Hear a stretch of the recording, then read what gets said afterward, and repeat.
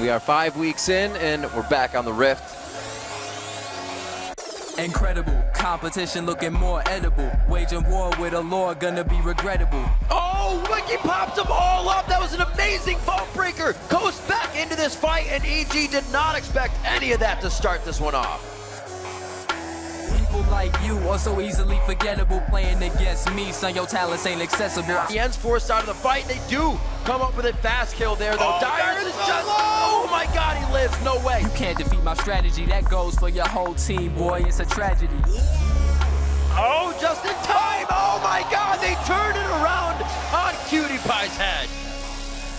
I'm a professional. Did you think that it was ethical to come against the great? Need to be a bit respectable. No, he finally goes down. That's good gold going over to Boy. Only 2 kills shut down.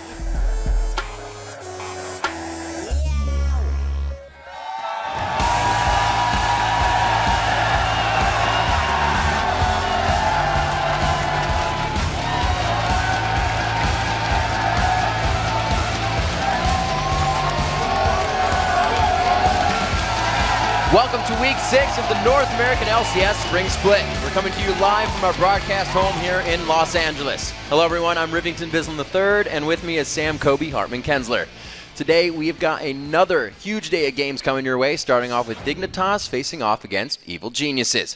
First, let's take a look at the news out of the league. Huge roster changes for XDG. That's right, it was announced that Bloodwater is out and Zuna's moving back to the bottom lane, but this time as support. Taking over the jungle is going to be Nick Wu, who's been a sub for the team since 2013 Summer Split, and has been hitting the solo queue, of course favoring Lee Sin, Vi, and Elise. Anything that he can fight with. He loves that fighting play style. We go from last place to first place, where Team Solo Mid is looking to extend their 11-game winning streak. They are now just 2 games shy of that 13-game record currently held by Cloud9, and from their games, they're looking like a well-oiled machine that does not show any signs of slowing down. That's right, and they'll face off against Coast today, a team that's feeling a wave of momentum right now. Yeah, Coast did have a pretty big weekend. They snapped that 6-game slide, and they ended the week going 2-0, effectively doubling their wins for the split and climbing 2 spots in the standings. So meanwhile, the EU LCS continues to surprise the once dominant Fnatic, going on a 7-game slump and falling into a tie for 3rd place. The new force, Rocket, holds on to their first place spot despite an upset to SK Gaming, and Copenhagen Wolves took MVP for their jungler Amazing. And back in the NA, let's look at how the league stacks up coming into today's matches. Like we said, first place, it's Team Solo Mid with a commanding 11-1 lead. Then hitting some turbulence in their 5th week is Cloud9, sitting in 2nd place. Tied for 3rd place, it's Counterlogic Gaming and Team Dignitas. Then hot on their heels is Team Curse in 5th place.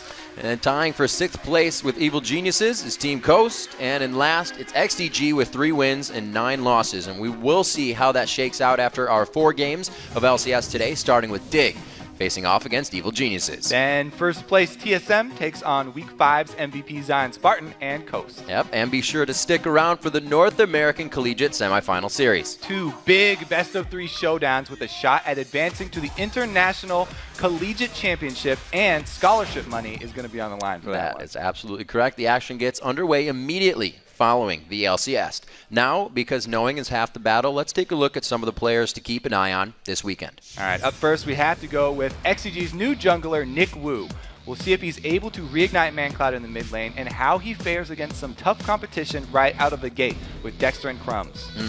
Making up the other half of that shakeup, we'll be keeping an eye on how Zuna takes to support and if he's able to get the bot lane going with Xmithy. Then for Team Curse, it's the AD carry Cop. He's also been playing with a support who made a move from the jungle, St. Vicious. And so far they've showed mixed results. And next is Week 5's MVP, Zion Spartan. He put Team Coast on his back and carried them in their last 2 wins. But today, they face the king of the hill, Team Solo Mid. And last is Pabelter. He's one of the more diverse mid laners in the league and definitely a bright spot for Evil Geniuses. And if you're looking for more info on the players, head over to lolesports.com. There you can check out player interviews and in-depth statistics, all the games from this season, and much more. You can also get your tickets to join our in-studio audience and brush shoulders with the pros. Click on the tickets link for all the details. And we're all there. Be sure to let us know who you think will take today's games. Click on matches at the top right, go to Week 6, and cast your vote. Now let's throw it over to Freak and Jat at the analyst desk. Hey, thank you very much, Riv. I am David Freak Turley, along with Joshua Jat Leisman. What's up? I'm here. It's a good day to You be are. here. It I is. like your clothes today. I You're know. very well dressed. I look good. Yeah. Yeah. You wish you could look Exactly this the way- good. Yeah. Okay. It's okay. We love that song so much. Guys, I want to check in with hashtag LCS Big Plays for some of your favorite moments coming out of Europe's Week 6.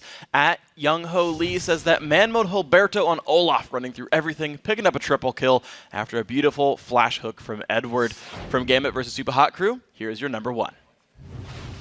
Solar Flare being thrown down, but he didn't land. Zenith Blade will lock up Fury instead. Fury taking Solo the Ignite. If Barry's about to wear off, he will go down. Mixer's the one that gets the kill. Mr. Rala's now getting focused. Alberto comes around. He chomps him down. Now Impaler's in trouble. Eddie with the flame. That's a double kill for Alberto. He's going to keep on running. The hawk comes out from Edward on Mixer. Who is the top support? Well, it's caught. It's Eddie. The flame follows through, and Alberto, he will get himself a triple kill. Yeah, triple kill's pretty fun. Good job. Yeah, that was a nice play. The flash hook from Edward really solidified that as the big play. Yeah. It was pretty impressive up until that point. I like how the sub comes in and takes the top 4 play. subs, and then Yeah. they managed to win that game. Pretty impressive by them. But be sure to share your favorite moments from today's games. Send them to @LOLesports. Be sure to use the hashtag LCS Big Plays. And as we saw from that highlight, there is one support champion that stands out among the rest, and that is, of course, Thresh. Pretty cool champion. Screaming won't do you any good, but it's music to my ears. Yeah, Thresh, he's an incredibly popular support pick. The most picked champion, 33 of the 48 games he's been picked. As far as support champions goes, 8 more than Leona. And all the players talk about how much they like Thresh. He's a whole lot of fun, and with a 46% win rate, he's actually the champion that these guys have really been excelling on so far this split. Now, put simply, the LCS is hooked on Thresh. Thresh is the playmaker support. This is the best way to describe him. He's kind of like Blitzcrank, but like a god tier kind of Blitzcrank. Oh! Wow, the Thresh Express monthly pass coming in. Playing against Thresh is just like a dark hole. Like if you're gonna get hooked, you're gonna die. That champ is just wow. They got him. Oh, Yeah, he thought he was safe. Other champions have one ability that's really high impact. Thresh, every single ability has the power to change the game. Whoa, he gets him. So you can hook, you can lantern, you can flay people, you can put them in a box, and you can then combine all that to create just a slaughterhouse of fun. Over the wall and goodbye. It's kind of different from Blitzcrank, because Blitzcrank, you hit the hook, they're like, oh, damn, I'm in the middle of the team. Like, I'm dead. But Thresh is, you have options. Like, you can choose to poke. I think that's what really separates good Threshes is finding the good opportunities to get those hooks and picking out priority targets. Oh, no. Oh, they did it again. He's like the epitome of destruction. Epitome of destruction indeed. Yeah. We want to welcome 2 supports who are no strangers to this destruction. We got TSM's Special, and of course the wonderful Daydream in here. I wanted to give time for the cheers for each Yeah. player, and then no one went for it. You're not popular Good enough job, Special. You're only a support player. No one cares. I know. So, Okay. play. The groans from the audience. All right. rude I'm right sorry. I just felt like being mean today. I don't know what happened. It must be from you. Okay. So, Thresh, tell me, he's the most popular support so far this split. Why you guys like Thresh so much? He makes big plays and you can get a lot of kills. And honestly, I think the other supports are Leona and Annie are really, they're also really good. But Thresh just edges them out a little bit by having more pressure early on. Mm-hmm. How about you? Thresh just kind of does everything. He peels, he pokes, he hard engages, and there's just not a single ability he has that isn't high impact. Every single ability he has is super high impact. So he's pretty much the god support. Nice. Yeah, and as far as when you're kind of prioritizing a champion select, we see obviously he's highly picked.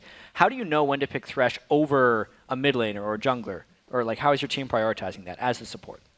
That really depends on the team. Different teams prioritize differently. There's some teams that will always pick Thresh if it's up. There's some teams that would like to even perhaps ban it or just let them have it. It's one of those things that you see, what picks do you guys want on your team? What picks would be better? And would Thresh be good with the team comp? Stuff like that. Yeah, pretty much what Special said. Yeah. So yeah, Thresh pretty works in any team comp, and it just really depends on which team prioritizes what. So if you really want Thresh, then you're either going to first pick it, or if you don't want it, you're going to ban it. So I actually want to press you on that a little bit, because I feel like, I know you guys mentioned he has hard engage, but compared to Flash Tibbers or Solar Flare, those seem like huge team fight engages. Is there anything you have to work around when you are playing Thresh, or do you really have all that power still? You definitely can't just like flash ult to initiate as Thresh, but that's definitely why you would probably want to take a support like Annie or Leona over Thresh when you want to go for that hard engage and not have to worry about just like only having your engage on your jungler. Yeah, but Thresh, honestly, like he pretty much just does that all too if you have flash up. So you can do like a flash hook or something, but yeah, I don't know. Thresh is just way too good. Yeah. But today we actually have a matchup between you two playing against each other. What have you done to prepare for this matchup, X Special? Nothing really specifically. It's just picks and bans. We always prepare for each. I mean, we don't need to prepare against each specific team in terms of like team comps and whatnot. We prepare just picks and bans, and we prepare our own It's a strategy. general preparation. Yeah, exactly. Yeah. And we aren't underestimating codes. We know, they're 2-0. They're pretty hot right now. I mean, we're 11-0, but that's not the point. And we're definitely looking really strong. So we can't underestimate, but at the same time, we're not gonna overhype these guys. Like they're good, but hopefully we show that we're better. Yeah, and I mean, Daydreaming, you guys did go on a 2-0 winning streak last week. How much did those wins mean to you coming into this week? They mean nothing. Honestly, right. So we pretty much just are focusing on these two matches only. Like regardless if we won last week, we're just going into this week as prepared as we possibly can, and hopefully we can pull out some more wins. Cool. And of course, you're standing in the way of TSM's road to a 13-0 winning streak. You gonna break it for him? I'd like to think so, but I mean, time will tell. It's actually an interesting question, X Special. Knowing that you guys are on that 11-game winning streak, does it add any extra pressure to the team as opposed to just being another game? No, honestly, I kind of forgot that we're 11-0 until a couple days ago when people kept reminding me. But I mean, honestly, we've just been sort of playing our game, been playing well, and we're just looking forward to doing well. I mean, we don't really care about like going, whatever score. We really care about playoffs. We really care about summer split. We really care about worlds, all that stuff. Spring split is really just one obstacle that we have to overcome, and it's not even the biggest one. All right, we'll see if you guys can do it. Of course, you're 11-1. Timo did make sure that was the case here. Now, we want to get your thoughts, of course, on our Twitter question of the day. We're asking our audience, which North American LCS AD carry would you want to play support for and why? Now, Special, earlier you said you'd do a queue with Vasily, but as far as North American LCS players go, who would it be outside of Wild Turtle? I mean, I think people are going to expect this, but it's Double It from CLG. I mean, he's a really solid player. People always, they try. Some people overhype him. Some people underrate him. But he's actually a really good player. He brings a lot to the bot lane. Like as a laner, I always play against him. I mean, obviously, but I see what he does really well, and I can tell. I can tell what he's doing in the lane. I can tell the impact he has, and even if he's not like playing really well, I can tell the way he's manipulating the lane, the mechanics he has. This is very top tier, and I think that's the best thing about him. Like I always said, this is his laning. It's like pretty much the best among AD carriers in NA. Cool. Daydreaming? I'd have to go with Cutie just because Cutie is hilarious, and he's also a great player, so I think I'd never be bored playing with him. Yeah, and as his name speaks, very attractive man as well. Yeah. Yeah, you can't look past that one, guys. So, guys, thank you very much, and of course, we look forward to your game today. Thank you, guys. And for those of you at home, send us your answers for that Twitter question at LLD Sports. Use the hashtag LCS, and make sure to dot your I's and cross your T's, because we'll be reading the best responses later in the show. Now we've got to take a quick break, but when we come back, we're going to kick off the day with Dignitas looking to dig their way out of a 6-game hole when they face off against Evil Geniuses. The North American LCS continues right after this.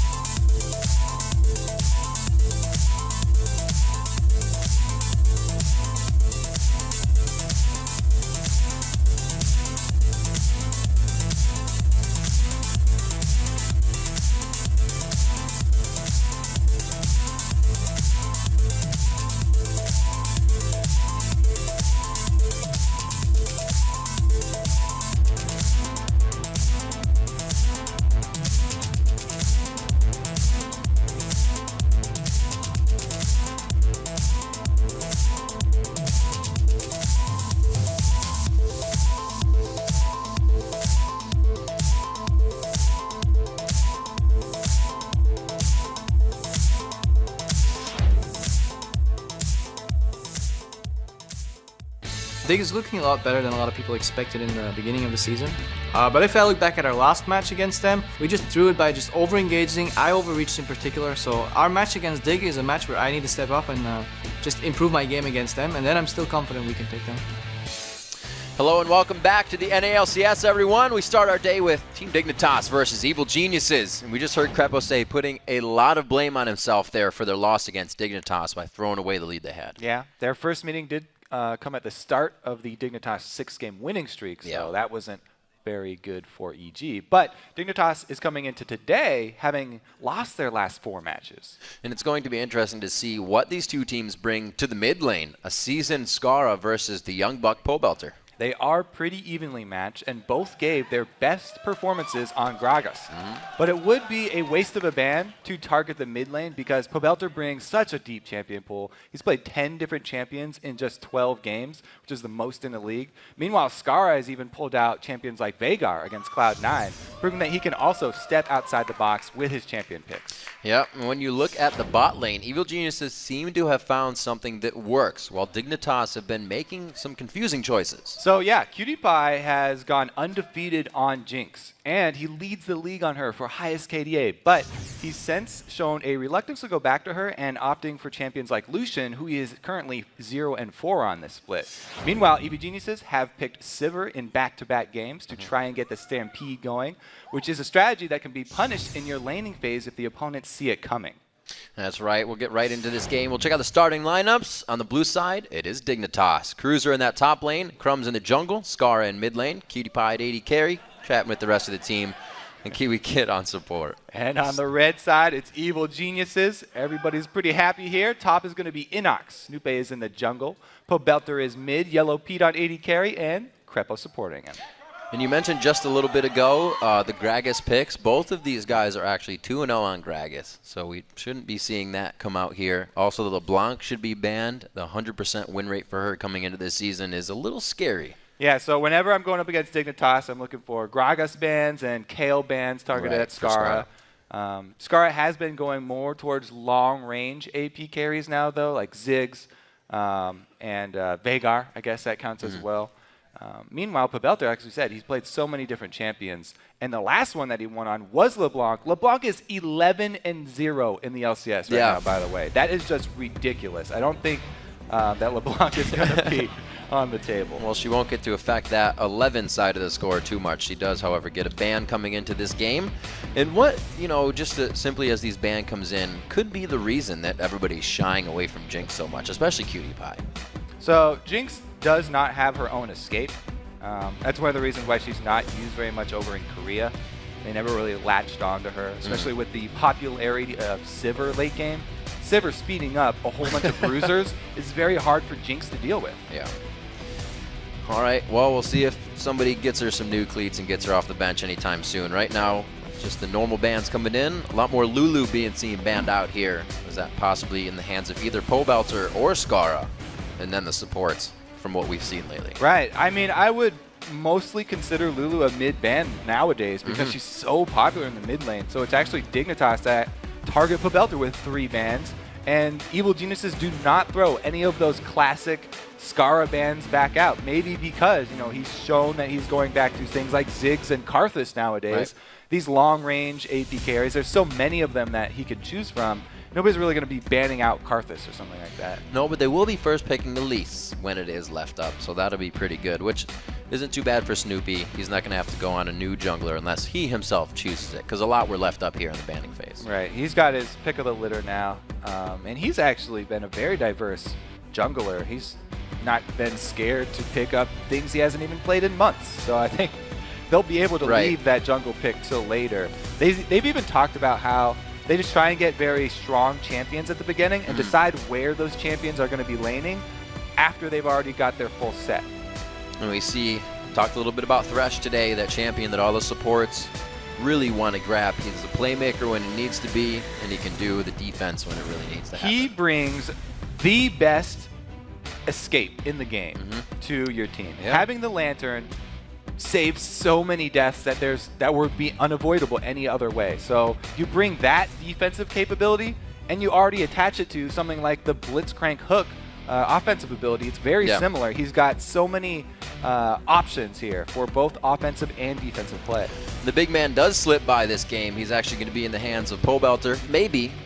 We did see Gragas in the jungle in the early part of this split. We haven't seen it too much lately on Dignitas' side. Since Annie has been banned out, that is played 7 times by Kiwi Kid. He's going to resort back to Leona.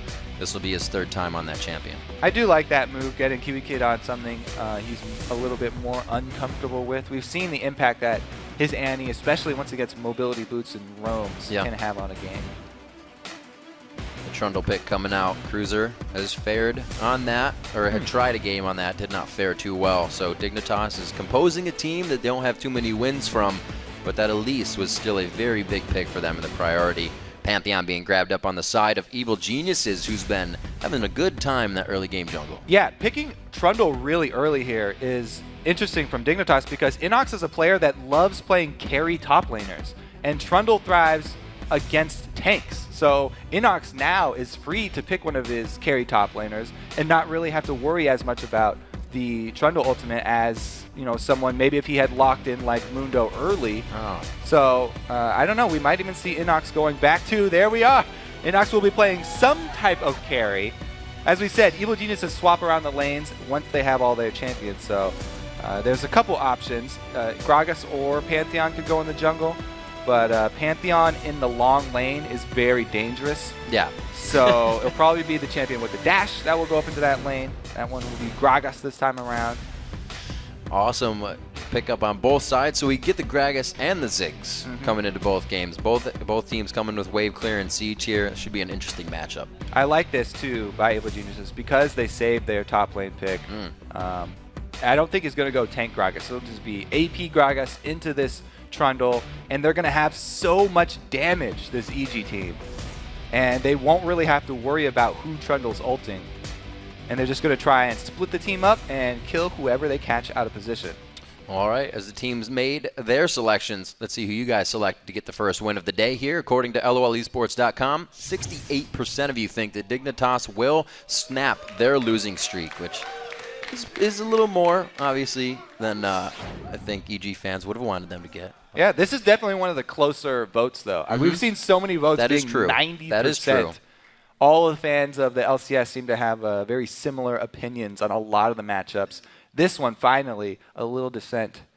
And I think it's going to be a pretty interesting match. Like I said, more damage here from EG. I like this direction that they're going with because part of the problems have been they've been initiating and not having follow-up. When everybody's on a playmaker and everybody has the potential, the damage potential, then they won't hesitate. And they'll just go after whoever they knock out of the way with Gragas ulti, and they'll kill that target. Yeah. And everybody will, you know, be every man for himself. They'll have to dodge out after that. Everyone's moving. You don't have to really make the call. When the jungler makes that one extra step or whoever's throwing the initiation, then everybody's moving in on the fight. And that's what we've seen a lot of teams coming and having finally towards the mid part of the split. That's where we see a few of these wins kicking in. Right now, Dignitas 6-6 versus Evil Geniuses. 4-8 on the split. We'll see if they can put a win in the column here as they face off. We are on the Rift for your first match of the day.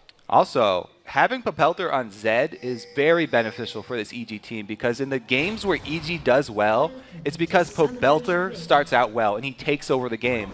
Zed is a perfect champion for completely taking over a game once you get a lead. If Popelter can get that lead on Zed, he can split push by himself and deal with any of these champions. Trundle does not have a very easy time against Zed once he gets a couple items. So I really do like having Pobelter with that potential. Crumbs, though, he's really in a tight spot. Uh-oh, Crumbs not looking good. He does have that W, but he's going to go down very quickly. EG picking up first blood in the first minute. Yeah, he wandered a little bit too far into enemy territory there. Though, luckily, he did not panic and burn any summoners. No flash down for Crumbs. Well, he's back up. The respawn times aren't that long, so beneficial for him. Already back in the game, you were talking about Pobelter's Zed, and even more to have that aggression from the Pantheon in the jungle. You can get Pobelter going right away, especially with what happened so far. That first kill's his. Exactly. It's the early start that I was going to talk about for Pobelter. He's really going to like that one because Zed versus Ziggs is all about can Zed ever get his kill on Ziggs. And with the Pantheon jungle, it makes that definitely a possibility. Scar's going to have to play defensive, and it's going to be a little rough for him. I think that he might even be giving up more CS than usual because he's so worried about the Pantheon jungle. Farming from afar with the Q. We'll see if Scar can get those bombs out and get the correct amount of CS. We all know Scar loves his CS, so I'm pretty sure he'll be able to get that still and keep himself in this game. They're both already trading as they get to the lane, and we'll see how this turns out from here. And I like where Pobelter went with his First Blood money. Pretty much every pre-minion wave level First Blood that we've seen in the LCS, everyone uses that money to buy a pink ward.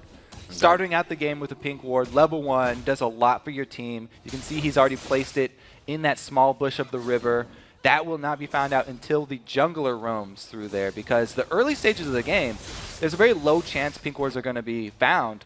Only person really making a lot of moves at this time is the jungler. We'll see what kind of moves they will be making. We did see Snoopy going for the Wolves, as well as Crumbs making the same path, but he is already on the red. So Crumbs may be making himself apparent in these lanes a little bit quicker. 3 minutes into the game, we're still watching Pobelter versus Scar. Like we were saying, that old versus the young, and that lane is going to be, I think, pretty bloody as the game goes on. Yeah, Scar, he's all about trying to harass Pobelter while he's CSing. Area of effect damage from Ziggs. Inox does exactly the same thing with his Gragas because all of his spells are AoE as well. And this is a really great matchup for Gragas as well. Crumbs and both Snoopy kind of hiding on the outside here. You can see the double buffs ticking away on them, and Snoopy is just kind of taunting Crumbs, telling him he knows he's there. But Inox, that Gragas barrel we don't talk about very much, has the attack speed debuff that Cruiser on Trundle actually has a steroid for, so he kind of negates that. It's a good tool for Inox to use to make sure that Cruiser will not want extended engages because the attack speed debuff is definitely significant. And Cruiser doesn't get his buff unless he does put down his W, so I do like this matchup, and that's the benefits of counter picking. They were able to pick the Gragas and decide where they wanted him to go much later. You know, I do want to touch on that Snoopy point because we just saw an interesting interaction with the junglers, even though nothing happened. Snoopy was aware that his top lane is pushed, and that's the most vulnerable lane for a gank. So he immediately went up there, but he didn't face check a bush. You never want to face check against the Lease. Meanwhile, doesn't have to be a face check. You just have to get close to that one. Hook, line, and sinker. Snoopy's persistence pays off in the top lane. Very well played by him, but it's Crumb's chance to answer here. Pobelter's on the far side, so he should be able to get out of this one. Like that, using the wall already, he positions himself for a quick out. You see Scar doesn't want any of that. And just simple movement, Pobelter playing it calm, cool, and collected. Gets himself out of that situation. Yeah. Didn't even have to use his shadow there. Good dodge on the cocoon. Pobelter showing his confidence. We'll see if they can get back for another one. Snoopy's pretty low in the jungle, so I don't think he'll be coming back too soon, but Crumbs' try in the middle has just left him as well, going back to farm up experience. A bit of a gold lead here for EG now, 800 in the lead as we see Cutie Pie and Kiwi Kid trying to pressure, and Crepo, the Yellow Pete, right to the turret here. As Cutie Pie, you can see him interchanging those auto attacks to get damage onto Yellow Pete. Yeah, that's something we talk about a lot at the beginning of the games is, you know, how Caitlyn's and Leona's like to push early so that they can get level advantage and, you know, fight with the creep wave as well as go for the early level 2 aggression. Now, that also does open you up to jungle ganks. So both junglers need to be looking at that lane. Crumbs for counter ganking and Snoopy just for regular aggression. Level 6 is very close in mid lane. You can see Skara using the rubber ducky to get away real quick, but he has not been back to buy, so he knew he was going to be taking quite a bit of damage. Who has been back to buy is Inox, and it looks like he's gone 3 rings for himself. And I like how Pobelter did not hesitate to shove that wave very quickly. He'd been shaving his shadow, so that as soon as Scar is gone, he can shove it into the turret, make him lose on CS, or force the jungler out into the open. Calls and up Crumbs. those 3 Doran's rings that you pointed out, they might come into effect pretty soon here because Snoopy wants a repeat gank on Crumbs, or Cruiser. Also going to help Inox a little bit. He's not buying too many stats for Cruiser to subjugate away for his ultimate, and he keeps himself a little healthy in lane. You see level 6 just hitting, and this could be a bounce back for Snoopy to get a good Aegis in, but right now, a little They really Patience want is a paying good off. ult from Inox to get him into position. That's There the it is. body slam. They hit it back. Beautifully done. Very textbook. And it looks like Cruiser, not the ignite this time, but the body slam for Inox. 3-0 now, 7 minutes into the game for EG. You have to be worried about that level 6 as Cruiser.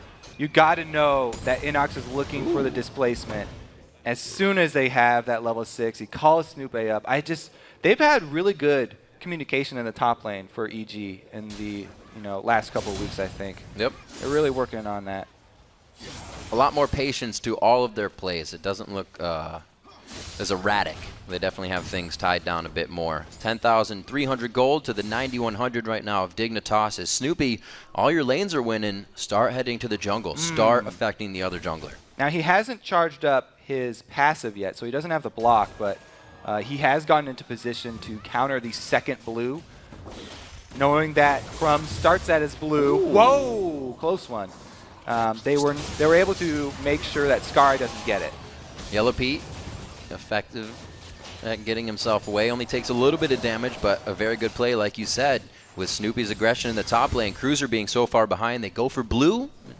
EG starts to open up some opportunities. Right, so denying it from Scar is pretty big, but the next thing that we're going to look for from Snoop A is his level 6 gank. The man drop is going to come in soon.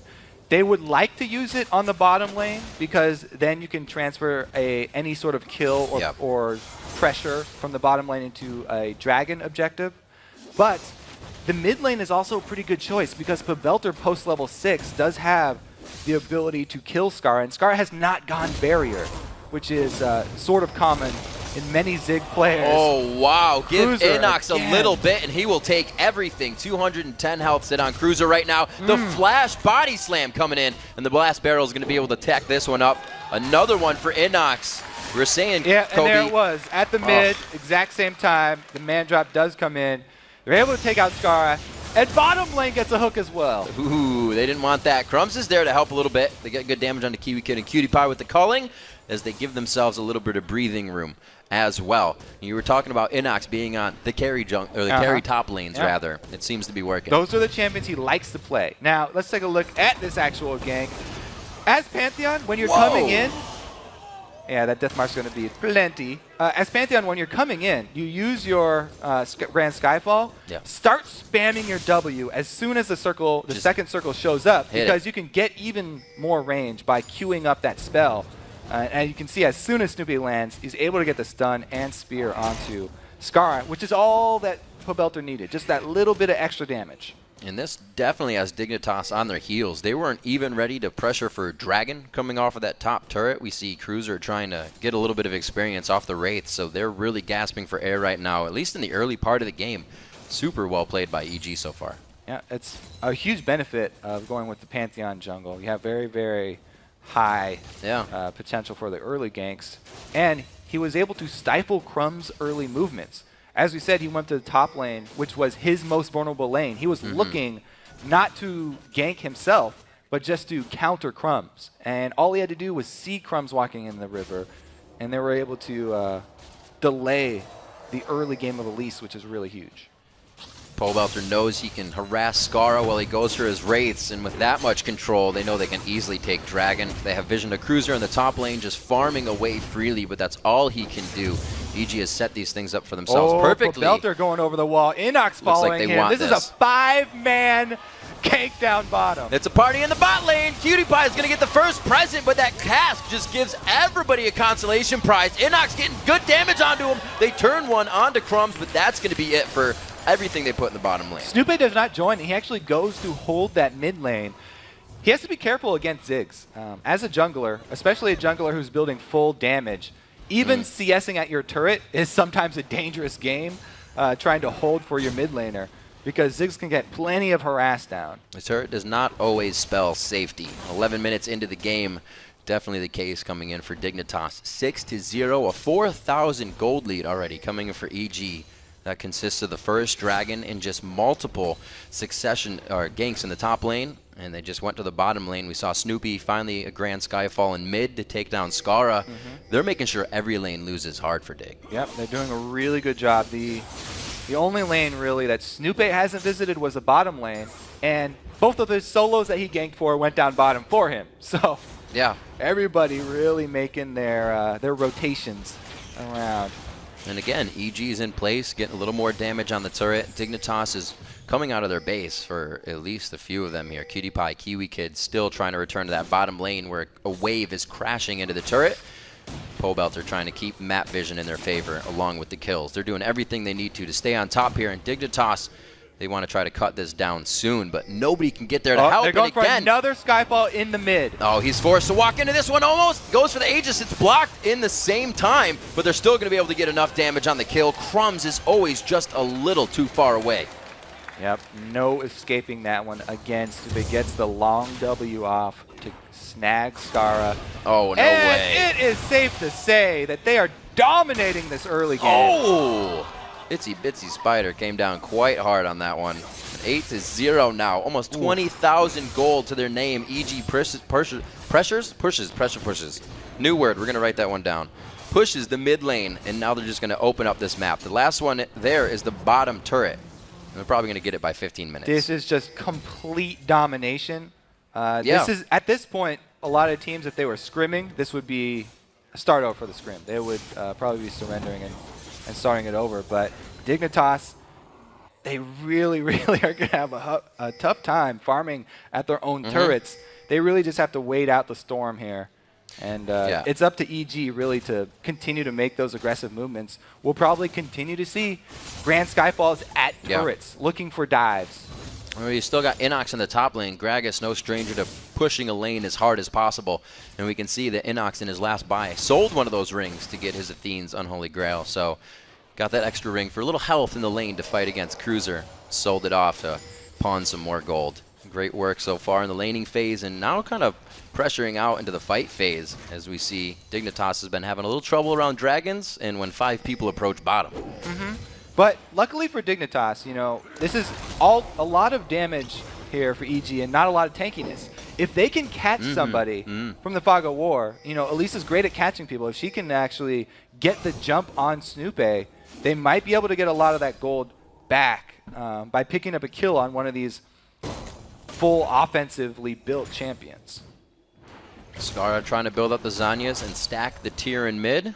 We've seen him do that before when he's against the ADs, looking for that shield from the Seraphs in the long game as well as the Zanyas.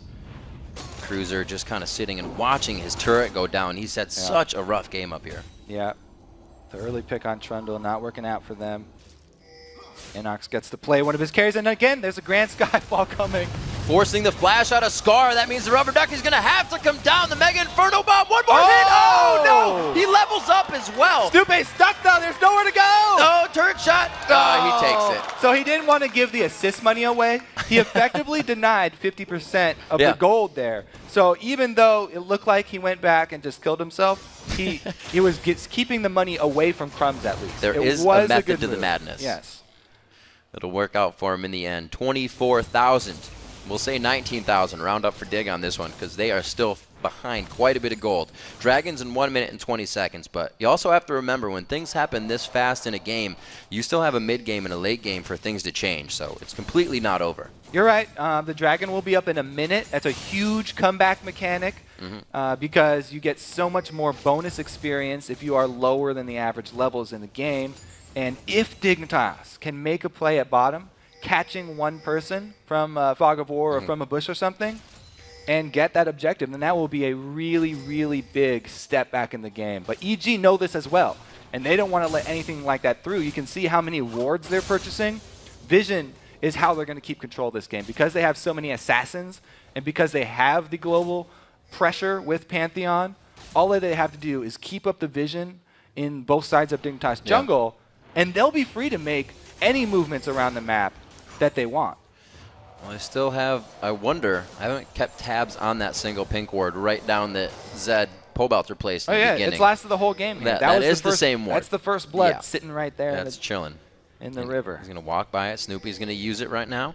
Inox coming down as well. It looks like they are trying to get a little more vision of the jungle as well as see what they can get out of Dignitas 4 in the bottom versus lane. 3 here. Even though there's a ward, it's not going to be enough time for them to get out. Well, we know a Kiwi Kid's going down. What else can they skewer in this one? They got a Cutie Pie and a Crumbs to go after here. Crumbs is a 1, 2, 3 count, and he goes down. We already see that Kiwi Kid has fallen, and they bounce Cutie Pie out of the fight, actually. Scara was trying to rush to bottom lane, but he gets the mid as they are scattering to push lane, scattering to get to a fight to disengage, but it's all just a few seconds too late, and the Dragon as well going to EG. I have to say, at least they had perfectly concentric circles right there. It looked pretty good from Dignitas. Now Scara does not have any spells left. He's bounced toast. him with him. Boop. Man, this is brutal, actually, to watch at this point because the second Dragon is off the table now since EG were the ones to make the move bottom, where I was looking for the comeback move from Dig. EG just kind of pulled the rug right out from under them, and they're looking to just capitalize on this red side of the jungle. It's too dangerous for Dig now to go into even their own territory. You know, EG's the one that we said we're not afraid to try things, and out of picks and bans, putting this Gragas up early in the picks, Scara didn't expect Ziggs versus Zed this game, and it's a 7-0 Zed now. The picks and bans went amazing for EG this game. Yeah, they did. They adapted very well. I don't know. This is a very, very tough situation for Dig. At least they got one of the pink wards down over by Baron, which is a key word for comeback. See, this is when it doesn't go well for your team, when the other one feels like they can initiate on any instance given to them. 13-1, 18 minutes in. It was almost under the turret that they got the man drop onto Kiwi Kid, but it doesn't matter. The turret's not really there to them. Well, you see, everyone always talks about Pantheon. Oh, yeah, well, he's only an early game-oriented jungler, but he gets your team ahead early, and then he has the perfect ultimate for a team that's really far ahead early, because he can force initiates. There's no way for Dig to get out of any of these man drops. No. He's going to guaranteed lock somebody down there if they stay by that circle, if they don't have flash. So he's using it constantly over and over on cooldown to just increase the lead. This is the definition of the snowball here. EG are doing a very good job. And the domino effect just completely multiplies because you're taking out Kiwi Kid, one of the hardest initiators for him, and when he melts as soon as he gets into the fight, then you have nobody to initiate anymore. So they're doing everything they need to on the side of EG to just stop this competition from Dignitas. The Seraph's Embrace trying to be finished up here by Scara as he charges that tier, but they're quite far off of those core items right now, which we are seeing in the inventories of EG. Oh, it doesn't see the pink ward there. Very close. You gotta check all bushes all the time. It's not like a tilt thing, right? They're kind of just panned over a different part of the map, but they're thinking about different things. There's so many things 19 minutes going through their in, you head. don't expect there to be pink wards that deep in your territory.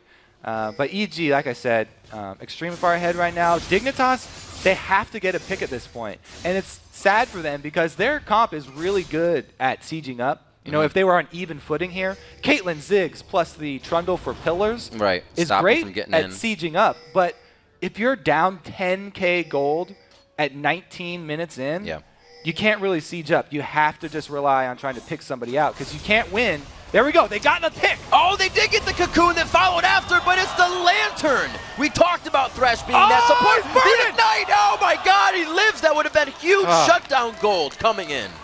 Oh, that's heartbreaking for Dignitas right there. They just got their hopes up. And as we said in Champion Select, Thresh brings that defensive capability where you can escape from things that there would be no other possible way for him to get out of that. Nope. And he lives. Even with the shadows, there we go. with everything he had. That's all they need. One quick pick. He's going to fall. He's got a little room to work with, but he goes down in the air. That's the Ignite of Crepo coming in. And EG is just kind of working this one textbook right now. They set up the zone for the next turret, and they're just going to push it down. Yeah. And Fabelter still has his flash up because of the lantern from Crepo. Oh. That's nope. That's what she's saying. Yeah, under the turret there. It's a little harass from Lucian. There's only a 2-man siege here, too. Even Ziggs with blue buff having trouble keeping up with the deeps.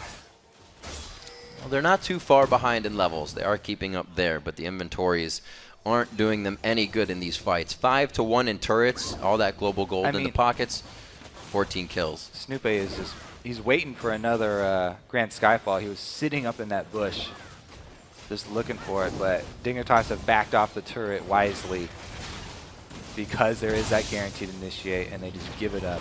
Usually towards the end of a turret, a team will kind of start to pressure, and then engage the fight from getting antsy, but Dig knows they don't have much of a chance on that one right now. Trundle, you can see Cruiser, after having a tough time at top lane, he's 20 CS down, but he's only got himself the Spirit Visage, trying to keep himself healthy if he even does get engaged on with the Giant's Belt as well. Yep. Oh, damn. Nowhere for Crumbs to go. That was a good dodge, but I think the last Q here, if he can hit it. Oh, he flash! wants it. Got the cocoon on the way back around. It looks like they're going to get an Inox onto this one. It's a big wall. He gets himself through. He actually dodges out on the ace in the hole, but he stands still like a gentleman for that one. All right, they got 1 kill to get back in this game. That's pretty big. You know, he had a bounty on him. He did 4 kills. 4 kills shut down. They killed 1 person, and Pobelter's split pushing while the rest of his team is not creating any pressure. It's a little bit dangerous, and it's the small window that Dig could have to get back in this game. So if they catch, again, another single person out, and if they catch Pobelter, you know, that's a 7-kill streak right there. So that would be a 500 extra gold. And you see, there was the same amount of wards in the top side of the jungle, but EG is going with the no fog of war strategy here on the bottom. Yeah. Pobelter has at least 3 or 4 wards above him. There were previously 9 on the map, so EG is making sure they keep themselves on top. They're not kind of saying, hey, we're in the lead, we should relax a little bit. They are going gung-ho on this right now, and Dignitas really cannot respond yet. Well, EG have had control of the entire map for a good 5 minutes here. Yeah. So their gold lead just continually increases as they're able to take every single source of gold on the entire map, and it just gets worse and worse for Dig. They have to catch people out. It's really their only option. EG look like they're going to be heading up towards Baron. That's a little bit risky, but it forces Dig out of the base, and it makes them choose between the split push and between the objective that is Baron. It's what EG wants. It's what we want. We want to see some fights. Pobelter does not have any sort of teleport or global ulti to get up there. So it's kind of like a bait from EG. They're like, all right, Dignitas, if you come all the way out here, you better use your time wisely. And it's kind of baiting them into starting Baron. But Dignitas, they do not want to get anywhere near that Baron, it looks like. 5 vs 4 EG would be very rough for them. The Mega Inferno Bomb kind of gives them a bit of idea of where Skara is in distance, and now that fully lets them know he is off the Baron and they are off having a chance. So that gets started by Evil Geniuses. Looks like they're going to get a little bit more in their backpack before an initial push in here. It's still hard to get past the Cruiser on Trundle and the Skara on Ziggs. 4 men chasing Pobelter around, but they're just out of range and they won't be able to grab him. You can't chase a ninja. Doesn't work. You can chase him, but you can't catch him. Oh, I like it. You got me there. You can chase him. 45.2 to 31.5. Evil Geniuses here really working this one methodically. They haven't gone outside the box on this and gotten themselves in any dangerous positions, but there's still a lot of time left in this game. We're only 25 minutes in. We did see most of the game averages for a team are around 35, 36, and 37 minutes, so still a lot to happen. I have to say, this game is going to give EG a lot of confidence, too, because the thing that they were struggling with before were the long engages, the overextensions from their jungler and from their support, who are the playmakers. Snoopé has been completely on point with his Grand Skyfalls all game long. He has been at the correct distance. It's a very hard ultimate to actually coordinate with your team, and he's done a very good job of it. So they've really cleaned up the play that they were looking to. Snoopy finds a lot of nothing as he gets in there. A good flash by Cutie Pie. You can see him blinking on the bottom left of your screen as he's forced to the base. Not a lot of home guards have even been able to be picked up. You're still sitting on a lot of tier 1s on the side of Dig. So this base, they just have to watch it go down. Yep, Pobelter. He's done with his turret down bottom here. There's very few options for Dig. They haven't made their last stand at an inhibitor turret, and 2 inhibitor turrets are down. There's almost... I mean, the only other place that would be better to make a last stand would be at like the double Nexus turrets. Right. But that means that all of your inhibitors are already gone, and that would mean that they're sort of resigned to the Nexus explosion already. I guess they have to make their last stand at the mid turret now. Thought they had a little bit more, having that Cruiser and Skara ready to just stop a siege, but with EG split pushing their way to victory on this one. It looks like it could come quite soon. 8 turrets in their favor. 3 are left on the map for Dignitas here. And like you said, that mid one is going to have to be protected after those outer inhibitors go down. EG just has a run of the mill right now. They can do whatever they want. Yeah, so in Dignitas' position, like, while your inhibitor turrets are up, you're looking for that single pick on the outside, and you need a little bit of vision. But once the inhibitor turrets are down, you're pretty much confined to the base, and you have to sort of look for any position where you can get some extra tower damage, because there's no way that they can handle the 5 versus 5. And EG keeps this going all game 2. We remember just a bit back when they made Crumbs smite away the blue from Skara. Both Crumbs and Skara were already having a hard time at that portion of the game, so neither of them used the blue that they got. And EG has just been able to get under the skin of Dignitas every time for those buffs. There's almost been no chance for Dig to even make a play, make one call. They haven't made any move towards any objective, because EG have already taken everything on the map before Dignitas still looking for more. Now, Dignitas, as we said coming into this too, they're already on a losing streak. They went on that really nice winning streak, but now the tables have completely turned. And they're the ones that are going to have to start thinking about, how do we rebound? What do we need to focus on now? Now the week off seemed to kind of put a crutch on them. And they had that 3-game week with 2 losses coming in. There's the move. They're making the call at least. They're going for it. Almost there. The Talisman of Ascension was used there. Polebelter still on the bottom side, now with a Guardian Angel. And Crepo still with his Talisman. EG ready to engage onto more, and Dignitas is just scrambling right now to save the base. Man, Polebelter even has a GA at this point, so even if they catch him, he'll probably take someone down while they kill him, and then he's just going to come back up with the GA proc. EG with the suffocation hold right now, just squeezing a little bit tighter every so often. Now the last inhibitor turret standing in middle for Dignitas. 38 seconds on a Dragon right now, but the Baron just wearing off here. Dragon could be worth some money, but Dig would have to get out of the base first. I'm going to give Inox credit for buying the Scrying Orb, but it's not really useful in this situation. When you're ahead, you know where Dignitas are. They're inside their base, so you don't really need it. It's pretty lit up. He bought it for style points, and I guess you sort of get half credit for that one. Well, a lot of the credit going to Inox is for kills as well. 4, 1, and 3 in that top lane, pulling the Gragas up there. It's not the first time we've seen it this season. I believe Quaz was one to try it as well, but a 7-0-0 Polebelter, as he hasn't gotten any more kills, but that's only because Dignitas has been staying so far away. Exactly. There's nobody that can deal with him. As we said in the beginning of the game, if he gets a small lead, here we go. Oh, Skara gets jumped on right there. Inox able to come up with a kill. Cruiser doing what he can, trying to steal all those resistances. Yellow Pete's going to keep himself alive with a good peel from the team. EG looks to solidify the win here with a few final kills.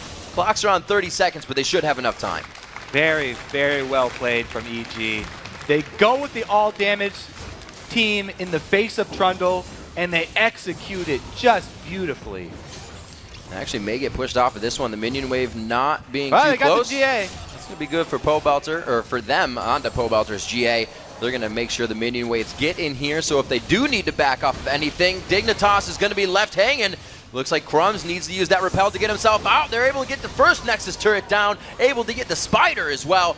Kiwi Kid and Cruiser about to come back up, but only to take a Polaroid of the Nexus going down. 30 minutes on the clock, 18-2. An amazing game played by Evil Geniuses from start to finish, and they pick up the win to make it 5-8. They have got to be happy with that one. Well executed early game.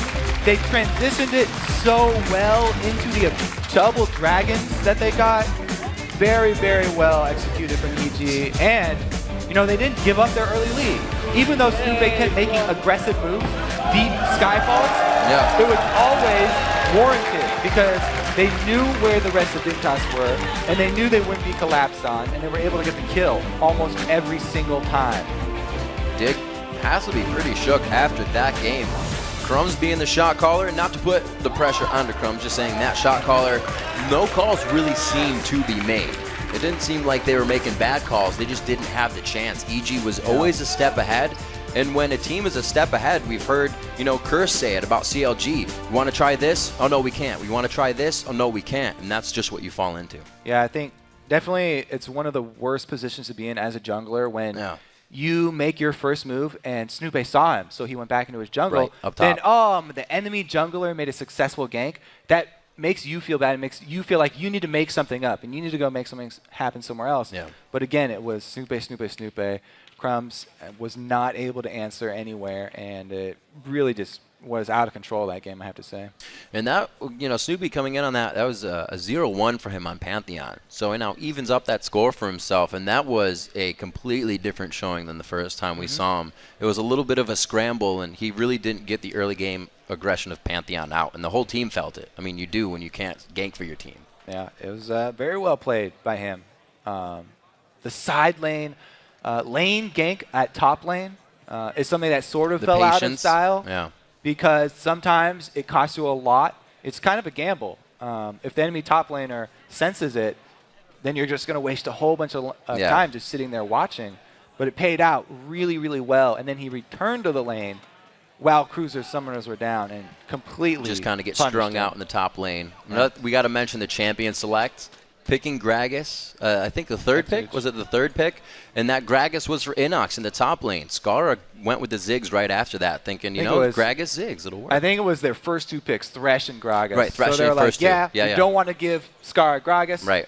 Get this one off the table, and You're against Zed. exactly. They saved it, as we said. These solo laners Yeah. can play whatever they want.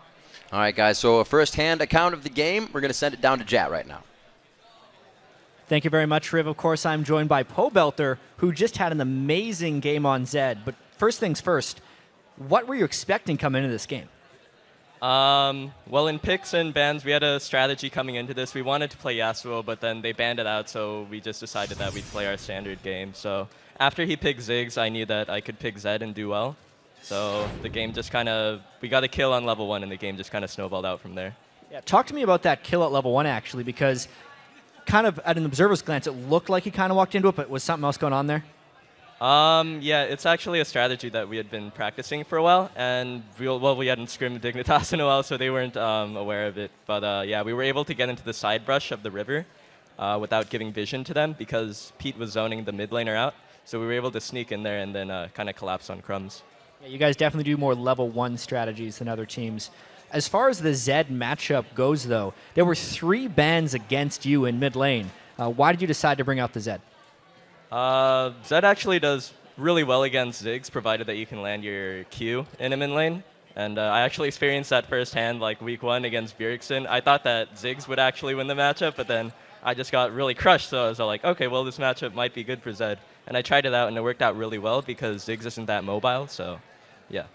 And you guys are now 5-8. Next game of the week is against Cloud9. 1-0 start. How have you guys prepared for Cloud9? We haven't done anything special for them in particular. We've just been keeping up our weekly scrim schedules and coming up with strategies for them. Yeah. All right, thank you very much, Pobelter. Congratulations again on the win. But for now, we got to send it over to a break. We got TSM versus Coast coming up next. See you then.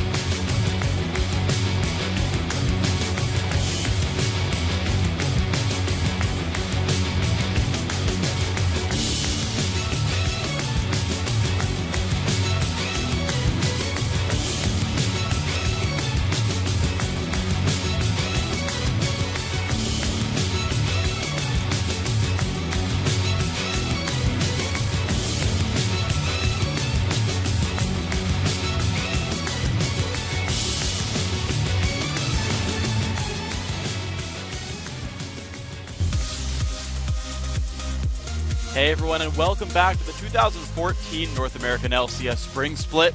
We're going to dive right into our next match, Team Solo Mid versus Team Coast. Now to help us get ready, we're joined by TSM's owner and coach Reginald. Welcome, thank you for joining us. Thank you so much. So we're going to have a two-person interview with Alex Penn. Unfortunately, he was under the weather, and I know that your team has actually been having some health issues as well. How's that affected you guys? It was really bad at one point. I thought they were just going to go into the season and have a terrible record, but somehow a miracle happened, Van. We're 11-1 right now. I mean, Odd One was like borderline dead. We had to cancel scrims for like literally 2 weeks straight. Everyone was sick, and they're all in the same room practicing, right? So I'm like, guys, try to avoid each other as much as possible. Quarantine on one, quarantine on one. And like Odd One was really dedicated, and he's always playing solo queue, trying to keep up his mechanics. And it's like he's just been performing really well. He stepped up his mechanics. He's doing really great, and I was really surprised at how well he's been performing when he's sick. But my team's finally recovering now, so I'm expecting them to do even better. But hopefully they can keep up with the expectations. Have there been any new kind of rules around the house to try and keep people healthy? Absolutely. So one of the things I did this season was I wanted them to step away from soda a little bit more, and mainly because like they would just drink soda constantly, you know, because they want that caffeine so they can just always be energized to play. But it's not good for the long haul. If they want to play for the next couple of years, then they're gonna have to be healthy, right? So like Odd One was literally sick for like a whole entire month. I was like, oh God, I was really worried. So we're just doing a lot of things to make sure that they stay into shape, keep healthy, and really just focused on doing well this season. Well, it's good to hear you guys are doing more like sort of health training, making sure you guys are in good shape physically as well as in the game. So you talked about the fact that your team's healthier now. They should be performing better now that they're back from sickness. You guys are on an 11-game winning streak. The current record stands at 13, which you're poised to tie here at the end of this week. Are you ready to do that? To be honest, it doesn't really matter to me what their score is this season, as long as they learn a lot and they come into the next split strong. The next split's what really matters. It's what qualifies you to Worlds, and it's what means the most to us. So far, we haven't been able to have really big impact at Worlds where, wow, we've done a really good job. Wow, we're in the finals. That's our goal this year, is to really do that. I told my team, I don't really care if you guys go 14-14 this play, as long as you just take something from it and learn. Like after the first match we lost to Cloud9, I saw that they were playing really scared. I didn't like the way they were playing, and I told them, like, look, I don't care if you go into these matches. I don't care if you lose. Just try your best and really like do what you do in practice. Don't be afraid to try anything new. And that's what these LCS matches are for. They're the season matches, right? So that's just our goals. It isn't really to have a clean record. It isn't to go 15-0 or 27-1. It's to get better and do as best as possible next split. Well, something interesting happened with Cloud9 in the last split when they went 25-3, and then as soon as they made it to Worlds, they ended up losing. And you just mentioned how, as long as they take something away from the split, but as long as you guys keep winning, how do you continue to improve as a team and learn? So I think that Cloud9 was very strong going into Worlds last split, but I felt like they got a little complacent. Cloud9 was just dumpstering everyone in scrims in Worlds, and I think the biggest thing was Worlds is a really big educational experience. Going into groups alone and playing all these great teams for several matches makes you even better. Like when you're playing against Faker, when you're playing against like IG or what was it? Cool. OMG's middle. OMG's cool. He was really good, and there's a lot to learn. So after you get out of group stage, you're just instantly a lot better. Whereas you take a lot less off scrimming because when you're on stage, like there's a lot of pressure, and when you're in scrims, there's not nearly as much pressure. And I felt like after groups, those teams just got even better, and they're able to just step it up, and they're able to beat Cloud9. But I felt like Cloud9's match versus Fnatic was really close. It could have been either way. It just happened that Cloud9 got caught out early on and just lost the match. So then what have you guys actually learned from your victories during your 11-game winning streak this split? So TSM, for us, it's really important that we're consistent, right? It doesn't matter how good we are, like our maximum potential, if we're not consistent. Like our previous record, Spring Split and Summer Split last season was really rough. Like we were 14-14. We managed to go up to first. We managed to get up to second, but it wasn't consistent. And what you need is consistency if you want to do well at Worlds. You need to be able to get out of groups. You need to be able to win most of your matches and get to the finals. We haven't been consistent, so we're working on consistency, and that's the most important. Okay, well then speaking of consistency, let's get ourselves back into the game at hand here. You've got Team Coast in front of you. They're on a 2-0 winning record so far, or winning streak, I should say. And the top lane is a lane I want to focus on right now. Dyrus, who went to Worlds, had a great experience, and is, of course, a star for you guys. And Zion Spartan, who was last week's MVP and put up huge performances. How do you feel about these two players coming in? So, Dyrus is a very consistent player. He generally plays really well. Sometimes he doesn't play nearly as well under pressure, but overall he's a great player. He always does decent. For Zion, he's very swingy, and what I mean by that is he either does really well or terrible. And in my opinion, Zion has very, I don't want to use the word potential because CLG is always using it, but Zion has a lot of potential. He could be a really good player, but the biggest problem with Zion is that he just plays too aggressive. He doesn't take risk analysis where he would just play completely ham, and if he gets caught, he's gonna lose his team the game. And Zion ends up losing his team a lot of the games. But if Zion gets going, he does really well. I think one of the biggest things with Dyrus is that he focuses so much on consistency that if Zion actually takes advantage of him, he's gonna push it really far. And Dyrus is gonna go for the consistency and try to go even, and Zion's only gonna pull far ahead. So whenever Zion plays against Dyrus and he gets ahead, he always goes extremely ahead.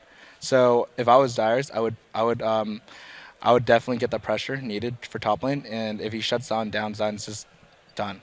And so it seems like consistency is a big topic for you guys this season so far. And pressing on Dyrus, he has been this consistent threat for you guys. What is his performance meant for you guys this season? What is he to the team? Honestly, I am very, very proud of Dyrus. He's gotten so much better since the last split than this split, and one of the big things is that he's actually communicating with the team.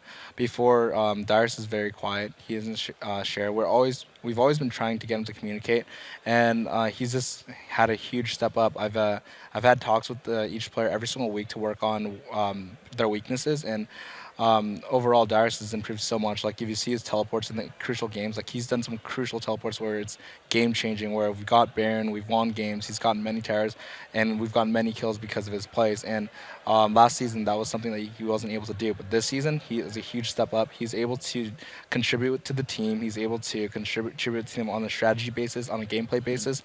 His performance is stellar. He's doing really well in lane.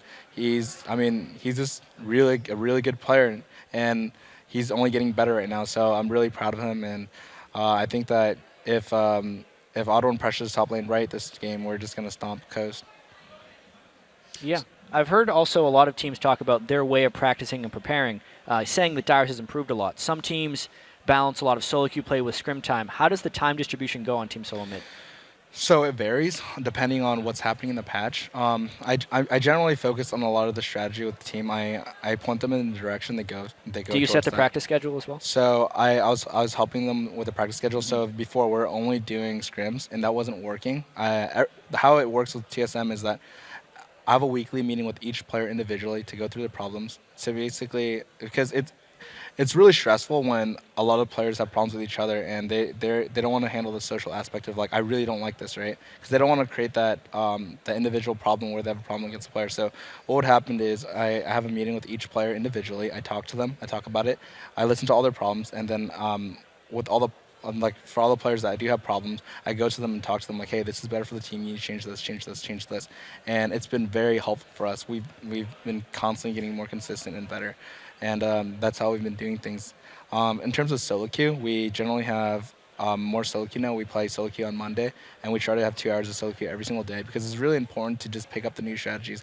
If you're not able to play, at least know the counter, right? So you know how to deal with it because we totally didn't expect Cloud9 to flow that team with the first game, and we totally got cheesed. So it's really important for us to just broaden our knowledge. Speaking of broadening, are we going to see your players sort of branch out into doing some wildly different things? For example, Bjergsen, huge in Assassins. Are we going to see him play sort of the more consistent, supportive role? Are we going to see Dyrus play Assassin in the top lane? Anything you guys are trying out? So one of the biggest problems, right, is there's 2 types of teams. There's teams that are innovative, and there's teams that pick up things really fast. Our goal is to be really strong on the current meta instead of innovating, because instead of spending a lot of your time innovating, we focus on being really strong with the meta. For example, if you look at Coast, right? Coast has been doing very poorly for the last 2 splits. Why? They have all strong individual players, but they just try too hard to be hipster. They always try too hard to pull out these new champions when their basics just aren't good. They're not consistent. They're not strong at the current meta. Why are you trying to innovate when you're not even good at the current meta yet? Like if you look at M5 for example, they are strong, so they have the ability to spend extra time to innovate. Like Diamond, he's a really good player. He can play every single jungle, so he has the time to innovate. Whereas other teams, they spend so much time trying to find a new jungle when they can't even play the strongest champions in that meta. And that is not something you should do when you're a pro. You should be literally trying your best to get good at what's really good instead of trying to pick up something new to avoid practicing the champion that's OP. Yeah, final question for you here. Might be kind of a tough one, but you guys have so much self-improvement and kind of looking back right now. Currently, what do you think the biggest obstacle TSM has to overcome? Biggest obstacle. So I mean, there's so many, man. Like on a world stage, on an LCS stage, I think that CLG is gonna be a very top contender. They've been really strong. They look really strong, right? So I mean, they've had their fair shares of ups and downs where they've had bad roster changes and all that, but now they're finally getting stable. I'm really looking forward to that old TSM CLG rivalry again because it's like before. Every single match, I would just get really heated up, like, oh my god, I'm really excited for this match, even when I was a player. I'm like, and I would just like go online, talk smack, because it really hypes up the match. It's really fun, right?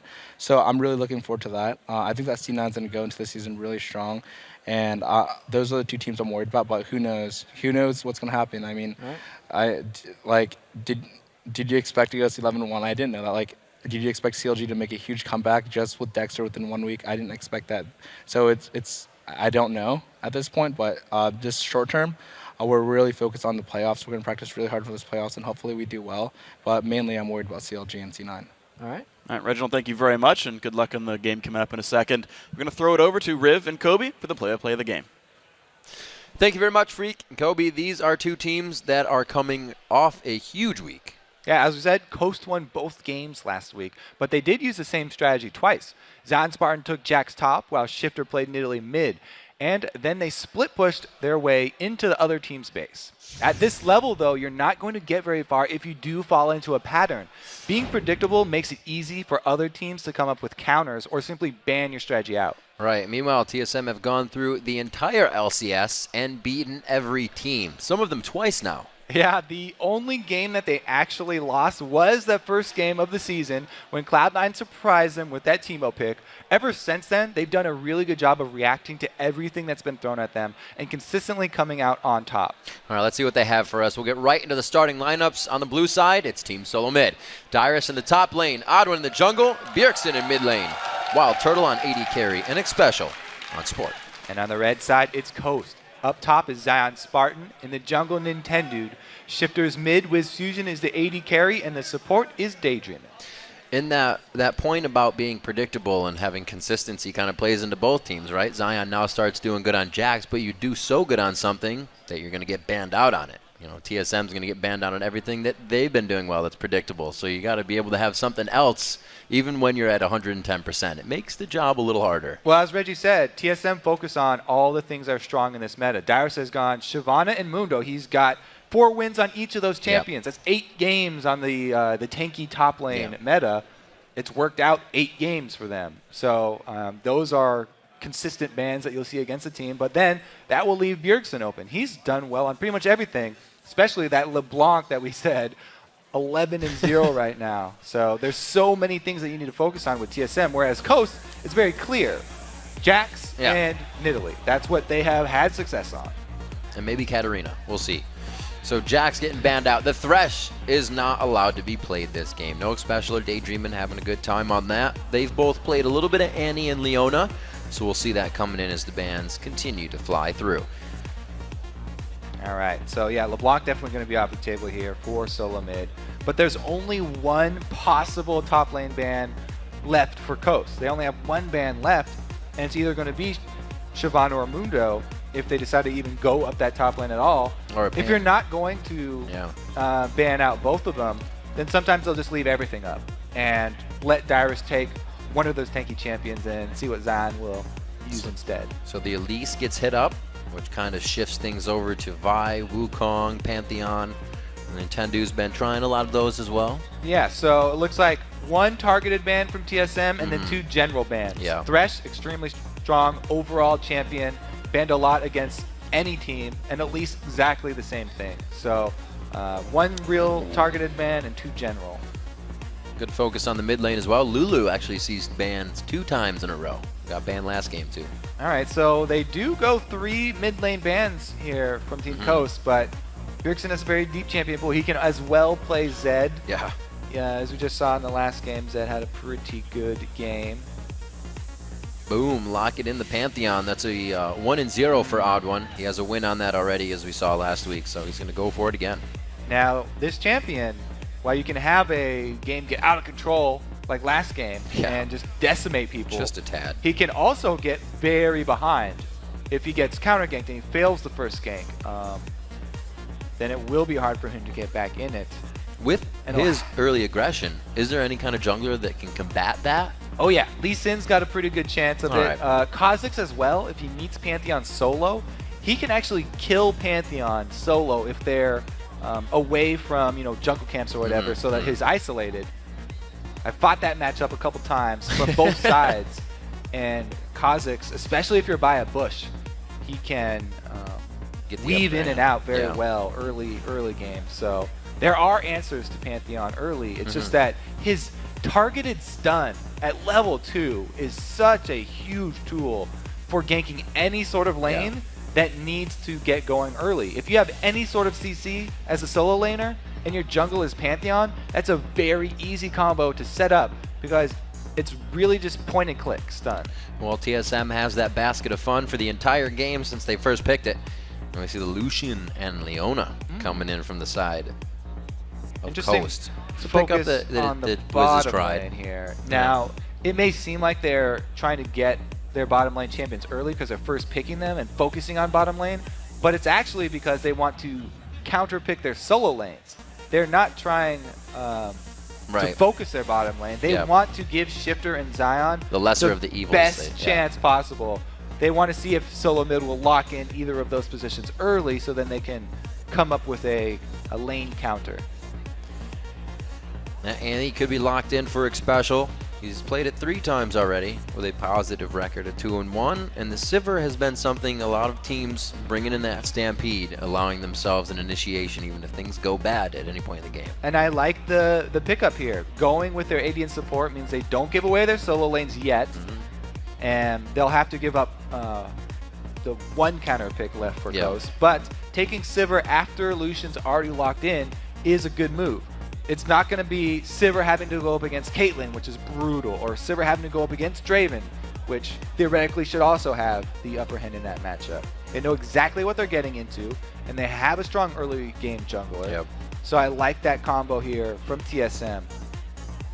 They put that combo together, and it's going to be a Gragas coming in for Bjergsen. He gets one of his top picks in that mid lane, and it actually is a 50-50 for him. He's won 1 and lost 1 on Gragas. Ooh. It is 50-50 so far. Yeah. Going up against Ahri, though, is all about skill shots for this for the early game here. Because Ahri, after the changes, you really need to land that charm. Yeah. Or else your damage definitely falls off quite a bit. And Bjergsen, if he does get the early lead in lane, shoving him in, then he will roam as well. So really it's whoever can get the upper hand first from the mid lane can start roaming themselves. That's why a lot of junglers, when there are mid laners like this, will focus their ganks mid lane. If they get a successful gank mid, then it frees up their mid laner and they can go to the other lanes. Yeah, this deletes a little of the problematic engages you get with Vi when somebody goes all hard. Way deep into the fight, you can now Spirit Rush in. You have the Dragon's Descent. Great follow-up there, and see that coming out of Coast is they're a team that likes to get those fights going. Yeah, I mean, it's a pretty classic combo. Ahri plus Vi in the mid and jungle means that you will have a guaranteed target right there. Vi ultimates means you can't miss your charm because they're not moving anywhere, and that's a full Ahri combo that will come down, so they can catch somebody anywhere that they see him. So dangerous combo there from both sides. All right, the game's about to get underway. Let's check in with everybody at home. You went to lolesports.com, tallied in your vote, and this is what you came up with.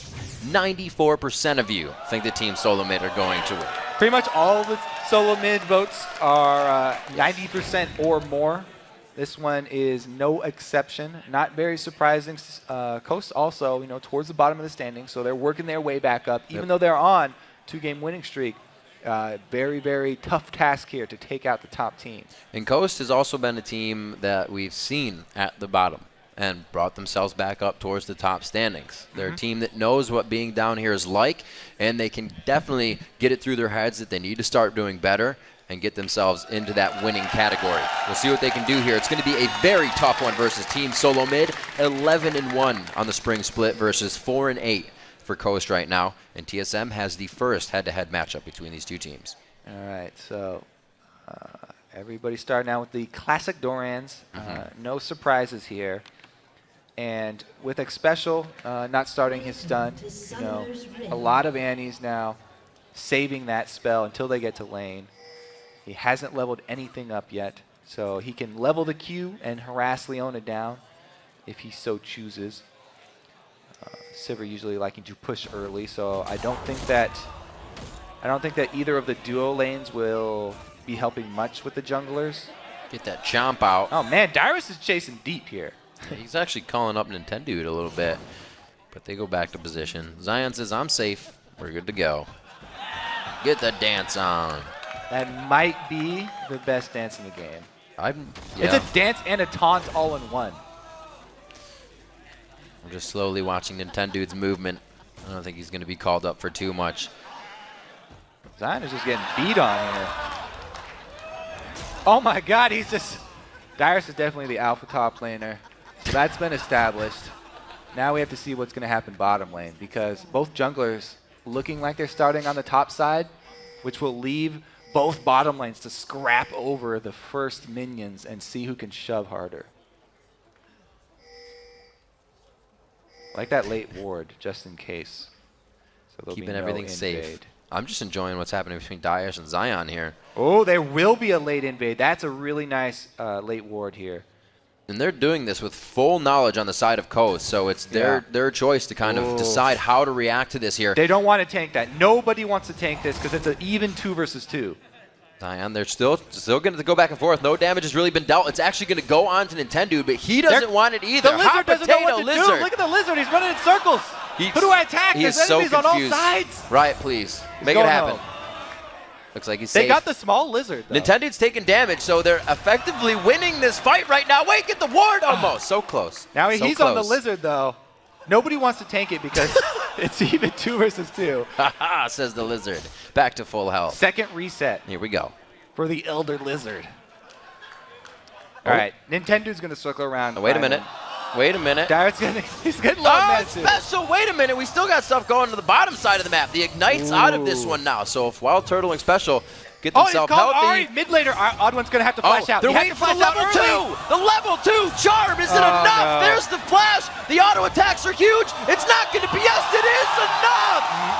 Oh, you did not stop. As soon as you make that call, you have to flash over the Baron wall very early. Odd One didn't. He was saving his flash there.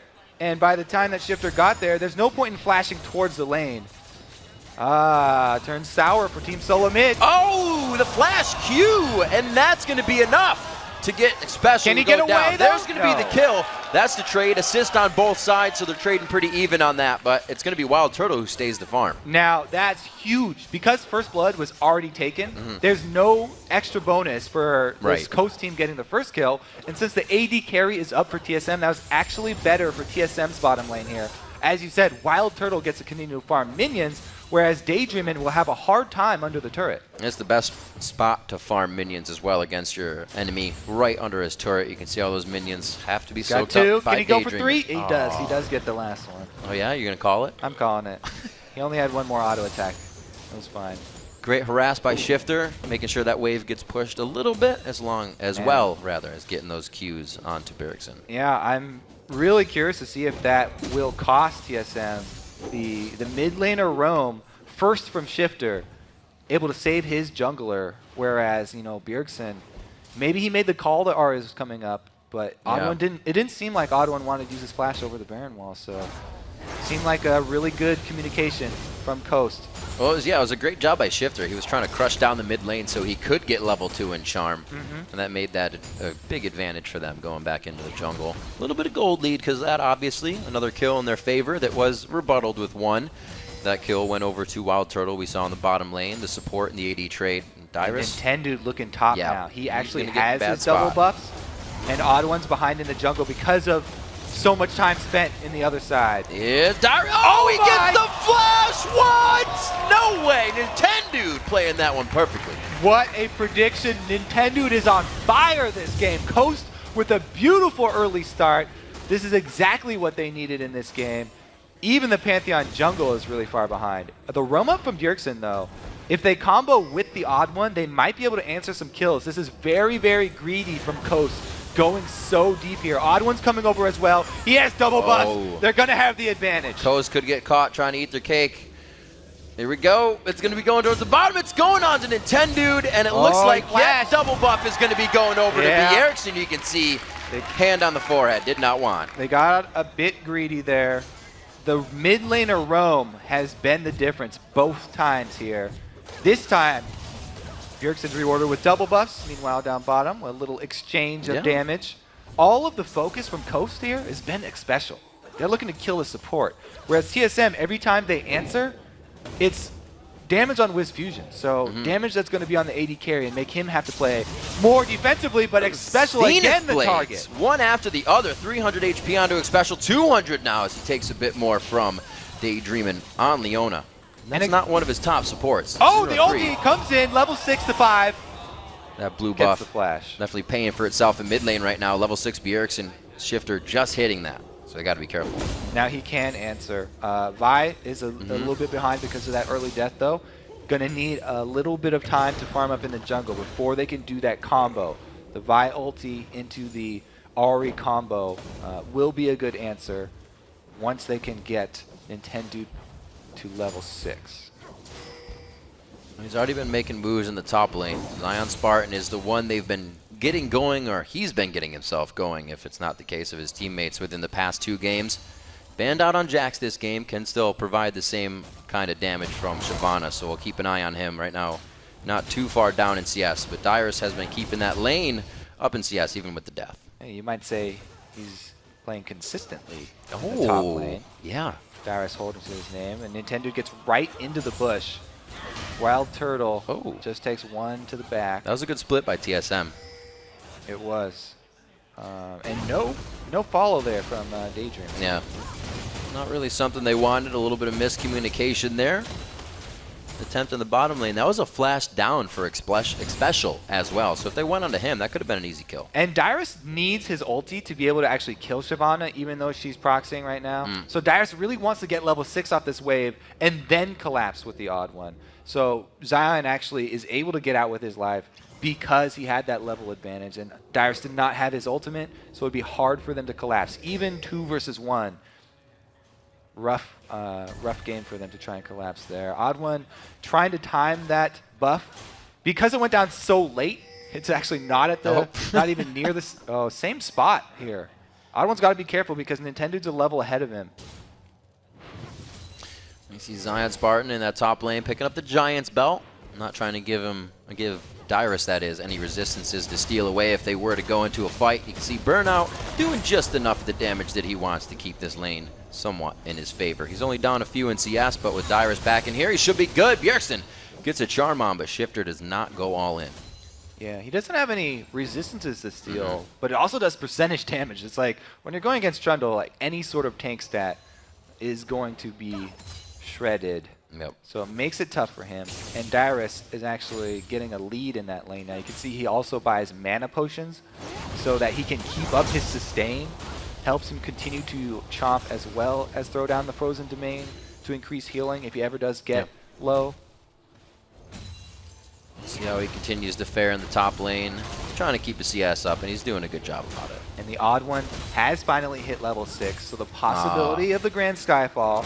Now, if you're looking at lanes for possible Grand Skyfall ganks, I wouldn't keep looking at top lane. All that crowd control. Exactly. And Zion does have multiple escapes. He can speed himself up, and he can also jump away with his Dragon's Descent, just jump out of the circle. So I'd probably be looking down bottom lane if I was the odd one. Well, Coast is looking mid lane. They found mid Oh, lane. walk in the park here. Bjergsen right into Nintendo. That's a 3v1, and that is a dead Bjergsen. Well, they used the combo. A little bit of overkill there, but that also means that Leona's ult is down. So the odd one, even though their mid laner just died, he could have a later gank down bottom. The Dragon will probably not be contested, even though all of... Oh my god, he's going for it! Can he get the steal? Oh, the odd Oh, one. he can! They pushed the whole team up. Oh, what a big play! No way! A huge play coming in. It's Wild Turtle still up. Wiz Fusion bought an early pickaxe here, but it's to the BF sword of Wild Turtle. The kill goes over to Xpecial with the Ignite. In no way that just happened. Yeah, I gotta eat my words. The confidence in TSM right there to go for that combo is ridiculous. Xpecial comes up huge with the flash Tibbers. Oh my goodness. It translates from the, Wild Turtle's damage. Oh my god. That was just beautiful AoE. And they pulled it off perfectly. It was another dragon fight. TSM classic dragon fighting team. Not only did they get the good Grand Skyfall on, but Xpecial plus Turtle comboing that AoE. Boomerang Blade following up Tibbers very well. A little wombo combo of its own. The 1-2 punch is enough to put TSM in the lead on this one. It was them down in kills, but they've evened those out, taken the gold lead, and we're only 11 minutes in. Whenever there's a dragon that happens in the game, it's like TSM's way to get a lead. Every time. But speaking of dragon, Nintendo goes right back to the scene of the crime, and he's going to pick it up by himself here. The award will come in from Xpecial. There's no ulti from Odd One this time, but they can probably scare him off. There's a lot of damage from the dragon. That doesn't look like Odd One's going to let that one happen just yet. Zion Zion's collapses, roaming. and Dyrus is pretty far behind here. He needs to use his abilities to get here, so they may not be effective for the fight. The team's trying to hold off, so that doesn't have to happen. From Ghost, they're forcing this one. This could be Bjergsen having his full combo up. They can steal it. Oh, the double solar flare! Come on, Zion, doing damage for the team. He gets in the front. That's going to be one down, but can they follow? The dragon still stands. A lot is there to be gained after this fight, depending on who goes down. Xpecial gets hit up that time. The long-range charm onto Turtle. Throws on the barrier. Daydreaming is in a 2v1 right now on the backside, and it's a double kill for Shifter. TSM is forced to run. So this time, a split second of TSM not being in the same spot cost them dearly. The bottom lane from Coast came up huge. They rotated up first, and Daydreamin was able to land that solar flare. Meanwhile, Xpecial came in a couple seconds after they had already lost Bjergsen. He was looking for the AoE stun onto both Shifter and Wiz Fusion, but looking for that stun, he got right into the face of Vi, and Nintendo just destroyed him before he could get off his spells. A lot more communication we see coming from Coast here. Usually those initiations are followed up as well. Yeah, let's watch. This is all 5 members of Coast up top. They rush the 3-man squad of TSM, and the 2-man bottom lane comes in late. Xpecial, keep your eyes on him. He doesn't get to use his spells. Gets destroyed by Vi because he was looking to land it onto Wiz Fusion and Shifter, but they were in the back line, positioning very well. And from that point, it's an easy team fight for Coast to win. We'll see what TSM can rebuttal with. We just saw that dragon fight was going to be there to do and the thing to get them in the lead, but Coast says no way, we're evening it out again. 13 minutes in, it only took them 1 minute after TSM organized that bottom gank with Odd One's drop to come back into the game. So we see the turret going down in favor of TSM so far. They have the map control, and mid to late game, TSM holds the the lead for most gold accrued. So if they can start getting a lead, they usually don't let go of it. Yeah, that was great back-to-back team fights. This game is so close right now. 1 win for each team in that dragon area. It goes to show that every second counts when you're moving towards the team fight. And that's credit to Ghost, too. It's not easy, especially against Team Solomid, knowing a team that proficient at fighting and controlling the map, to make that call after losing such a big fight. That's big.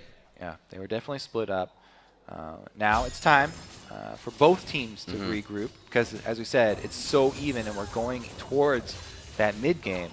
Already Nintendo looking to capitalize bottom. He has his ulti, and he knows that there's no flash from Xpecial still. He probably doesn't know it, actually, because it's very hard to time that spell that close.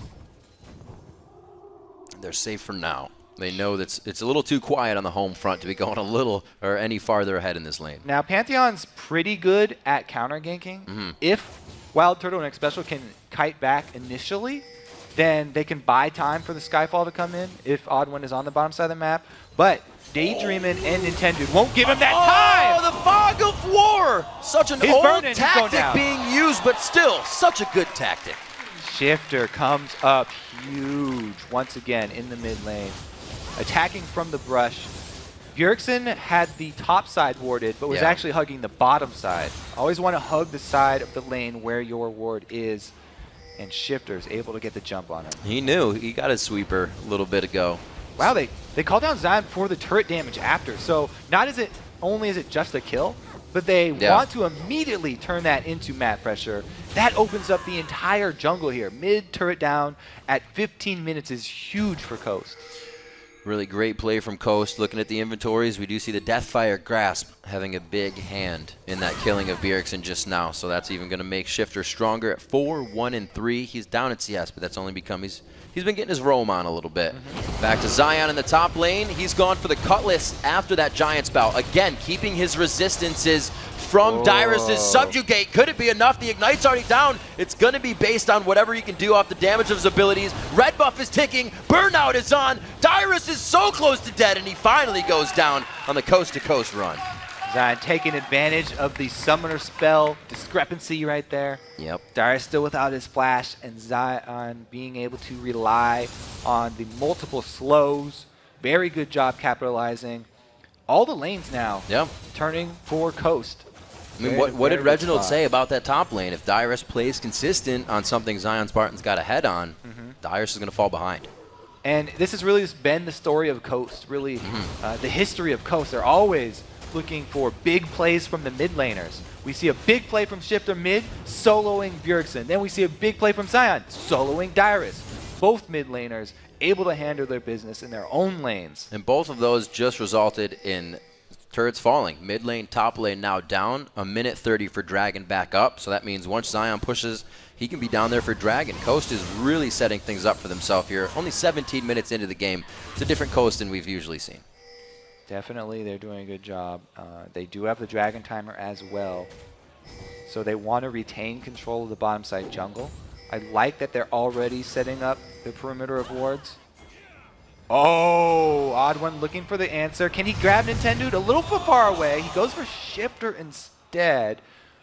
That was tough. Both of them had their own kind of way to get out of that cheekily. The Spirit Rush of the Vault Breaker. I definitely like going for Nintendo much more there, though, because, you know, yes, you can get Spirit Rush on cooldown, but he's got a blue buff, so it won't be that long. Whereas Nintendo, you might be able to capitalize that one and get at least a summoner, if not a kill. Let's see what they... Oh my God, the jump Bjergsen, he's going for the long haul on this one. Nobody's there to follow up, though. Nintendo flashes out, and Turtle's going to have to tunnel on him for a second. Does Coast have the follow-up to get this fight? Special very low, and he does go down to the burn. The supports go on a kill spree. Ooh, Bjergsen caught out once again. Shifter is really, really making good use of this Ahri. Haven't seen her in quite a while, but that was why she was so popular last season. The ability to pick people off from Fog of War, and even from the turret there. Bjergsen did not expect the charm point blank. He was a little bit too far up there. Gonna have to watch his positioning because Bjergsen stepping out of line a little bit in this game. Charm has quite a distance on it. It will catch you off guard. We saw Bjergsen underestimating the length of it right there. It's going to go ahead and lead into one more thing. This time it's not a turret, it becomes the Dragon, which is going to be increasing in gold now. So Coast is doing everything they need to keep this game in their favor. And right now they're facing off against TSM, who has had an 11-game streak. Nobody's been able to cut that. This is looking pretty good. And you know, in that pregame interview, Special said they prepared, but not specifically for Coast. They might consider doing this in the future because Coast have a bit of more of a unique play style than a lot of the other teams. And it seems like they're definitely not ready for the Ahri pick. It's caught them off guard a couple times here. Let's see what he can do. We usually, like you said, Bjergsen getting caught off by the Ahri pick. He's the one to get the skill shots out. 1v1 his lane, but with Shifter being able to play so aggressive and in the same coin on the other side, play so safe, it really doesn't allow Bjergsen to do it his way. Speaking of coins, we have 2 upgraded Talisman of Ascension. However, one of these supports has mobility boots. Daydream is just looking to get those long-range engages, and he's got Nintendo to back him up. Vi will be able to follow. Ari is a great champion for following up on long-range engages. Even if you are out in front of your team, Shifter should be able to get to your target and capitalize. And he's constantly looking for picks here. That's pretty much what this Coast team is all about. It's what they've always been about, really, is picks from their solo laners after they get ahead. And they are looking for picks, but things that are an opportunity for him here are kind of the blue buff that they just let go over to Bjergsen, which could get him back in the game. Things like that, when they're looking for picks when they could be going for buffs. Well, they want kills in the bottom side here, and it looks like they do have Wild Turtle surrounded. That looked like a little bit of pain. a wave clear there. Wave and HP Sivir clear. tells you what to do. She says you better duck. If you don't duck, then This you is take true. a lot of damage. This is true, and it's complete damage being built by Wild Turtle. He says, yeah, I have a Bloodthirster, but I need another BS sword and another BS sword. No, I'm just kidding. You got a pickaxe after that, but it is pure damage and clear coming out of the 4-0-1 Wild Turtle. He's got 4 of the 6 kills on their team, so they are in a position to keep this one going. Well, look at this massive ward coverage in the red side jungle. They're still going to be looking for things on that side because, as you just said, the blue buff was already taken, so there's not a lot on the top side jungle. And they'd really like to continue to use that control of the bottom side to keep down this Sivir. If they can keep down the AD carry, that will be huge for them. Because this is definitely what TSM are putting a lot of their hopes on. All this damage that Wild Turtle is building looks like he's going for Infinity Edge even after his Bloodthirster. Really focusing damage. Pure damage, yeah. You see Dyrus again in the top lane. You know, to mention this, we usually see Dyrus taking teleport, which always gives Team Solo Mid a little bit more control in the early game. I didn't think he was going to come out on top of this one. Even with the Sunfire cape, that was pretty impressive. This is it was a very close duel. They both come out with around 200 HP. Zion almost gives up his red buff, but he's able to walk away. Finally, Dyrus here, showing that he can give as good as he's getting. And Zion's going to have to think twice before he tries to duel him again. I didn't think it was going to be that much of a back and forth. Zion, it's because Zion is sitting on 1,500 gold right now, 1,600 gold, whereas Dyrus had used all of his gold. So Dyrus had spent his money. He had maxed out his combat effectiveness, whereas Zion was sitting on a large pot of cash. And once he goes back, he'll finish his Blade of the Ruined King, which is a big step up from the Cutlass. Dyrus Blade finish for him. He's been fighting with. Was just mentioning him before the fight that without teleport, TSM has lost control of where they usually get the dragon. The first one is theirs when Dyrus comes down. Then with that gold, he beats the top lane, and it hasn't been able to work out that way. This isn't something TSM is used to. They've definitely had to switch gears here. They're looking for stalling it out until the late game because they lost early game. They definitely did lose the early game, so they want to try and not bleed any more objectives. Try and hold on as they can and farm up to close the gold gap before they make a strong move. So what are their options coming in here? Going against the Gragas? They have a Sivir, so they're looking for catching someone out on their own. Or there goes the on the hunt. They do catch someone. Oh, again on the Shifter, but there it is, the Spirit Rush coming out. That's the only one they had really to go in on, so trying their best. They pop 2 ultis. All they get is the flash and the Spirit Rush, and Wiz Fusion gets his turret for himself. This is a very desperate situation for TSM, so they might want to make use of this positional advantage.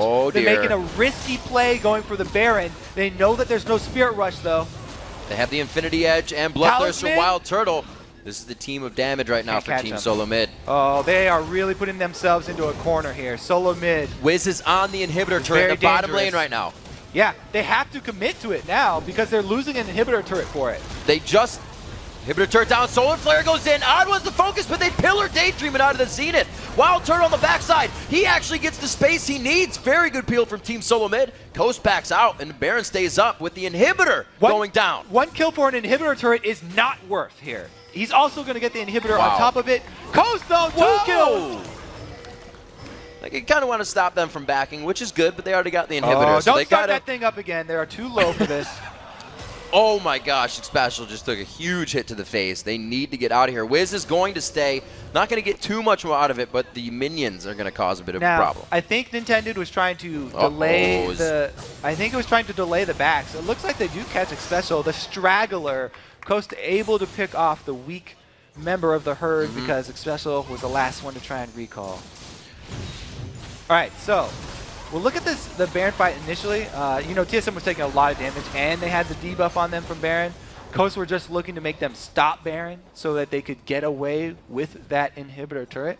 And Nintendo, he's looking to stop them from backing, but they didn't need to because they had already gotten the inhibitor turret and the inhibitor. So in that situation, you're not really buying any more objectives for WizFusion because he's not going to be able to get much on that Nexus turret with just a single wave. And it was a bit of an overextension, but they're still in the lead.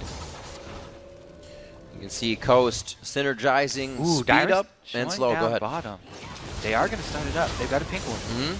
Going for Baron. Dyrus is going to have to walk himself up. Like we said, this is not a game where he's running teleport. Calling coming out. Going to go ahead and tear Baron apart. Oh! Can he go for the steal? Deja vu from the Dragon Pit! Oh, he doesn't get it! Zion Spartan able to get the last hit in there with the smites as well. And it looks like they're going to be going hard on this. Special just got up out of the pit. WizFusion's going to make a dash and an attempt for the kill here. He may get stunned up, though. May keep himself alive. The 1W. Can he get some passive movement speed? Breathe some fire. Come on, Zion Spartan. Your teacher's proud of you once more. 15-8. 26 minutes on the clock, and Coast is wreaking havoc right now. That was a valiant effort by the Odd One. He smite a little bit early, and Nintendo didn't even get his smite off. So Zion saving the day, able to come up with extra damage after the Odd One had already blown the smite. They got a siege wave here, but there's the clear coming in from Wild Turtle. It's not going to matter too much. Enough damage for the turret to go down. The 6th one of the game being dropped out here in favor of Coast. Looks like they may be going on another inhibitor turret. They have the pressure. Wave is there. So Dragon is up. Coast can get a secondary turret mid if they want. I don't know if they'll go through with this siege because they did use a lot already. The Culling's going to take a few more seconds to come back up. That's still a very scary team to siege against. So they might stay for one more wave.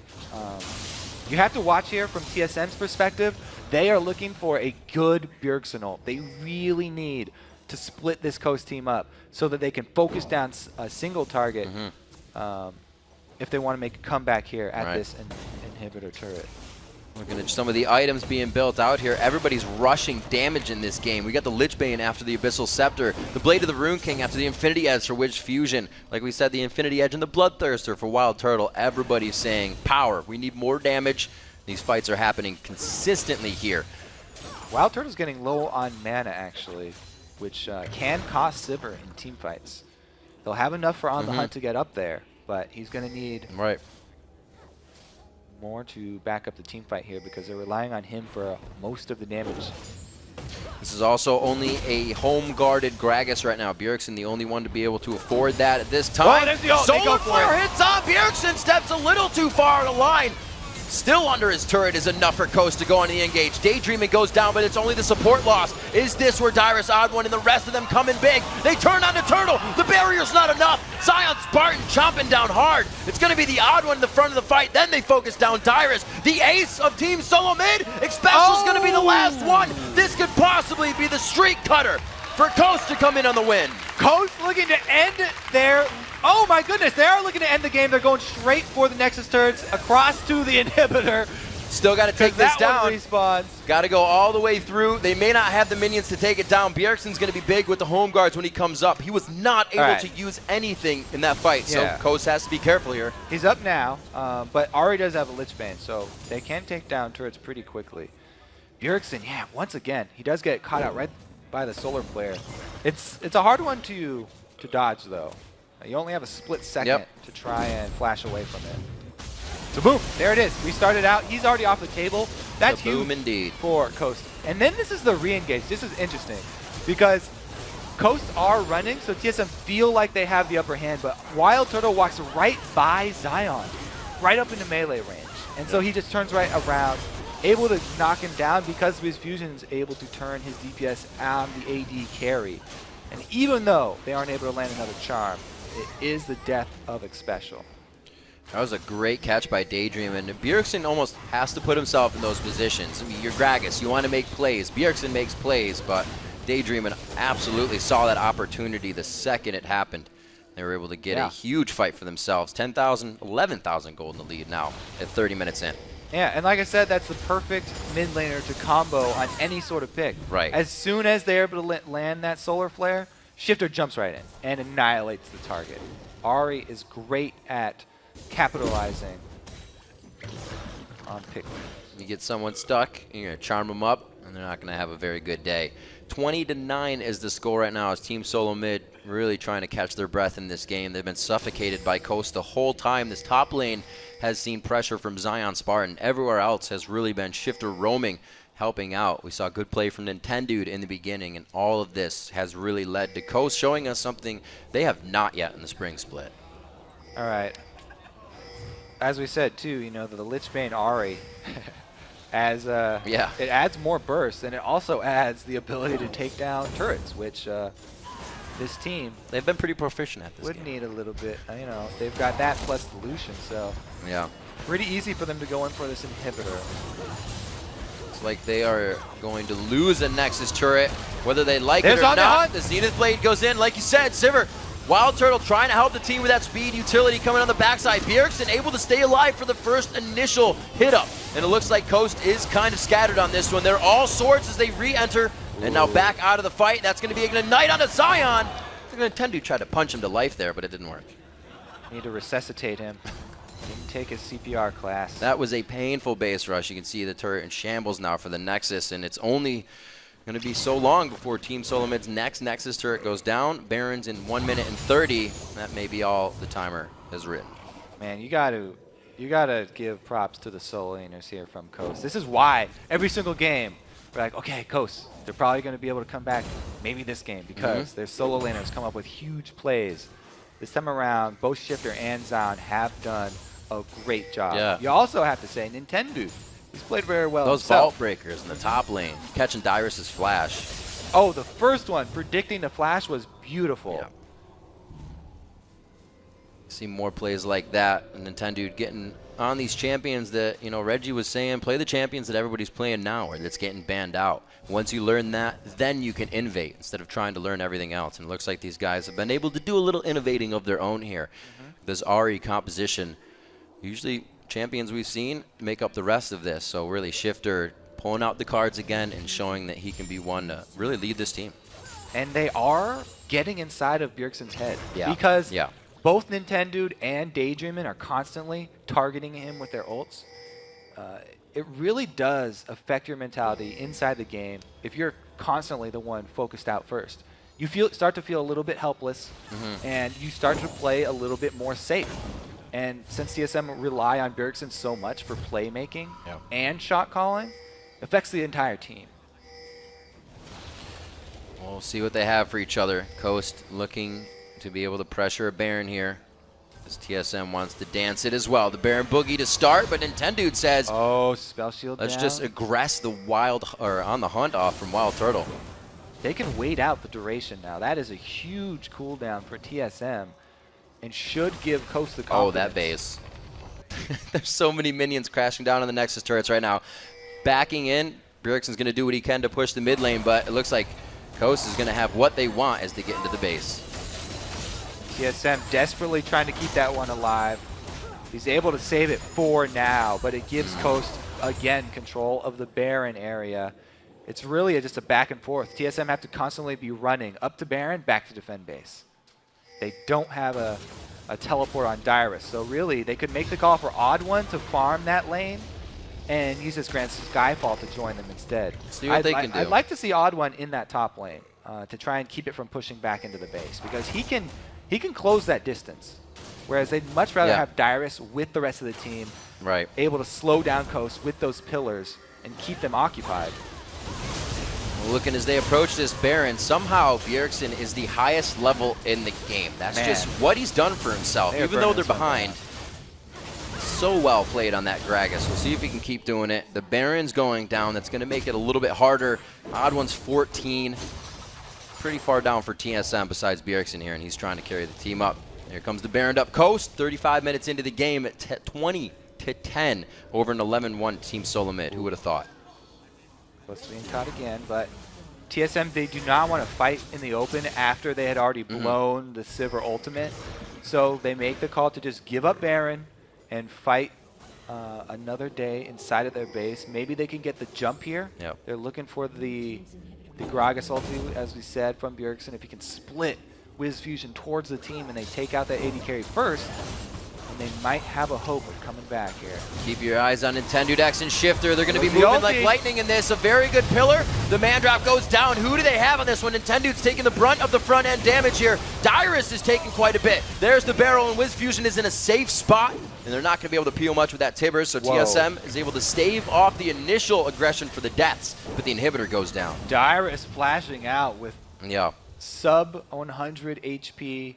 It's a good job as a tank if you're able to tank to the maximum of your health and then barely get out alive. He did all that he could possibly do there and got out with his life.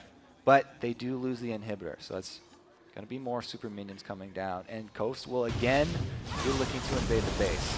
So they go with the jump onto the pillar here. Xpecial was again looking for the AoE stun to the backline, but Wiz Fusion and Shifter are so mobile on the Ahri and the Lucian. They were able to escape the Pantheon jump, and Xpecial's not able to close that gap. So he's forced to use his stun and AoE on the front line of Coast, which is just too beefy right now. Frontline versus frontline, Coast are more tanky, and it takes TSM much longer to take them down than it does for Coast to burn Dyrus. Bjergsen holding these ults in the fight so long just to make sure he can somewhat get Shifter, maybe get a group of 3, but everybody's doing such a good job at splitting. Coast really has control the entire time. Thinking of where that level from Bjergsen's coming in, 339 to 237 in the mid lane. He is keeping in mind that since he didn't get kills, he needs to be a farm master coming into this game. And now having trouble getting outside the base to even do that. Things are getting a little tighter. And you have to keep your eye on that minion score because that's good money right there for TSM. Yep. Coast have to be careful about misplaying in the end game here. TSM are a very resilient team. They're still going to fight until their Nexus goes down. They still have a chance here, even though it's Baroned up Coast. Ooh. They go for it again. Here it is, going to be dropping down. That's going to pop the Banshee's Veils that they want. Coming in from the right Flashes side, out. Xpecial tries to get some stuns in, still has that Tibbers to be used in the fight. Daydreamin's the one to go in. They flash out. TSM's doing a very nice job at stopping the siege, and it looks like they are Ahri going to get ult Coast down to too. back up. They do a very good job. Now it's a re-engage! Oh, the Nexus turret goes down. They get a kill for it. I don't know which one weighs heavier. I'm going to go with Nexus turret. They're going to lose. Oh, they don't even get the inhibitor here. TSM barely defending this as well. The flashes, oh, it's going to be the auto attack that almost kills Shifter. Dragon's Descent goes out. TSM is slowly trying to kick back here against Coast. Zion Spartan may be the first casualty to go down. The Baron's on him, helping him to regen. From the side is Shifter and Daydreamin, but it's not enough. They do get Spartan. TSM's going to disengage for now. As I said, the late game, TSM a very resilient team. Their team fight, they do not crack under pressure. In that one, Coast, they actually tank at different times, sending one person in the front line. And TSM just focus the single person on the front line. They get a lot more damage out than they have to take in return. So they slowly win the team fight. After Spirit Rush is down, they decide to re-engage, and Bjergsen lands a dead-eye Gragas ulti to take down Nintendo. Kobe, after seeing that, if I was TSM, I'd be saying, guys, with a fight like that, we can win this. We held them off. Yeah, this is the re-engage here. Bjergsen, he's able to land one barrel, so as soon as that one lands, there it is, right on top of his head. He's also actually able to get some residual damage on the rest of the team there, too. TSM's getting a spot where they feel, I wouldn't say comfortable, but a little bit better about their situation. Oh, no, yeah, they're still definitely they are on the back far foot. behind. They've only gotten 2 kills since we said that 20-10 score. That was around 30 minutes in the game, so things have definitely slowed down, and TSM's been doing that with a bit of warding and a bit of just Bjergsen farming up right now until they can get to that spot where they can get back into the base of Coast. Or into the base of Coast. They haven't been there yet, I should say. Yep. Coast, they need to land one of the 2 engages. Nintendo going in with Vault Breaker or Daydreamin with his Solar Flare. And everyone has to follow it. That's the key. Once they grab somebody, everyone has to commit. And that's the way that they've been winning the fights, because that's how you have to play when you're picking somebody off. But TSM are looking to run up the mid lane here. They're going to give up an inhibitor if they keep pushing this. Yeah, they will be backing. The inhibitor's going to go down on this side. It looks like Odd One give it up anyway. Might be able to put a bit of pressure on. Not really going for the inhibitor, just the wave so far. 1, 2, 3. Oh, no, they're all coming in. 3 home guards. up for TSM. 1 mobility boost. There goes the Pantheon ult. That's the pillar. It's going to be Zion Spartan this time. They hold it. A great Q from Nintendo onto Dyrus. He tries to get too close to the fight. Zion takes him down quickly. It's going to be Daydreaming going down. Then it's Nintendo following after. Oh, the boomerang just misses as Zion Spartan puts his head down. Xpecial gets the stun in. Wiz Fusion's not going to make it home alive today, kids. And Zion Spartan's going to be leaving Shifter to the end of the fight. They're still chasing too. This is dangerous. You gotta watch out for the charm. Wild Turtle holding his finger over that spell shield button. Okay, Xpecial, he finally found the back line there. He got Wiz Fusion, able to kill the AD carry and turning it into a 3-for-2 instead of just an even fight. So even though the odd one doesn't even pop the Banshees that time with the ulti, they stay in the fight. Xpecial 3-man stun there, able to set it up. And then, since Shifter's on the retreat here, they didn't have much damage. Let's watch Xpecial for the flash right onto Wiz Fusion. Not able to get Shifter. I think he used a single target stun there. But the burst followed up from Pantheon as well as Turtle. Able to grab another kill, and TSM live to fight another day. This is crazy, Kobe. TSM is definitely mounting a comeback in this game. That is the second attempt by Coast as a full team to get themselves into the base, and the odd one is taking things into his own hands and just man-dropping these initiations. Almost to victory so far. They're getting themselves a little bit back into the game. And the power of late-game Sivir, speeding everybody up, giving Dyrus extra attack speed. Yep. Trundle already has ridiculous attack speed. That with his Blade of the Ruin King. Dyrus, as a tank, is even putting out tremendous damage at this point. So all of TSM are making pretty big plays right now. And Odd One getting more tanky is big for them because he's using his Grand Skyfall to pop all the Banshees veils on the back line and try and get those off so that Xpecial can land his stuns that he's looking for. Team Solo Mid with their eyes on the prize right now. And a little bit of that may contain the Baron that is up and that just spawned in this game. Both teams know that that has occurred. You can see the wards going down middle of the lanes, side of the lanes, any bush they can get a ward into to make sure they have full vision because it's all or nothing right now, Kobe. Both teams have to go for broke here. All right, TSM, they're making the call to go for Dragon. I have to make an addendum to that Sivir ultimate. It doesn't give attack speed to the teammate, it's only move speed. It's going to be 4 versus 5. Shifter's a long way off here. Everybody on the edge of their seats. We're going in for the Baron. He gets it with the barrel, and it's going to be going over to Team Solo Mid. What can they do? Wreaking havoc on the health bars of Coast. Nintendo's low. Daydreaming's right in the middle of the fight. Wiz Fusion, where are you in the fight? He cannot be found. He's in the top side there. Turtle's they go down. right for him, trying to peel. He can't get any more damage on Dyrus. A beautiful frozen wasteland for himself. Trying to stay alive, but wait. Coast has found ground in the fight. They get a double kill for Shifter. The base looks to be open. They're pretty low, though, and Bjergsen does have home guards. The Odd One as well as home guards. It's 2 versus 4, but 2 members are very low. So we'll have to see how TSM try and defend these inhibitors. Oh. Now he's even lower. There's a good 600 damage coming off real quick. We'll see what the Odd One and Bjergsen can do. Bjergsen does have the home guards on. He's not even trying to get back to the base right now. They know they need to guard this Nexus. Coast is going to be going for this. You have to be worried about the Shifter charm picking off either member of TSM here. That was Shifter's auto attack. That Lich Bane is crushing down the Nexus. Though, is under attack. It's going to be 43 minutes into the game. Zion Spartan tries to get himself to the other side. Can they destroy TSM's win streak? They're not going for the Nexus. They're going for kills. Coast, Daydreaming is 10 HP. The Odd One's trying to do what he can. Shifter with the Lich Bane on. Oh my God. Spirit Rush.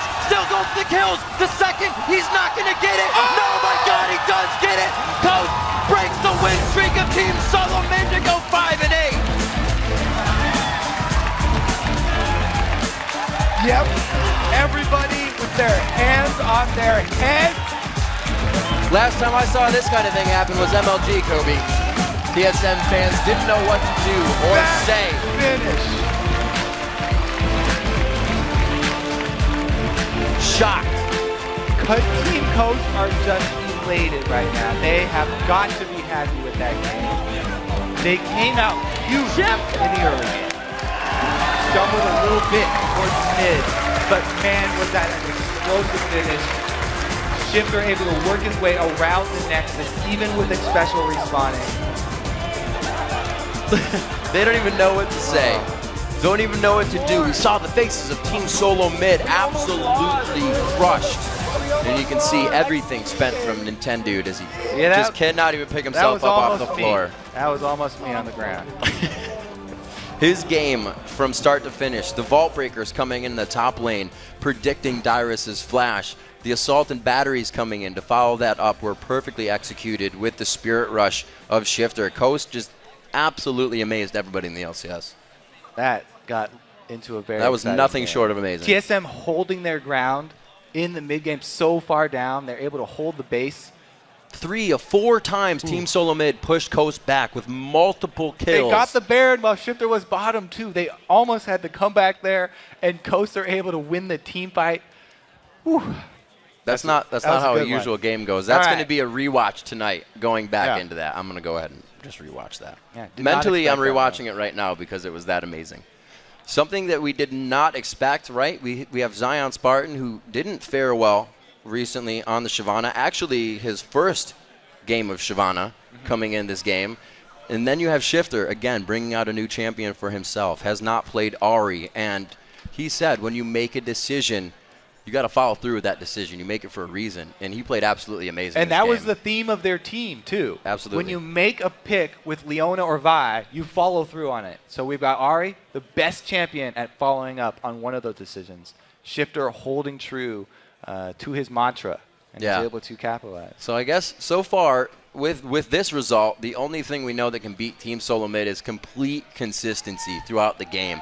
Batting down the hatches, making sure everything works in your favor, and then just keeping it going. We did not see Coast give up for 1 second that game. Yeah, definitely. Absolutely amazing. Did a huge job there. The fans for Coast should be reinvigorated. It's a 3-game win streak now.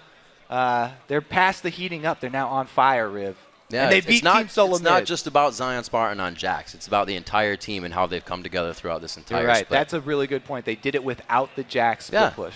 Absolutely. They're a team to be reckoned with. Remember to share your favorite moments from this game. Hit us up at LOL Esports and be sure to use the hashtag LCS Big Plays. We've got way more action coming up. After the break, Zion Spartan and Tendude X will join us in the studio to talk about their dramatic win. Then we'll see if St. Vicious and Curse can bring down Lemon Nation and the rest of Cloud9 in our 3rd game of the day. Stay tuned. See this? Yeah. Okay, ulti him. Got him pot. Back up. Just run. I'm dead. Keep cutting back. Make sure Shifter's okay. Hey, Turtle, look at Turtle. I'm going in on these guys. Odd one. I got Randuin'd. Dyrus. Special, I can take this out. Go to the base after. Get him, add him the game! Yeah!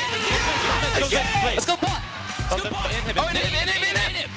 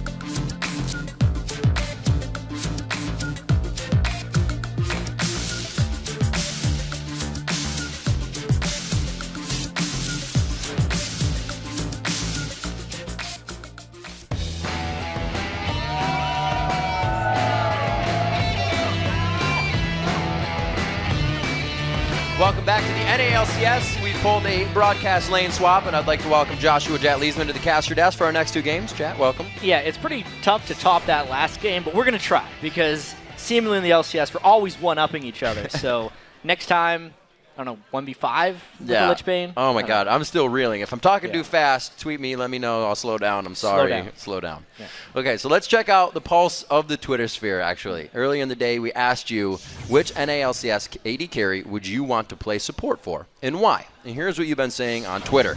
Vonnegut says, or 1776 says, I would love to support for Wild Turtle. Playing with him in ranked is free wins. That guy rocks solo queue. Yeah, he almost rocked that last game trying to come back. But yeah, absolutely, Wild Turtle, always top of the challenger with a couple accounts. It's always fun watching his stream. You're like, he's down 0-2, but he'll carry at some point.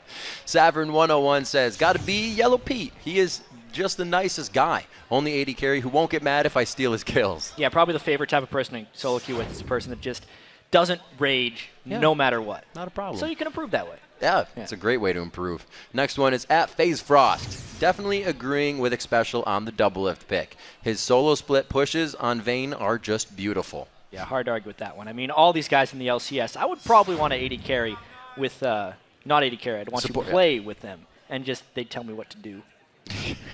I'd probably pick double lift too, but then I'd be stuck on the map and die because I'd just be like, wow, that split push is so good. But no, thanks everybody for the great responses. Be sure to keep them coming. We love them all. Let's send it over to Freak and Kobe, who are standing by with 2 members of the Victorious Coast. Hey, Riv, thank you very much. And Kobe transformed into another jungler. He's now Nintendude, but we're good. Nintendude and Zion. What the heck? What was that game? One thing I want to say for sure is they're not going to be calling it XPEC anymore. They're going to be calling it the Shifter. The Shifter, it's new. The Shifter.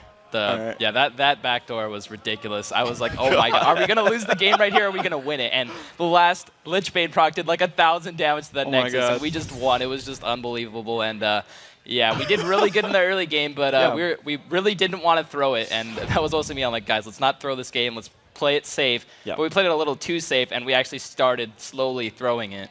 Yeah, so let's go and talk about the early game. So Nintendude, weird stuff happened to you at level 1. Yeah. Walk us through the weird red buff thing. What was going through your mind when he's like, we're doing the invade, and the Lizard's going to dance around for a while? So I got the trinket word out, and I saw Dyrus and Odd One coming up to my red. It's just like a cheeky little late invade, but it's kind of hard to do now that you can get trinkets at level 1 and like ward for it. So we saw it coming. So I was like, all right, just be patient. And then eventually Dyrus left, so Zion could leave, and it was just pretty much me and him just sitting at the red buff, looking at each other. Yeah. So he got impatient, he started it. I called Ari over when she hit level 2, and we just killed him. Just like an easy rotation? Yeah, it was an easy rotation. Basically, my philosophy on when that happens is, as long as he's not doing anything, if you're confident in your lanes, like, sure, just let him do nothing. You know, we'll both sit here at level 1 the whole game, everybody else can go farm. But yeah, basically, I just kind of out-patient him. I don't know. Out-patienced him? Outweighted him. Outweighted? Yeah, just sat there? That sounds better. But yeah, I was just patient, and he got kind of indecisive, and he went for the red, and he died for it. And that worked really well. So let's move on. I just want to kind of celebrate the awesome vault breaker you had on Dyrus at like level 3. He flashed into it. What makes you go for that play? Yeah, I'm just remembering what happened there. It's been a long game, guys. But yeah, pretty chaotic. Yeah, I just decided to go for it because, you know, even if you don't hit it, you're still kind of positioned behind him, so you can still probably make him blow his flash. So it's kind of the same either way. But if you do hit it, it's like, wow, what a big play, and you probably get the kill too, and the crowd goes wild, and it's a good time. So yeah, I decided to go for it. I've been working on it. I'm getting better at Vi. I like to do that. Yeah, it worked really well. The crowd would probably still chant TSM anyway. Yeah. But you'd know it was really for you. So we have a great team fight from you guys. About like 12 minutes in, you guys went for Dragon, and they beat you the first time, and you just showed back up. And it was like, we're going to fight for Dragon anyway. We're going to do it again. If we can get the replay on your screen, you end up going 3-for-0 in the battle. Tell me what happens here. Okay, so we're going for the Dragon here. Leona lands a beautiful ult. Basically, our philosophy is they have much longer cooldowns, like on the Pantheon Man Drop and Xpecial and whatnot. We have shorter cooldowns on the... We have cooldowns, they don't. Everybody's dying. I ult on Xpecial. Basically, our ults are now coming back up, and you can see theirs are mostly still coming off cooldown. Sivir's ult isn't even up yet. And we pretty much just kind of keep jumping in, picking them off as they jump in, like here on Bjergsen. Bjergsen dies. I think we 3-for-1 here. I miss a flash fall breaker. And then we take the Dragon. But I think the big story behind that is we had shorter cooldowns on our ults. We just ran right back to Dragon. and they didn't have the initiation power to stop us, so we just were able to fight them again and then pick up the dragon. And of course, you guys did awesome there. I like that adaptation to be like, well, we know we can come back in like 65 seconds and it's okay.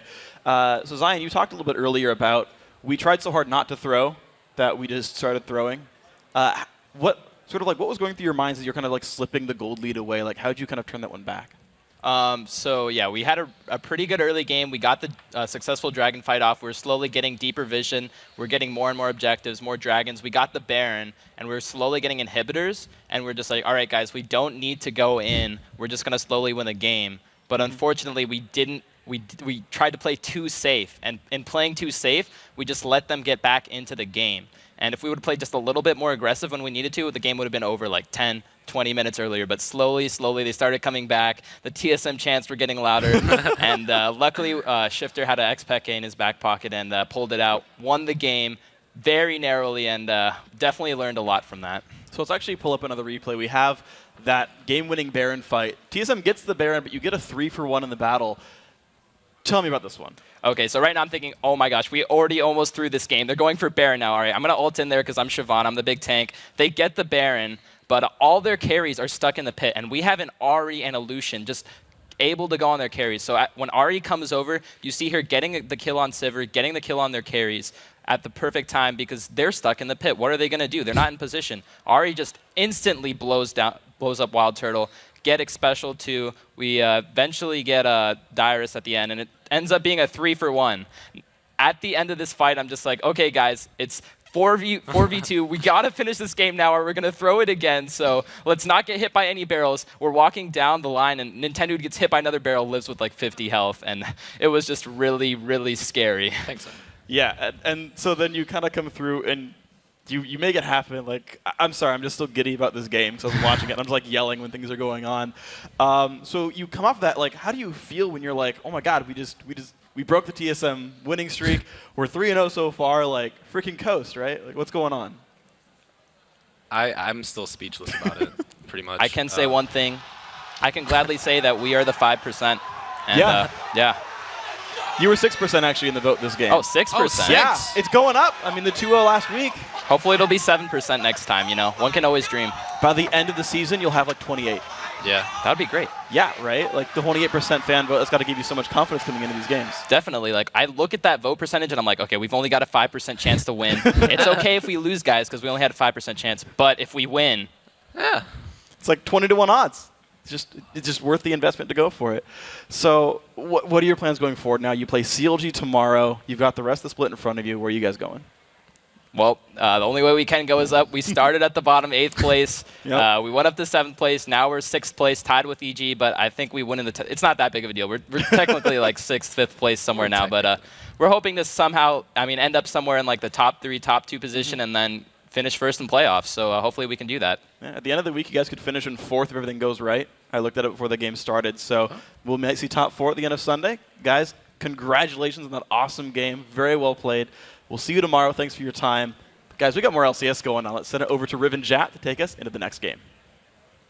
Thank you very much, Freak. It is time for our next game, 5th place Curse versus 2nd place Cloud9. Jat, we're 6 weeks into the split now, and Cloud9 still seems to have a little bit of trouble finding its footing. Yeah, especially compared to last split at least. They're still quite good, but it could be that Cloud9's been having some off games, but it's looking more like the rest of the league is actually learning how to read Cloud9's play style and then learning how to play against it as well. And Dexter credited a lot of CLG's success in knowing the routes that Meteos would take in the jungle. Yeah, and then you also add to that Cloud9 has never really shown much champion diversity because they haven't needed to. But an example of that is Lemonation. He's only played 2 champions so far this split, Thresh and Leona, and honestly, teams are getting used to playing against them. Right, and while Cloud9 may be relying too heavily on Lemonation's notebook, you wonder if Curse's take-it-as-it-comes strategy will prevail. Yeah, Riv, each week we've talked about how unpredictable Curse has been in their champion select and with their in-game strategies. You add into that even when I Will Dominate loses both of his jungle buffs,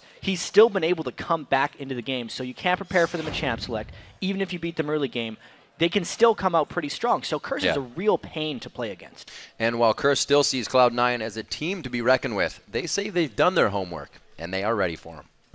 Curse, they've always done well in scrims. They look like they're continually improving. Dominate does a ton of jungle pressure. He's a very good player. C9 is kind of shaky at times. They're still a good team, good players, but they are not as dominant as they were last season. I'm not exactly sure how well to do with Saint.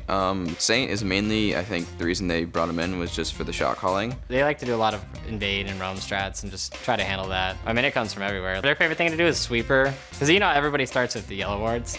So Lemon Nation will start a red ward, and he'll like sweeper, and then they'll try to do something off of that. So I think it'll be a good match. We'll see if the sweeper makes itself apparent in this game. Yeah.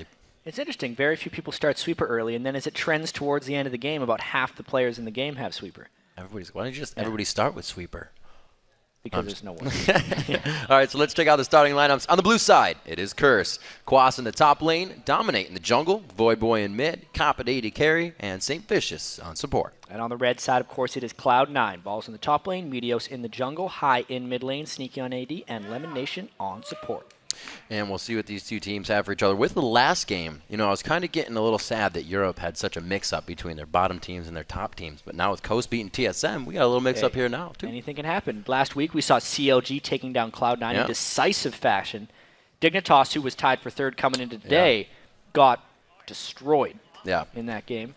And that means this one, Curse versus Cloud9, anything could happen. Very interesting matchups. I'm going to call a possible hover over Tristana for Quas's pick. I don't think he's going to pick it. There was a funny instance, if you guys have seen your way onto the top of Reddit. Quas got stuck on playing mid lane Tristana. He was up against two Cloud9 players in that solo queue game. He just completely wrecked them on AP Tristana. I think he was like 18-2 by the end of it.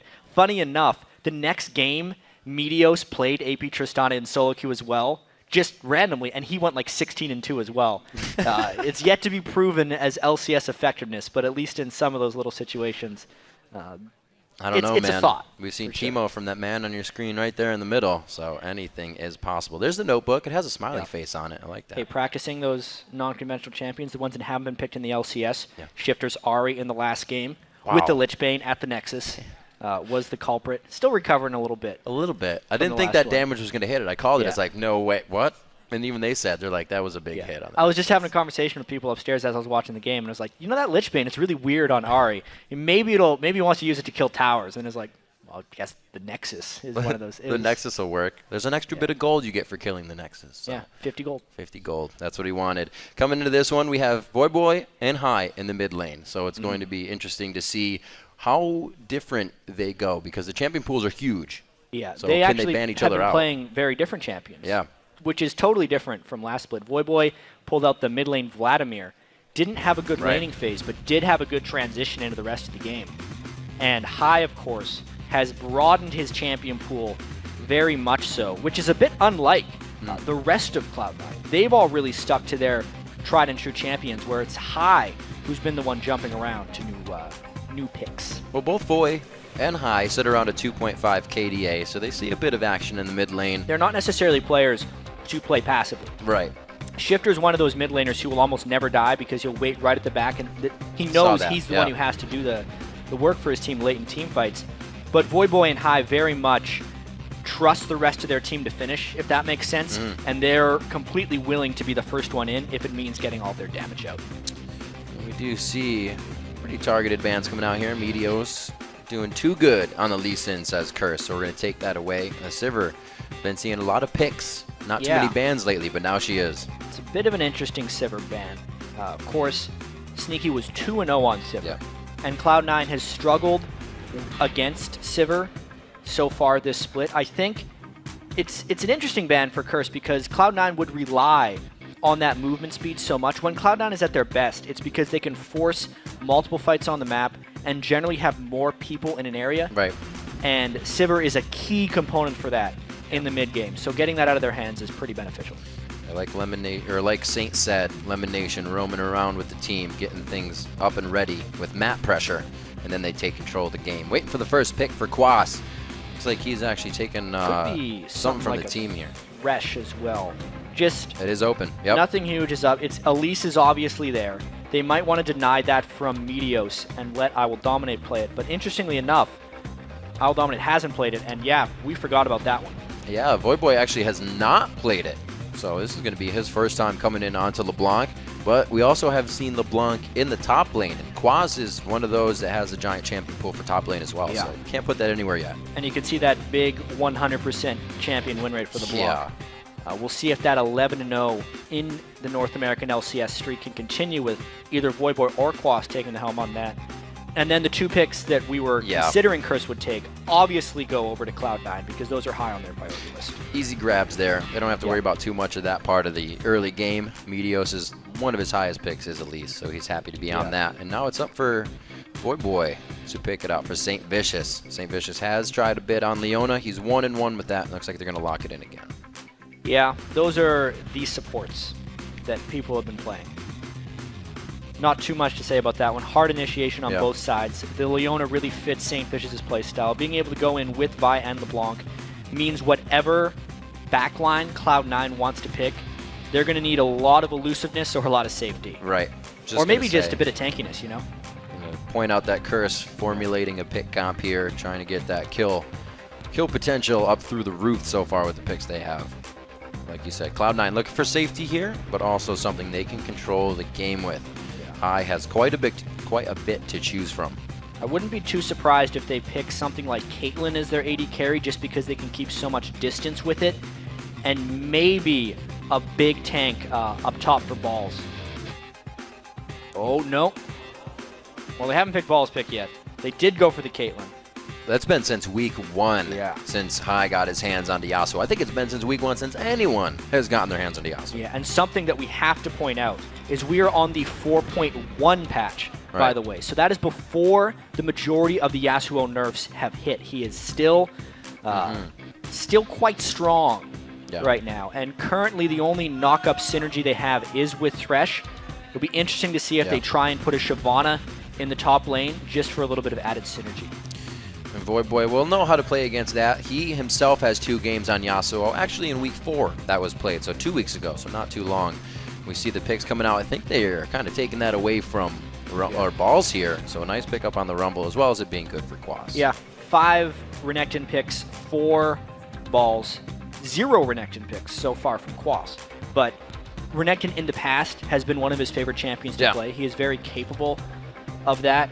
And yeah, of course, the Shyvana on the other side. They're going to try and synergize that with the Yasuo knockups. And pretty solid team comps for both sides here. And no Lemon Nation for his Flash Blaze. He'll be in there for High as well on Yasuo. Let's see what they can get going for this.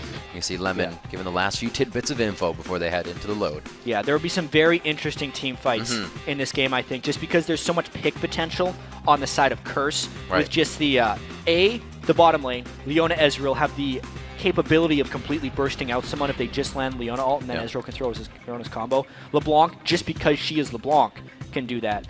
And then you look on the other side, very team fight oriented. If they could pull off some type of combo where Shyvana gets a displacement on multiple people and then High can combo with the Yasuo ult, the fight would basically be over right there. So Curse definitely needs to look for a bit more of the smaller engagements, picking people off, playing with the fog of war, whereas Cloud9 is trying to find those big brawly fights. All right, we'll see as the teams load onto the Rift. Let's see who you think will come out on top. According to LOLesports.com, 78% of you think that Cloud9 is going to take this win, which is actually pretty low, I feel, for Cloud9, I mean, considering last split. And if Coast was the 6%, TSM was 94%. Yeah. It makes a little bit of sense, though. Curse has been trending very heavily upwards, and Cloud9 has looked a little vulnerable for the first time since they really joined the North American LCS. So look at the Yasuo pick for a second. We haven't seen him in a few weeks. Knowing that there's a Yasuo in the game, there's potential for any one of your champions to pretty much be zeroed out. How do you consider the early game? How do you play into that, knowing that at any time the other team's about to explode with damage? Yeah, it'll be a very interesting laning phase, I think, because whichever person gets ahead, whether it's LeBlanc or Yasuo, will have a huge amount of swing on the other lanes, and it's a very skill-intensive matchup in the mid lane. I've seen this exact matchup twice in the LCS, and it's gone completely opposite ways. It really depends on how good High is with his wind wall to block Voyboy's burst. Another awesome thing to check out as we go into our third game of the day. We've had some amazing games so far with TSM's win streak being snapped. We'll see what Curse can do to get some wins under their belt, as well as Cloud9. Curse is 5-7 on the split. Cloud9 is 9-3. And Cloud9 has the head-to-head matchup versus Curse. So we'll see if Curse can even that up too. Hey, and especially with Coast and Evil Geniuses winning already today, this is becoming more of a must-win for Curse. Curse isn't really considered as one of those bottom of the LCS teams, but it is a real possibility if they don't start winning this game that they'd be down in those bottom 2 spots. We'll see what they have for each other coming in. Curse has a pretty hard week. I believe Dignitas tomorrow and Cloud9 today. So if they can get this win, it's going to be very, very helpful for them. Definitely in the mentality and the momentum department. Sneaky in mid lane. I was looking, where's Sneaky? Sneaky's in mid lane, as always. Yeah. Definitely seeing a little bit more early action today, though. Yeah, we are. That's been there really great. There hasn't been much in the first 5 weeks of the North American LCS, but first game, Evil Geniuses with fantastic tactics, level 1, trying to sneak in a side brush, and then the delayed invade in that TSM versus Coast game. Knowing that one of these teams has Thresh on their side, a delayed invade would be a possibility, but it's much harder to do that from the side of the map they're on right now because the access to bottom lane is a little bit more difficult, but there they go. We're going to get the action right here as they hatch that ward just above the red pit. But they do get one down. They're going to have a bit of control, at least for the vision and timing. Keep themselves safe. Looks like they're going to stay, though. Yeah, choice to not contest because they saw everyone walk in. They haven't necessarily seen them walk out, so Cloud9 could pull a feint here and get back to their red, but it looks like they're just going to trade buffs. So a very Season 3-esque start with a spotted invade via a ward and then just a straight-up red buff trade. This kind of plays into how Cloud9 usually plays their bottom lane with not a lot of wards. This is the first time we really see a team using the wards for invade. Usually you see Curse, their regular setup of wards to know where the jungler's going and how it's working. Yeah, well, the interesting thing about this is Cloud9 doesn't need wards in the bottom lane because they force the enemy jungler to the opposite red. There is no way I Will Dominate could start any farther away from the bottom lane than what they forced him into doing there. So the gank threat isn't actually real at the moment, and they're safe to play without wards. Great job by Cloud9 so far. Boy even taking damage when he tries to trade there, you saw in his distortion. So he's got to be careful in that lane. High's trying to take the aggression immediately. Yasuo's level 1 and 2 are obscenely strong because the E with that additive damage, 25% the more he dashes through, really, really hurts early on in the game, more so than almost anyone else. Not to mention he has that shield up right now. It's around level 5 and 6, maybe to about level 9 or 10 before he gets his items going, that Voyboy would look to take advantage. Knowing there's just a few items to get high going, I'm sure he'll be shooting for that immediately in that mid lane. Already level 3 over Voyboy, and just by a minion you can see, so they're keeping it pretty even in that lane.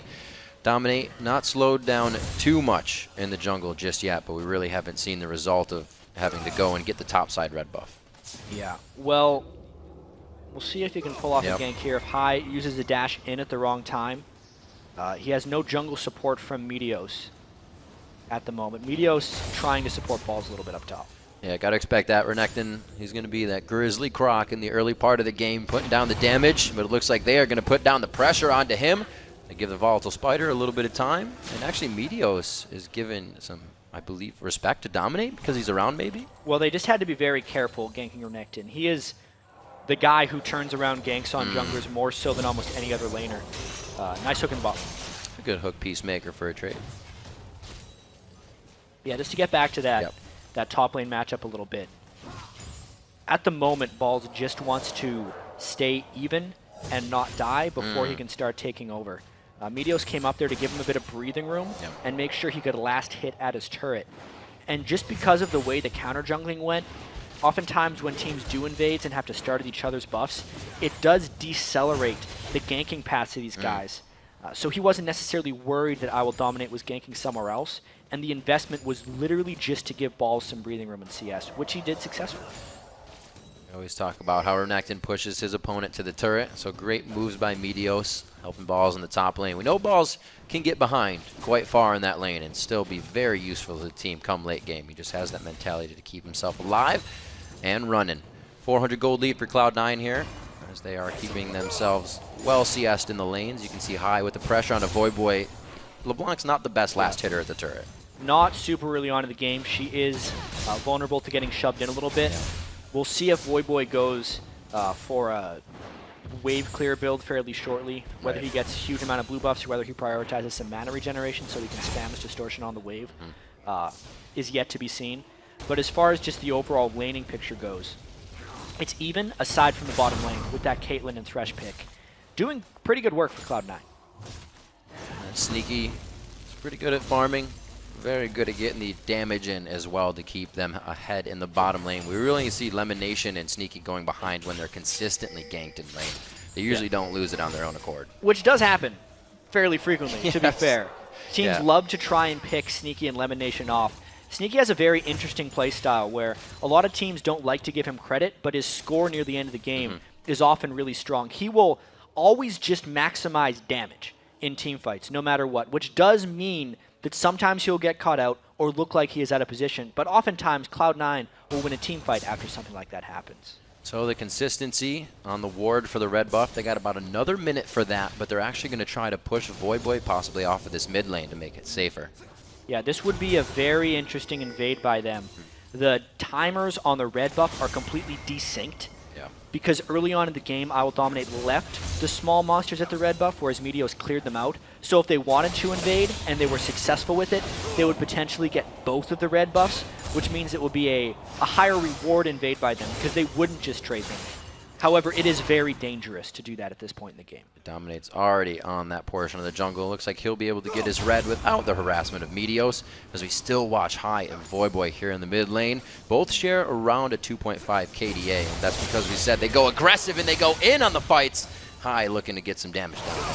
That could have just been for the harass as well, because we see Cloud9 has 3 wards in the jungle of Curse right now, and they're all moving for that invade. It's working across the map. Sneaky and Lemon Nation are winning the lane and have them pushed back. Therefore, it enables them to walk in for this invade. And this is when you know you have the control, when the opponents can visibly see you moving and they really can't do anything about it. Yeah.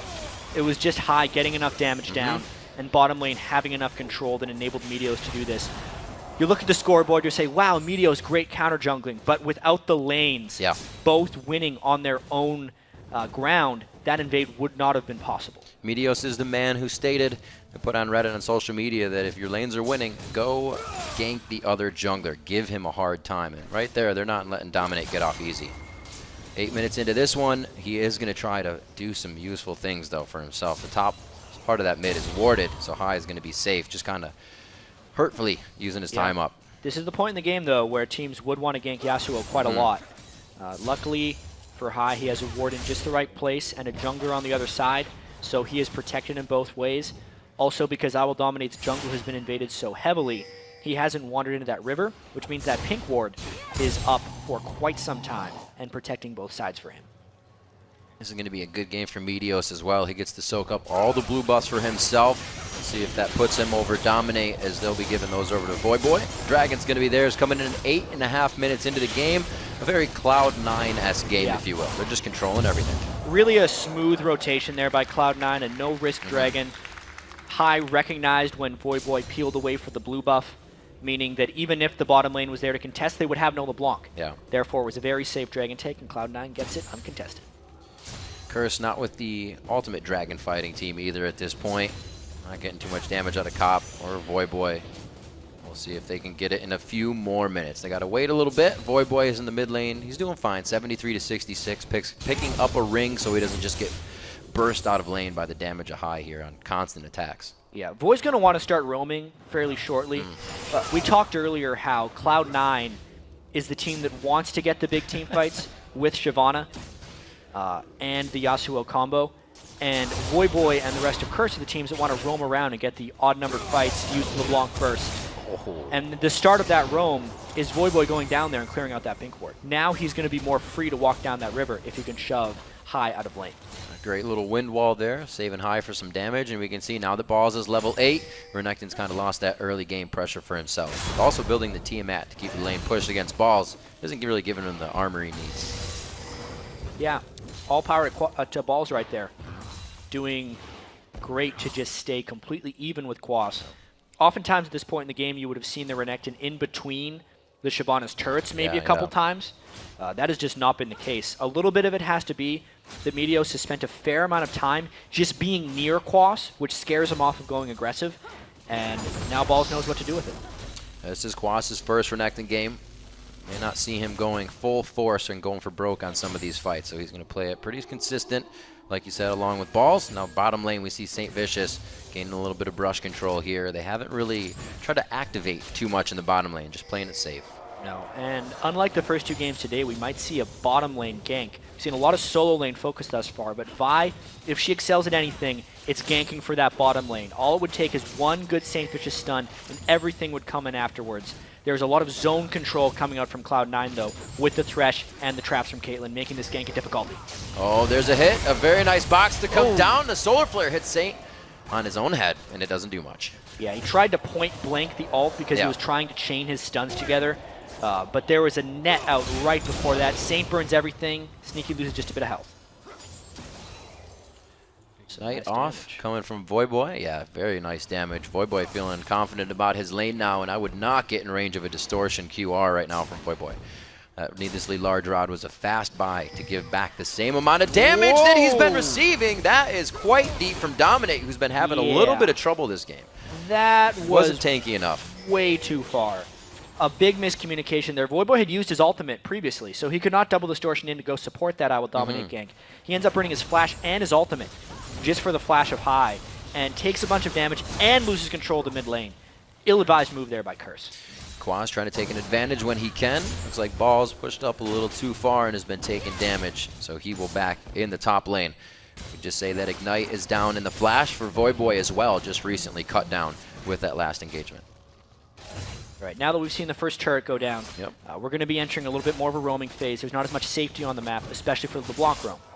Therefore, if we look at some of the builds of Cloud9, we can see they're going a little bit more for tankiness or just resilience right now. Meteos has went directly for the tank spirit. A lot of times, Elises will stop at a Spirit Stone or even just the Hunter's Machete and go for the full magic penetration. But against the LeBlanc, that's just suicide, and Voyboy would kill him. Likewise, Sunfire Cape up top. Caitlyn is mobile in her own right, and Thresh has a Dorn Shield early on. So if Voyboy wants to take someone out, he's got to go very deep, and he won't necessarily be able to take out the main threats at this point in the game, which are the 2 solo laners and the jungle.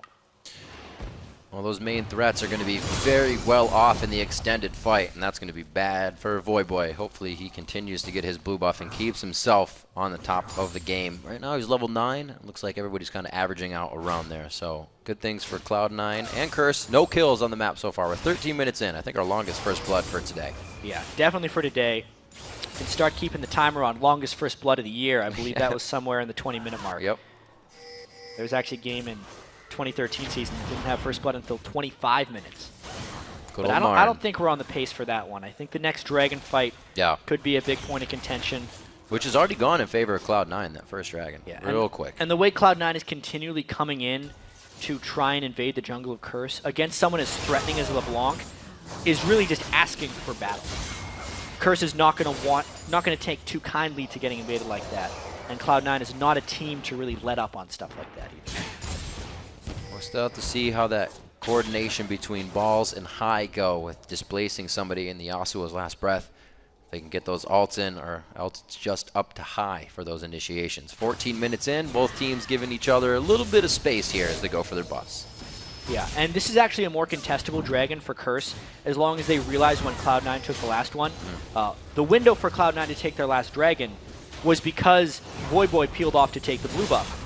Dragon respawns every 6 minutes, blue buff respawns every 5. Right. So on this rotation of the timers, it means that they can take the blue buff and then make it for the Dragon fight, just based on the timers that Cloud9 worked with last time. And this blue buff was not something Meteos goes over to aggress on. He was back in base, making sure he gets that buy of the Sork boots since he rushed the Golem, and he'll be back down ready for Dragon here. Voyboy may try to get some damage onto High here, knowing the Dragon's coming up. I feel those two could engage quite soon. Yeah, so Meteos has a lot of good items. Yeah. High doesn't really. Just the Zeal. You definitely want the Static Shiv, maybe even some attack damage on Yasuo before he becomes potent in those situations. However, there is pink ward control from Cloud9, a lot of roaming coming down as well. Let's see if they can take this Dragon while High distracts in mid. To get the flow down, he'll have that charge coming up from his ultimate, but it looks like it's just a 1-2 punch there for Curse to get into position. Cloud9's already done it under their nose, though.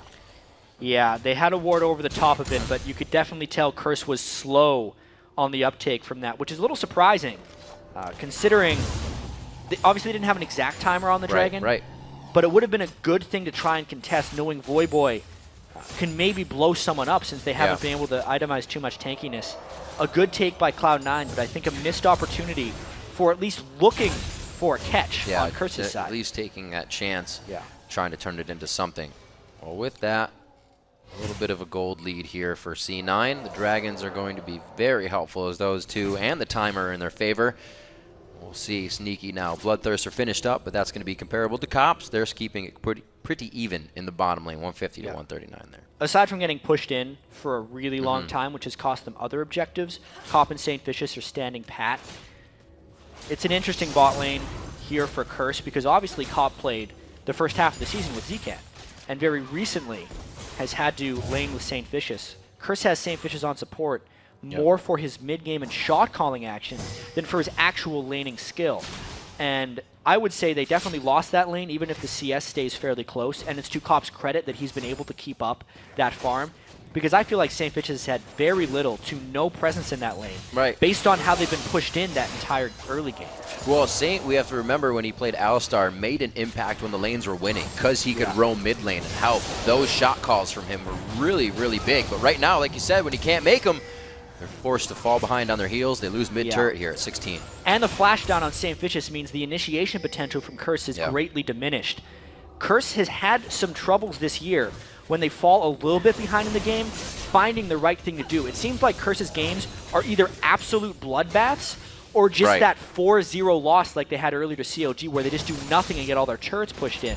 They have to find some type of middle ground. Right now it's looking like one of those games where Cloud9 is just out-rotating and Curse is gun-shy about going in for some fights because there's been a couple opportunities where they could have tried to force some action and they've decided against it, therefore forfeiting some advantage to Cloud9. It's like they're really relying on the combination of their ultimates to have to happen. They're not taking any chances where they wouldn't get the full effect out of it.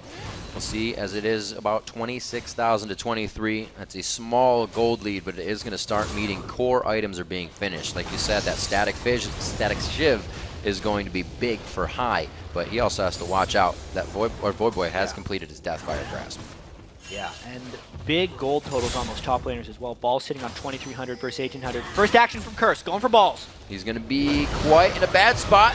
Brings the Assault and Battery back with the Dragon's Descent, but it's going to be good damage. First blood at 18 minutes into the game for Curse. Yeah, but what does this cost them? They move their jungler and their mid laner up top. There's a lot of pressure on the rest of the lanes. Cloud9's going to try and make something happen off this one.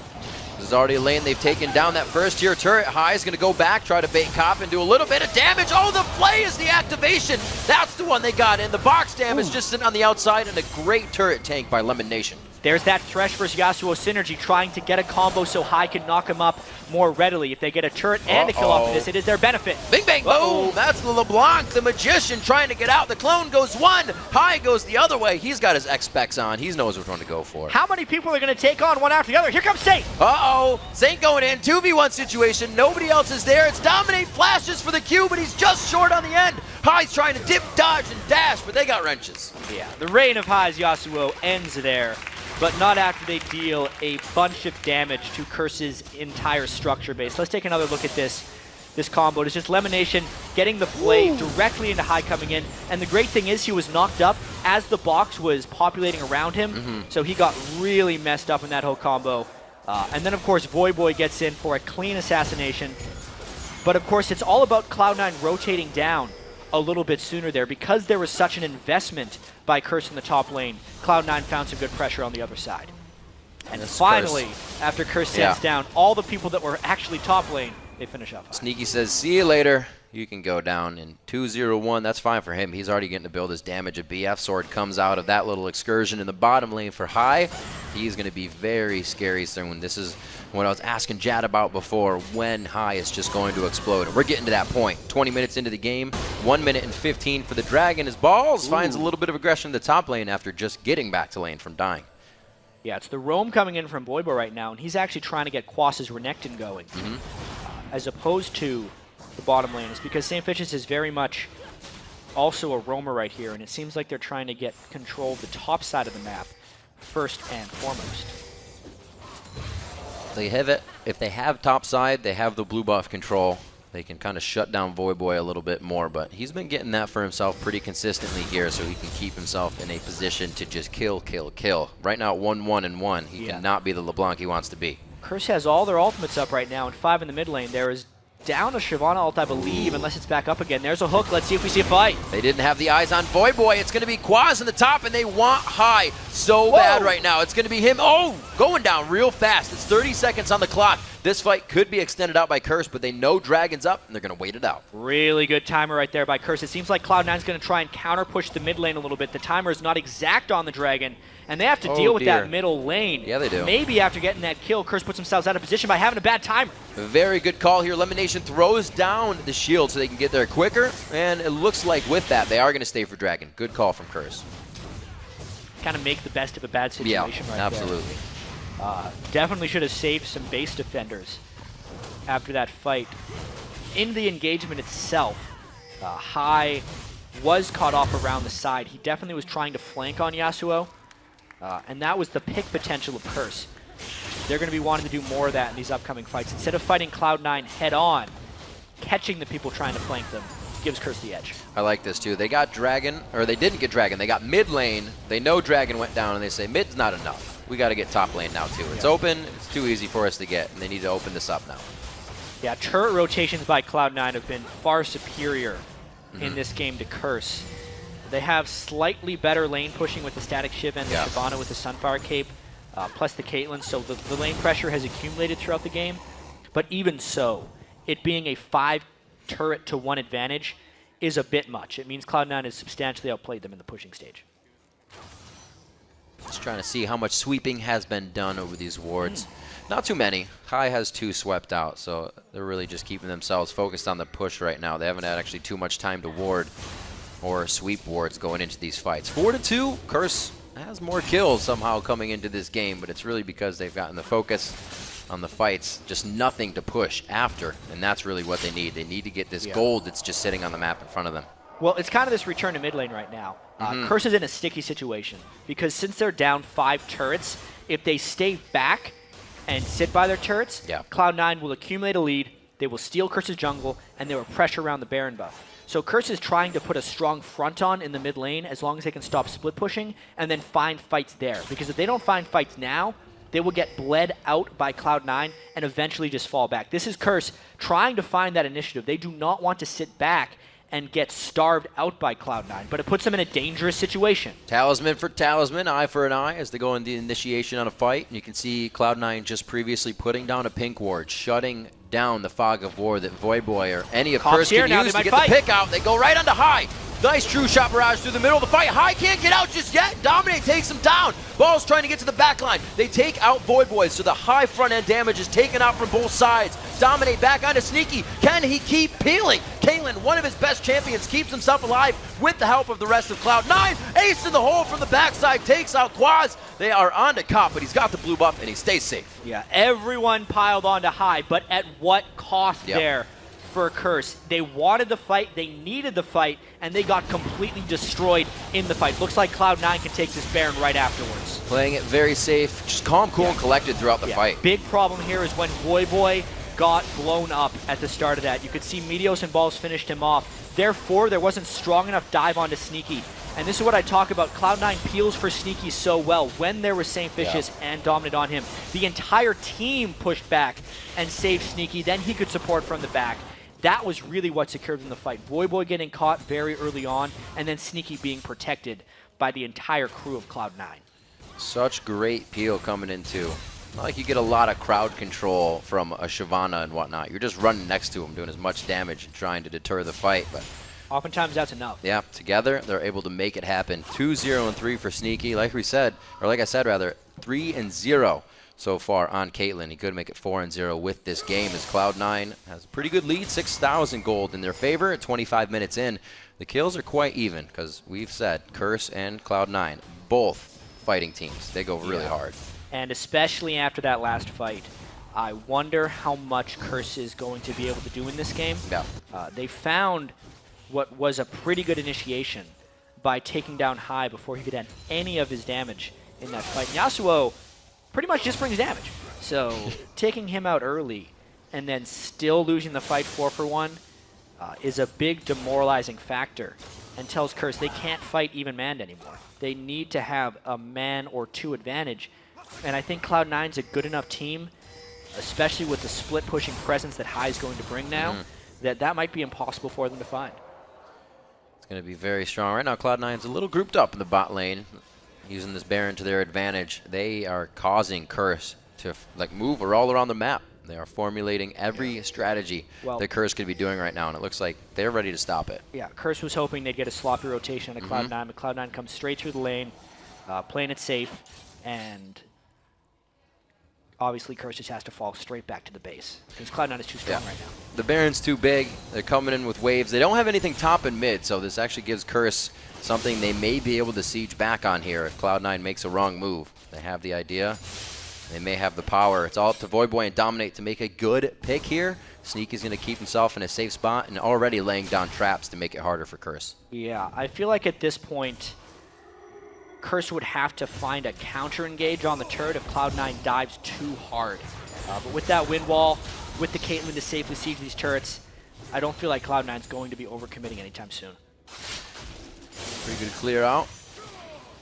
Really just flexing their muscles at this turret. Cloud9 is a team that we know to play very, very patient, not make a mistake. They have 30 seconds on the Dragon. If they don't get anything here, they're more than happy to take that. The Baron's already on them, so this gold lead is only getting bigger and bigger. They're not really wasting time right now. They're really just Voidboy down pretty well. Curse out. They're just going to be hitting. Surprised Sneaky's not going more aggressive on this turret, seeing as they do have a Thresh to try and clean him out. I think they're worried because Sneaky has not atomized magic positions yet, and LeBlanc would be the one thing that could turn this fight if LeBlanc could get a full combo on a Sneaky. So it is holding off the push for a little while. Maybe Cloud9 should try a split push. So it makes it so scary, having that ability to blow someone up. But like you said, Voidboy also respecting the fact that Cloud9 is just going to close in on that engagement. Well, they have a Baron buff for a very short time later. They might go in on this exact push. The hook to Dominate, not enough of what they wanted. No. They're just trading damage to everybody that's slowly being healed up. Dragon is going to come back up, and they say, all right, we'll peel off for now. Yeah, if they weren't going in on that push, they're not going in at all because there's too many other objectives for them to take. I like the Dragon. That kind of spells good things for Curse. It's not great, but at least they can hold off that first push, especially with the Baron. Yeah. Not even the best wave clear on their team either, so it does show that they can do a fairly good hold. Kopp was able to finish his Trinity Force as well, which is very important. Because he was about an item and a half back on Sneaky. Now he's just one item back. It's a little bit more respectable as far as being able to stand toe-to-toe in a team fight. But this gold lead is just accumulating higher and higher. You add that to the fact that Cloud9's team fight, just going to say that actually, what the Twitter guy said, their team fight is much stronger. And that's one of the reasons that Cloud9 has so much control right here. Well, they knew they could take that first Dragon. It was easy. They had no contest coming from Curse on that. And then the second one as well. We'll see what they can keep it going. Curse has gotten themselves in the position for a few good things. The kills they have under their belt, but 7,000 gold. It kind of puts Curse, and I said it before, back into the position where they were the ones to state, can we do this? Actually, let's not. Can we do this? Actually, we can't. And it's going to start getting quieter and quieter. One thing to note is that I Will Dominate has went for the Trinity Force on Vi as opposed to a full tank build. And I think that's because they see Sneaky as a priority and they really want him dead. Look for heavy focus with Vi onto Sneaky if they find something. Here's the fight. It's just like Cloud9 had the Spidey sense. They knew it was coming. A beautiful dash out by Hai, but he's followed by Dominate. They go 1-for-1 in quick kills. Dominate's very low, and so is Quas. They're both out of the fight, and a great hook in from Lemonation. They try to pull clear into the damage, and it's going to be Quas. Gets the stop from Kopp. It wouldn't have been a kill for the ace in the hole. That was not good. Yeah, a straight 2-for-1. Curse wanted to find it, but in that corridor, there was just a mess of tanks for Cloud9. Nobody could get through to Sneaky. Good luck fighting through that. Dominant had to flash away. And now they're desperately trying to get back to base before this Cloud9 push. And Cloud9's thought going into that seemed to clearly be, if they are in this brush, we're okay with walking into it. They knew they had the power. They knew they had to peel, more likely. It's because Lemonation just sat there with the box. Balls just sat there with Shyvana. And it went so easily well. Just take a look at this one more time. Watch just the box, obviously, and the Shyvana just being in. That was like a point-blank Shyvana ult. He just wants to burn out the area more so than do a bunch of damage to them. And Curse had to disperse almost immediately. Curse needs to fight in spread out areas where they can use their mobility advantage. If they fight clumped like that, they are opting into a bad fight. Yeah, the jungle corridor is not the best place for them to set up a battleground. We have a lot of the items finished up. They have been finished for a while, but just to recheck, the Infinity Edge and Static Shiv on high. Yeah. He has been wreaking havoc. He's 3-4-0. But like we said, those KDAs are lower because they're the ones diving in, being so aggressive. Has been getting focused pretty hard in these fights, that too. Yep. Put himself in some poor positions, but I think the rest of Cloud9 has been picking him up this game. Yeah. It's one of the things Cloud9 is actually kind of known for, is anyone can have a poor laning phase, but it doesn't mean the team will have a bad game. They're very good about picking up the slack when someone is slacking. And this was just another good rotation. Curse is trying to get control of Baron, Cloud9 pushed mid. There's our first inhibitor turret, and it comes when Curse really is kind of scrambling to get back into their base. There were all sorts there trying to get out of the jungle. We saw Cloud9 in the bottom have a little trouble with that inhibitor turret, but not this time. They break open the base at 31 minutes, and it's going to look like pretty clean from here on out. They can dictate a Baron. They can dictate anything. Yeah, and that was actually incredibly key. Cloud9 had a Baron and could not siege down an inhibitor turret. Yeah, that's the fact that they just outsmarted Curse to rotate for one is incredibly potent. This Baron fight may be the defining factor in the game. Dominate trying to steal. Dominate on the other side, gets boxed in. He can still make his way over the wall. He gets the Vault Breaker into Thresh. Actually, Lemonation stops that up. The Baron's going to be alive for a long time now. Boy low. A lot of Curse health bars are low, and Cloud9 is going to appear from the bushes victorious. Yeah, they did stop doing the Baron, but they could definitely go back for more. Very confusing looking fight there, as now we have the scatter type of team fight. Curse still has some of the mobility here. This, if they're going to find a situation that's good for them, this would be it for Curse. They're down a man, but they have everything scattered. This is what they want. Lemonation doing a great job at not giving up. That Dominate is somewhere. No. They go on to Dominate. They don't want the chance for a smite out, but how much focus are they going to put onto him? Quaz comes up with a kill onto high. They take down Voyboy right away along with Dominate, and it's going to be Kappa Sneaky. 80 carries back and forth, but Balls wants to have a say, and Sneaky stays alive. The double kill for Quaz on the top side. He is going to live. He's getting a little bit of regen from that or from just his statistics. Just being Renekton. Being Renekton. It looks like he's going to commit suicide on this one. Croc himself in. It's going to be the kill here for Balls. He actually throws down the Ignite too, just cuz. He had to make sure in that one. But as we could see in that fight, it was very chaotic, and Curse almost came out on top. Take a look at, watch how Voyboy can get a lot of burst down onto high once again. And then really, if Cop had 50 more health, he could have easily turned this around for a double kill. Obviously, Quas was being a monster up top here, but it was really this duel down at the bottom between Balls and Sneaky. We missed it on that fight, but it was very close between Ezreal. Second Baron of the game, going down to Cloud9. Very nice job, 33 minutes in. Whee! That's not nice. Saves him. Oh well. Saint's going to be good. You just need a beach chair, the umbrella, and a brush. You're good to go. Three backing tips. 14 seconds on the Dragon, which is worth quite a bit of gold now. It's reached that maximum level for people to be getting some good cash money out of it. Yeah, second Baron of the game, very important. Yeah. Especially because they've broken open the door to Curse's base. And like we said, as long as Cloud9 stays together, they're in complete control. It feels like it's been a much longer game than 34 minutes. Yeah. He's trying to hook something. He was. They're having fun. They know they're quite in the lead, enjoying themselves, and you got to remember to have fun. I'm sure Curse is trying to keep that in mind right now. It's been a tough game, and that's where you're going to get out of Cloud9, especially when all those lanes are won. We saw Meteos heavily in the jungle in the early part of the game because of the lane winning of Cloud9. Counter jungling was very big towards the red buff. Dominate was forced to go over and steal Cloud9's red buff as they did the same in the early part. And that's something else we've been mentioning. Is the early game invasions are definitely coming back, and they're affecting the game from the first second. I mean, it's the early game. And it's something that Cloud9 has worked a lot on in the offseason. Back in the 2013 season, they did a lot of just, okay, let's get out of the early game, and then they know they'll be better because they just picked really strong team fight, really powerful champions. This season, they're doing a little bit more about trying to take early control, force early fights, and really be less of a victim to what the other team wants to do really on in the game, and really write more of the story themselves.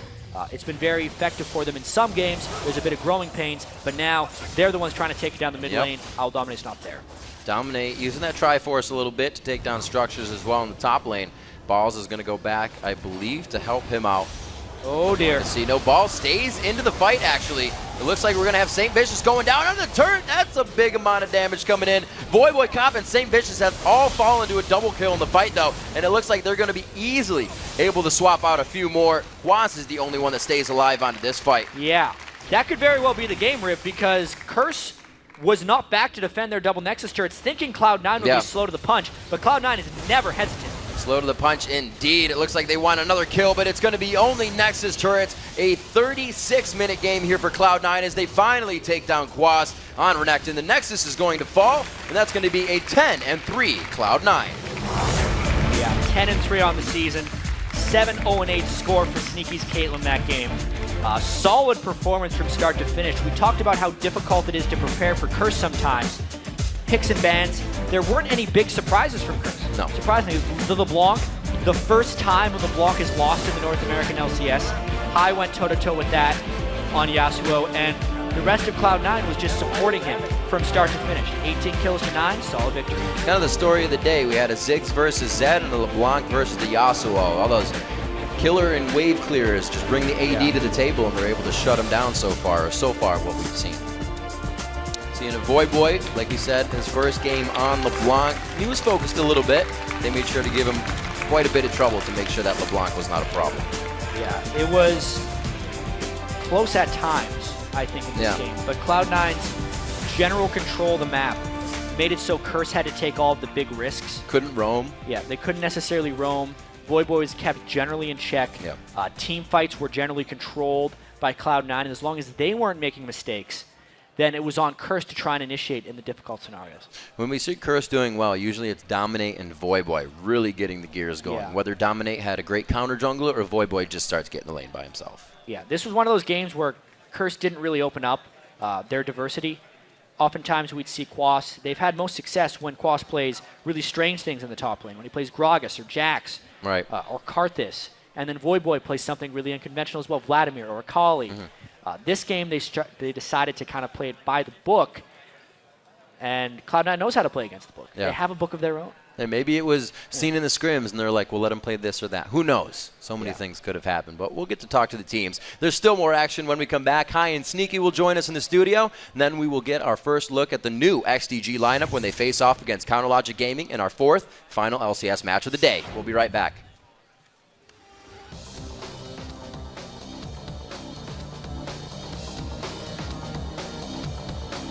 Go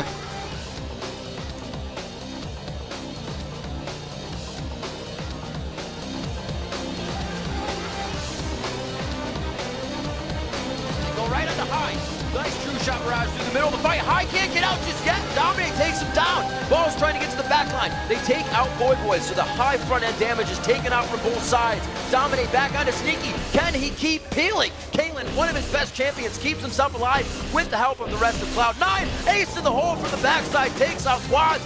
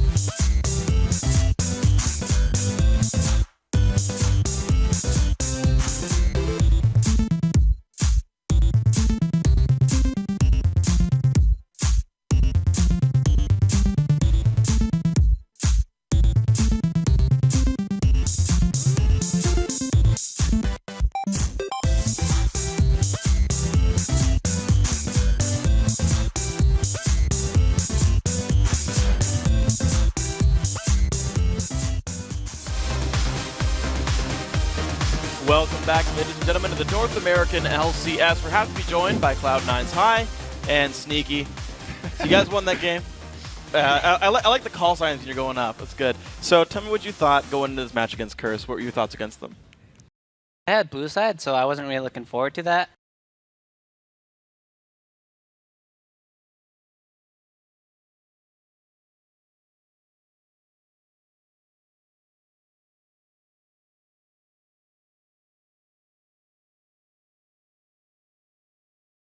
Yeah. Okay. I do have a specific question for you though, Snaky, because you were pretty outspoken about the the changes to Static Shiv, where it's only going to crit if your attack crits. Said you're never going to get one ever again. Obviously, we're on the 4.1 patch here. Is that the only reason that you bought it now? If this was 4.2, would you have bought it in the same situation this game? The reason I bought it there was because I had exactly 2,500 gold, and I was actually kind of disappointed I had that. I was like, darn, I couldn't get PD this game. But it worked out. Obviously, you had lightning going around. You killed a bunch of people. So we've got our first replay here of this interview. It's a mid-game team fight there in the mid lane. High, unsurprisingly, gets focused in the battle. I don't know if that's a shock to anyone. If we can get that on your screen, walk us through what happens in this battle. All right, so Lemon was running that way. I'm trying to follow him. I knew I was about to get jumped on and die. So I was just basically telling my team to kill the front line. Sneaky's sitting in the back completely safe from everyone. He's literally just waiting on people. Now they're diving him. So this is where I call balls to stop diving their backline and tell everyone to peel for Sneaky. Because if Sneaky lives, we win the team fight. So obviously he doesn't die here because everyone started peeling for him, and then we win this team fight. So even though I died, I just start calling for my team what to do afterwards. And if they listen, it should normally go well for us. So Those calls from the grave. Yeah, working out for you. if I'm dead, it's easier because I'm not doing anything. You can just focus on making the calls. Perfect. Kind of like a six-wheel sort of. So you didn't get your ult off in that fight, though. Is that frustrating at all? Are you like, somebody please just land a knock-up so I can at least ult before I die? I was trying to get my ulti off, but I'm pretty sure I was CC'd for the majority of that fight. Leona jumped on me, Vi jumped on me. So I'm spamming R, but they're not letting me do it. So I don't know. I was kind of in a bad position that fight. So. Well, of course, it worked out for you guys, though. So you go through, you mop up a bunch of team fights. I want to kind of press you on what you do then when you've got that sort of early lead, because you had kind of kills going back and forth, but you were in the goal lead the whole time. What do you do to press advantages further as a team? It kind of depends on how the game's going. If there's a dragon coming up, we can almost guaranteed fight it if we're ahead, because then we will basically have control, and they just have to either force a bad engage or we just get the free dragon. Seemed to work out for you guys, of course. So we have another replay coming up here. It is a big Baron fight there right towards the end of the game. Ooh. And Sneaky, you have a big shootout against Kopp in this one as well. With like a 4 health, like survival, whatever. When we get that one up there, I want you to talk about how this fight goes down. Yeah, for me, the call was to go and dominate because we didn't want to make it a smite war. And then I saw Void was pretty far out, so I started to try hit him. I think he dies right here to me. Yeah. And then me and Kopp go at it right now. So how do you outplay him? I was actually just, I'm so high on life, and I have all my summoners. I'm just going to throw everything at him and run his face, and he can't kill me. And then that flash away, you were... I was a little bit scared. 1 life. Style flash? I was like, all right, 1 life. Time to get out. Worked out. You guys had a fun game, of course. I do want to call your attention to, if you guys watched the TSM Coast game that went on just before you guys. How did you feel about that match? Well, for us to follow that match, that hype of a match, our game was relatively boring compared to their game, to be fair. They had a Nexus, an X-Packet, basically. Yeah. And for us to follow that, that's kind of crazy. The game itself wasn't a super high-level play. Coach could have ended the game much better if they bought correct items or did the correct things. But TSM played well while they were behind and took advantage of the fact that Coach built badly. So the game went longer than it should have, but the fact that it did makes for a more interesting game, because the worse the game is, the more interesting it is for spectators, because it's likely there'll be more fights, it's likely there'll be more bad dives, it's likely there'll be more bad Baron calls. So it's interesting if it's a bad game. So I thought it was very fun to watch. But the first half of the game, like the first 20 minutes was really good. The last half was just kind of interesting. Anytime there's a ring around the Nexus, it's pretty fun to watch. Yeah. Okay, well, how about the game coming up next here? We are going to have XDG debut their new lineup. What are your thoughts on the recent changes to the team? Is it XCG versus CLG? Yeah. Okay. We actually scrimmed them a few times, and they're using the Bloodwaters account, so we didn't actually know that they swapped. It was the same day of, like, an hour or two before. We're like, huh, that actually happened. But I think they should do okay. I don't think it's going to be the worst thing ever, and I hope they can come out, because they've been having a lot of trouble this whole season. Yeah, it's weird because they were giving you a run for the money Like, what are you seeing as like the big difference? Like, because they were like one of your big competitors, right, last season. What's the big difference with these guys? Why have they been slacking so much? I think their advantage before was being able to snowball a lot off early game, and now that the game is less snowballing that factor, and they changed their junglers out, they can't really close games out as easily. All right, well, guys, thank you very much for your time. Congratulations on your win. You're 1 game behind first place. We'll see if you guys can do it by the end of the week. We've got more stuff going on, guys. We're going to send it back over to Riv and Jad at the caster's desk. And as we go, well, CLG's been on the rise, but XDG believes the early game will be the key to bringing them back down to earth. CLG is looking really impressive right now. The addition of Dexter has helped them a lot. Last week, they demolished C9, so they're looking really strong right now. I think XGG is looking pretty weak at the moment. I think they're all pretty strong individually, but the teamwork and team rotations mid to late game aren't really there right now. As long as we get like a 2v2 or gank really early, I think we're going to be ahead and we'll probably win the game. I don't know what happened, but their chemistry is off. But we've historically had really bad times against XGG, so we'll see how that plays out. Just as Doublelift said, XDG / When They're a Vulcan was the thorn in the side of CLG. They were the team that always knew how to get under their skin. Yeah, they had their number, but CLG's been looking a lot better lately. XG has been looking a lot worse lately. Yeah. But then again, all bets could be off the table because we have more role swaps coming out. Yes, we do. So it is our final LCS game of the day, Counter Logic Gaming versus XDG Gaming. And we heard CLG mention XDG's shaky chemistry, but now they've done something dramatic to try and correct that. Yeah, so the big news, Zuna moving to support. We've seen other 80 carries move to support, like Afro move for CLG. But if we remember, it took him about 6 months to a year before he was considered the force in that role. And Zuna's had a couple days. Right. And while Nick Wu has been with XDG as a sub, it's one thing to train with a team, and it's another to start in the LCS. Yeah, absolutely. It'll be interesting to see how he handles the jungle and the pressure coming into this role. We saw him in action as a complexity top laner in the 2013 spring split. But to start out right out of the gate against a capable jungler like Dexter, Dexter who brings a very aggressive early game style, Nick Wu's going to have his hands full. Yeah, he will. CLG had a great last week despite a tough schedule.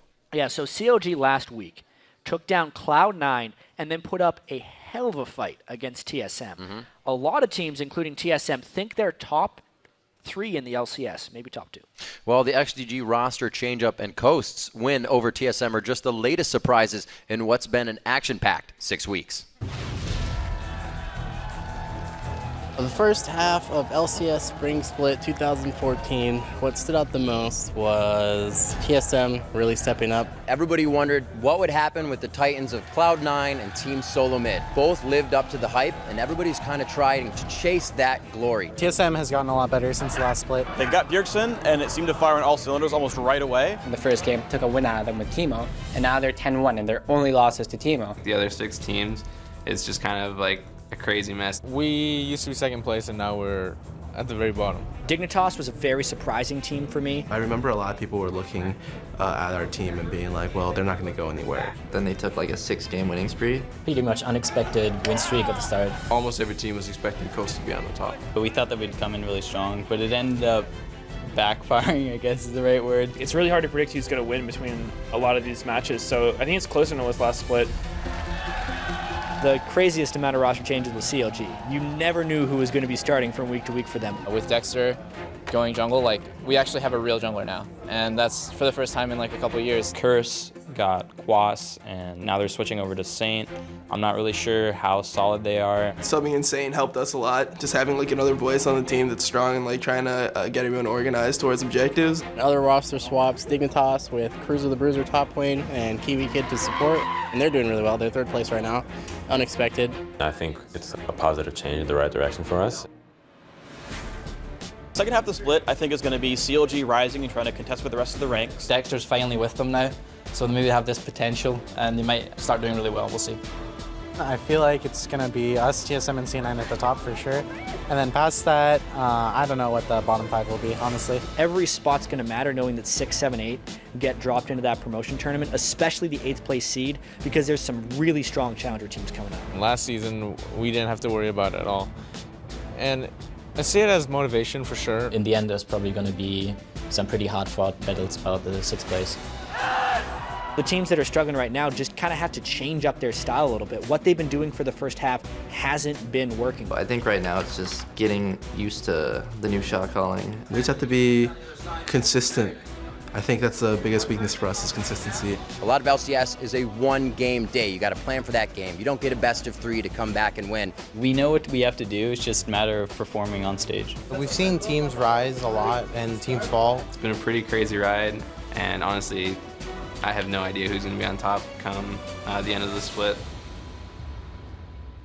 As good as any of these teams feel, you ask them, you know, how has the momentum helped this? How is something helping this? And they say, you know, it's the next day. We take everything as it comes. Yeah, and one of the things that I've liked the most about this split in particular for North America is every game has some type of interesting story coming into it, especially this one. Yep, they're going to create the story for themselves. Well, right now we're going to check out the starting lineups. Before we get to that, on the blue side, it is Counter Logic Gaming.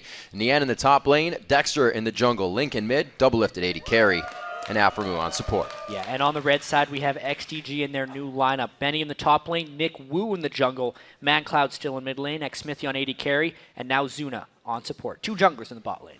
Yeah, absolutely. We've seen fresh things, change-ups, things that teams kind of get in their mentality is new and it's something they can ride on. Maybe this is something that XDG can ride off of because there's been a few changes in the beginning of the season. This will be a second huge change for them. Well, for as much criticism as XDG has taken for their roster shuffles this split, we have to remember when XDG initially rose to prominence as Vulcan, it was off the same type of roster change. They actually added Bloodwater mid-season and saw immediate improvement. So the team has generally stood behind Zuna. Right. They understand his shot calling ability. It looks bad from the outside, the fact that they've been doing this. Their results have been awful, but change can sometimes lead to good things. That's right.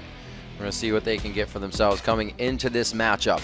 Nick Wu as a player, like we said, we've seen him top lane for complexity. We'll go over his play style, what he likes to do. He's always been a consistent player.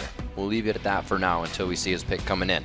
Well, bans are coming out, and we see Pantheon and Annie being the first ones locked in. Yeah, banning Pantheon away from Nick Wu. Even though we last saw Nick Wu as a top laner, he has been a full-time jungler since getting dropped out of the LCS back in the 2013 spring split on complexity. So it's not like he's coming into a role completely blind. Plus, he's been a sub for the team for a very long time. Yep. He has communicated with them, and he knows their playstyle. Both Xsmithy and Double Lift getting a bit of play on Sivir lately. And we're finally seeing her more on the ban list than on the Rift. Yeah. Very interesting progression for her. She goes from unknown to picked every game to, let's just get rid of her. Yep. We don't know how to play against DF. Her, that pick in itself kind of removes the Stampede composition. The speed that comes out of those compositions. It's a big pick. It's a big pick. And so is the last one. LeBlanc gets put to the wayside, but this leaves Lulu up. It has been a big pick for Link. It has been a huge pick. We've seen a couple Lulu bans. She exploded onto the scene a couple weeks ago. But the top picks are very, very contested right now. You know, you got Lulu on one side. It means we could see plenty of stuff come through here. You can see Elise, Thresh, all those things still available.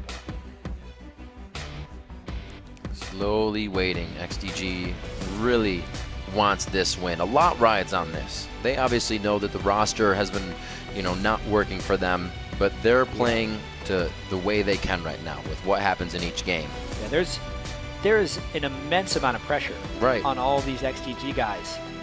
Very few Behemoth supporters, you know, even when they were good last year, they didn't necessarily have the largest fan base. Their fan votes were usually saying that they would lose games. They were very unlikely to get a huge following. And then as soon as something turns bad, everyone just kind of jumps on their back. So these guys need some thick skin to come out on top. And it would be an incredibly impressive win if after all the drama, the roster shuffles, Nick Wu coming in, Zuna moving to support. If they could win this game, it would be one hell of a statement. We've seen Hecarim banned a few times. He was banned in the first game of TSM versus Cloud9 that we saw in the beginning of the season, but it's going to only be hovered over here as Dexter. This will be a Vi and an Olaf that we have seen from Dexter this season. Once he made his appearance on CLG, we'll see what he has. Looks like he may grab himself up a Lee Sin, seeing the Renekton and the Thresh so far. It actually goes to Kha'Zix. And what I actually like about this is CLG has an amazing amount of versatility on these first few picks. Even though we see the Lulu, that's going to be a mid lane Lulu because that's all we've seen. Aframu has definitely been one to play a lot of Lulu support in the past. Already got a win on it. Yep, got one win on it. Kha'Zix as well. A crazy, crazy solo queue jungler as far as power goes. Banned in pretty much all high elo solo queue games, but he's yet to make his way onto the competitive scene. Could also be Link in the mid lane with it. They have so many options with where they go in the rest of the team comp, and it means XDG's picks have to be very generic because they don't necessarily know what they're up against. Smithy doesn't have that Sivir. He is just waiting. Every time I think of Xmithy Sivir, I see that 8-1 and 8 score, and he's almost been able to replicate it twice. He's forced possibly onto Lucian this game, and we see if Nick Wu gets by, his play style is to be a fighter, so it would only fit it that much more. It's really interesting how Lucian is so heavily picked with pretty poor stats in the LCS. I believe he's the most picked AD carry, but he had a 38% win rate coming into this. Yeah. I think it's because he's every AD carry player's fallback. When they don't get what they want, they'll just pick Lucian. And it's kind of a stopgap solution to try and fit every role, but very rarely is it an ideal scenario. Caitlyn picked picked up. in half the games and only wins 40%. Yep. He'll be going up against Doublelift's Caitlyn this game. 2 losses on that for Doublelift, actually, so not the most comfortable AD carry for him. We'll see how Xmithy prevails with his choice. The Leona is being hovered for Aframu. He's actually had some pretty great games on Leona recently. Surprisingly enough, even though all of us think of Leona as being this amazing champion for Aframu, he's 1-3 on it in the split. It's actually his most defeated champion in the LCS. It does synergize very well with their team composition, though. It is indeed that jungle Kha'Zix, so we need to look for Dexter to get a lot of farm and a lot of power here. One interesting thing about running Lulu in the mid lane, you don't necessarily need a tank out of the jungle because she makes a tank with her ultimate in these team fights, and it means they can bring more damage in that role. I like the overall team composition there from CLG. Oh, locking this in. Very interesting pick here. ManCloud has not played a Karthus yet this year. But it was a bit of his picks as we go back in the past splits. He definitely played Karthus. Yeah, I want to see this lane matchup, actually, because we've seen so much Lulu dominating in the mid lane. She's really this thing that came in as a bit of a counter pick to LeBlanc or the heavier assassins, being able to bully almost everyone out of lane. But maybe Karthus will be able to outrange Lulu, not get hit by those pesky picks over her head just to get hit by the multiple glitter lances, and maybe just kind of farm this one out and take it to late game. At least you can stop a little bit of the damage because you can Wall of Pain the glitter lance as soon as it comes out, and she won't chase you down and consistently hit you. So there's a little counterplay there, but yeah, he's going to have to land some good Skittles, especially with the speed up of Lulu. It's going to be a very interesting mid lane. There's going to have to be a lot of farming, I think, by ManCloud, and that puts a lot of the emphasis on CLG to make big plays early on in the game. Kha'Zix needs to fight a lot in games in order to be effective. Well, the champs are locked in, so let's check in with who you at home think will be taking this next match. According to LOLesports.com, 90% of you think that CLG are going to rack up another win. That's a big vote. That's our biggest vote of the day. No, it was the 94-6, right? And that one was wrong. Yeah, it was. You usually are when they're that big. Surprisingly, we've seen a lot of games in the LCS so far. Across both splits, over in Europe, Fnatic went 7-0. Yep. That was 7-7. They're still winning votes. Coach was bottom of the table. They won their last 3, including breaking TSM's 11-game win streak. I'm liking the mix-up. Yeah, there's a lot of parity, and I think it's almost the evolution of competitive League of Legends here, because there's more teams with all the practice time and the resources. The level of competition is just higher, and because of that, you see more games traded. Consistent practice. Everybody is going to eventually make everyone better, and that's what we're coming to. These bottom teams are starting to really scrape and make their way back up top. It is a 6-6 CLG versus a 3-9 XDG Gaming here as we are into the game. Yeah, this will be Link's next chance to really show off in the mid lane. One thing that is so effective that we almost got to see in CLG's game against TSM is Lulu's ability to help Doublelift kite. The move speed that Lulu grants with a lot of ability power scales, I believe it's 1% move speed per 10 ability power. So there's a chance that Lulu can get up to like 100% move speed. And you just see this person zooming around the map. You have that for about 5 seconds. Yeah, and because of Doublelift's mechanics, how well he can move in between auto attacks, he becomes nearly unhittable if he's playing the team fights right. As long as COG positions, they can pull that off. That's one of the biggest things that people attributed to Jinx. QtPie said in an interview, when you have that much mobility, nobody's touching you. And you can offer that with Lulu every so often. Getting a little poke out. He got one shot on Afremu. Going to feel that one. Oh, but he's got Doran Shield. Just going to regen it up. He's good. Biscuits, Doran Shield, both same start for the bottom sides, and we don't have any of those sweepers coming out. We got to remember, we're definitely keeping an eye on Zuna. Has recently switched from the jungle to support, and Nick Wu is coming from sub onto the starting roster here. His first game. Well, not first game in the LCS, but back in the LCS. And what's a more difficult bottom lane to face than Doublelift and Afremu in your first 2v2? Here's a test. Yeah. Afremu and Doublelift love to try and make aggressive moves 2v2. The recent patch changes, I feel like, have actually benefited CLG a lot now that we're seeing a reduction in lane swaps with the top and mid lane turrets having damage reduction early on in the game. Because Doublelift and Afremu have always really focused on their ability to 2v2 lane. And especially against Zuna, who is very new to the support role. We have to see how much advantage CLG can take at the situation. Wow, Smithy definitely trying to get a push on this lane here, consistently queuing these. He does not want to find himself under the turret against Doublelift and Afremu. It looks like he wants to give that to them. Yeah, they want to get level 2 first. It's huge in this lane. Couple creeps into that next wave, they'll be getting it. Afremu's staying aggressive, though. Oh, good pop there on the passive with the Peacemaker damage. They're staying in this one with the damage trade. Keep going in. Good farming by Smithy. They're staying 66 with the auto attack trades to the champions. In between, you can see Doublelift. Next creep is level 2. Yep, there it is for Zuna. Smithy gets it as well. They're going to go in for the flay, but he puts himself a few steps forward before that flay. That's extra damage. The headshot's up, but it looks like they both back off. They got the ignite out of Zuna. Yeah, once you get 3 melee minions down in the second wave is when you hit level 2. If you're a bot lane player, focus on that because it'll kill you if you're not paying attention. They try to take it instantly by surprise, and you can see Afremu in and out of the bush, trying to gain that control. Zuna doing the same thing. Usually supports win the lane for the AD carry. The ADs are just right-clicking. Gotta have presence. Gotta have presence. Yeah. Link taking a skittle in the mid lane. He's losing the damage trade here, but he has the shield, and there's the damage back. It only takes a few seconds for Link to get back on track here. Yeah, I feel like ManCloud's going to be trapped at his turret for the majority of this lane. Just based on the move speed that Lulu can get just to get the Glitter down on a ManCloud. It's not going to be an easy lane. It actually gives Dexter a lot of ability to roam around because I don't see any pressure coming out of that mid lane Karthus. Whoa, a little bit of push there. The behavior of CLG goes quite heavy. They had a good source of minion wave there to 2 minions, and they wanted to use all of it. Like Smithy and Zuna read it quite well, keep themselves safe, but Dexter's out in the wing here for the gank. Yeah, ManCloud still pretty close to his turret, but if they get the Glitterlance down, there's a chance they could force the flash out. Playing this one safe. They're making sure he gets the last few hits in. Wait Those for melees he are goes gone. For another shot. Yep.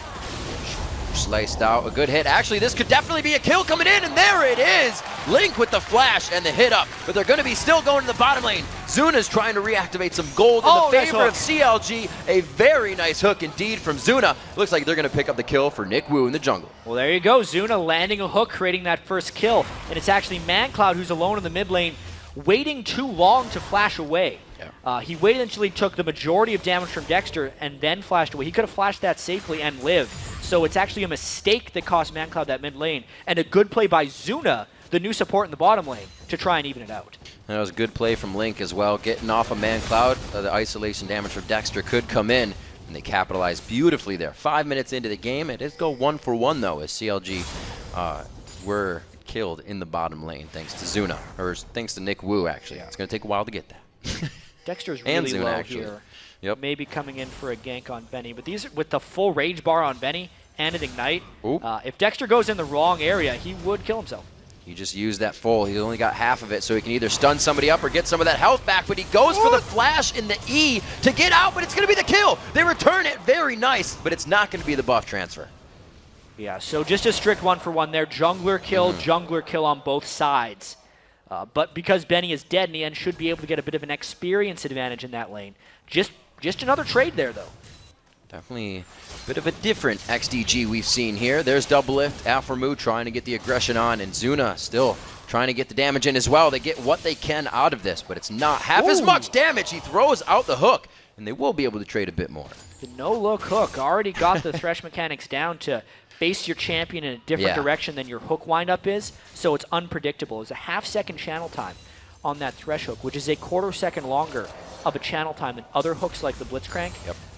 but he doesn't turn to his target, which makes it somewhat unpredictable. Oh, this is scary. Link? Oh, yeah. Oh, wow. ManCloud, 110 HP, but was facing off against Link, knowing that small window of abilities being down could have gave him the kill. They both sit here, start to chug up their potions, and they stay in mid. Still got his exhaust. Not necessarily going to get in range to use it against Link, though. He's got to keep in mind that any type of aggression he does on Link, Link has his Lulu Wild Growth. Yeah. Still available, so even though he looks very low, Link is actually quite healthy in that lane. Ignite and Flash are down for Link, so he's playing the safe one, getting the Glitter Lances out when he can. He's going to back right now, possibly finish up that Athenes, or no, put in the boots first because he doesn't have the full amount of gold. Benny in the top lane picks himself up a pickaxe. He's got himself a bit of a gold lead, but we've seen Nian just come out of nowhere in games, so it's still a possibility. Yeah, Nian has always been a stronger team fight top laner than he has been a laner. Seldom would we see Nian really dominate a lane. And this is an example of that. He's actually falling a little bit behind here, 51 to 36 against the overpowering Renekton. Yeah, is what you're going to get, and Benny's utilizing that to his full advantage right now. Gives himself a ward so he can keep pressuring against that turret. Looking at Nick Wu in the jungle, as that's his first time here on the starting bench. Yeah, it looks like they're going to give it to ManCloud. I thought he actually got that away just from the hit, but no deals. Nick Wu is going to make his way to the bottom side. Looks like he actually backs off. They're not going to go for any engagement. They feel like it would be too dangerous. Yeah, they're kind of content just farming here. Couple things. The XGG bottom lane has done pretty well against Doublelift and Aphromoo. Yes, they got a gank, but they're one kill ahead, even though the kill went to the jungler. CS is still pretty close. Mid lane, despite ManCloud's mistake of not flashing away too early, of flashing away too late, he stayed even in farm, and Link hasn't been able to roam around yet. The main advantage that COG actually has right now, I feel like, is in Dexter's Kha'Zix, being able to pick up that one kill. He hit level 6 before Nick Wu. He's actually 7 before Nick Wu was 6. He's going to be a one that needs to go around and make some plays. See what Doublelift can do in this lane. A bit different of a leveling system for him. He doesn't have the W yet. 3 and 2, 2 in the net. See what he gets. He's going to get the ultimate next time, so he's 2 levels still without that trap. We'll see how it affects the team if they get ganked on. He's looking pretty good right now. 61 to 55 CS, and not as many wards on the side of CLG. A lot of wards in mid, and Zuna's been focusing on already a pink ward he's put down, but a lot of consumables. Yeah, trying to get some of that brush control down. I do want to point out the Spirit of the Other Lizard is completed onto Kha'Zix. That gives him some tremendous buff control. But let's check out this gank on the turret. Oh, Link is reading this one nicely. The wild growth on in the end, and that's not what he wanted. The turret shot takes one down. It's still sniping out Nick Wu, and they get a double help from the turret. It's 1 for 1 going to Nian and Link. Yeah, that's the roam right there of Lulu. There was no control in the mid lane by ManCloud, so Link could just walk up that top lane. That was very premeditated. Nian called from a mile away, hey, I think they're going to dive me. Come help me in the lane, and that's exactly what he did. Uh-oh, SpaghettiOs. Dexter's not in a good spot right now. A few shots from him on one side, a few shots on the other side. Oh, sneaky move. Wait a minute. He puts on the invis. Can he do it again? Don't walk through the other side. Oh, it's all right. He goes down. Aphromoo not in such a good spot, but he finds Link on the other side. It looks like the buddy system could keep them safe here. ManCloud wants to initiate a little bit more. He had nicely has gotten himself a red and a blue buff. Yeah, very confident call there by Dexter, but without knowledge. As soon as that's warded inside, since Link could roam top lane, there's no way he could get any way of dealing with the collapse. This dragon now goes to XGG. Trying to make plays. Dexter's that guy. He will always go and try to make it for the team. This time it hurts a little bit, but they're still 400 gold up despite. So what he was trying to do, because he had evolved his Q first on Kha'Zix and he'd finished his Elder Lizard item, was just destroy the dragon. Kha'Zix can easily solo it while taking no damage. So if it wasn't warded, it would have been an intelligent play. I think it's just too high risk, though. There was no pink on the area, and he jumped in from the back. So straight up mistake there by Dexter. That wave clear in mid lane. You see a ManCloud left for just a second, and he almost doesn't get back to the siege wave that's crashing into the turret.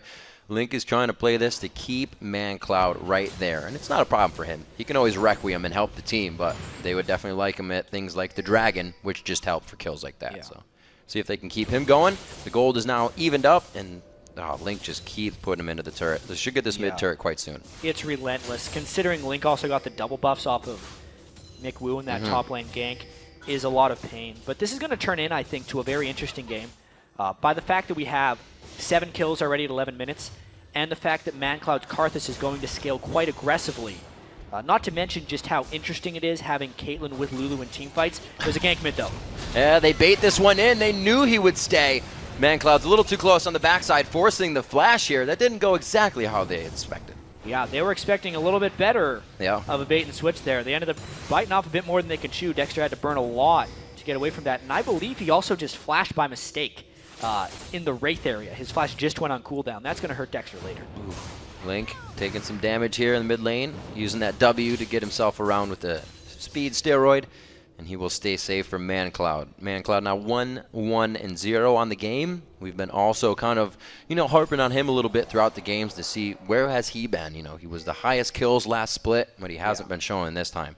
See if Karthus is the one that brings it out. It's his first game on Karthus, so maybe we're turning over new leaf. Well, a lot of news had came out by XGG's struggles, but there's an alt bottom lane. On to Zuna, they're trying to take out the support. Smithy stands there knowing he can take a few shots before they turn onto him. Yeah, no flash on Zuna. When you're against a Leona and you have no flash, it's a very dangerous place to be. Out a bit too far without jungle support. Good gank by CLG. Trying to use that culling. 400% damage to minions is not going to be enough with Aphromoo putting himself right in the front as a human meat shield. They take down the bottom turret. Good gold coming in for CLG, and they finally start to separate that gold in their favor. 13 minutes in. A little bit more pressure, and CLG can get down the mid turret as well. Maybe getting them enough of a gold advantage they can start forcing fights. This is a very critical moment in the game for XGG, that they do not fall too far behind and succumb to the relentless pressure that CLG is putting out. Well, we see that it looks like Nien is kind of taking control of that lane on the top side now that Benny is past 6, or post 6 rather. Yeah, level 10. Yeah. Lane starts switching around. Sunfire Cape is too much for the Tiamat to shred through. And I did want to get back a little bit to XGG and how a lot has come out about how they've been struggling and why they've been struggling. A lot of it is people just saying they haven't adapted to the new state of the game. In player interviews, it doesn't rely as much on early game anymore, so more of the mid-game tactical play needs to come out, right? Which was why they did the Zuna role swap in the first place, because they wanted to get that mid-game tactical play out. But even now, ManCloud goes back to someone like Karthus, who is not good early game, even more so about trying to make it into the mid-game. They've been struggling in that early game, which is not supposed to be very important, but I still think it is quite important, and XGG trying to switch it up with the Karthus pick, basically. Right. Well, they look for the aggression from Benny early and Karthus late game, so it works out a little bit. But if they don't get anything from either of those champions, then you're just kind of up the river without a paddle, or you're facing a Kha'Zix and a Leona at the same time. That's not going to be good for Zuna. Yeah. He goes down, and the top lane still getting aggression. Nien has to be careful. He can't get too close to that turret with the Sunfire on, but he can with a Wild Growth. Requiem not going to do too much here, but give a tickle as the double kill comes in for Link. Yeah, it's a very critical moment in the game, and it's all going to CLG. Yeah. They're getting the proper roam kills. Kha'Zix is finding isolations. He went full damage, whereas the solo laners are tag teaming, and ManCloud's just sitting in the mid lane trying to help with his ultimate. Still hasn't pushed down the turret, while CLG's taking the sides. And that turret's not going to be anything that falls fast for a Karthus. He can push the wave up there, but you can see it's not even down to half health, and he's been by himself for a good minute now. 8-3, CLG has the kills in their favor, and the turrets are falling like dominoes right now for XDG. Yeah, very good things coming out for CLG. They look to be in complete control. They know the Dragon comes up in a minute. They have time to back, buy some big-time items. I mean, just looking at Link, he's got 2,000 gold on Lulu unspent. As they're pushing mid without him, everything looking up for CLG right now. Definitely moving as a group. It's something we've pointed out consistently from week to week now, that CLG's movement and communication has been just on top. The only thing that really gets by it is a dragon fight or something where they weren't there first. Yeah, really getting Link back to his natural position in mid lane, giving Dexter some time to settle in, spend a lot of time corresponding with the team, just watching them play. Obviously, they've been having a lot of conversations with their coach, Monte Cristo as well, trying to get everything settled. And they're looking much more poised than XGG right now, making fairly decisive plays, even though Dexter's made a few mistakes, one for the Dragon, one that accidental flash that he's still waiting to get back. All things considered, though, big edge, 5,000 gold lead, and a very pivotal fight at Dragon coming up. The position that CLG put themselves in allows them to easily work around those little mishaps as well. They don't have to go outside the box in their own structure. Could be pressuring here as they try to get the pink ward. Yeah, Dexter's a bit low on mana, but the damage he brings on Kha'Zix will be very key in trying to execute a target. He would love to be level 11 so he could get some resets, but he's really just a single target killer right now, just with that maxed Q. COG is going to be very careful not to overcommit in this Dragon Pit, knowing that if Karthus gets in the right position, it could mean a lot of trouble. It's still big damage. His Requiem is down, which is a window CLG knows they're working with right now, that long cooldown of Karthus's. And we'll see if they can get themselves in the right spot. Right now, this is quite a do-si-do from both teams, and they don't seem to want too much as we see XDG really backing off. And oh, there's the initiation. Leaving Zuna out in the front. They had to think that that was going to happen. Yeah, that was another miscommunication by XDG right there, and the fight continues. The resets to come in possibly for Dexter here. He gets one for himself, and he gets Wild Growth on as well. CLG is feeling very confident in these fights and not trying to push too much. Smithy, he tries to get himself out sneakily. You can see him kind of just holding true. He's going to go down valiantly. Yeah, Dexter had hit level 11 as well, so he got to jump around everything in the favor of CLG. I'm also being told that Dexter's, what I thought was an accidental flash, was actually intentional, so apologies if that is the case. CLG in complete control of taking this dragon. We'll see. Dexter bringing out a new jungler again, and he seems to be doing quite well after his quick dragon mishap. Didn't seem to affect his mind game too much. Nick Wu definitely getting into that fight mentality. Says, let's go 3v1, guys. What do you got for me? They get the slow down. No red buff to come from anybody on this one. And he gets a nice lantern away from the Zenith Blade. Oh, he gets him. Wow. Damage back on the fountain. Yeah, there was not quite the window to get that recall. Within that quarter second, the recall still makes. Let's take a look at this fight, though. It wasn't much of a fight. No. Zuna was out with the rest of his team. Nick Wu's doing a jungle camp. Their laners are pushing side lanes. A classic miscommunication and a clean collapse by CLG. And Link was able to walk through a ward on that one. XDG was kind of just considering their own. They were way out of position. Xmithy tried to recall. Just gets completely collapsed upon. Everybody. XGG just out of sorts. Everybody trying to get an assist onto that one. Doublelift was the one missing out. He was a little late to the party of Xmithy's. His going away party. 11-3 now, 18 minutes into the game, and it's 7,000 gold has quickly been accrued by CLG as they've made their way across the map. Now back to the top turret with Nien and Link. They've kind of had a buddy system up there with each other. Yeah, very big lead that CLG has right now.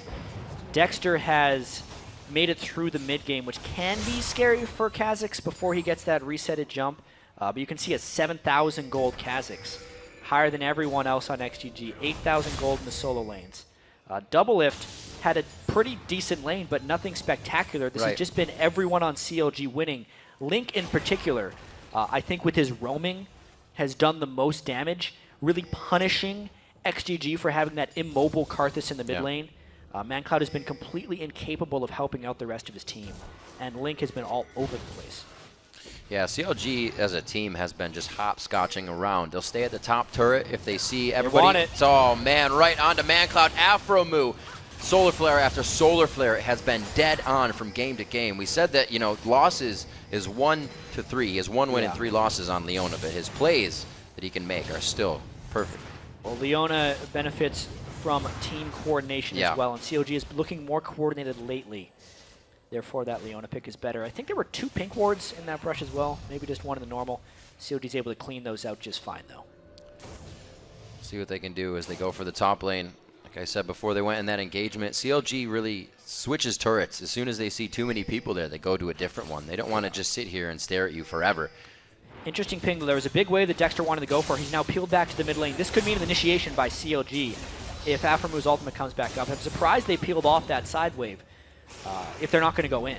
Well, Doublelift has to feel super safe right now. A red buff on himself. He can practically stay safe by his own divides here. See what he can do. He is level 11. We see 13s and 12s surrounding him from the solo lanes. And actually Dexter in the jungle doing pretty big things for himself. Nick Wu is level 10 to Dexter's 12. Yeah, not to mention there's the death cap on Lulu, who is just the ultimate protector for Doublelift. Yeah, right. We were talking about the W. 600 plus health from Wild Growth. And even just the help pick shield is 443 right now into Doublelift. And just because XG is so far behind, if XG tries to focus any type of singular target, Link will be able to save him pretty much by himself. And this is just kind of a one-off. CLG doing Baron as Link is Kha'Zix giving Baron everybody control. hell here. Kha'Zix kills Baron so fast with those isolated Qs, and Link is really just holding off the rest of the team. Nick Wu uses the Vault Breaker to get it. He'd have to flash for a potential steal. There it is. No, they're not going to get it. It goes to Dexter. He gets a nice smite down. A Solar Flare hits 2 again, and they instantly wipe that out. It's something XDG had to try for. Yeah, they had to get a steal, but once again, they went in very slow, not all together. Karthus didn't make it over the wall while they were going in for the steal. Now it is a 5-on-3 with Baron buff CLG push up the mid lane. They're making it look quite definitive.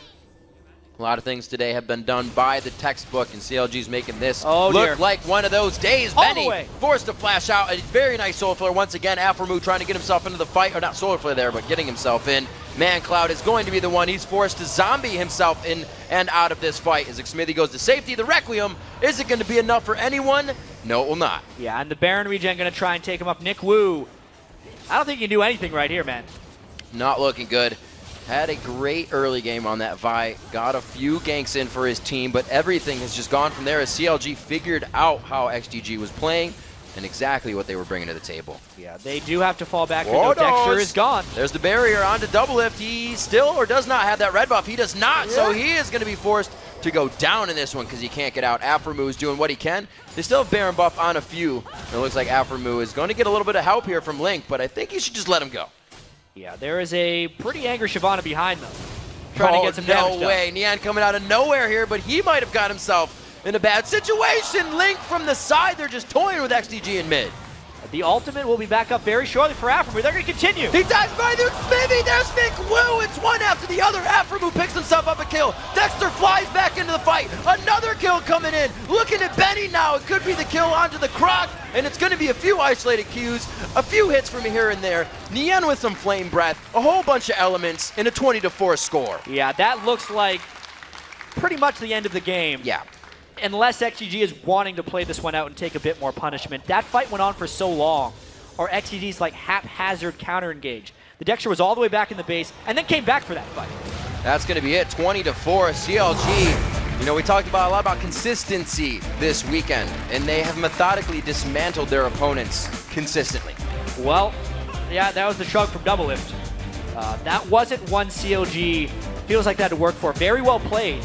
You know, 808 from Link in the mid lane. Double Lift himself didn't really do much that game. It was Link and Dexter just rushing the map with that Lulu Kha'Zix synergy. Really great play as well. Link roaming to the top lane, completely shutting down ManCloud. ManCloud didn't get to roam, and not like you have to roam on Karthus. You can press R when you need to, but it helps that much more. We saw it effectively help for a dragon fight that XDG took in their favor. But CLG did not let that happen one more time. They stopped it all. And it's going to be a long road ahead for XDG. It's been a very difficult season up to this point. It's not getting any easier after that 20-4 loss. They have a lot of work to do as a team. There's a new team coming in here. Obviously, the chemistry is still coming together for them. Nick Wu in the jungle. They moved Zuna down to the bottom lane. A lot of mix-up. Zuna was making hooks. He was hitting it what they needed to hit. He made a few good plays in the early game in the laning phase, but playing a new position isn't just about laning. One of the big things that I notice when I play new roles is that if I concentrate so heavily on the role, I'll be good at that, but I'll have blinders on for the rest of the game. And I think that's a little bit what happened to XGG that time. Zuna, even though he had a few good hooks, was getting caught out of position. At some of those dragon fights, he was completely by himself. He was tunneled in on what he was doing. Right. The team was doing other things. The game was telling a different story. It's kind of easy, not kind of easy, it's easy to complement the one person you're in lane with. But then when you add the other 3 people on the map, not everybody complements each other the same if you haven't been playing for a long time. And Thresh is a very team-oriented support. Lanterning everyone, boxing everyone. Every individual ability has that high impact. And the high-impact plays were all coming from CLG that time. Right. The right ideas. We did have Nick Wu with the gank in the bottom lane. They were able to get a good kill off of that, but it seemed like that was all they had. It was really safe play coming from Double Lift and Afromu. Like we said, Double Lift didn't have a huge extreme game for himself. They played it safe, and it was really about Link and about Dexter, who has absolutely shown that he was a pivotal key piece in this CLG lineup. Yeah, a 23-minute game. CLG much improved since adding Dexter to the lineup. Definitely on their way up. Just a force to be reckoned with. At least the spinner wheel did not give false hope. Yeah. Win 4 games for false hope? 4 games false hope? How high does it go? All right, everyone, as day one, week 6 draws to a close, let's take a look at the standings as they are now. Their streak was snapped, but TSM still holds first place. Yeah, but right on their heels is Cloud9 with 10 wins and 3 losses. And, of course, in third place, still pretty far back in the standings, but on a roll is COG, followed by Dignitas in fourth. Then it's a 3-way tie for 5th place with Curse, Evil Geniuses, and Coast. And sitting in last, it's XDG with 3 wins and 10 losses. We'll be back tomorrow with 4 more games, starting with Cloud9 taking on Evil Geniuses, and then TSM will look to rebound when they face off against Curse. Yeah, and a reminder, head over to lolesports.com and secure your spot to join our studio audience for the full LCS experience. Click on the tickets link for the details. That is right. We've got to take a quick break right now, but when we come back, we host the North American Collegiate Semifinal Series. Yeah, on the line is a chance to advance to the Collegiate Championships and $100,000 worth of scholarships. The action gets underway in just a few minutes. Don't go anywhere. Nowhere here, but he might have got himself in a bad situation. Link from the side, they're just toying with XDG in mid. The ultimate will be back up very shortly for Afro. They're going to continue. He dives by the Smithy. There's Vic Wu. It's one after the other. Afro picks himself up a kill. Dexter flies back into the fight. Another kill coming in. Looking at Benny now. It could be the kill onto the Croc, and it's going to be a few isolated Qs, a few hits from here and there. Nien with some flame breath.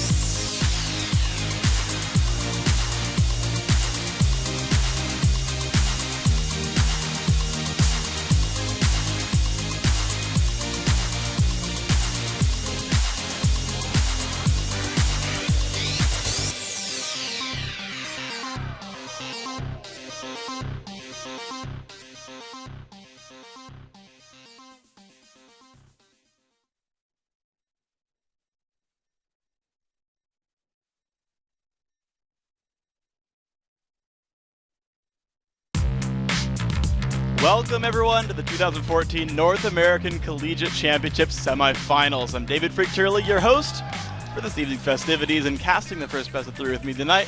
Give me this guy. It's on my right, your left. Aiden Zyrene Moon. What up?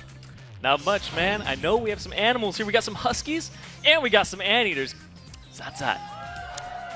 See, as a UCSD, I gotta hate on UCI a little bit. Are they the Trojans? No? It's UCSD. What Trojan? Spartans, No. right?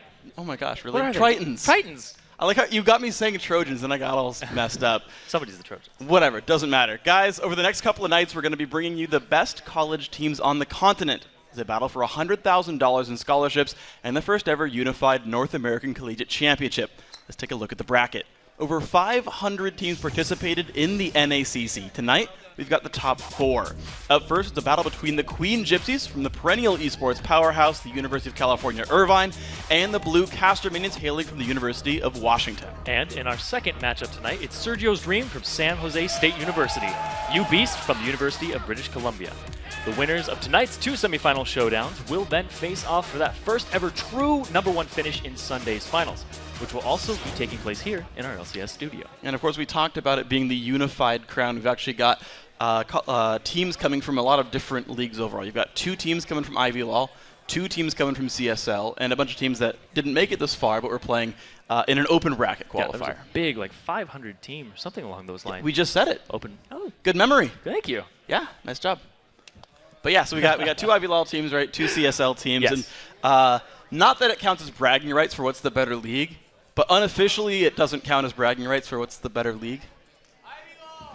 I don't know. I just felt like shooting out ammo there. Nobody came from the Open that we threw. Yeah. Which was hosted by Ivy Law. So if anybody had come from that, could they brag that Ivy Law still? Sure. I don't know. Yeah, absolutely. So it's even. So everybody here is, because I think these teams, one is from Ivy Law, one is from CSL. Yep. Then UBC is also from Ivy Law. Yep. So it could be an Ivy Law versus CSL in the finals. Or but every game is going to be Ivy Law versus CSL at this point. Yeah. It's going to be interesting, and you can brag for your league, right? Here at LCS, did TSM or Cloud9 win North America? LCS must be the best NA league. It's easy, right? It's even easier for us to brag about the league that we're a part of. It's when it gets international that it gets tricky, because then you're like, come on, OGN, would you stop beating us all? But here, thankfully, the international goes as far as Canada. Intranational, right? It is international. Intracontinental. Intracontinental, there you go. Okay. Yeah. Mm-hmm. Yeah, I saw that word and I was like, wow. Okay, intra? Intra is within, and a continent contains many countries. Yeah. Are you with me so far? Yes, I'm with you on this one. Thank you, Professor Freak. Yeah, I got this. Actually, one. it's Professor Kobe. We need him back up here. Professor Kobe will be with us shortly, and of course, we learn good here at Professor LCS. We learn good. We learn very good, guys. We're really smart people on this one. Our grammar is top notch. Every who's and your was the wrong who's and your, but you couldn't see it. We were just saying it out loud, but inside we knew we were giving you guys bad grammar the whole time. Yeah. And so I want to talk about the teams again. Yeah. So we have 2 from the Ivy Law, 2 from the CSL, none from the Open, but it was a huge, just long season to get here. Mm-hmm. And Riot throwing this for the Collegiate is incredible. Just yeah, it's awesome. Actually throwing sponsorship money at an esport is just big all in itself. Yeah. You bring a lot of visual, like a lot of visibility to it. Yes. So they can go back afterwards and be like, look at all this money I won, Mom. Mm-hmm. Playing video games, it's worth something. Look at this free couple of years of school. I wish I had that when I was competing, because my parents were not very supportive of my pro gaming career in college. They didn't do very well, but these guys got to be like, hey, look. And it's actually interesting. You talk to some of the players who are doing this. Flappy Bearfish, the AD carry for Pawn Gypsies. He's Queen Gypsies. Pawn Gypsies, their top player. Pawn Gypsies team. He is Pawn Gypsies ADC. Yeah, see? So it's fine. And he was like, yeah, I wanted to focus on school, but the opportunity to win a scholarship is worth it. Yeah, I'm going to go for the extra sort of competition effort, even though I was focusing on the classes. But paying for school is pretty darn helpful. Yeah, and a lot of people have come up from the college scene. Mm-hmm. Yeah. So did you know? Dignitas is completely no reaction. What did I know? What am I supposed to know? I was listening. You're supposed to affirm that I talked. Whatever. No, we're good. Dignitas jungler Crumbs attended the University of British Columbia. I did know that. Okay. Yeah. Well, Crumbs didn't compete on the college circuit, but there are a few NA LCS pros who did. We're gonna send it down to Kobe, who's standing by with a couple of them. All right, thanks, Freak. I do have 2 of them right here, Kiwi Kid and Wiz Fusion. You guys started out in the collegiate scene, and you've made it all the way to the LCS. let's start with Kiwi Kid, because you have actually played in the Final Four of Ivy Low before. What is the difference between playing in the Collegiate League in the Final Four and playing with Team Dignitas? I think in the collegiate scene, individual skill can carry a lot harder. But in LCS, it doesn't matter how good individually you are. At some point, you're going to need to know how to group and get objectives because they're going to be worth way more than a kill here and there. All right. And Wiz Fusion, you've actually played for one of the teams that's going to be playing today. Tell us about your history in the collegiate scene. Well, I was actually going to be kind of building this team up from in the start of this team, but I eventually left for Team Coast. But I know that the players on their team right now are really strong individually. And, the BCM team, which is Blue Caster Minions. They were actually known as Purple Caster Minions. I don't know why they changed it. But yeah, I think they're going to be really strong and should put up a good fight. All right, thanks. And both of you guys did a lot of work to get out of the collegiate scene into the LCS. A lot of other people want to make that jump. What is the biggest factor, you would say, between jumping into the LCS? I think the majority is kind of luck, because I didn't really give up any of my schoolwork to try to make it into LCS. I didn't take a semester off or anything. I think you just need to find that balance. And stay in school. Yes, definitely stay in school. Sure, you might only be able to get 3 hours of sleep, because I play 7 hours of League and then 7 hours of studying. So that wasn't too healthy, but that's pretty much what I did. Anything to add? Yeah, I mean, he pretty much put up a good point. It's just finding the balance and making sure to stay in school. And yeah, I think if you want to pursue it, you just have to work for it. All right, well, let's turn our attention to the games at hand, because coming up is UC Irvine. They are a team that you have gone up against a couple times. They have some fans in that crowd here. What do you think about the first game that's coming up here? I haven't really been following up with the collegiate scene lately, but we lost twice at finals to UCI. V-Teen, I don't know why you quit, but man, that's tragic. And Little Kevin, you guys were probably the best players in the collegiate scene from when I played. And you definitely have some personal stake in this match coming up here. What are your feelings?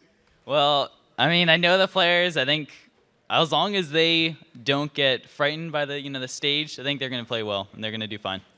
All right, well, I have to ask you guys for predictions then. First, Kiwi Kid. BCM and UCI. I don't know if they're playing against each other, but that'd be embarrassing. Yeah. 2-1 BCM, and then and hopefully they'll go to the grand finals and win that too. All right, thank you guys both for joining me. Now we're going to get the collegiate scene started here and send it back up to freaking Zyrene. Thank you very much, Kobe. And here we do learn good. Kiwi Kid spends 7 hours studying, 7 hours playing, and 3 hours sleeping. He has short days. I know. You got to use that for other stuff. Maybe a little eating, and maybe he spends a lot of time eating. He just neglected. Well, I mean, maybe he was being secretive about the rest. He's got a secret practice schedule or something. Hang out with the travel time is hard. Yeah. He just didn't want to talk about it. Guys, let's get to it here. Our first collegiate semifinal series of the night between two of the favorites heading into this tournament. And as we heard that from Kiwi Kid, they are his top two. The undefeated Queen Gypsies, whose students all hail from University of California, Irvine, versus the undefeated Blue Caster Minions, who study at the University of Washington. Yeah, and while both teams have obviously had a great deal of success so far this year, the teams that have emerged from the student body of California Irvine have a track history of success in the esports arena. Exactly. The guys who have played from UCI won the first 3 Ivy Law championships. Now they're trying to find a win in the first ever unified crown as well. Let's take a look at the highlights from their quarterfinal win over Soil Boring from Urbana-Champaign. Now, of course, they walked all over these guys in Game 1, but Game 2 was all about Flappy Bearfish going ham. Yeah, and a Queen Gypsies that was down in kills but up in objectives go for a 4-1 split push with Flappy securing the first inhibitor of the game. And his team comes to back him up, showing the synergy that they've developed and the experienced shot calling that is brought to the table from the combined tournament experience. Now, Flappy gets caught out, but the quick reinforcement and thinking from Queen Gypsies quickly turns the fight into their favor. And now, UCI are 3-time Ivy Law champions, but the only remaining member of that roster that took those cups is Pawn Gypsy. And at the start of the year, they were scrambling to field a new roster to defend their titles, and Flappy Bearfish wasn't on board at first, and he wanted to focus on school. But scholarship money through playing League of Legends is 2 birds with 1 stone, and with the new roster looking as strong as ever, the individual skill of these players is crazy, except for Bambi of the Forest, who thinks we're playing football. Gets a touchdown, though. It's worth at least 6 points. That UCI football team doesn't exist. Which doesn't exist. Nor does it for UCSD. I was sad. Couldn't be in marching band. There's a rugby team, though. That's good. It's like football. Which is always funny because they call it a try when you score. So even if you don't score, it's like, good try. But if you do score, it's like, good try. So either way. It's a very supportive game. Yeah. It's good. All right, now, of course, as we saw, one of the big reasons for success for Queen Gypsies was the play of their star AD carry, Flappy Bearfish, who's now known as DK Bearfish. Yeah, DK Bearfish has been involved in the Challenger scene since 2012. He played on Dirt Nap Gaming, then One Trick Ponies with his collegiate teammate Pawn Gypsy, and after that, DK Bearfish played on the Challenger teams, the Napkins in Disguise, and Double Buff, where he made it as far as the LCS promotional tournament. Yeah. And now he's looking to carry his team to the first ever Collegiate Unified Championship. Yeah, we'll see if he can get his first win on this one. Of course, on the other side of the rift, though, is WizFusion's old alma mater. The Bluecaster Minions, they've made the trip from University of Washington to our studios, and they're looking to keep rolling after a pair of very impressive quarterfinal wins over Solar from McMaster University in Ontario, Canada. We get to it starting with game 1 here. It's a pretty fun one. Yeah, and Alliance, he steals the dragon with a zap, stopping Solar in their tracks and allowing Evertan and X3 to both finish the game with big zeros in the death category. Then in game 2, X3 has another repeat performance, dominating his lane throughout the game in CS, and this is another example of how a team that is down in kills but up in objectives really has all of the cards to throw down the death blow. We see X3 engage a clean fight, barreling into the base of Solar and causing a 7-for-0 exchange over 2 back-to-back fights that result in a Nexus explosion and another 2-0 victory for the Bluecaster Minions. Yeah, really good performance by these guys. X3, who's, by the way, known as iKennyU now. We're going to see that on his screen soon. But even though he went beast in the top lane, the statistical standout for the Bluecaster Minions was actually their mid laner, Evertan. Yeah, and Evertan, he ran with the new hotness, and we saw it here today too, is the mid lane Lulu in both of his games. And interestingly enough, Queen Gypsy's mid laner Bambi of the Forest ran with Lulu in both of his games in the quarterfinal as well. So that's going to be a highly contested picks in tonight's match. Nice one. I'm learning from the pro. Of course you are. Now, of course, tonight we're going to look at the starting lineups. Spawning the blue side, it is the Queen Gypsies from UC Irvine. Pawn Gypsy in the top lane. I'm going to wait for that cheer. Oh, yeah. Got the Zots coming out there. Pawn Gypsy in the top lane, your soulmate in the jungle. I feel a connection to him. Bambi of the Forest in mid, DK Bearfish and AD Carry, and Sirius as support. And we have the Bluecaster Minions spawning on the red side for game 1. It's a little ironic. And then top we have iKennyU, formerly known as X3 in the highlights. We have Kevin in the jungle. Mid is Evertan. And we have ADC Alliance, and support is Haramer. Yeah, Alliance replacing WizFusion. As we saw, Coast just took down TSM, so there's some kind of big shoes to fill. It's like, our old AD Carry beat TSM. Alliance, what you got for us? Stole a dragon. We saw Stole that. a dragon with Zap. There's some good stuff in there for these guys. And it's here we go, semifinals, single elimination, best of 3 on the big stage, which for a lot of these guys is a new experience. Yeah. For some guys, it's actually really nerve-wracking. It can actually completely hamper your performance. Some guys completely live up to the challenge and actually excel on this kind of stage. Yeah, and you can be the best player in the world, but if you can't deliver on LAN, it doesn't mean anything. Because most of the, or I guess all of the really important matches are played on LAN. So if you can't deliver there, your skill doesn't mean anything. It's a little bit less useful. We'll see if they can do stuff online and see if they can do it on LAN. Here we go, though. Queen Gypsies in blue. First pick and ban. You want to see if they target here, because one thing to keep in mind is iKennyU has been in love with Kha'Zix, and yep. Immediately take that out. Don't want that top lane roamer for him. We saw him dominate previously on that champion in the top lane. I mean, it's just so strong. He would blind pick it actually in his like CSL qualifiers up into the quarters. Played it both times. They blind picked it on the blue side. First picked it there, and he just like got to have this crazy amount of pressure. Plays champions that most of the top laners don't.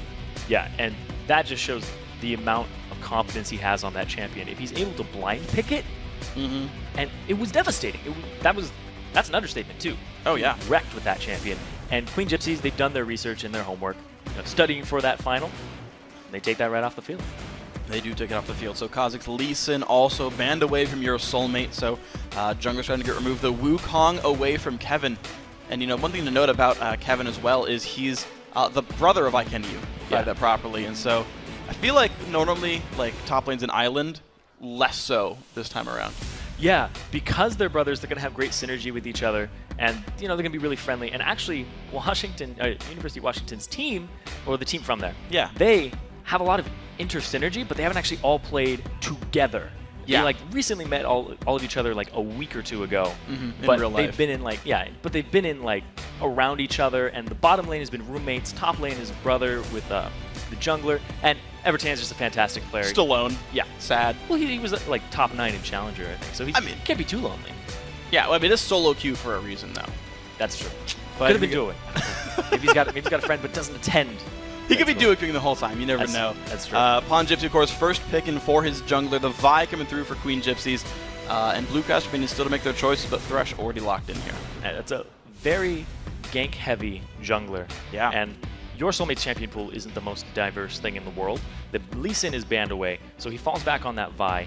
And this signals to me that he's not going to just play a passive game. He's going to start ganking and getting his lanes ahead, which is good because in his previous games, he was very passive. And he would just sit back and kind of farm up almost like Season 3 meta type Meteos. Yeah. But this is actually going to be just gank heavy. We're going to see what they pick in the mid to synergize with this. Well, and you can see they've actually grabbed Leona for the bottom lane at the very least, so Queen Gypsy's ready for some aggressive plays. Starting at basically level 2, Leona has pretty much all the engaged potential you want from a lane, so Vi can show up with that one. Siobhan in the top lane, not as easy to gank for. We've seen that turnaround anyway. In fact, we saw that when Coast beat TSM. Shyvana, Vi worked quite nicely for them. Yeah, Vi works nicely with pretty much anybody that has some type of engage or gap closer, because then you just stampede people down. So it's going to work out for them. We'll see if they can do it. Blue Caster minions, 4 picks in. Thresh, Ziggs, already grabbed, but Renekton and Pantheon now here. So every lane, we've seen something from it. Yeah, so Renekton is going to win this top lane early. Shyvana is going to scale with that, but IKENNY is a playmaker. That is the type of player he is. He is going to want to roam. He's going to want to win that lane. I wouldn't be surprised to see him just try and crush that in CS, and we saw him previously when he was X3 in those clips, dominate on Renekton in CS, and then transition it into team fights, even though they were down in kills. Yeah, into playmaking. We'll see if their individual skill can make things happen early on. Last 2 picks come through for Queen Gypsies. DK Bearfish going to be on Lucian there, so Lucian, Leona with a Vi jungle, and mid lane, it's going to be LeBlanc slipping all the way down and picked up here. That's a little different than what we typically see DK Bearfish on. He usually likes the Tristana or the late game hyper carries. Yeah. And he's going for that early lane bully here. And also Bambi of the Forest, Lulu's banned out. And he's got to fall back. And we heard Kiwi Kid talk about Lil Kevin. The best, in my opinion, LeBlanc player in all of NA during Season 2 and the start of Season 3. He was incredible before she got her buffs. Bit of a one-trick pony, but... Yeah, they had that team too. He was on one-trick pony. Yep. He was the pony, actually. Was he? He was the pony. And they all just hopped on his back? I mean, they kind of like rode alongside him. You know, like, you ever see like people on a ranch like hold like the leash and the horse runs around? They're just kind of there. Just unleash him. Just let him go. And they never picked LeBlanc during the tournament, so clearly they didn't have the strategies in mind. Of course, the rest of the picks come through, and Thresh Draven is the bottom lane here for Blue Caster minions. And to me, that surprised me a bit because the one player to be afraid of on Pawn Gypsies is Bearfish, is that bottom lane. Like, super good AD carry, and they're like, yeah, I'll play an aggressive lane against you, let's fight. It's 2 really aggressive lane bullies against each other, Lucian, Draven, and they also have aggressive supports, Leona, Thresh. This is going to be a very intense matchup in the bottom lane, and I think this is going to dictate the pace of the game. Yeah. Because we have those top laners who are the passive farmers. We have some gank-heavy junglers. LeBlanc can make those plays in the mid-late game. But bottom lane, with the fact that Bearfish is such a presence on the team, it's true. If you let him snowball, it's going to be out of control. So Kevin might not synergize with his top laner, his brother. Sure. Might have to bring it down to the bottom lane. Well, we'll see where he ends up going with this one. As you said, he's got more presence than Festive Maokai, and we'll see if Lucian can make things happen there from Flappy Bearfish. DK Bearfish, my apologies. Yeah. And the thing to watch for as well, because you talked about mid lane a bit, I've seen that lane go both ways, LeBlanc versus Ziggs. Back in the promo tournament, I remember like waiting for Shifter to bring out LeBlanc as counterpick to Ziggs, and then got like completely just dumpstered by Pobelter, who played Ziggs, pushed him out, and he never got to lane. He never got to do anything as LeBlanc. Was kind of on the back foot the whole time. Here in this one, I want to see who gets the edge on that lane, because it's a very high-skilled mid lane. Yeah, and Evertan sees this coming, takes the barrier for himself, Yep. so he doesn't want to get LeBlanc'd. Nope. He's like, nope, I'm going to stop that. Satchel retreat, as you love to say. Satchel retreat. I love that, actually. It's a good name, isn't it? It's a really good name. Sometimes he'll satchel charge. You see him like dunk somebody with the passive. Just get that final shot, get that distance. More sports being played here by these mid laners. With the touchdown, we're going for the dunk next. Now we just need hockey. I guess we're going to have to wait for... UBC. Yeah, going to have to wait for UBeast for the hockey references. They did just win in the Olympics. Jat's probably happy. He is. He is as our only Canadian caster here. Blue caster minions already making their way through the jungle very aggressively. Yeah, but Queen Gypsies, they're all formed up in this bush here. They're going to rotate, and they're going to meet each other. They're about to see each other. Hello, everybody. The fight has begun. Damage coming across everywhere. Who's going to go down? Bambi jumping backwards. Kevin taking a bunch of pain. Going back, though, as well. Kenny, who already used his stun. And BCM actually kind of losing this fight. They're losing in health bars. They're trying to flash away. The chase coming in serious with a nice stun. Evertan trying to get away. First blood goes over to Bearfish, and the chase is still continuing. Flashes up. There's a couple of them. The dash is coming through. Bearfish can get another Q. Oh, they're all lined up for the Q. Low. The Q damage. The stun, another one, and Alliance has been disbanded. He is alone and sad, and 2 kills come in for the mid lane and AD carry of Queen Gypsies. That is a huge momentum swing for the Queen Gypsies. Not only are they ahead in gold, but about a third of the crowd here today is from their school.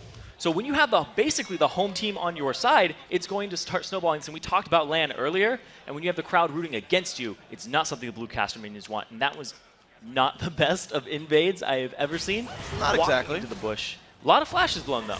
It's true. And those early kills aren't worth as much. So if you take advantage of them sometime within the next 5 minutes, then you can actually cash in on that. So blue caster minions, it's really going to be up to Kevin to make some plays here. Well, there are 2 flashes up total. They're both on Queen Gypsies, but Pantheon, a great really aggressive jungler. See what all 5 flashes from BCM gone. Yep. Every single one of them. Yep. Early advantage, early item lead for Queen Gypsies here. Up 800 gold, 2 minutes in, action-packed right off the bat. We'll see what happens with this one. Evertan, here we go, versus Bambi of the Forest. Oh, he shortened to Bambi Forest. Apparently the tag was too much for him. I guess Bambi Forest is still a cool name, though. Yeah. It's like a proper noun. Bambi of the Forest. So the Bambi is the proper part. He's of the forest. Yeah. Or is it just... Well, in this that case, is his now the title? forest is named Bambi. It's like Yosemite National Park. It's now Bambi Forest. He's Bambi Forest. Okay. Yeah. I mean, I'm just reading the name on the screen. But look at how aggressive this bottom lane is. Damage is coming across. Level 2 on both of them. Sirius not even taking much damage from Draven. Bearfish happy to go in this fight as well. Picked up potions for his trouble. Good start to the lane. Friggin' A. So if BCM had a notebook, it would probably say don't feed Flappy. Yeah, and 2 minutes in, it's not working. No. He is incredibly strong right now. Lucian bullying around a Draven. Oh, in the mid lane. Bambi doing nicely, though, pushing around Evertan. You're seeing him.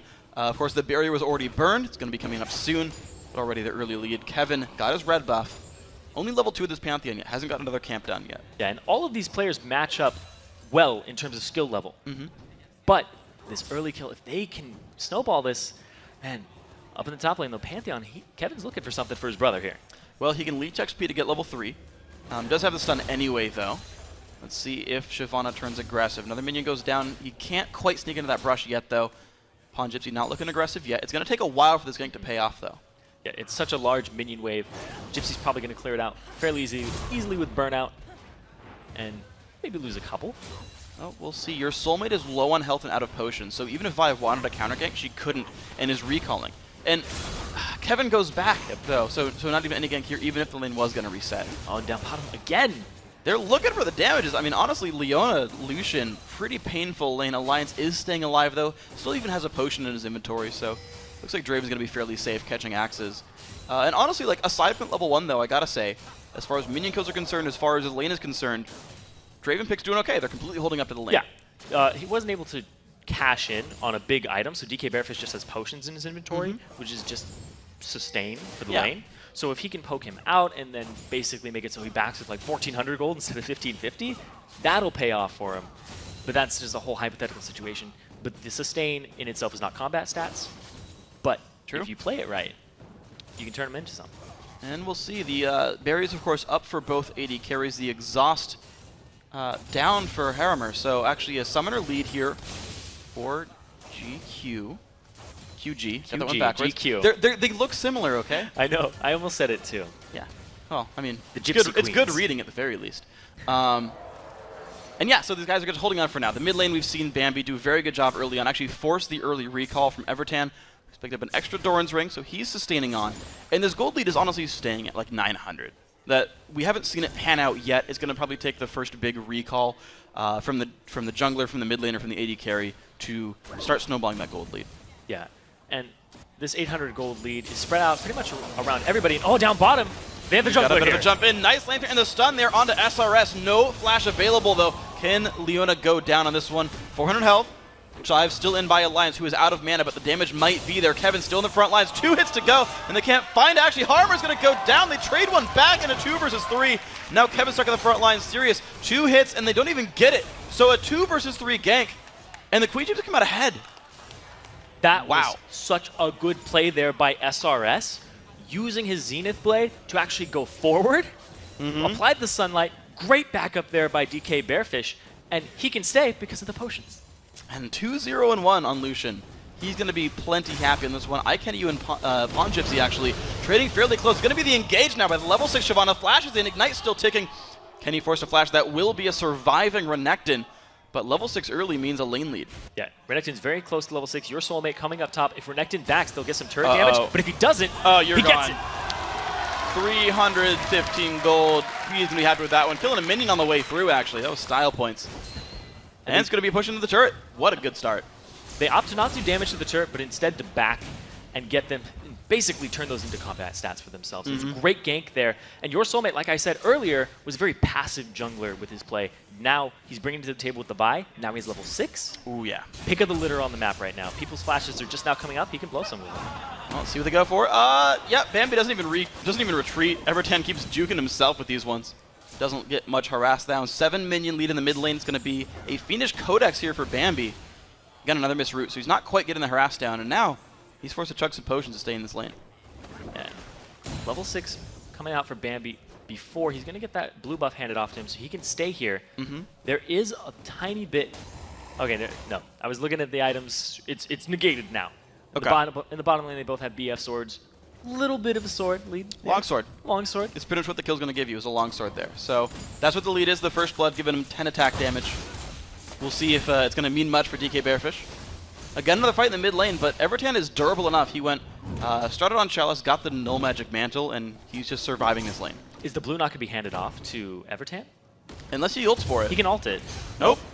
So he wants the Grand Sky Falls. Kevin wants that lower cooldown on it when he hits 6, which is very shortly. Yeah. 1 or 2 more camps. And then he can start making some pressure on the map for his team, which is what they desperately need right now. Yeah. Because if they get to the point where your soulmate catches Kevin out and can duel him 1v1 in the jungle, then it's pretty much over and all the pressure will remain in the hands of Queen Gypsies. See if they can find this one. Alliance still forced back. The Chalice done for Evertan anyway, so he might just survive. It ulted the mid lane wave to stay up there. Kevin's going to hit 6 off this camp. So that's going to give him the ability to ult in. We'll see if he takes this anywhere. 8 minutes, 30 seconds when he gets this. We'll see when his first Skyfall comes through. He's going to rotate over to his red. Not show any cards just yet, because if you show yourself, it leaves yourself open to counter jungling. And oh, Evertan! There we go. Damage lands, but the Chalice giving him some decent resists. Evertan not falling away, but he's going to start chugging potions, and it's going to cost him more and more gold over time. And overall, all across the map, the CS is pretty even, except for the jungle and Evertan. Barrier used. That was a flash by Bambi, though, to make that happen. So 2 summoners burned for honestly not that much. Yeah, and Evertan still has his flash available. Yep. He can make a play. If Grand Skyfall comes down, if he can bait out a Distortion and possibly a Mimic, then they could get a kill with a Grand Skyfall here. Well, Soulmate looks towards the mid lane. He's going to walk by a ward and can't quite see it. Pink ward's a little bit too far away. Soulmate does not know for sure that he's seen. Actually, he pinged right on top of where a ward might be, so maybe they do know. Yeah, and that's going to give Kevin all this information to make an intelligent decision. He can say, I'm going to go bottom. Oh, Evertan. All right, well, he's still got the flash, though. Is it going to be enough? He's going to jump over the wall. Oh! Play pigeon. Doesn't go far enough. Takes him out. Bambi the Forest getting revenge for that movie. 2-0-1 in both the mid and bottom lane. These are the 2 people you don't want to feed on this team or get them snowballing. But regardless of that, Alliance has been holding his own in lane. He has. Yes, he's even in CS and even in items aside from the longsword. But man, Queen Gypsies, they're going to rotate that mid kill into a dragon. 5-0 now the scoreboard, a 3,000 gold lead here for the Queen Gypsies, who all go to University of California, Irvine. They have a good start on this one, and they were one of the top favorites coming in. Blue Cashman is also a heavy favorite. I know we talked to the players, and they were like, yeah, we kind of consider this one to be the final. We feel like the other team is the other strongest team in this tournament. So these guys have prepared for this one more than anything. Yeah, there are some sleeping beasts, though, on the other side of the bracket. True. With British Columbia and San Jose. Both of them have very strong teams. San Jose is number 9 in Challenger. Yeah, so they play together all the time, and it's the exact same team. Yeah, we'll see them in a couple of weeks anyway. Yeah. Even if they don't go too far here, we're going to see some of these faces. So clearly some very skilled players out there. Yeah, and like you said, everybody was regarding this pretty much as the final here. And speaking of final, might be what their a last flash play. Bearfish is going to be out of the water in this one, though. And what a solar flare onto 3. Might still die for it, but the damage onto Harmer. Are they going to have enough there? You can see the health bars going low. They go in onto Alliance. He doesn't cash in, but Bearfish is almost there for 3 kills, but has no mana to chase. Oh my lord, that was so good. The solar flare, even if they didn't get any kills, that was a great play.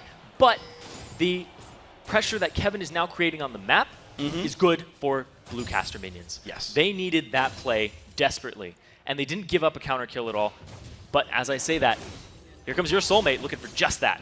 Looking to find someone to hug. They're going to go in for the ulti on the Kevin. The damage isn't going to be enough. Stun comes up into Bearfish. Has another block. Not going to matter. Kill comes up. Barrier not even required, but uses it for style points. IKENU in the top lane, he's the playmaker. He likes to get the team swinging with that momentum. Can't do it on this Renekton. Pongypsy is holding toe-to-toe with him and might take him out here. And they go in again. Ignite used again on IKENU. The flash already burned there. Kenny, can he run away? Pongypsy nearby. Lands a flame breath. One more hit will do it. Ignite goes back on Pongypsy and says, nope, I'm a crocodile. You back off. Crocodiles beat dragons? Apparently so. I mean, he's winning by 20 minions. It's very, very close. They opt for different builds, though. More of an offensive build on IKENU. That's his style. Yeah. He wants to push the wave, get that team out as fast as possible so he can roam mid, help out Evertan, get him going. But up in the top lane, Pongypsy, he's going to have none of that. Chain Vest straight out, looking for the wave clear from just passive farming with the Sunfire Cave. And down bottom, like all across the map, taking out these pink wards. Yeah, they swept 2 of them right now. So Blue Caster Minion is getting a little bit of the vision back here on this one. It is confusing calling them Blue Caster Minions because they're in red right now. Yeah. It's just like, that's what they want to farm. It only works though, half right the now. time.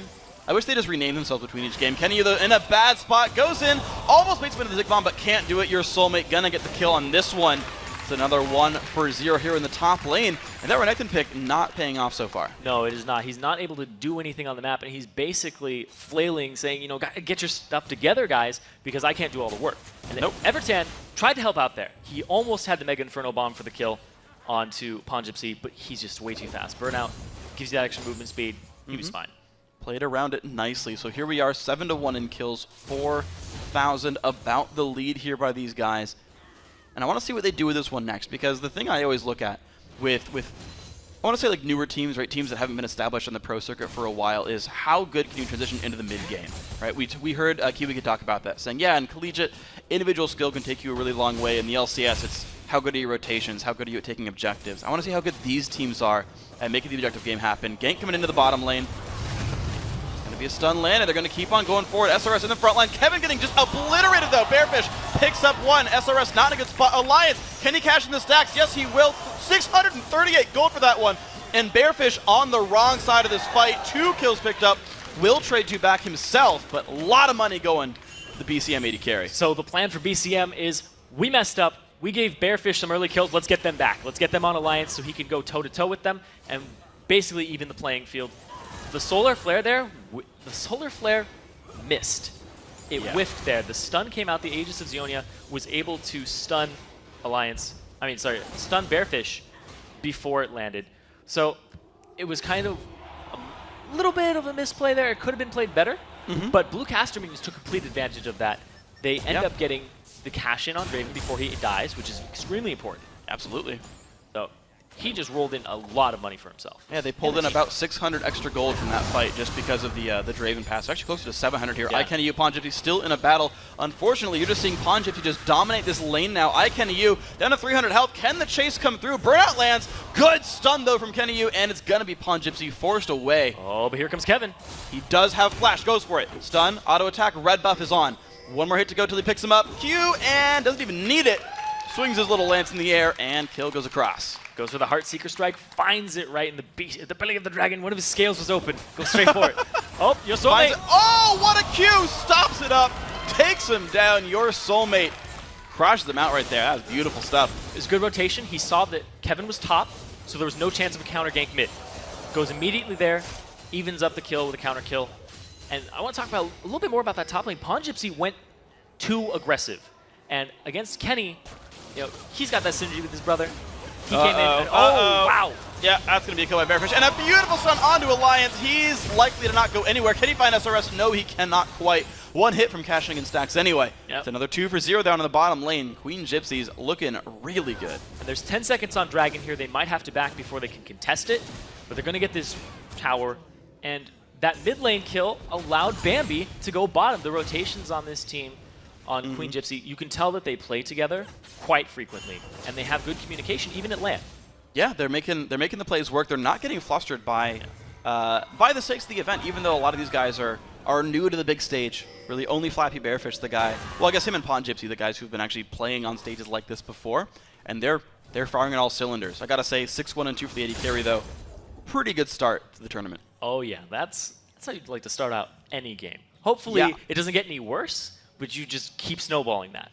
Yep. You end up like 8-1 or whatever. 8 KDA, pretty happy. That would be great. Everybody wants that. But so we saw the Ziggs bomb from Evertan get used to check the Dragon, and Queen Gypsy was like, we're too low, we have to back off. And after they got that bottom turret, this is going to be the next objective in their sights. They're going to have to find a way to clear this out. They have that pink ward, but they just haven't made their way over there. They backed, they have those items, they have those combat stats, and Lucian going for a Trinity Force. So it's a wise choice. Yeah, a little bit delayed out. Usually we see Trinity Force into Blade of the Rune King now. It's one of the builds, very yeah. popular build now, and people sometimes opt for the Bloodthirster. He probably said, I have 1650 gold. I'm going to get a BF sword. Why not? Why not? Why not? Why not? Get that early lane pressure and keep snowballing that. Well, Bambi is still looking for Evertan. Not quite going to find this one. Has a 2-level lead in the mid lane, though. That's pretty rough. Harmer is going to find SRS. Mando's going to come in, though. It's going to be really interesting. Lantern comes across, and he doesn't want it. And there comes the counter gang. This fight has begun. The damage now across to Kevin on the bottom side. He's getting evaporated right now. Bearfish finding a bunch of pain there, but Alliance still around. Bearfish, can he be going down to this one? Nuh-uh. Everyone just explodes. Huge kill credits going over to QG. There was just too much damage on this Queen Gypsy's team. They're going to clear out that wave with the culling and possibly get some turret damage here. Well, they got one minion. They got a little bit of time. 3 turret shots till those all die off. But Queen Gypsies from UC Irvine finally pushing in a little bit more. Evertan, okay, dodges that one and lands off the rubber ducky. So plays that one pretty well. But I got to say, Southern California so far holding some pretty good LoL teams. And they're 15-4. But they're not finding a lot of objectives in this game. They're just kind of killing people and saying, oh, we'll take Dragon when it's time. We're going to look at that again. The Pantheon Grand Skyfall actually lands in the back line, and we see that Kevin is the main focus here. Sirius, once again, Zenith Blade to safety, not as an offensive tool to get himself out of there, lock somebody else up. Great Vault Breaker there. Groups them all up. Double kill for Vi, 1 for Lucian. Worked really well, a little damage on Evertan. And Alliance as well kind of baited himself in. He ran and chased Axis down into the front lines, and then suddenly realized, oh, we're losing this fight? Well, I've already overextended, and fell down rather quickly there. Had a good start to the lane, but even with the stacks cashed in, not having a great time after this one. And I think that Kevin used his Grand Skyfall as kind of he thought that they were going to retreat. Didn't know they had Your Soulmate there. Yeah. So the Your Soulmate was like, actually, we're engaging. And he was like, uh-oh, I'm in a bad spot. And they collapse on him. And Your Soulmate, speaking of collapsing, here he goes. Look, oh, good flash by Kenny Yu's going to get knocked around a little bit, still dashing away. There's the ulti coming across as well. So much CC used Amrnet, and he is going to go down. 179 minions, but 3 deaths. His top lane still holding nicely. Yeah, and this was one of the lanes that Washington was extremely confident in. They thought that, Kenny Yu, he's number 9 in solo queue challenger right now, that he could hold his own. But that hasn't been the case. The bottom lane, oh wow, enough about that. Sirius going hard on Harmer. He's going to get stunned up and go down 8-1-4 for the Bearfish. He's doing a good job with this one. So he ate a full culling there.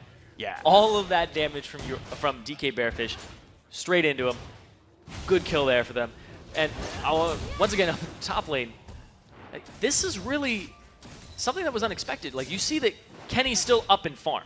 Yeah. He's farmed very well this game, but he just hasn't been able to make the kills happen or to get out of lane. And now, with that turret down, it's going to put him even further back into the back lines, and his playmaking abilities are now reduced. Yeah, he's now 500-600 gold behind his lane opponent there. Despite getting all the minion kills, just the gank pressure has been one-sided for the most part in that lane, and you've seen it go forward and forward and forward and forward for Pawn Gypsy here. So every lane now at a disadvantage. Whether it's minions or kills, it's Queen Gypsy's having a very good time at this game.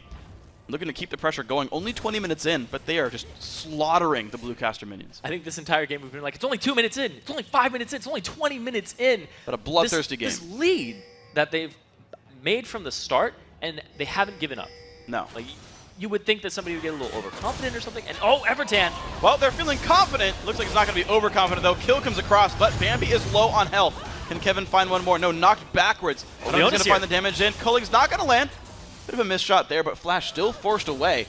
We did find another kill, and now they've got control on the left side of the map. And they collapse, and now this middle turret is in their sights, and they're ready to take this out. All 5 of them are in motion, looking for an objective, communicating as a team. Not sure where Siobhan's going to go, if he's going to actually try and pinch them off from the side. If they can find the fight, they'll go for it, but the turret's going to go down anyway. All 3 outer turrets now fall 21.5 minutes in. These guys have grouped up now as 5 to look for turret number 2 right there. Kenny coming in from the side, though. Might be able to start a fight. Alliance throws out his Whirling Death to go ahead and clear that wave, but Kenny's here. Let's see, Root comes across, SRS on the front lines, getting really chunked down there. They're going to trade that one back. Kenny gets into the background. Now Pawn Gypsy a little bit too far forward, taking a bunch of damage to this one. He might go down, Ignite is on, but it's going to be a kill traded back onto Kevin. All the same, Pawn Gypsy lives. Bambi the Forest, 1 hit from gone. Shutdown comes in for Alliance. He's starting to get some gold, but can he find anything more? Static Shiv not going to do much, but it's a 2-for-1 fight. In the favor of BCM there.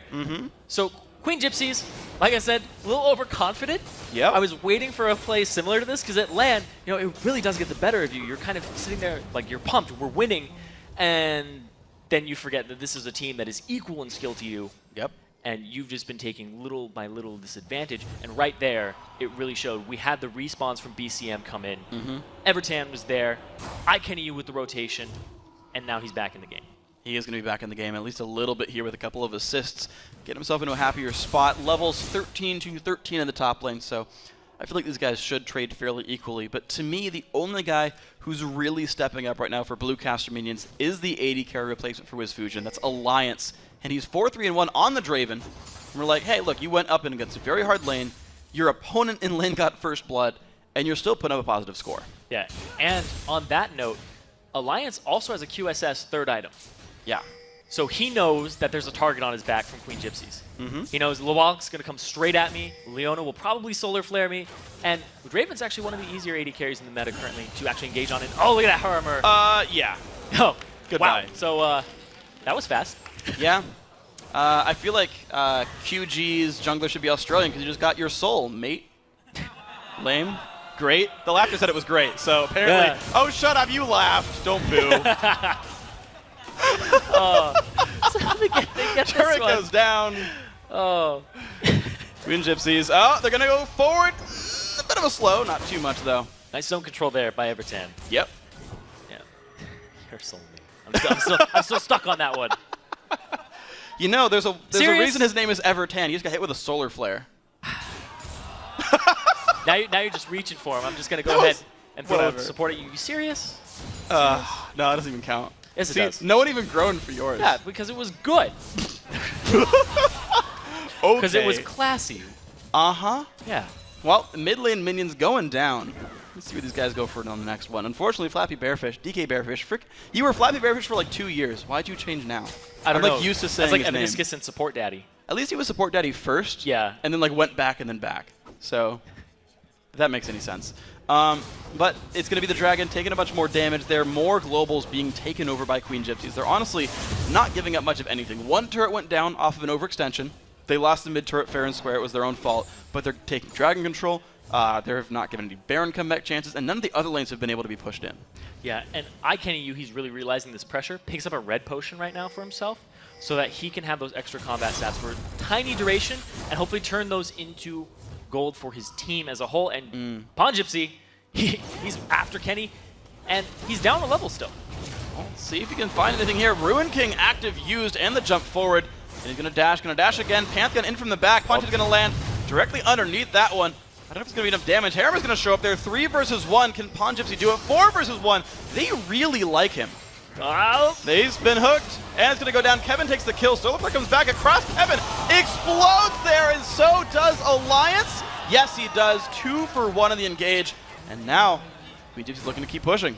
Bearfish not even involved in that, pushing the mid lane up. Evertan was there, and we had the brotherly love. I was going to say the brotherly love from Kevin, sacrificing himself for Kenny there. Man dropping straight on top. And now, QG, they're looking for a Baron. Now see if they can get this one. Baron down to half HP. No smite available. for BCM. Yeah, there's no way Pantheon gets there in time unless these guys stop for a while. You got Ziggs on the side. He does have ulti. They could have a chance to spike this one out, as unlikely as it might be. It's getting lower, and it's going to be smited away very successfully by your soulmate. It's going to be a very fast retreat there by Kenny Yu. It just made me, I was thinking of the blah, and I was like, well, The so what? The blah that I did. Yeah. You know how people say zot zot for the sound that an anteater would make? Oh, I don't even It's a wanna lot know. easier to chant than the sound that an anteater would actually make. They would go blah, blah, blah. They blah, blah, blah. That's what they would do. It's like, let's go eat some ants. Have you ever interviewed an anteater? Have you ever spoken to one? Do you know this? Yes, I have. They go. Oh, sure. They eat ants with their tongue. It's I'm aware. Well, their name is an anteater. Of course they eat ants.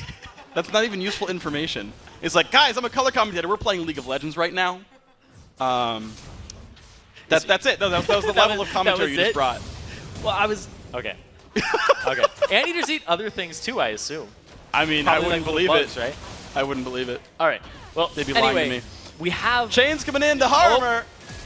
Damage. Yeah. DFG. Wow. Look at the burst right there. Bambi of the Forest. Really turning aggressive here. LeBonked. The DFG, For a deer, he is not very docile. Oh no, he's getting revenge. Oh yeah. Evertan's that one hunter. still hurts. Oh. Yeah.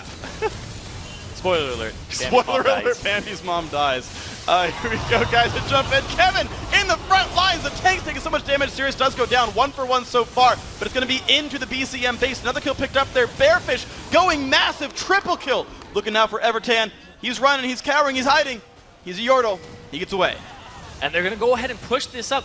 Bambi's mom dies, but Bambi doesn't. Gets out of there by the skin of his teeth. And look at that. They're going to push this inhibitor. First inhibitor of the game, 27 minutes in for QG. The hook. Ooh.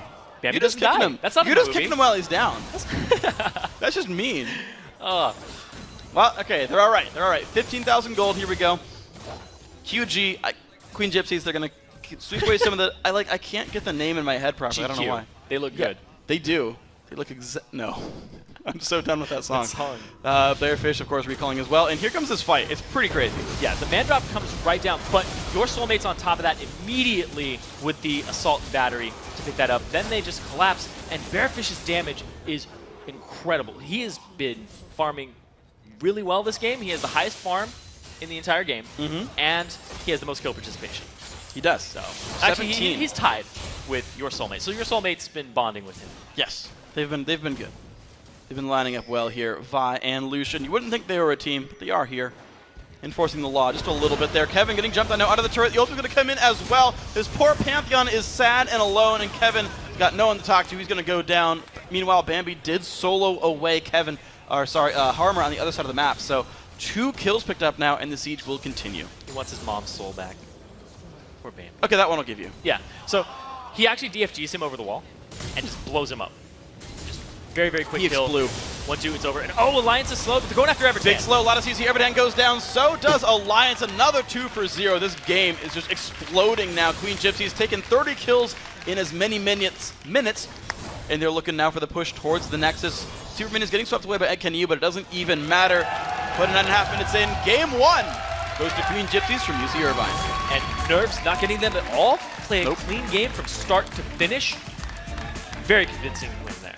Absolutely. I mean, the level 1, you say, okay, yeah, they won a level 1 team fight. They got first blood, but it didn't turn into many items early on. A couple of potions, that was it.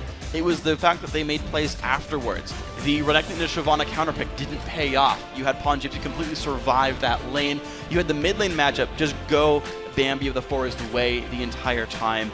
The jungler, your soulmate, 0 deaths the entire time. A lot of amazing performances. Yeah, and your soulmate, a lot of synergy there with all of his team all across the board. Just fantastic play, and his assault and battery, it seemed like it was on such a low cooldown. It was just he charged him up over and over and over again. So the top lane, Kenny wasn't able to make the plays that he wanted to. True. The playmaker of the team, when you have it in the top lane, it's far removed from the map. You have to make plays in that lane first and then transition it over into other lanes. Yeah. So they had to have a different source of playmaking. Kevin wasn't up to the task, kept coming top, wasn't working out from your soulmate, doing work all across the map, visited bottom, mid, top a couple times.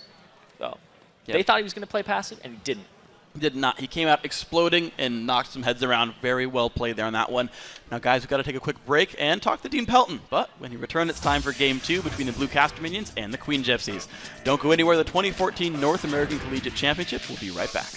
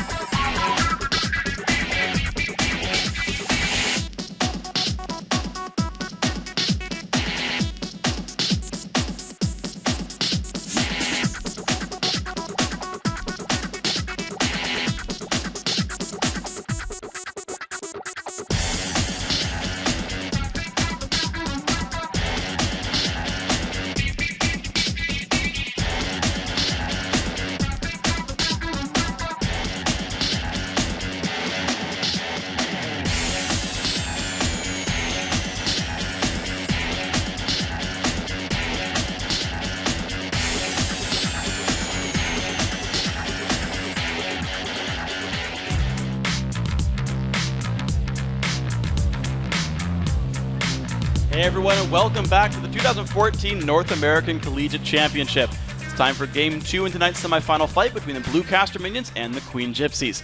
And with one more win, the royalty of Collegiate LOL Esports will advance into tomorrow's finals. Yeah, it was a very fast start in Game 1 for the Queen Gypsies. They caught the Blue Caster Minions in their jungle and got 2 kills before the jungle even spawned. So after that fast start, the Gypsies stayed in control for pretty much the entire game. They got 30 kills in under 30 minutes. And both Bambi and DK Bearfish got fed and got big. And DK Bearfish went 14, 2, and 4 as Lucian, and Bambi went 6, 0, and 8 as LeBlanc. That's some big numbers right there. Pretty good scores. Really good game from both of those players. And Yeah. all of Queen Gypsies just all throughout. And I want to touch on your soulmate. He also had a great game in the jungle. He had great Gangsta's Vi, and he finished 7, 0, and 12. Yeah. So he was involved in 19 of the 30 kills. Mm-hmm. And even the top laner, even Pawn Gypsy, who was like stuck there, like fighting Renekton the entire time, and in what is like a difficult, a losing lane. Still 3-2-8, had a good performance there, right? Stepped up for the team, joined in team fights, and still had a great performance. Yeah, no, fantastic there. Up against a Shyvana up against a Renekton as a Shyvana, your early game is a little weak. He will wave clear on you. He will sustain on top of that, and then you basically have to play passive, give up some early CS, and then start coming back afterwards. Yeah, well, we'll see what these guys can do now that we are into Game 2. The sides have swapped, and the blue caster minions finally feel at home because they've actually got those on their side. Shyvana immediately banned away from Queen Gypsies, getting out from Pawn Gypsy specifically. They're going to see how these guys play out with this one. Ban's actually coming through pretty fast and furious in this game. So that's what was messing them up, is that they were on the red side as the blue caster minions. They should have kept their name as the purple caster minions. I mean, it's unfortunate this time around because they're going to get red side twice if they stick it to 3 games. But the first pick, Lulu, already coming through such quick bans. Again, so Lulu here for Evertan. They wanted it. Yeah, and the bans just got riddled off so quickly. Things they don't want to see. The Lulu. Evertan played this in both of the games in the quarterfinals. And so did Bambi of the Forest, so it has 2 uses. He's picking it for himself because he's great at that champion, but he's also denying Bambi of the Forest that pick. And that's a good denial right here, and now, of course, it's the time for QG to make their own choices. And Pawn Gypsy, he doesn't get Shyvana, but plays another nice late-game scaling split potion. It's going to be Dr. Mundo. The Pantheon grabbed up here, saying, yeah, that's going to be our high-priority jungle pick. Take that one away. Yeah, and Pawn Gypsy, he's okay with sitting back and letting the game unfold and then joining the fights later. That's his playstyle. He loves those passive top laners. He's okay with that. Kenny, the meta isn't in his favor right now. He loves those really aggressive characters. The Kazakhs once again banned against him, and we're going to have to see what he picks up here in this game.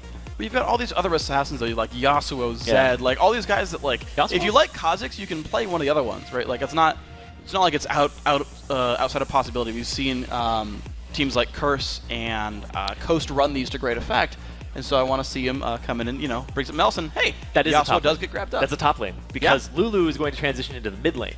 Topsuo. And now they actually have synergy within each other, because the Wild Growth with the knock-up into Last Breath is a devastating combo, and the fact that Thresh can also set up Last Breath too. Exactly. So we've got every single person so far has synergy with the ulti. We'll see what kind of happens with Kenny in this one. Of course, Pantheon already grabbed up. The Mundo we talked on before as well, and I actually like Yasuo into Mundo. I think Mundo gives you a bunch of free time to go fight and kind of outscale him. And now comes the interesting thing. Bearfish now going to be on Tristana with an Orianna to kind of support the team. So Tristana, that late game that we thought he was going to pick in the first game, because that's typically his style, is get in my backpack, I'm going to carry you guys all the way to the finish line. Yeah. And now he's going to do that on Tristana, put him in his rocket pack. Yeah, I mean, she's got a backpack already. He's like predisposed to carrying a team, Tristana. It's good. It's already in the model. Yeah. He's got to shrink him down. Lulu's on the other side, but it'll still work out, I trust. Now the hover overs from the blue caster minions, they need part of a bottom lane, and they need a jungler here. Yeah. Hovering on Jinx, and I want to see, they held up in lane specifically last time. It was the ganks that tipped the favor. So can they find an aggressive enough lane to bully out the weak laning Tristana? Yeah, the weak laning Tristana, we're going to have to see what they do. Lane bullies are on the table. The Lucian. Everything's on the table. Could go for Draven. But if he... So he's hovering over the Lucian right now. I actually want to talk about Bambi the Force lock-in on Orianna. Okay. Ball delivery system here with Pantheon. You can put that into the back line, just slap it on him, and then just use your Shockwave. So there's some great engagement potential here from all of Queen Gypsies. And Bambi the Force is actually known for his Orianna play, and it's what he used to hit Challenger previously. And he was on a Challenger 5's team at one point. Yeah. So he's not familiar to high level, not unfamiliar to high level play. Right. I mean, they're all here in the first place. They've got to be pretty confident in this one. The last few picks come in for the blue caster minions. The jungler is going to be Elise coming through, and the Lucian. It's going to be Lucian, Thresh, and aggressive lane here to try to stomp down on Tristana. So a last pick Elise is something you almost never see. Yeah. She's such a high priority jungler, but they know that your soulmate's champion pool does not include Elise. So they were okay with leaving that open. He's going to pick something else. Then they go ahead and prioritize other things like Yasuo and the Lulu, which they were putting in top tier. Yeah, and I feel like, now that Leona's in here to kind of complement the team, though, I like what blue caster minions have done in Champ Select, because they've got a lane that even if you don't dominate the lane in the top lane, you're still Yasuo and you outscale, and there's such gank pressure by having Yasuo plus Elise together just to chop down a Mundo. Like, I feel like that's actually opened up now for BCM. Yeah, they have a lot of engagement potential here for Queen Gypsies, but on the flip side, a lot of wombo combo here for BCM, Lulu, Yasuo, great with the Thresh. Then they have Lucian for the early game bullying to try and shut down Flappy Bearfish, which might be their goal. And I want to see if an invade comes out this time. Yeah. Are and they who it comes out from. Because Queen Gypsies, I mean, they're up one game in a best of 3. True. It's one of those situations where, like, do we play it safe or do we just go all in and try it again? It feels like, to me, if I'm them, I'm like, well, I would feel like I outskilled them the entire time anyway. And it's like, if you play a completely standard game with just like a laning phase, that the same thing would happen. That would be my mindset. Okay. Now, I don't know if that's true, and of course the champions have changed. But if you're like, chips are down, like what do I do to win? It's like, same thing as last time. Yeah. Just lane against them and get kills because you're better. Yeah, and the early kills that they got didn't really transition into too much gold. Yeah. Because they were so early. Yeah. But they did get all 5 flashes. It's true. It's set up further ganks. Yeah. So we'll see how that one pans out, of course. Yeah, exactly. He got a lot happening there on the Vi, as we talked about, right? 7-0 and 12. Incredible performance here. He's going to be on Pantheon this time around. So another great early game jungler, can jump in and knock you around. I want to see how the engages come in from these guys, but also my eyes really, for this game, I have to look at iKennyU. I have to see the top laner who is the MVP for BCM on their road here, and if he can step up and actually do something in this game. Yeah, now he's on a playmaker. He's on Yasuo, who is relevant at all stages of the game. Even if he's behind and he's had a really bad laning phase, he has such a great engagement tool, and he scales so well with so little items. You really need like 2 or 3, and then he's you need like fantastic. 8K worth of gold, but at that you really kind of explode there. A lot of pings coming in. Queen Gypsy is happy to make some music. There's only really a few tones of pings. I feel like you can't even put like a scale. Yeah.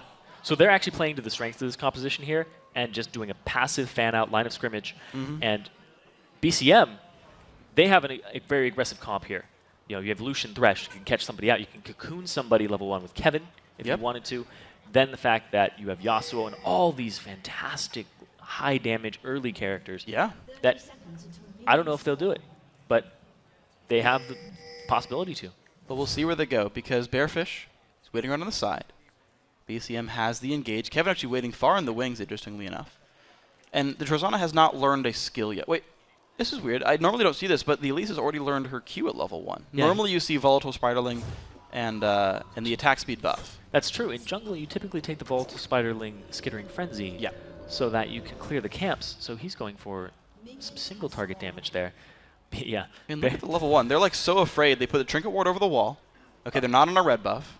That was the brush from last time. There's some PTSD here. Yeah. They're like, well, you do the same invaded us.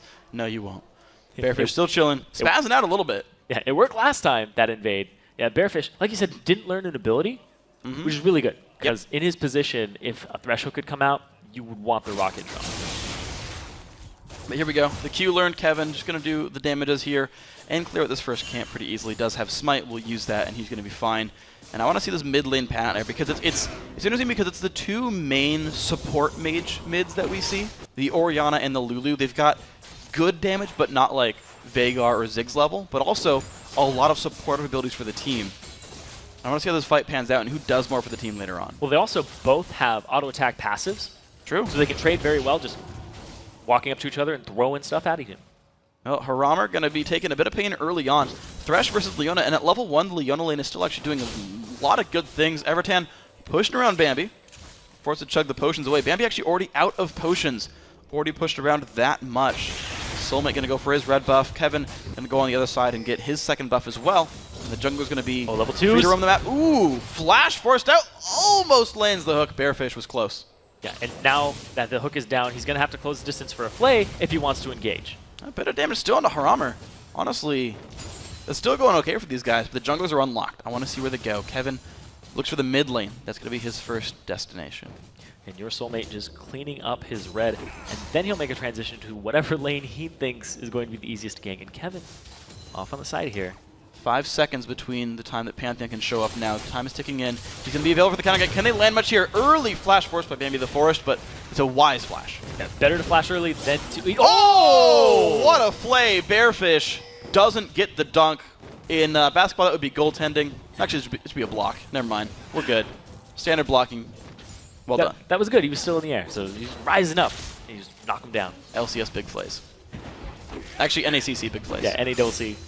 NACC. Ooh, we got to do the double up C. the acronym. NAC.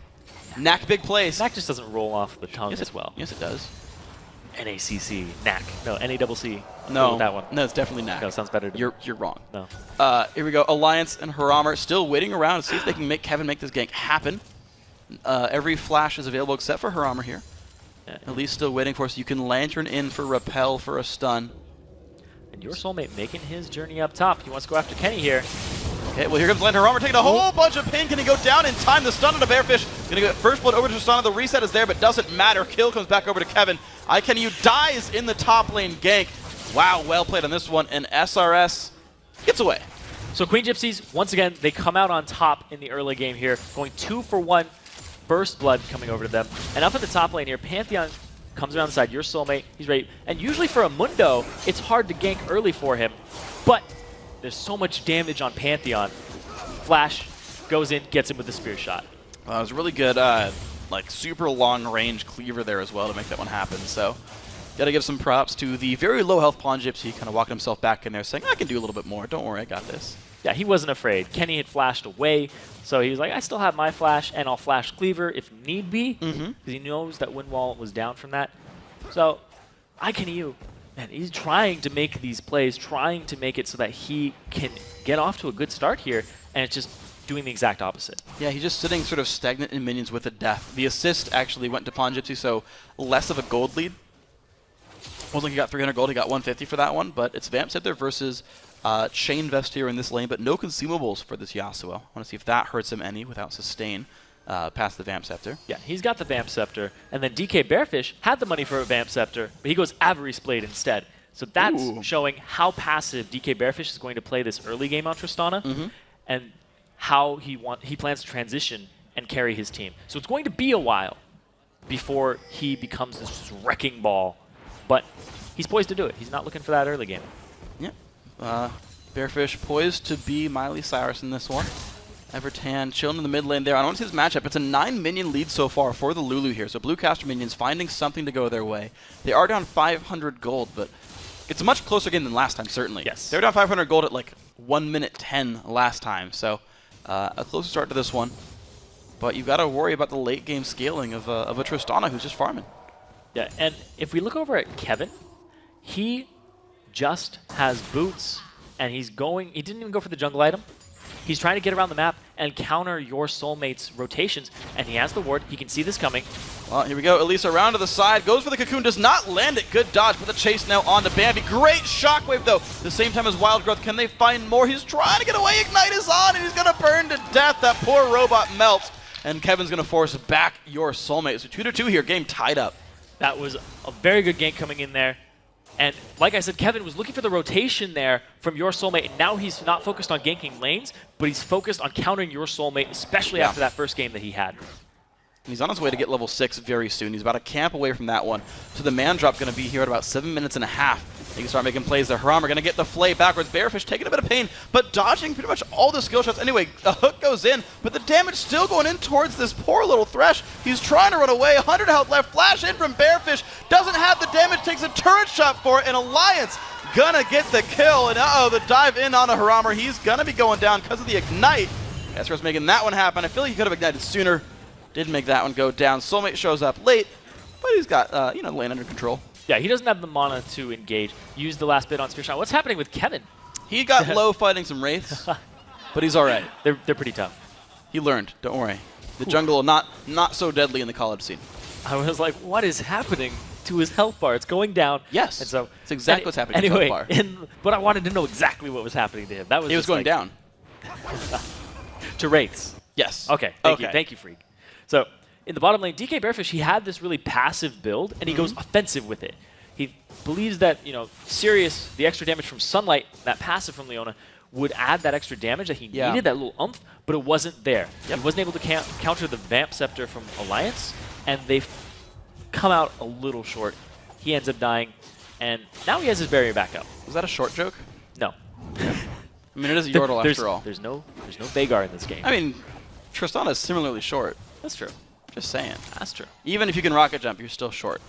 I'm just saying, all right, Tristana? Bambi the Forest, though, still killing the minions in the mid lane. They're actually growing the minion deficit here, 12. between her and Evertan's Lulu. So that first pick, Lulu, is paying off so far. It was a contested pick, and they got it. Yeah, Lulu's a huge lane bully, especially against somebody like Orianna. You talked about how Orianna is this type of support. Like, they're both this type of support mid laner. And Orianna has a little more oomph in the late game in terms of burst.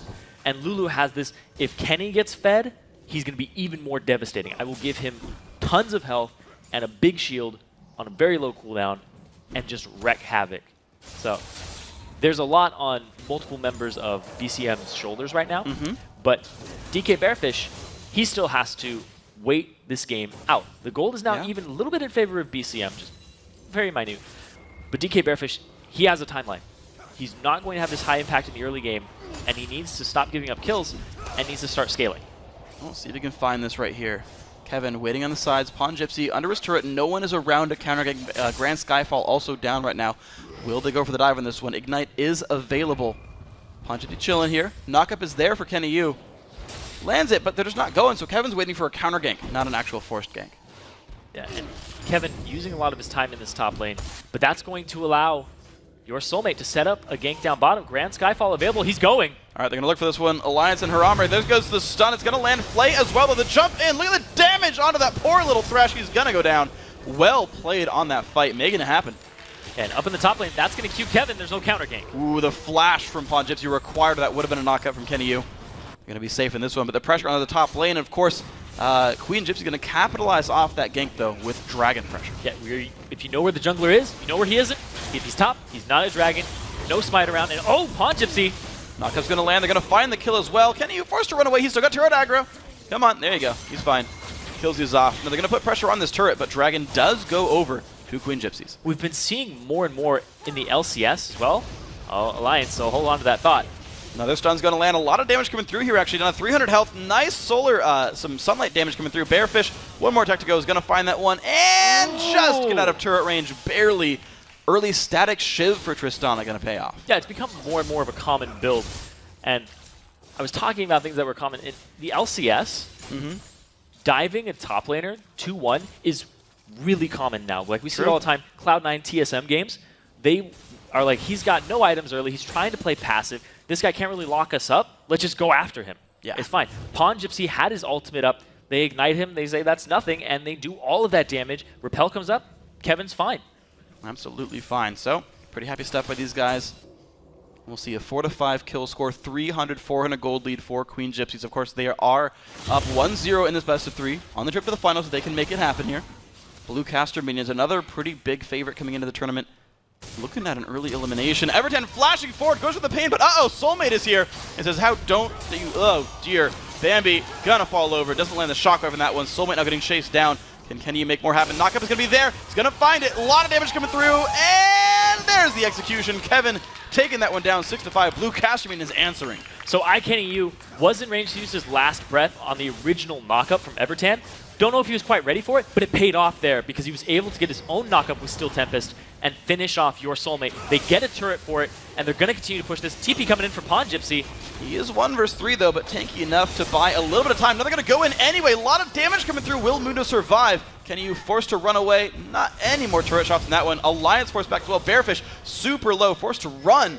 You see these guys scrapped all the time, and now the chase on to SRS. Looks like these guys will both disengage. Yeah, Queen Gypsies has Tristana, Orianna, Mundo. These are late game champions that you need to scale. On BCM, we talked about Yasuo. Doesn't need a whole lot of gold to be relevant. And then we have all of these characters that have such aggression. Box picked up by SRS. DK Bearfish forced to run backwards. Pantheon shows. Gets the kill onto Alliance. Her armor is going to go down as well. Bearfish turns back around to pick up that kill. A lot going well for Queen Gypsies down here. Grand Skyfall does so much magic damage in the center of it. At max rank, it's a flat 1,000. Yeah. It's ridiculous if you can stun somebody right in the middle. And they're going after Kevin here. That's where it's going to show up. It's going to wait on the stun. There's the jump in. It's not going to be the kill on the Bearfish. Close. The Q comes off. Not a good enough flash there. Kill picked up. Ignite is on. Kevin will fall. And actually the kill credit goes to DK Bearfish. Explosive shot. Yeah, that was good damage. It's good enough for Bearfish. That's actually where they would want the kill. Out of all 3 of the people that were in the bottom lane. Your Soulmate doesn't need it as much. He's doing really well. Bearfish is the person they want to get snowballing. And the gold is dead even right now. A 5-3-2 Tristana, though. 0-2-0, though, for the mid laner. Bambi not having a great time this game. Last game he was doing great, but the Orianna seeming to not suit him quite as well. Harama and Alliance going to sweep away this bottom lane. They did keep the turret alive. Yeah. Even though this lane is not going well for them in the 2v2. And like you said, Bearfish 5-3-2, he was 1-2 earlier. So he's accumulated 4 kills in the time that he's died once. So he's getting to that Tristana curve where he's going to be more and more impactful in this game. And he's going to be somebody you need to shut down. Level 9s, level 8s coming out here. That range just gets longer and longer. Yeah, and his wave clear is crazy good as well. He's, of course, maxing explosive shot as all Tristanas do. I didn't even check. I just assumed because everyone does. Exactly, and static shiv. So the minions just go away when he hits them, and he's going towards, I'm guessing, Infinity Edge next up. That's typically like, it's the only champion I still see build Eye Edge early. Because it's like, well, I'm going to go for late game anyway. There's no point in even going like Bloodthirster. Does Ashe still build? Okay, Ashe. But no one's, I guess, playing a lot of Ashe recently. Okay. Yeah. Those would be the two. I feel like Ashe should come back, though. I think she's better than people give her credit for. She should. She's a really great champion. She is. Her laning's just difficult. She's got a new skin now. Going to be popular. Oh, yeah. Happened with Ezreal. Didn't happen so much with Udyr, but we all know he's cool. Kenny waiting. Soulmate. Oh, they're going to find this one. Hit the ward, Kevin. Oh, Kenny got it by himself. All right, Kenny with the attack speed, static shift done for him as well. And interestingly, he's actually, we saw this from Inox. He's going towards Ruin King second. Kenny Yu. He's not rushing the Infinity Edge for second item. So you don't need that much attack speed on him because you will cap at 1.3 second cooldown on your Q, which is just the static shiv alongside your boots if you give Berserker's Greaves. So he might be going for a different boot here, which could be possible. You might go for Merc Treads. Sure. But the Blade of the Ruin King is just great self-peel, great healing altogether. And we're talking about Yasuo. What? Yeah, Yasuo. Tristana's going towards Aya. She's fine. No, that's what I'm talking about. Oh, okay. That's what I'm talking about. I'm talking about Yasuo. The Q cooldown. I'm dumb. Yes. I completely misunderstood you. His cooldown on Q goes down with attack speed. Yes. Yes, it does. It caps at 1.3. Did you know? Yes. So you only need Static Shiv and Berserker's Greaves to get to that point. You don't need a Blade of the Ruin King. Yes. So he might be going for a different type of boot. Or hooking Bearfish here is good too. Wow, 3-man flay. Damage coming across her armor. Oh, a little bit overextended. All the same does go down to your soulmate. Alliance getting jumped on now by SRS. The fight continuing. Kenny Yu looking for his damage output. Finds another one. 2 for 1 in this battle so far. Blue Caster Minion still on the chase. SRS a little bit alone. Dodges Cocoon. Nicely played there. Kevin might keep chasing with red buff. He is going to go for this one. In range for the morph. Gonna land the Q. Damage coming across there, and he can repel the dodge short Ugger when it's time to do so. Just walks away safely. The chase. Alliance gonna pick up that kill there. 10-9. Blue Casterman is continually firing back. So Queen Gypsies cut their losses. They say, you know what, you bested us. We're gonna go try to do some damage to mid, but Evertan's there, reinforcing it, clearing that wave with the Glitter Lance from Lulu. AP just so devastating. Doing some good stuff with this one. So the bottom lane now being pressured there. Kenny has actually swapped himself around the map. 2-1-2. We talked about him wanting to roam and make plays on his top laners. This time he's actually doing it. He's shot up all across the map, 4 kills for his team. He's helped do that one. Kenny does find the knockup, doesn't go for much else. Puts the wall down, he's trying to run, but he's got nowhere to go. Goes down to the red buff. Your soulmate getting another one, 4, 2, and 3 on Pantheon. Both junglers having some great games. Bambi low, he's going to have to back. Dragon is up right now, and BCM and QG both have this in their sights. If they start a fight here, it's going to be a while before Bambi of the Force gets in there, and Orianna is a great presence to have in a team fight for zone control and suction. Just getting everybody together and grouping them up. And Pongypsy gets caught. Gets caught, takes a bunch of damage, trying to run away, and is regenerating health right now. Will he stay alive long enough? Kevin taking a bunch of pain in the background. Bearfish making it happen. Pongypsy still alive. Soulmate there as well. Everything goes down. 2 kills for Pantheon. And it's going to be Queen Gypsy's completely in control. Soulmate goes for more, but he jumps in top evolution. Trades kills, though, and makes it a triple kill, but there's no smite on this team. Might not even matter. For both. Yep. There's no smite for either of them. So, Alliance, he's stolen it before, but he's not going to go for it this time. No. Little too risky. Little too risky. That was a pretty awesome fight, though. Yeah, that was. Pongypsy gets so low. Burst down here. Immediately, he has a sadism come out. And Bearfish jumps over, gets to safety. Now Pongypsy is running defense for him. Picks up that kill. Now your soulmate, he is just tossing spears the entire time. Jumps over. He gets the crit from his Heartseeker passive and picks up the triple kill before he gets picked up. 517 damage, I think, was a listed number there for the Q. Might have even been the Q auto coming together at once, but still enough damage to kill Thresh for certain. And Alliance, 3-2-3, like he's still He's still holding up okay. I feel like, unfortunately, Harama has been having a pretty rough time this tournament. He didn't have a very good game last time either. 1-8-5 on Thresh, 0-6-5 this time around. So, bit of a rough tournament for him so far, but still 11-13 in kills. A close game. And he's looking for Soulmate. Has the knockup available. Finds it. On a Soulmate. More damage coming through. Kevin shows up to try to take him down. Pantheon on the run. Gonna go down. Kevin with the kill credit. 4-2-4 on Elise. Entire time, he's trying to find his soulmate. Yep. Trying to find your soulmate. Finds it. Don't steal mine. Finds it. Nah. Yeah. Back off. Gold is pretty much even here across the board. 19 minutes into the game, Kevin finding Pawn Gypsy here. Gonna be the force for the reinforcement. And they make it happen. Pawn Gypsy running back through the dissonance. Pain coming through. Shockwave's gonna find Kevin. Fever comes through as well. Pawn Gypsy just kind of baiting out his health bar as much as he can. Level 11 on him. Lantern pulls the team back in, and this team looks like they're gonna defend the turret. 100 gold separating these teams. They're just fighting back and forth, and no one's finding a huge edge. And every time I see Bambi of the Forest, his mana pool is very low. So he's going to have to regen that up before they engage again, so he'll actually be viable in these fights. Because right there, he ran out. He was spamming his abilities, clearing waves. It takes a toll on you. It does, it does. You're running out of mana. You're trying to spam as much as you can. About a third of the bar left on this guy. Bearfish going to help the team kill away this turret. Some good damage here, but it gets swept away. Kenny's off on the side. He's waiting for this. Pawn Gypsy has no ultimate, taking a bit of pain, but a nice solar flare is going to land across Harama. Getting low, still trying to run back and forth, back and forth. Soulmate low on health as well. Windwall comes across. SRS a little overset. It will go down to iKennyU. And now will the chase continue? 1-for-1. Bearfish finds one. Now on the other side of the map, he's been exhausted. Knockup's not going to come through in time. It's going to be another kill traded back and forth. Now the chase in Blue Grass just find Pawn Gypsy. That's going to be a dead Dr. Mundo. Yes, it is. Double kill here for Kevin. 6-2-4. That was a 4-for-2 there, and Kenny had great positioning, engaged at the right time, didn't get too antsy, and made a play on that top laner. Like we've been talking about it over and over and over again, how much this is the playmaker of BCM. iKennyU, he has the mechanics, and he has the boots that aren't the Berserker Greaves. I'm just going to point that one out. All right, you got it right. I got Didn't need Zerk Greaves because the Ruin King. So they engage there, they blow a lot to try and engage. QG does. So Kenny comes in, he sees that they're low, puts the wind wall in not an ideal position, but he blocks some damage from Bambi. So Bearfish picks up a kill here off on the side, and Kenny is just wreaking havoc. He gets the damage he needs onto Bearfish, tries to get the ultimate out, but of course it's Evertan with that massive damage from the AP Lulu, cleaning up the fight, and of course Kevin with the double spider. Double spider. There's actually more than 2 spiders. I mean, you get 2 spiderlings at level 1, and it just grows from there. He's like 7 spider. 7 spider? It's like 7 spider. If you count the Volta Spiderling, Elise herself, the 5 spiderlings you'll get at rank 3 ultimate. I mean, there's just so much there. It's got rank 2. Okay. Well, actually, there's 4 ranks of your ultimate. Yeah, okay, max rank is what I meant. Okay. Anyway, a lot of spiders there. Did you know there's 4 ranks of Elise's ultimate? Thank you. Yeah. You get level 1 for free when you spawn in the game.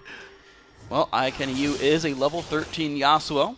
He's a scary man. Ruin King is done. Is building towards, I'm guessing, Last Whisper next from that long sword. It's certainly not Infinity Edge. Yeah, Last Whisper is usually something you see. Well, he could... Like, I mean, you could do, yeah, like, Cleaver. He's neglecting the 100% crit build. How dare you? And he's going to let the RNG take care of that. But you can use the wind wall to actually block Baron's attacks. Yes, you so can. they haven't been taking as much damage as you would think. And also some spiderlings will clean it up. They're done a half, though. Those poor spiders are dying. Baron just does not care about them. Every time I play Elise, I like to give each spiderling a name. And then when they die, I run out of names. Do you reuse the names, or are you like on name 700 now? No, I reuse the names. He'll respawn, and I'll just be like... That's still Bob. Yep, welcome back, Bob. And then somebody calls him, Bob, no! Welcome back, Bob. Hey. So wow. It's got to be hectic to be like happy and sad constantly for the same person. They actually usually have exotic names. Anyway. Okay, well, Blue Caster Minions are picking up Baron on this one, though. So these guys have put themselves back in this game in a very real way. They're down in the series, but they're looking good here in Game 2, waiting in the brush. QG, they know something like this is going to happen. They're warding around corners. And when Baron is on the enemy team, you have to play a little safer than what they're doing right now. Harama off on the side. If he can get a hook and the flay, he can set up iKennyU. Ooh, a little bit of a knockup. They don't go for this fight just yet. The wind wall does help them keep sieging, though, as the turret is there. Harama looks for another hook. Not going to find it. This turret will go down. Queen Gypsy's on the retreat now. 2 items done for their Tristana, but that might not be enough for them to turn this game. Yeah, and even though they tanked the turret, they're just going to regen that up with the Baron buff. So now BCM making those rotations happen, and if they have the team communication to pull this off, you know, they could even up the score. It's quite possible. And well, they want the game 3 for Throwing sure. out the hooks. Nice damage out from Orianna. Does not have her death cap yet, though. She's still on 1.5 big items. Another wind wall comes through, and it's BCM looking for the damage. Good sort of poke on a Bearfish, half HP on Tristana, and here comes the man drop. Shockwave's going to find one. It's going to be Kevin there. The knockup comes back through, though. IKNU in the front lines, and just goes down rapidly. Evertan trying to make things happen now. 1-for-1 so far. Orianna has fallen. SRS forced to run away. Harama getting hit over the wall by Bearfish, but the fight is still going on. Pawn Gypsy in the front line. 1 dead so far versus 3 on the other. Queen Gypsy's now on the run. Bearfish flashing away. Pawn Gypsy alone right there, going to fall down. Bearfish can't find anything else. It's going to be another kill picked up. Double kill for Alliance, a 5-for-1 battle. That's an ace, and they're going to get this inhibitor for themselves. Bearfish was over the wall doing damage, but he's not at that point. He needs like one more item to really just destroy people and get resets. They're going to get an inhib off of this. First inhib of the game, 25 minutes in, and BCM turned it around. They didn't let that first game affect them. Yeah, they're finding a score somewhat similar to Queen Gypsies in game 1. 21 kills in 25 minutes. Let's watch that fight again. Yeah, the man drop comes in, but of course the knockup comes here on 2 people. IKNU sets that up. Bearfish is in the back, dealing damage over the wall, and the fight gets split here. Serious Bearfish are trying to deal with Haramer and Evertan, but then off on the side, Alliance and Kevin are trying to deal with Pawn Gypsy, and they take out Serious. Serious actually got taken out by Evertan. And then it just trails off, and Bearfish never leaves the base. And the fight is not around him. Yeah. So his impact in that fight was very low. People got out of range, and he's like, no, you have to bring it back to me. I'm going to stay here because I'll give up my positional advantage. So it was a little overextension there and a little miscommunication. And the Dragon gets through as well here for Blue Caster Minions. They're actually only Dragon of the match so far, but hey, they'll take the gold if they can get it. 7,000 gold, a pretty sizable lead now for these guys. And I got to hand it to them for how bad Game 1 looked. They have completely turned it around for Game 2. These guys looking so much better. Yeah, and I think the big thing here is the mentality that came into it. They thought that your soulmate was going to be a passive jungler. He was making the plays all across the map. So Kevin decided, I'm going to start countering his plays. Evertan got his trademark Lulu they played in the quarterfinals. Yeah. And Kenny's on a playmaker in the top lane. Everything's working out here for BCM. Very, very well played by these guys. Only 1 turret's even been lost by them. They've kind of controlled everything. But a couple of the early to mid-game kills, the pressure now here towards the bottom lane. And they're kind of splitting focus back and forth, looking for an opening, looking for something to kind of break down in the enemy base.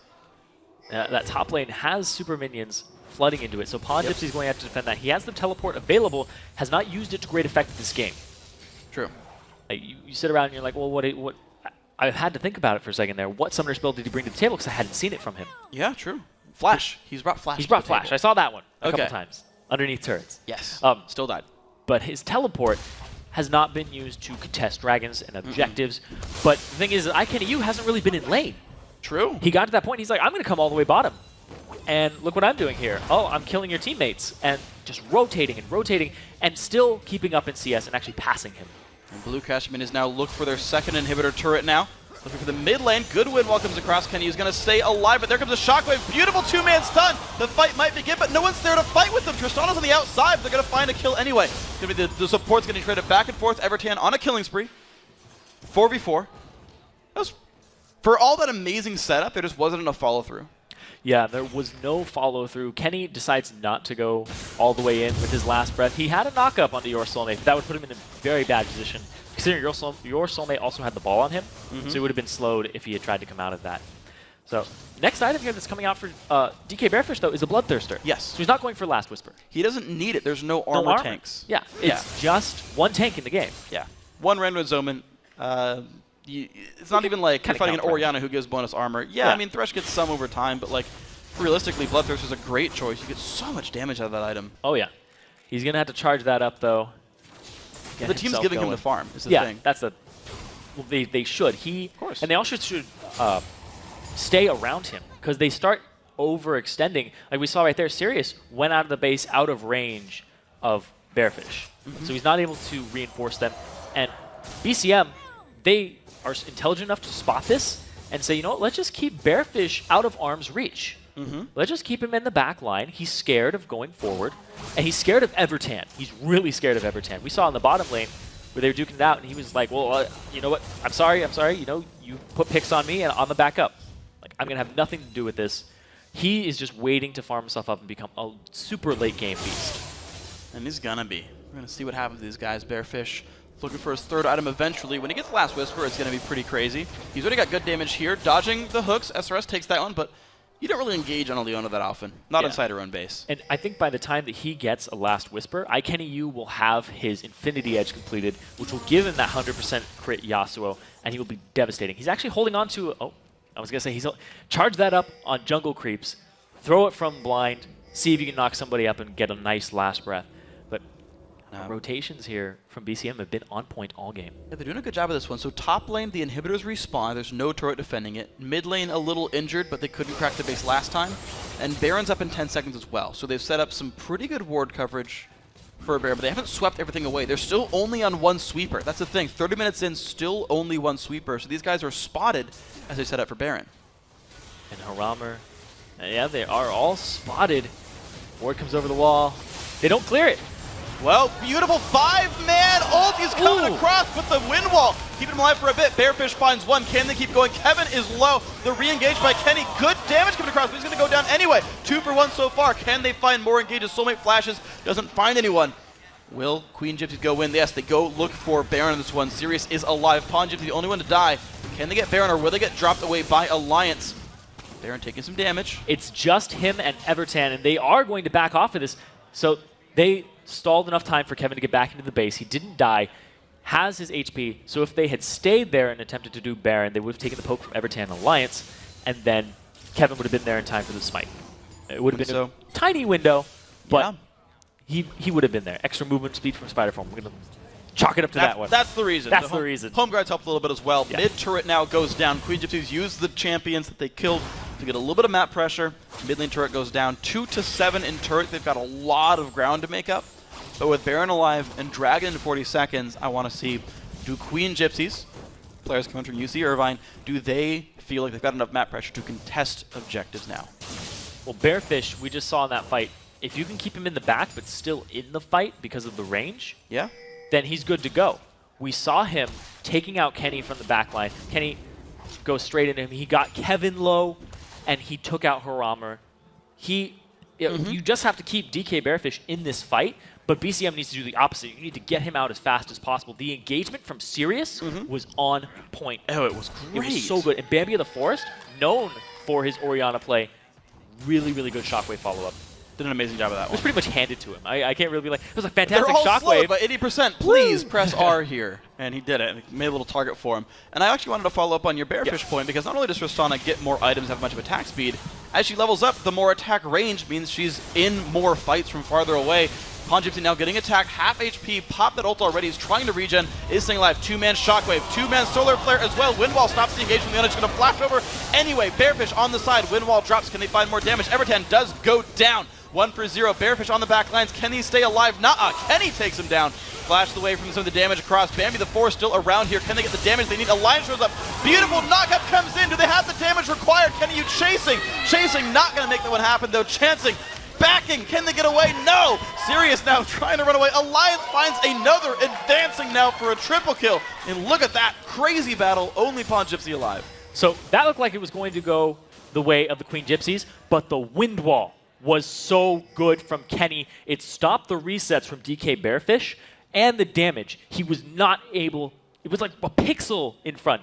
We're going to have a look at that again right here. They're going after Pawn Gypsy. And then Bambi of the Forest, he throws his ball over the wall, sucks them in, immediately Solar Flare comes down, but look at that, no damage. DK Bearfish does nothing to Evertan, could have picked him up, could have picked up Haramer after that, and then this fight was in 2 places at once. You think that Queen Gypsies has the advantage, but KennyU gets enough flow, gets his shield back up, absorbs all of that damage, and now he's wreaking havoc. Alliance comes in from the side, and then they just clean this up perfectly. Kenny does drop in the process, but worth it. It was worth. But triple kill onto Alliance. Oh, the gold is just back and forth, but the 8K still in BCM's favor. Yeah, it's just crazy. These guys are just trading blows, and it's hard to sort of keep up with it all. 27 kills to 22, 33 minutes in. You've still, as you said, got the 8,000 gold lead for blue caster minions, but they're just not. They're not getting a ton done for it. They did get Dragon off the previous fight, so they are growing their lead here. but I want to see if they can keep this one going because they're now fighting a 4-item persona. DK Bearfish has the Last Whisper done. You've got only 3 offensive items for Alliance. He's added a Guardian Angel to keep himself alive more, but you've got very different damage threats in these teams. Yeah, and you see that Queen Gypsies realizes all of the threats and where they can come from, that they stock themselves full of wards here. Yeah. 4 of their members have nice little eyes in their inventory here. And actually a complete Oracle Lens coming out for Sirius. Yeah. So. He's got Talisman of Ascension, Ruby Sightstone, even a pink ward in the inventory. He is making sure that he can do everything he can for his team provision. But as Vision is a team game, everyone else bought wards as well. Guys, team game, you should buy wards as well. Yeah. Help out everyone else, not just a support's job. And just saying. I assume everybody's clapping because you're the saying supports all applauded the PSA. Thank you. Jeez, it's not only my job. Yeah, I don't buy it wards. isn't only your job. What? I don't buy wards. If I have 75 gold in an item slot, I'll buy a ward. Wow. Really? Otherwise, I'll You'll buy buy more 2 health potions. potions. Won't you? Oh, usually, yeah. Oh, okay. Only if I have health potions already. But already got 5, can't buy anymore, must buy a ward. Now you switch to mana at that point. Yes, Yeah. especially when I'm playing Kennen.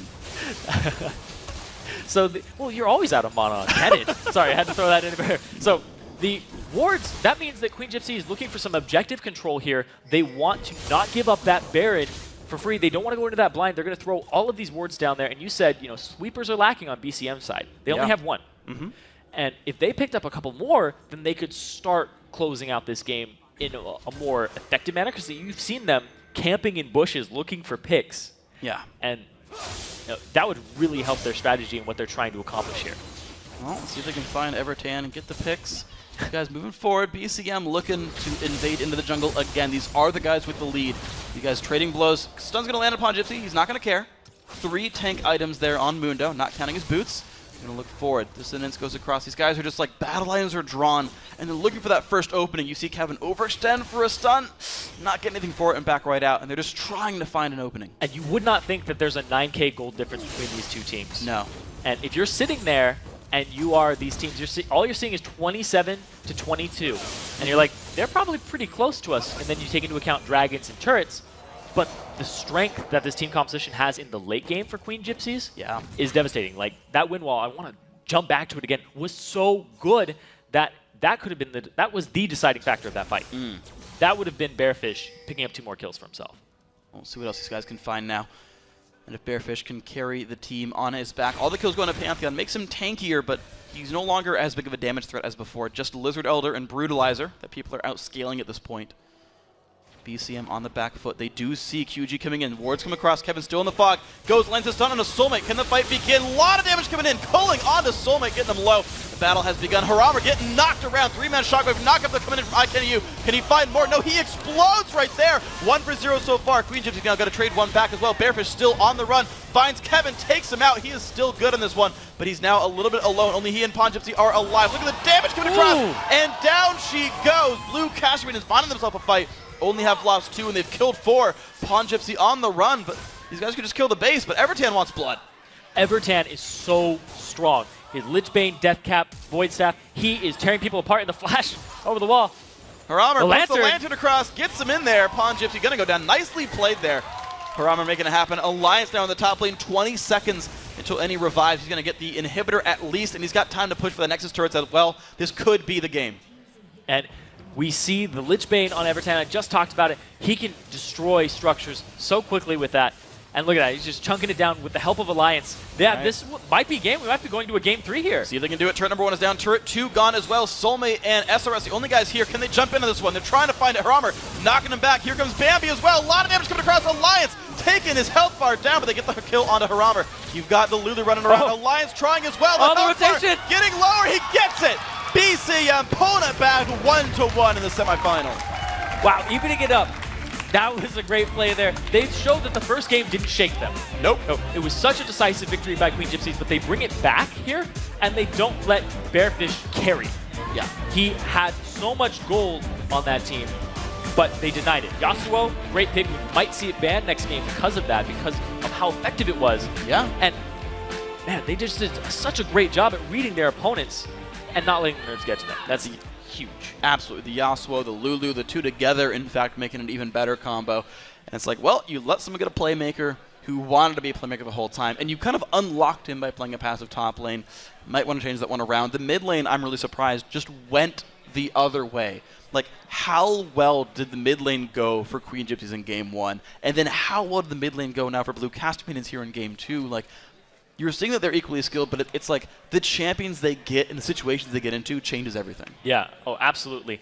And we saw that the effect from your soulmate was not as high this game. Yeah. No, he had a Pantheon, which is still a gank-heavy jungler. But the Vi that he had previously, he was just going lane to lane, making things happen. But I do chalk that up to Kevin actually reading him this time. Yeah. He was able to say, I know where you're going to go. We have some wards down, and I will counter that. And he did that fantastically early game, transitioning that into Evertan's gold lead. And, man, these teams are so even that they really show that they deserve to be here. Yeah, and it's funny, you actually mentioned the counter ganks coming in from the jungler. The reverse happened again last time. You actually had the ganks all read by Soulmate. Every Pantheon drop that came in from Kevin was countered over and over and over again. These guys are trading blows back and forth. Now, guys, got to go AFK for a couple of minutes, but when we return, it's time for the third and final game between the Queen Gypsies and the Blue Casterminions. Don't go anywhere. The 2014 North American Collegiate Championship will be right back.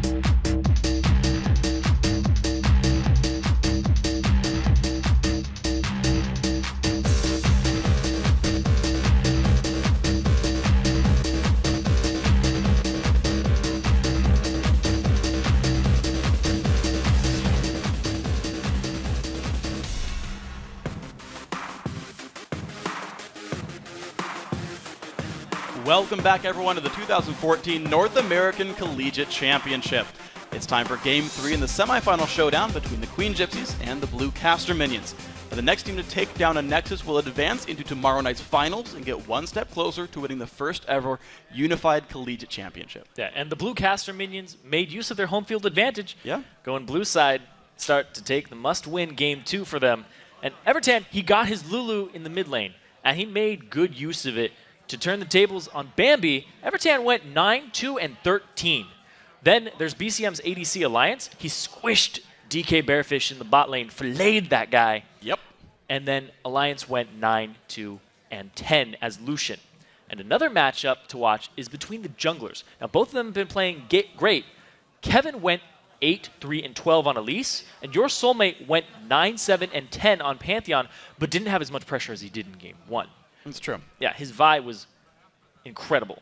So he didn't die at all that game. This game, not the same. A few more deaths. 7, yeah. Yeah, I mean it's a little bit bigger than 0. We do know, some basic mathematics here, and we learn in the casting profession, we do learn good, guys. That's how it works. Don't need math too much for it, but it works out sometimes. So now coming into Game 3, and at this point, the pressure kind of mounts on you because you look at, because now you look at and you're like, all right, so Queen Gypsies, we dumpstered them really hard Game 1. It was not easy, but man, everything just kept working and kept working.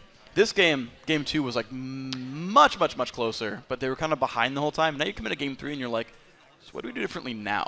Yeah. In Game 2, they picked a very late game-oriented composition for the Queen Gypsies. Yeah. And they were punished early game for it. Yeah. BCM sniffed that one out. They said, we're going to take this fight to you very early. Pre-20 minutes, the game was already on its way towards BCM victory. And they were able to capitalize on the little mistakes. And they just, that win wall was so good that I wouldn't be surprised if QG is like, we got to shut Kenny down. We'll see if they can do it. They are first pick, so they get, some would consider one less ban because of that one.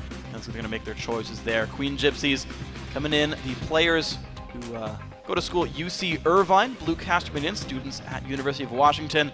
Semifinals here of the North American Collegiate Championship. The Kazakhs banned again away from iCanEU. They don't want that one to come through. Third time in a row, your soulmates Lee Sin also removed. The Wukong banned away. These guys kind of going back to the Game 1 bans pretty faithfully. Yeah, and this last ban here for Blue Caster Minions, they are thinking about this hard. Because if you don't ban Lulu, I'm pretty sure it's going to get picked up here by Bambi of the Forest.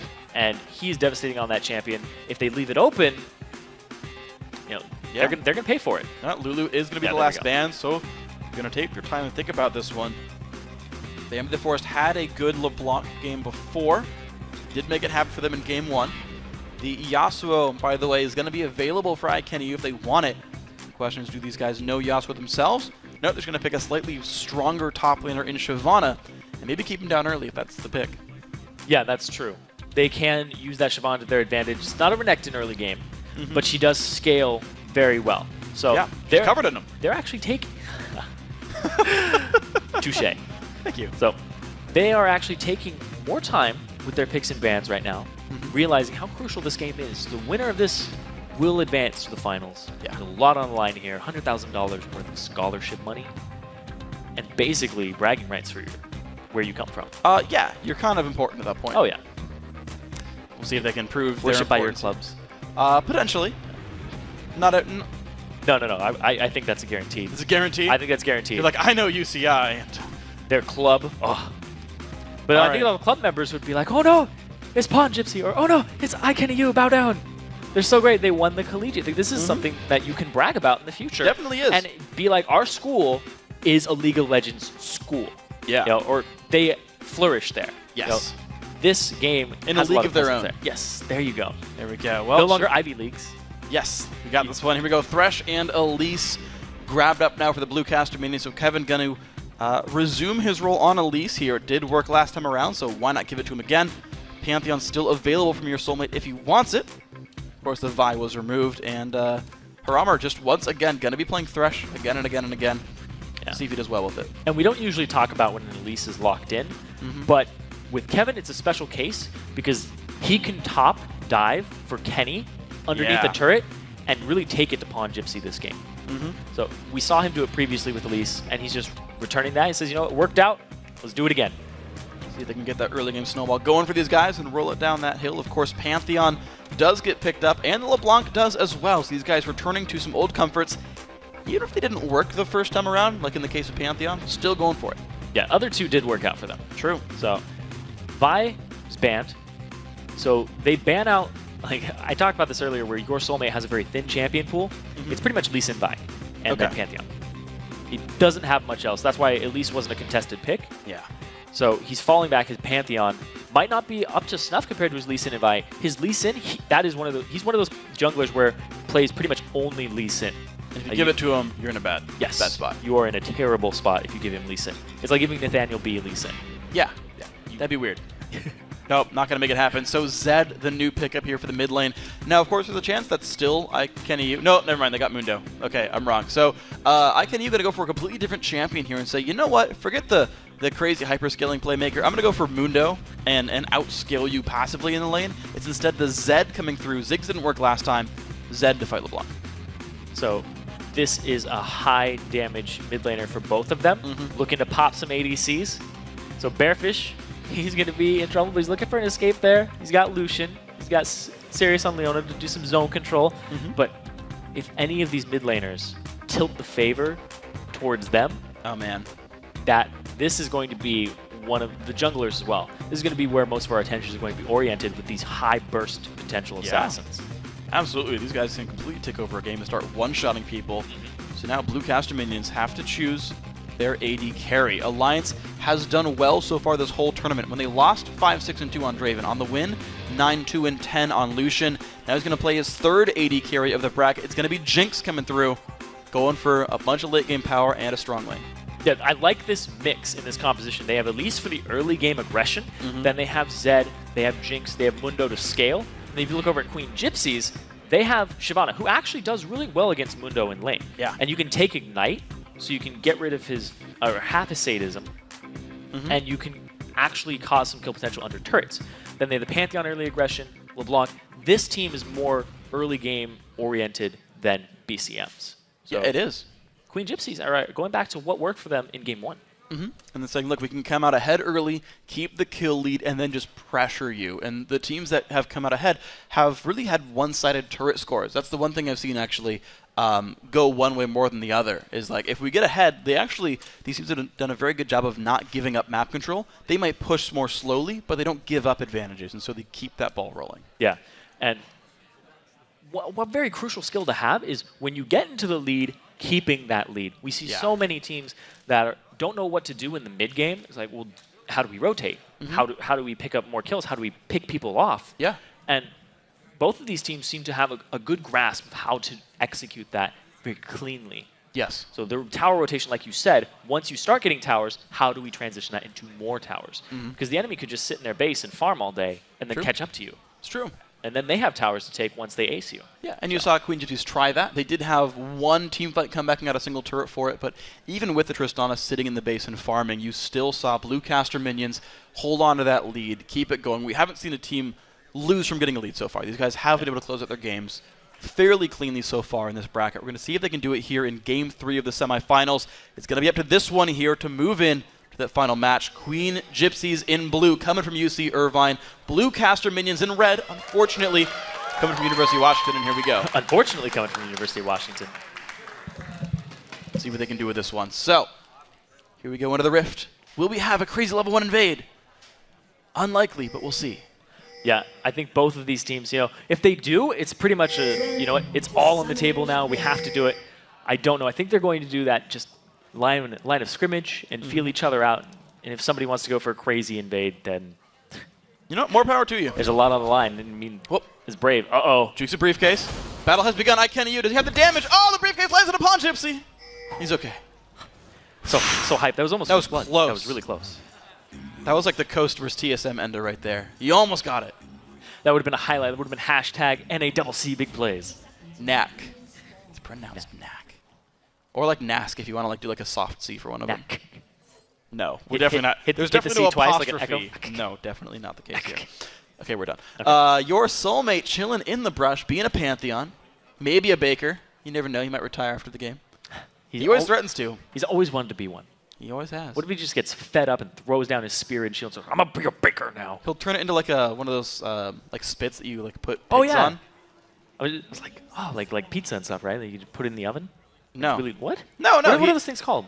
The Yeah. pizza shovels. Is that what that's? It's No. pizza shovel. That's the definitely not. official term for it. It's a pizza You heard shovel. it here first. You learned good here in the LCS casting. Here we go, guys. Bambi the Forest actually playing very far back in the lane. He's not watching for invades anymore. It's going to come in with the minions. Still the dance coming through from Evertan. And the 1v1 in the mid lane is going to begin. Both junglers starting on the top side of the map. Bottom We'll see lane, where they though, go. Sirius and Bearfish are actually hanging back, looking for something.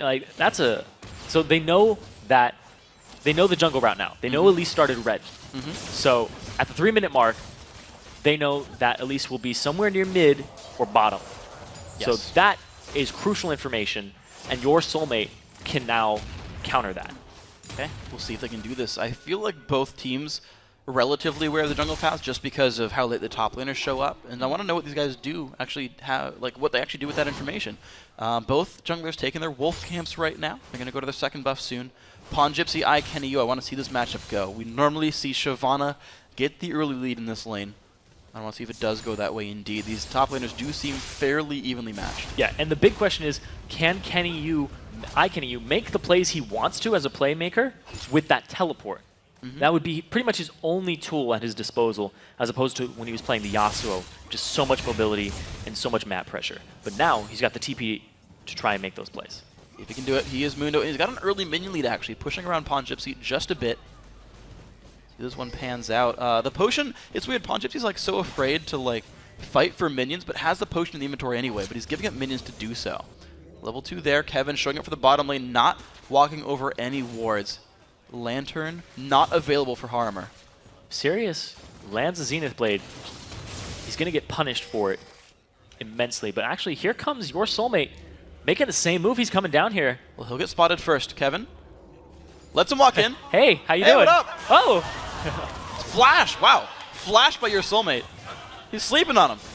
They're going to go for this one. SRS up forward. Goes to go look for Kevin right now. Jumps up into the air. Damage comes across. Jumps back to a minion. 3 versus 3. Both sides say, you know what? Never mind. I didn't want to fight anyway. That was kind of like where you walk by your doorway and you didn't realize it, and then you look back and you're like, oh my god, there was a spider there. And then you're just like, ah! Ah! That's exactly what happened there for your soulmate. Might have been a tarantula. They both sat there, just like, oh, whoa!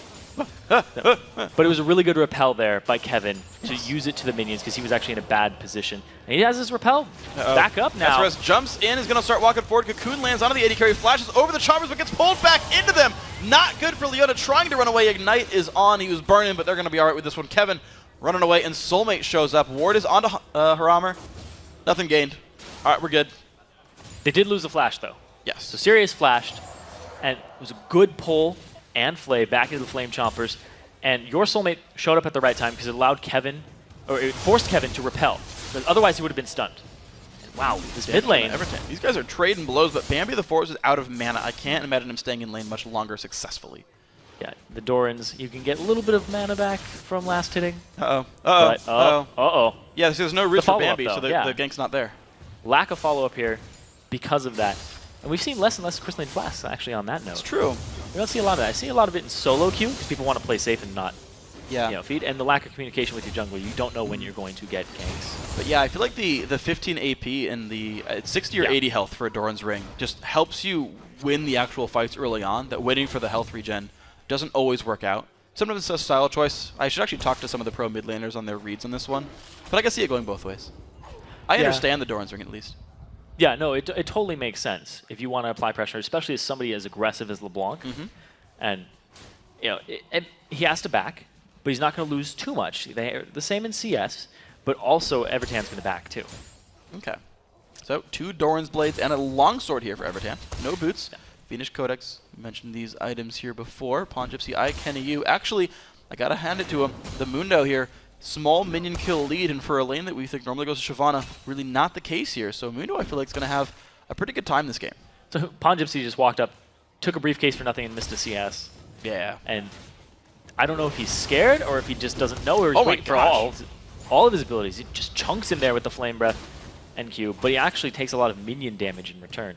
Yeah, and Kenny Yu, of course, does regenerate health rather quickly, being a Dr. Mundo and everything. Pawn Gypsy level 6 now, so gets the ultimate race. Learns it finally. I was like, hasn't learned it yet. And there we go. No rush. Oh. Pop the cord. Ooh. All right, dashes away. That's Bearfish keeping himself alive in this one. No hook's going to land. Bambi has gone back. There's the dive on in. Oh, a lot of damage coming through. Gets one more attack in. Will it be enough? Ignite makes it happen. Yep. 1v1 first blood to Evertan. So I was talking about in Champion Select, if one of these mid laners can pop the other one, it's going to require jungle attention. And if they start snowballing and you don't take care of it, they will just transition to bottom lane and shut down either Alliance or DK Bearfish. Well, here we see what's going to happen. Soulmate forced to hold the mid lane, revealing his location to the enemy team, and that's going to signal the ping in for Kevin. He's going to walk by a pink ward and not kill it. Oh, did you see it? Kevin, yeah, he finds the pink ward. Still walking by it. Oh, nope. Well, see, Kevin just warded up the blue, and okay, well, the dive comes on in. Alliance down a little bit low. Bearfish even worse shape, though, running away. Nice lantern. Going to put Harmer and Alliance back in, flashing away from the Bearfish. Now SRS a bit alone in this one. Flayed backwards, still trying to run level 5, and a fairly tanky Leona. Nice hook, but it's just a little bit too late. And meanwhile, while all this is going on, blue has been contested highly. Kenny just used his TP into that fight. Kevin solo has the Ignite taking on him. They really want this blue, and they're putting all of it into there, and Soulmate picks it up. Soulmate picks it up to jump in onto Kenny Yu, though he's taking a bunch of pain right now and trying to run away, trying to stay alive. He flashes over the wall and will just barely survive. Kevin on the side as well. Evertan picks up one, jumps over the wall after killing Pantheon to steal a blue buff. Awesome by Blue Caster minions. So one of the Ignites from Pawn Gypsy was used on Kevin to try and kill him. He didn't die. Starts coming down bottom. Then we see around that fight, an Kenny Yu, that sadism, saving him there, and allowing the time for Evertan and the lack of focus on him, because they didn't zone him out, to get close and pick up that kill. And that prolonged fight really paid off there for BCM. It really did. It did great things for them now in Game 3, the ones they need. This match is so important for them. They lost Game 1 so hard. Came back to a pretty convincing Game 2, and now a pretty convincing Game 3 if they can keep it up. Maybe the Forest down 20 minions in the mid lane. Not a happy place to be. Yeah, and these guys can do. Yeah, we have a blue buff on Evertan now, but we also have one on Kenny. Actually, no, he doesn't have it anymore. Okay, so he had the blue buff originally, I think. No. Is that right? No, because Pantheon got it, and then Evertan got it from killing. I saw it spinning around his feet, and I was like, what is that? It's the other thing that spins around Windows' feet. W? GG. W or R? Uh-oh, the jump in. No stun's going to land. He went for a minion here on this one. Evertan gets away safely. He's happy. He's all right. No ganks happening here. Soulmate is 6 on Pantheon, though. I want to see where the first man drop goes. Yeah, has yet to use Grand Skyfall. Getting that for himself. There are some gankable lanes here for him, but right now, Dragon seems to be the point of contention here for BCM. They just poked Bambi of the Forest out. He's back. They know that this is most likely safe, and BCM's going to go for it. Okay, so Dragon down to half HP. No one's even contesting this whatsoever. Blue Caster minions going to add more gold to the lead. It was 14,000. Now it's about 1,400. Now it's about 2,000 here. Bit of a different number. Just a little bit. Missing one significant digit. So Kenny popping his ultimate to stay healthy, and just this gold flow that's going into BCM right now is very minor, but we said earlier, the team that seems to get the objectives first holds onto them and starts turning them into more. And right now, we have your Soulmate coming top. They know he doesn't have his ultimate. Uh-oh, Kenny's not in a good spot. No flash as well. He's going to run. I don't think he's going to get very far. He's still running, though. He goes where he pleases, though. I mean, you can't stop him. As long as he pleases to faceplant in the ground, then yes. That's exactly what he wanted to do. All right, well then congratulations, Kenny. You did exactly what you expected. Kill goes to Pawn Gypsy, so that matchup just got a surge of 300 gold. And a little bit over to your Soulmate. And the gold overall, just 1,500 dividing these two teams. So that's that Dragon. That's that one kill. It's not, like, the cat's not out of the bag just yet. Nobody has a substantial lead. They're all very, very close. Bro, it's right there. With the cat? Oh my god. Bambi just like walked, he's like, no, I don't really want to kill a ward this time around. Goes back to his lane. Doesn't care enough about it. Damage coming across his Soulmate, though. He's all right. Turret does stay alive. Kevin protects the lane for his brother. And now Kenny's going to go back and farm some more now that he's getting a bit closer to Sunfire Cave. Yeah, and not clearing out that pink ward. I guess it wasn't worth his time. Apparently not. The All-In's going to come in through. Does he have the damage he requires? The flash in from Bambi will dodge away the skills. Ignite! Oh! The last tick of Ignite again. Evertan finding that one. Bottom lane. There's a fight going on. Box will land on an SRS. Nice Solar Flare lands on a 2. Culling some good damage towards Alliance. 100 health, 250 roughly left. Harama now taken up in the front line. No E is going to land here. No kill coming across. And this mid lane, Evertan is just taking it over. That tiny lead that give him a give him a little bit. He takes more. Takes more. Just going to transition that, and now he's free to roam. He got that turret. If he comes bottom, it's going to be that spillover from that lane. Yeah, and he's going to be able to make so many more plays now on this Zed. That pick working much better than his Ziggs did in game 1. Same matchup, much, much, much better result. In the bottom lane now you're seeing the Souls getting picked up by Haramer. SRS still winning around as well. These AD carries and the lane in general, for as much as they've been fighting back and forth, very little has actually separated them overall. They've been burning spells, but coming out alive every time. And Pawn Gypsy just dueling Kenny once again. He's going for that early Blade of the Ruin King, first item, just to duel Mundo. It's a good choice. I like it, especially because now he has a bit of a lead. He can start really exerting his presence on that map, or on that lane, and saying, no, you need to run out of health. I'm going to push your turret down. It's actually almost down at this point, so if Pawn Gypsy can get himself in a little bit more, he'll take that down for the team. Speaking of turrets going down, though, Evertan and Kevin in the mid lane, we've yet to see a Grand Skyfall that's been effective. Or one at all. Turret 1 goes down. Kenny getting jumped on, burns the Ignite, but gets slowed down as well. Flashing from Pawn Gypsy. I don't know if he's going to chase down far enough. That seemed a little bit aggressive. Yeah, the flash down from him, but iKennyU still has his available, and he knew he didn't have to use it. Yeah, that was a pretty safe Mundo overall. Did run a little bit low on health. The turret did go down, so you got to say Pawn Gypsy made that one work. But now I want to see what he does next. Turret's down. He's getting flanked actually a little bit. You're seeing the Elise and Pantheon both coming through. But Alliance, another one getting jumped on, has a Lantern. Takes it and dodges the Solar Flare. Nicely done there. Traps her on the ground. He's going to hit SRS, who's now in turret range as well. Alliance pops the ulti, but goes down to Bearfish, who's going to get out of turret range safely as well. But here comes Kenny. It's going to be the play backwards on SRS. That is a roam. But oh, look at the flash. What a play. Cleaver is going to land. And now here comes Soulmate. He's going to find a soul to kill. Bearfish now has a friend. Kenny probably going to run away. It's not the friend that he wants, though. But look, here comes Zed and Elise from the sides. Oh, They're man. looking for some blood. Looking for more. 3 versus 2. Soulmate's going to be the target. Down goes 1. That's going to be Evertan making 1 and 2 of this one. Goodbye. Bottom lane looking nice now for BCM. They've got control of that lane. Bambi of the Forest is so behind right now. 50 CS down, 4 kills down, and he's up to death. So right here, Super Mega Death Rocket gets off, doesn't get the kill. And Sirius, he is such a selfless support here. He's saying, I'm going to stun him, I'm going to take everything, I'm going to try to get out, but he ends up getting killed with a briefcase.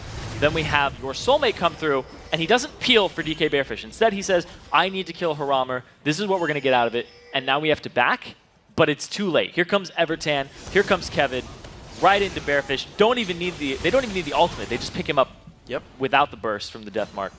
And once again, it's this middle lane. And Bambi of the Forest is down in levels, down in CS, down in kills. Everything. Everything. Yeah, he is not having a good game. Yep. He's down in Y chromosomes too as far as champions are concerned. I just want to find something else that I can compare. But he's up in between. X, so. Yes. So there you go. I mean, that's pretty much a wash, to be honest. But 130 minions, 4-0-1 on Zed. Evertan is taking this game over. Absolutely. Only 6 kills for the team. He's made 5 of them happen. Mid lane still under pressure. 2-1 in turrets overall. The only lane going well, actually, for Queen Gypsies is the guy who's kind of named after. It's Pawn Gypsy in the top lane. 1-0 on Shyvana, but I don't know if it's enough for the team. Yeah, 4K gold lead here. Bambi the Forest just now hitting level 9. And he's been maxing Distortion first, so that he has that lower cooldown so he can escape Evertan and try to deal with it. But it just hasn't been working out. Evertan has been bringing the fight to him, Deathmark, and he's only getting stronger. Oh yeah, next Deathmark I feel like has got to be a guaranteed kill on LeBlanc again. He's not going towards an Hourglass. He's not getting the, what's the item called that gives you armor and Seeker's AP? Armguard? Seeker's Armguard, that's the one. Still going for the Deathfire Grasp. And hey look, it's an ulti! And it's a dead LeBlanc. Yep. Bye. Good root through under the turret. Oh. Actually, ooh. 2 turret shots that would have been a death, but not enough here. Blue Casterman is now looking for the bottom lane, but this is going to be the jump in from Pantheon. Red team picks up Dragon. Not surprised here in this one. Soulmate a little bit overextended. He's going to go down as well. 5,000 gold now puts Blue Casterman in the lead. And so it's a 2-0 overall on the map. They give up their jungler, they give up their mid laner, and they give up a dragon. And like you said, that Death Mark is just so devastating. Blade of the Ruin King, Ignite was available for Evertan, just uses it all, and Bambi's so squishy. Hasn't even completed one item aside from his boots. That turns him into venison. That's correct, right? Yeah, this is Bambi's a deer. It's a baby deer, right? Well, veal. Oh wait, no, that's like cow. That's cow. That's cow. Venison. Venison's like the deer meat. Yeah. It's like just literally deer meat. Yeah, it's like. All right, we're on the same page. Good job. Does that come from like You've leg learned. or something? I don't know. Is that like leg or something, or is that just deer meat in general? I'm guessing it's just deer meat. Someone will correct me later. I did not take any of the culinary arts. Culinary arts, I think is actually culinary. I don't know why I said culinary. You got really fancy. Put a liquid U in there. The culinary arts. Indeed. All right, we are here though. Ponjib, trying to keep his turret alive, will do so, but he's not found enough to do for his team just yet. The Ruin King is done. We'll see if he can keep playmaking and if these guys can hold on for a while and get themselves back into this game, get themselves some items. Sork Shoes done on Bambi.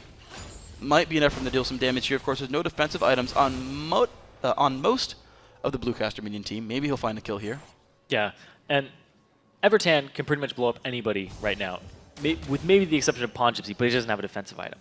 Okay. So at this point, Pongypsy, he's doing well for himself. But in the grand scope of the game, look at the 170 CS on Evertan, the 501. You can be doing well in lane, but are you the most farm member in the game? Sometimes top laners, this will happen, where you farm up and you're like, I'm doing really well, I'm beating my lane opponent. Then you join the fight and you're like, wow, how did that guy get so He fed? won his lane by a lot more than I did. Pongypsy in a fight with Kenny Yu. Now, does he have the damage required? Flash is available again, but the regen just a little bit too high. He couldn't stick to Mundo. Did put in a lot of pressure, though, if you can keep the pressure, keep the push going. Yeah, and Shyvana, he's just going to continue to push there. Pongypsy, he's fine. Kenny, he's got that passive regen. He's able to just stick around. He's going to go get some CS off the golems. And then down in the bottom lane, though, we don't have Evertan here. He's pushing the mid lane, and Bambi the Force just made a decision. He said, you know what, I can go bottom, or I can allow a lot of damage on mid turret. And he opts to try and block it. But, I mean, Evertan is so strong right now. He's looking pretty all right with this one, so turret's going to be in decent shape with this one. The push still looking for something here. The bottom lane, the team is grouping up here. It's kind of like a 3-1-3 split push there. Muno in the top lane, Zed in the middle. Everyone else down here on the bottom. The Blue Casterman is looking to make this a 2-1 victory. It's actually what WizFusion predicted, by the way. Oh, wow. Yeah. Oh, there it is. Actually, he dodged away almost everything. Does survive. No damage post-Death Mark. Very well played by Bambi. Yeah, it applies the damage that you did on a certain multiplier after the Death Mark when it blows up. Just adds it to it. And he didn't get anything. Yep. So, well done. Bambi the Forest, I guess not every Death Mark is going to kill him. Nope. That one did not. It was not a truthful Death Mark. It was a pain mark. Ow. Yep. I mean, yeah, it hurts. Just a little bit, yeah. But he healed back up, so pretty quick regeneration here. Just a flesh wound. Just a flesh wound. Guys are okay. Bottom lane, the siege still continues, and of course, the Zed pressure much lower now that Death Mark's on cooldown. So Pongypsy's now joined the fight and the rotations. He is sitting by Bambi the Forest. They might give up their top turret for this to Kenny, and he has teleport, so he has the map pressure too. Yeah, he's going to be able to take this turret almost definitely, which is going to make that 4 turrets to 1. But the mid lane is the target right here, and no one's around to stop this push right here. So Pongypsy going to make the trade, says, I'll take mid lane turret. I don't care if Muno takes the top lane. Zed not going to put up enough pressure without the Death Mark available. So nicely done here, and they can keep on chasing, forcing the Ghost out. Oh, there's the TP. There's the TP. Root goes onto a minion. Oh, not going to land the Jinx Rocket, actually. Comes right between everybody. Here we go. The chase still continuing now. Kevin in the front line. Soulmate going to get locked up there. Flashed away from the box. The chase coming in. Nice solar flare. Might make Soulmate live. Kevin extending hard, but finds the kill. 1 for 0 so far. BCM going to find a stun on SRS. That's going to be a dead Leona as well. It's going to be another one. Bambi's going to get away from this hook right there. 10-3, though. Blue Casterman is looking great. Yeah, they have been looking fantastic this game. Evertan has been transitioning his lead into just a larger lead for the team and just punishing Bambi the Forest for even getting close. So the TP comes in here, and it's a little late, so he has to flash and throw out his ultimate and his cleaver to try and catch up. He's so fast. He's overtaking Pongypsy here, gets to the fight. Your Soulmate, he's going to flash over, but that is such a great solar flare there by Sirius. Tries to save your Soulmate, but he goes down. The Shield of Daybreak not in time, and he ends up sacrificing his own life. Like at that point, he was basically saying, you get out, I'm sacrificing myself, because either way, he was going to die. Sirius had just committed to that, but he wanted to save your Soulmate. Well, that was nice of him to try. Yeah. Soulmate still did unfortunately go down. So here we are, 10-3, 4-2 in turrets, and that top lane turret finally did go down. Kenny finally put enough damage there to make it happen. He's still trying to make the split push happen. He's trying to get tankier. He's got a giant spot in the inventory, but he's getting farther and farther behind relative to the rest of the game. Kevin finally kills that ward. That's been there for freaking ever. Yeah. He walked by it like 5 times. Every minute it's up, I believe it's worth 25 gold. Yep. So it was extremely cost effective. Just buy that pink ward, place it down, and get all that free vision. When you see somebody rotating. Unfortunately. What? Didn't mean enough for him, unfortunately. Oh, yeah, they pick it up. Ah, it just transitions into gold for the enemy team. Yeah. No. How sad. Baron is going to be... Well, Dragon. Baron is up. Dragon also. Hey, I'm still correct. Yeah. Baron's up on the map. Okay. No one's going for it. Dragon up as well. Kevin's going to lead the charge in this one. Alliance helping out. It's going to be more gold coming into Blue Caster Minions. They're kind of crossing their T's and dotting their I's with this one, saying, okay, we're going to make sure we take all the major objectives, get all the gold. Their red buffs up as well if they want it. And they're going back to the standard split push game. 1-3-1. Zed top, Mundo bottom. So every game that Blue Caster Minions has played tonight yeah, has just been getting better and better. Yeah. Because I don't know if the nerves are just like, oh, we've settled in now. Now I've gotten used to the setup, and it's not as big of a factor that they're playing at LAN. But it's definitely showing that they're comfortable. Yeah, they're progressively improving, and SRS not in a good spot. Flashes away. He will survive this for now, but the chase is going to come back in anyway. They're going to get this one. Kevin's going to drop down, trading 1 for 1. Not necessarily ideal. Soulmate hits a box wall. Going to get pushed back. Haramer taking some decent damage, but can't quite get picked up. Bearfish 2-1-1, but can't put enough down. Now Pawn Gypsy going to jump in now for iKenny. Can he keep winning this battle? Kenny's just kind of kiting him around, waiting for the burnout timeout. Now might choose to re-engage. Pops the ulti, goes in. Rune King active. Ignite is on. Pawn Gypsy. Can he chase on down? The flash is available for the Shyvana, but Kenny is regenning too much. And now they're just playing ring around, just trying to get out of there. The flash comes out. Yep. And Pawn Gypsy's now safe. I would flash if I were him. Yeah. Yeah, the briefcase, once you land one, you're just going to eat a whole bunch more, and he will track you down. A lot of documents in that. Yeah. It's a very heavy briefcase. And I mean, midterms have just happened. So you just want a vacation. No more documents. No more documents. No more scan. no more. Man, how annoying are Scantrons? Am I right, guys? Especially when you... The one audience I can say, hey, man, Scantrons suck. If anybody cheered for Scantrons, I would be a little concerned. I would be scared. Why are all the teachers watching? You know League of Legends is like... It's popular enough that teachers do play. Yeah, that's true. That is true. What about history teacher, right? Sure. Yeah, I mean, there's so much lore. That's true. You can get behind that and get really interested in it. Yeah. Like... The crown guards are important. Okay. Pop quiz. I don't know. Okay. Lux and Garen. Okay. Do you know the name of Rumble's machine? I used to know. I'm blanking right now. It is Tristy, named Yes, after Tristana because he has a crush on her. Yes, that's true. All right. Lore segment done for the game. All right. 24 minutes in. I had to get you back because you got me. I'm going to be sad if I'm wrong about Crown Guard, but I'm pretty sure I'm correct. Someone's going to correct me and tell me I'm dumb. Brothers okay. and sisters, right? Yeah. They're still related.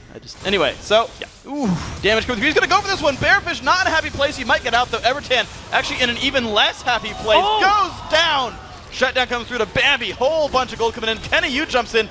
He's got a bunch of teammates, though. So SRS going to be in a bad place. Goes down. Soulmate going to drop as well. 2 for 1 in that battle going on. They're still chasing down. DK Bearfish going to get filleted in this one. And the chase still continues. Kenny Yu on the wrong side of the wall, though. He's running. He's a Mundo. He's okay. There's a pull on Pawn Gypsy. He's going to go in for this one. Oh, my gosh. Can they chase down the little dragon lady? She's trying to run. Exhausted. Nice Ruin King active. Keeps him alive. Well played there. He's going to get away safely. Wow. So the peel here that BCM has and the overextension from QG after taking out Evertan is what made this fight happen the way it did. So when we look here, we're going to see Evertan commits to Bearfish. Bearfish gets out of there. No extra damage. The root lands, goes over the wall, gets taken out. Sirius continues the assault, but Kenny comes in, and then he actually goes back in, and now he pays for it. Gets chompered. They have no more zone control. Backing would have been the smart idea, but BCM takes complete advantage of that, storming into the base, picking up a lot of kills for themselves, and just extending that lead to 10K now. Yeah, 3 for 1, I believe, overall. Yes. That battle. So more gold coming in, as you say, 10,000 gold. A little bit more than that. We're going to see these... I think Sirius got excited. He's like, we killed Evertan, let's go! Yeah! Oh, everyone else has gold now. Ooh. Shoot. Yeah, mid-game's going to do that to you. Yeah. like when they killed Evertan, I was like, that's great. That's exactly what you need to do. Yeah. Now do And that then- for 5 other people. Just kill them all. Yes. +1. That would be how you ace someone in League of Legends. Yes. And then killing Nexus is how Especially you in Hexakill. Oh, okay, yeah. Yeah. I It requires 6 people. I've yet to play a game of Hexakill. I got a Hexakill last night. I felt really Did good you? about it. Yeah. Wow. Who were you playing? Sivir. Okay. Yeah. Okay. Yeah. Were Worked out. you top lane or bottom lane? Because I know people run like top lane with a support. It was in the top lane, but I was bottom lane with the support, and then Okay. I soloed and took 6 people on by myself. Right, well, anyway. BCM here to defend. Defend what? Invade the. Almost. Bearfish goes fishing with the ultimate, doesn't quite find it, barely misses that one. But now Baron is under attack. QG knows about this. They're running forward, looking for this one. They're not running through any wards though. So it's going to be a pretty good stab by them. 3-man push bottom, 2 versus 3, and Queen Gypsy's not even trying to defend this one right now. They're running away. Actually, Soulmate gets jumped on now by Kevin. They're still trying to make this one happen. LeBlanc is off to the side. Kenya now chasing on down, finds SRS for a bit of stun. Soulmate trying to jump away. He does get up in the air. Where did he go? Bambi puts a root. He goes back into the base. Jinx ult comes across well. Bambi not in a good spot. Does go down. And Solarflow's going to land onto not much there. 2 for 0 on this battle. Blue Caster Minions. Double kill comes in. 3 kills now in the battle. Man, these guys are getting farther and farther and farther ahead. They set up a catch-22 there. They started to 2-man Baron, and QG sent 3 members to deal with that. Then in the bottom lane, you have Jinx and Zed. Amazing tower pushers. Jinx is going to decimate it, and Zed does so much damage to them. He also has the attack speed increase, and then they rotate from the bottom upward, and they catch QG on the retreat, and your Soulmate, he gets popped with the death mark.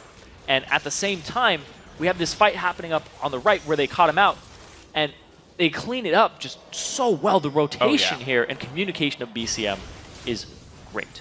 And they're getting better and better on this stage. 17-5. Barons and Dragons, all theirs so far. These guys putting on such a good show. Evertan chilling in the top lane as Zed 7-1-4. Did ruin the perfect record, but you know what? I think it's okay overall. Yeah, he has 3 levels on anybody on the enemy team.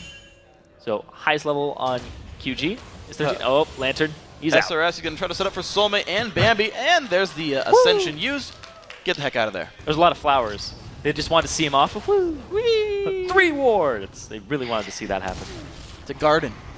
Yeah, Evertan is definitely the person with a target on his back here for QG. Level 18, closest person is level 15. He's been doing so well for himself. Yeah, he has. And for his team, honestly. Yeah. He's setting up his team to make plays. 11 of his team's 17 has come at least partially by Evertan here, the mid laner. Yeah. You've seen him on your screen there in the bottom right. Determination still on his face. He knows it's not over. They got to make sure it happens. It's not over till the Fat Cracker sings. And see if they can move forward. When you have a Zed on your team that is this far ahead, you want to split push.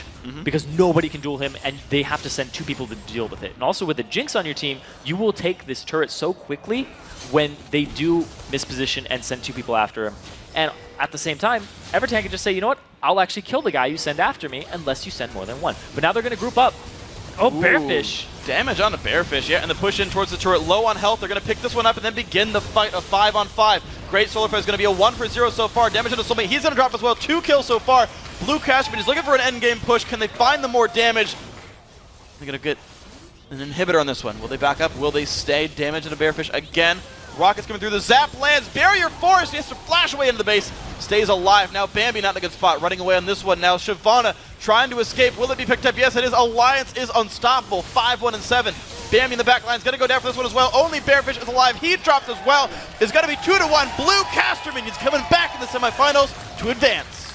So they go 2-1, and they started off with 0-1. Yeah.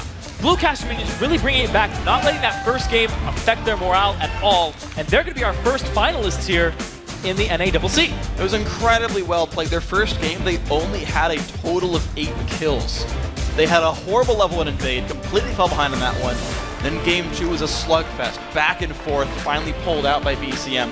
Game 3 even more controlled by them, the lead the entire way through, never letting it slip. And as you said, they're our first finalists, and they're looking pretty darn good. Yeah, oh yeah, they are looking fantastic. Communication is something that was a little questionable when they came in, because they hadn't played so much together as a unit, whereas the Queen Gypsies team had.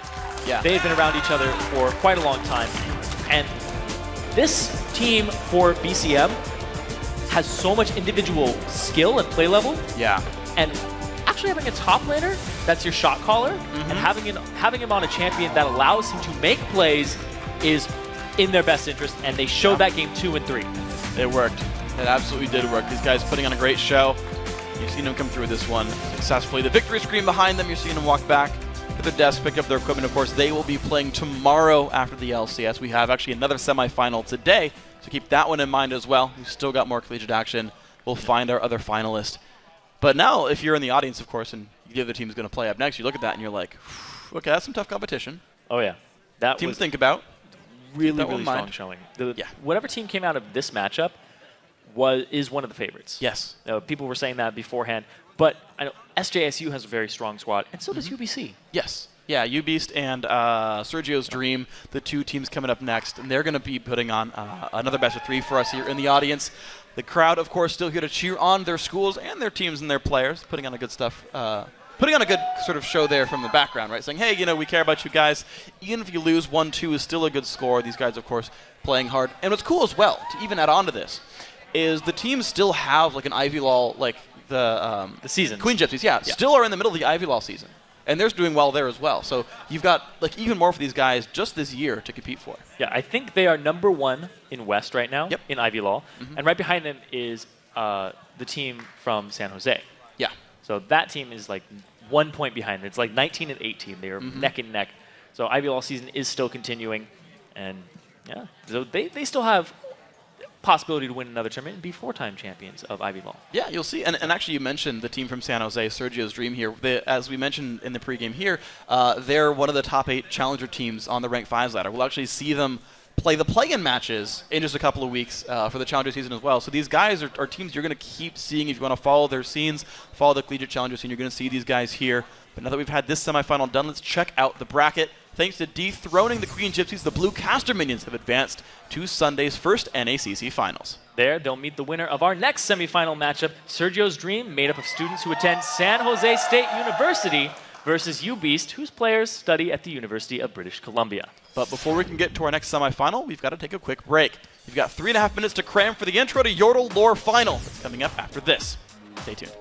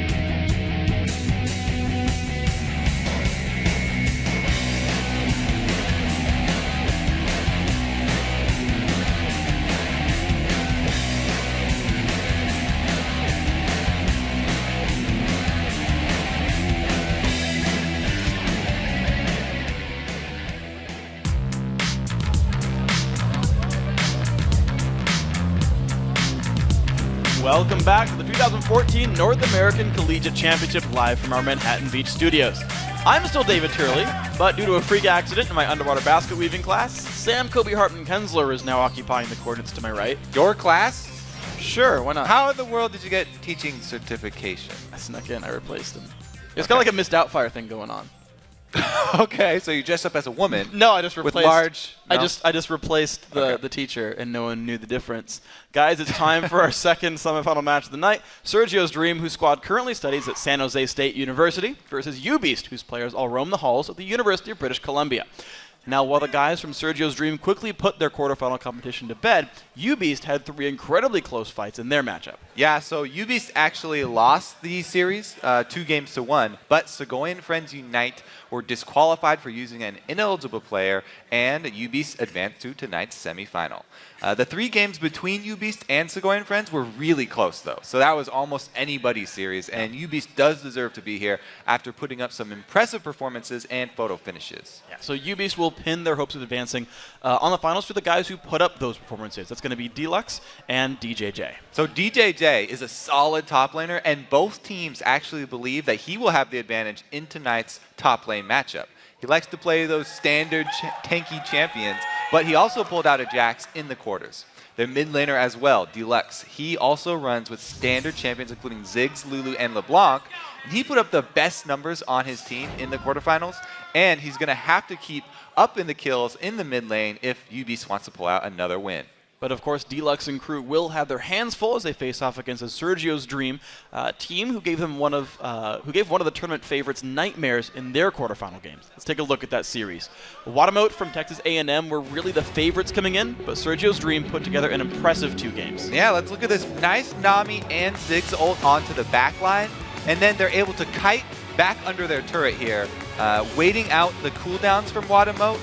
Once the cooldowns are up, though, they go on the chase. Mundo pops his ultimate, and he leads the Dream Team wherever they please to go. Jinx survives with the flash barrier, and that's going to get her excited.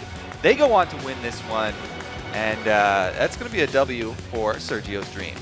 Making good things happen with these guys, chasing people around, double kill Mundo. Game 2, though, on the red side now, they finish the sweep, pop the champagne, making it happen. This is a truly beautiful combo right there. Solar Flare into Explosive Cast, and the Jinx ulti goes right down the middle. Then she gets excited here, chasing in, able to pick up a double kill, and from then on, they're able to chase them down. You can see the objective focus. They're chasing Dragon, even when she's escaped the pit, going right after there. Oh, she's on the other side of the map now, and they still catch her.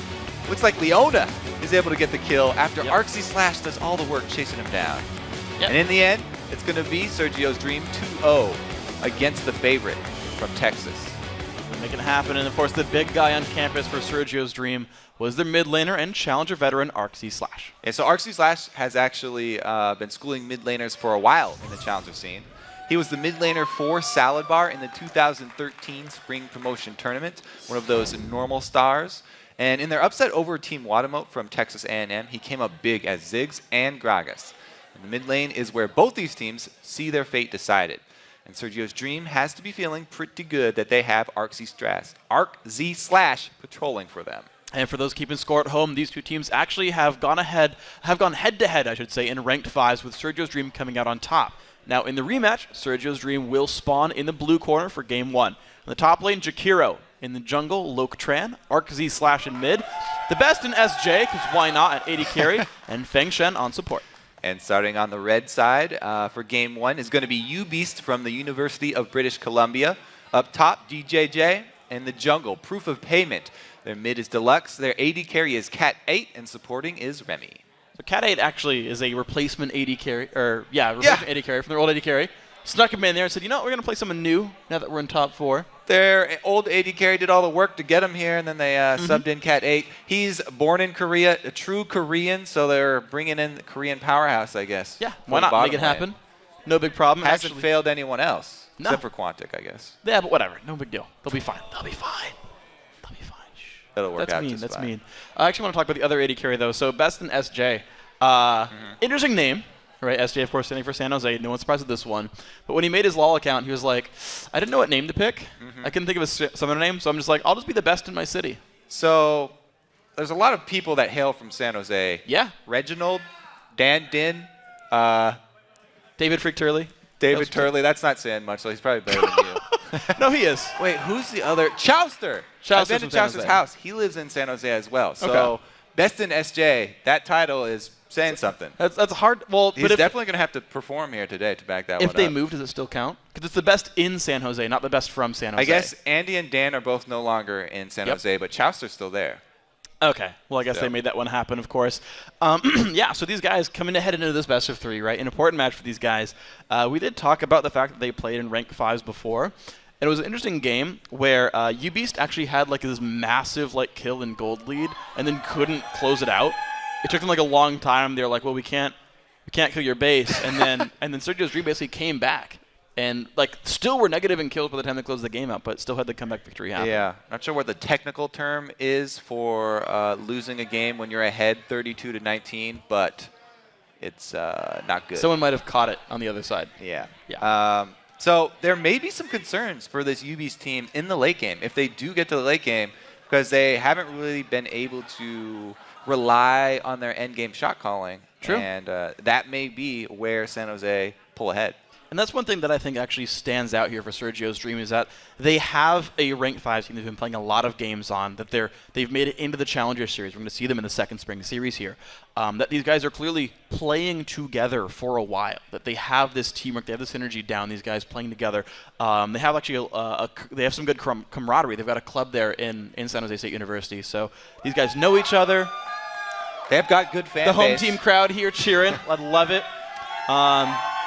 See, they're just going for it. I think that the cheer, by the way, should be Hella as opposed to like a school name or anything. So you guys know. So that NorCal pride I'm coming up surprised there. they still have this much energy. We're almost at the 12-hour mark here That's at the fine. studio since Doesn't the matter. LCS studio rehearsals. But if you got your team in front of you, you just gotta power through. You gotta Get make your it second happen. win. I feel like we had like a 7 a.m. class today. Yeah. But we might get a little loopy, but It's we're fine. gonna play strong. It's gonna be fun no matter what. It'll be good. It's all gonna be good. And of course, the teams here didn't have to come in at 7 in the morning like we did. It's okay. They're gonna be more well rested. They're gonna be all right with this one.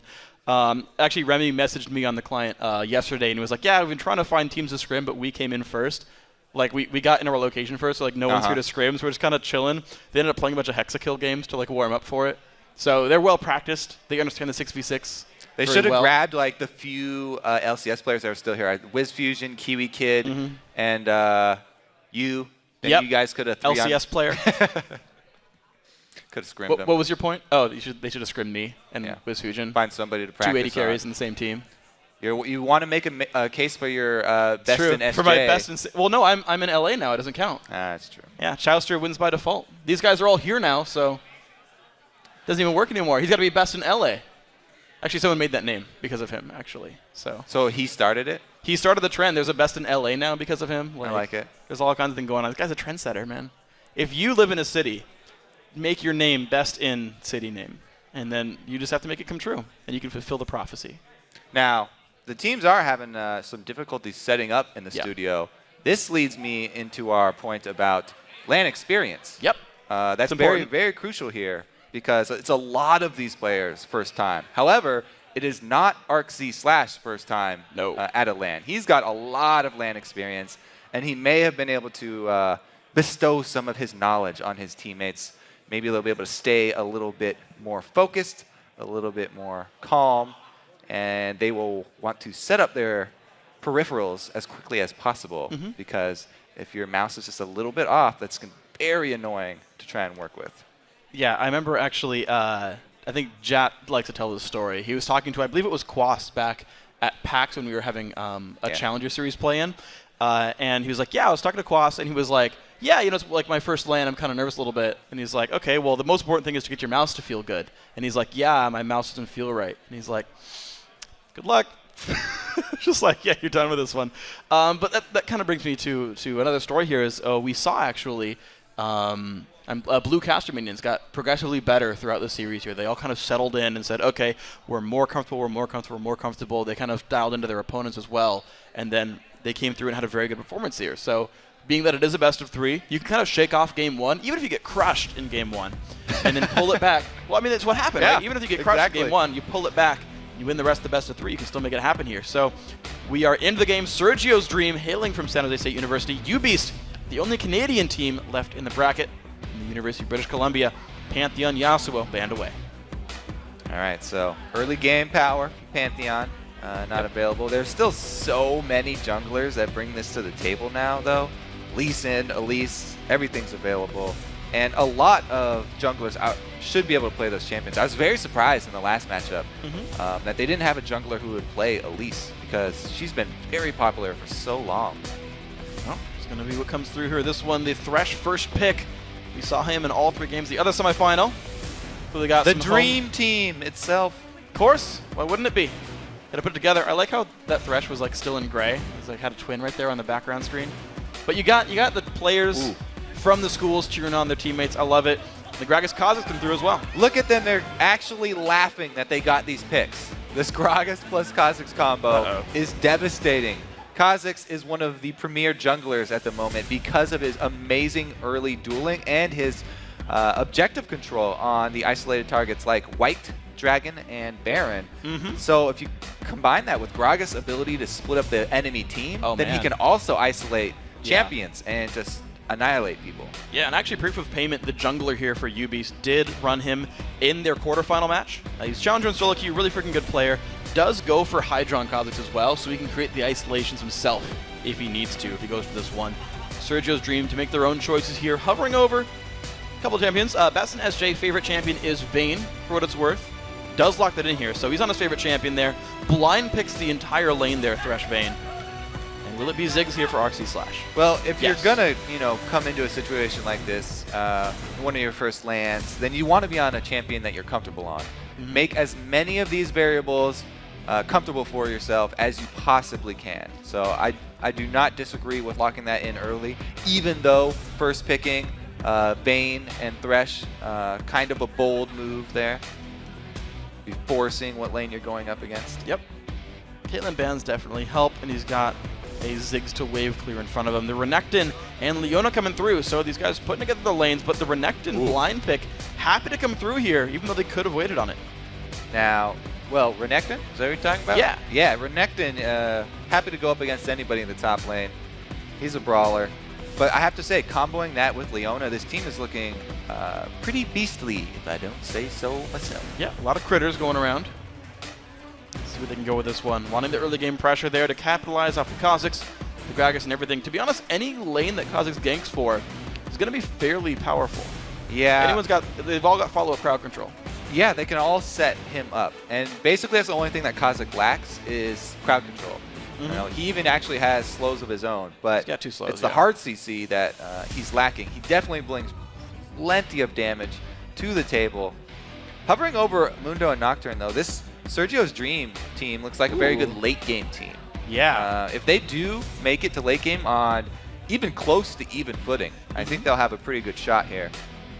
Now, Sivir is still up, and Sivir works great with teams that are going to go dive heavy and frontline heavy, and that's kind of what the UB's team is looking like right now. With Caitlyn being banned, they can't really go the other way and go super long range. Kog'Maw, Tristana. Kog'Maw, you know how long it's been since we've seen Kog'Maw in the bottom lane? Worlds. Exactly. Yeah. It's like 4 months ago. Bring it back, guys. I played it last night. Wild Turtle actually called that the next big thing in LCS is going to be AP Kog'Maw bottom. AP Cog bottom. So Twitch, the other long-range AD carry, Pop R. There it is. You can outrange turrets. Only AD carry who does that. Plus, I really like this champion. If they do get an early lead in lane, then you can go around assassinating people as an AD carry. Yeah. The only AD carry where you can actually go try and pull those things off. I guess Vayne, you can do similar things. Quinn can do it too. I guess Valor can do it. Okay, fine. But, I mean, by the time you end, like, Quinn's back there, because you press R and you go back in a hail of arrows, so Quinn gets the kill. Okay, she gets the money. Yeah. Valor did all the work, though, like a true support. But this is interesting. So Leona Twitch, not a lane I'm used to seeing. Cool thing I'm thinking about here is any source of damage at all will trigger Sunlight, even Twitch poison. So you pretty much guarantee you don't waste any Sunlight procs. I think both teams are going to be aware that this bottom lane wants to brawl, though. Yeah, it's pretty volatile, too. Either one of those AD carries that gets going can be a really big force moving into the mid or late game. So we might see jungle pressure down there as well. I would expect to see them just put up a tent and camp down there, and just because of For one, how easy it must be to gank Twitch Leona. You've got no out buttons. You've got a stealth from Twitch, but like, as far as escapes go, like I'd almost rather have volley. The only other place I would want to see jungler is going to kill that Mundo, you know, around level 5 or 6, because Renekton versus Mundo, Renekton can shove him in very early, and Kha'Zix can execute Mundo. Even if he uses his ultimate, he's just going to get lower and have more execute damage for Kha'Zix to feed off of. Yeah, you put it in Ignite, make sure it doesn't come back up, and you're good to go. Yeah. Happiness abounds for these guys. So dive in. Just dive in. I mean, honestly, you got Pool Party Zig, so you guys are already ready to dive. Snorkel's already attached. It's going to be pretty easy for these guys. So getting yourselves into the game, and this is going to be fun. You've got a pretty big area of effect team here for UBeast, the Canadians from the University of British Columbia. Sergio's Dream in blue. You're seeing the crowd there. These guys clearly cheering on Sergio's Dream. And try to make this one happen. San Jose State University, the school these guys come from. NorCal. See what they can do. Represent. Yep. Don't worry, I'm not going to be a homer for this one. I'm an unbiased commentator. You just said yourself you're no longer from San Jose. You're from LA now. So No, I live in LA. I'm still you kind from of San cut Jose. your ties, man. No, my ties are all intact. I have seen them actually. Yes, beautiful. They're glorious. I don't own any bow ties. Line of scrimmage though, so I guess we don't see any. They're not even dancing though. They're just running circles. I mean, that's kind of like dancing, like a circle dance. You Is just that spin around in circles. Is that a dance? Oh, he misses. Well, he's watering the grass though. He's Arxie Slash. Arxie Slash is lowering his hit percentage already. That's not good. 0%. Well, you start at 0%, so you really didn't go anywhere yet. It's gonna make it an uphill battle then. It's true. Proof of Payment is doing his job though. He's spamming those emotes. He's getting into it. He's twitching. Didn't even pick the champion for it. Meanwhile, Now, Twitch is chilling. When you play a champion like Kha'Zix, you really got to get inside the champion's head to have full effectiveness. You got to think like a bug freak. Okay. And bugs. What does that entail? Well, some bugs land on dog poo, so maybe you don't want to do that. I feel like that's not something that Kha'Zix does. Just saying. He's going to be looking more for Goomba stomps. Yep. Late invade a little bit there from Thresh. I guess it was just threatening. And this is going to be the duo lane for UBeast helping on a buff, whereas duo lane for Sergio is going to be early shoving. They're going to get the early shove on a Leona lane. That's really big for them. There will be no early all-in level 2 from Leona that they'll have to worry about. It's a great start for a Vayne duo, especially.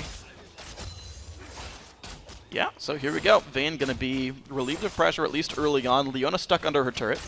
Not the best place to be. Probably worse to be under an enemy's turret, but hey. You see we're going to go with this one. Cat 8 sitting in the back lines. He's doing all right here.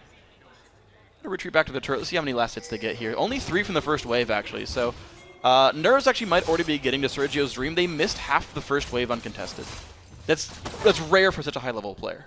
Yeah, and you know, as we said, there was no pressure on him, so that's purely mechanical mistake there. Now up top, because Mundo did help with Nocturne's blue, he will be a little bit late to lane, but it doesn't really hurt Mundo as much since he's already going to be playing that lane on the defensive. Renekton with a huge upper hand in that lane, and he'll just be trying to CS at his own tower as well. See what they can get this with this one. The mid lane is the battle of explosives. You got Ziggs versus Gragas here. Deluxe already going in aggressive, fast level 3.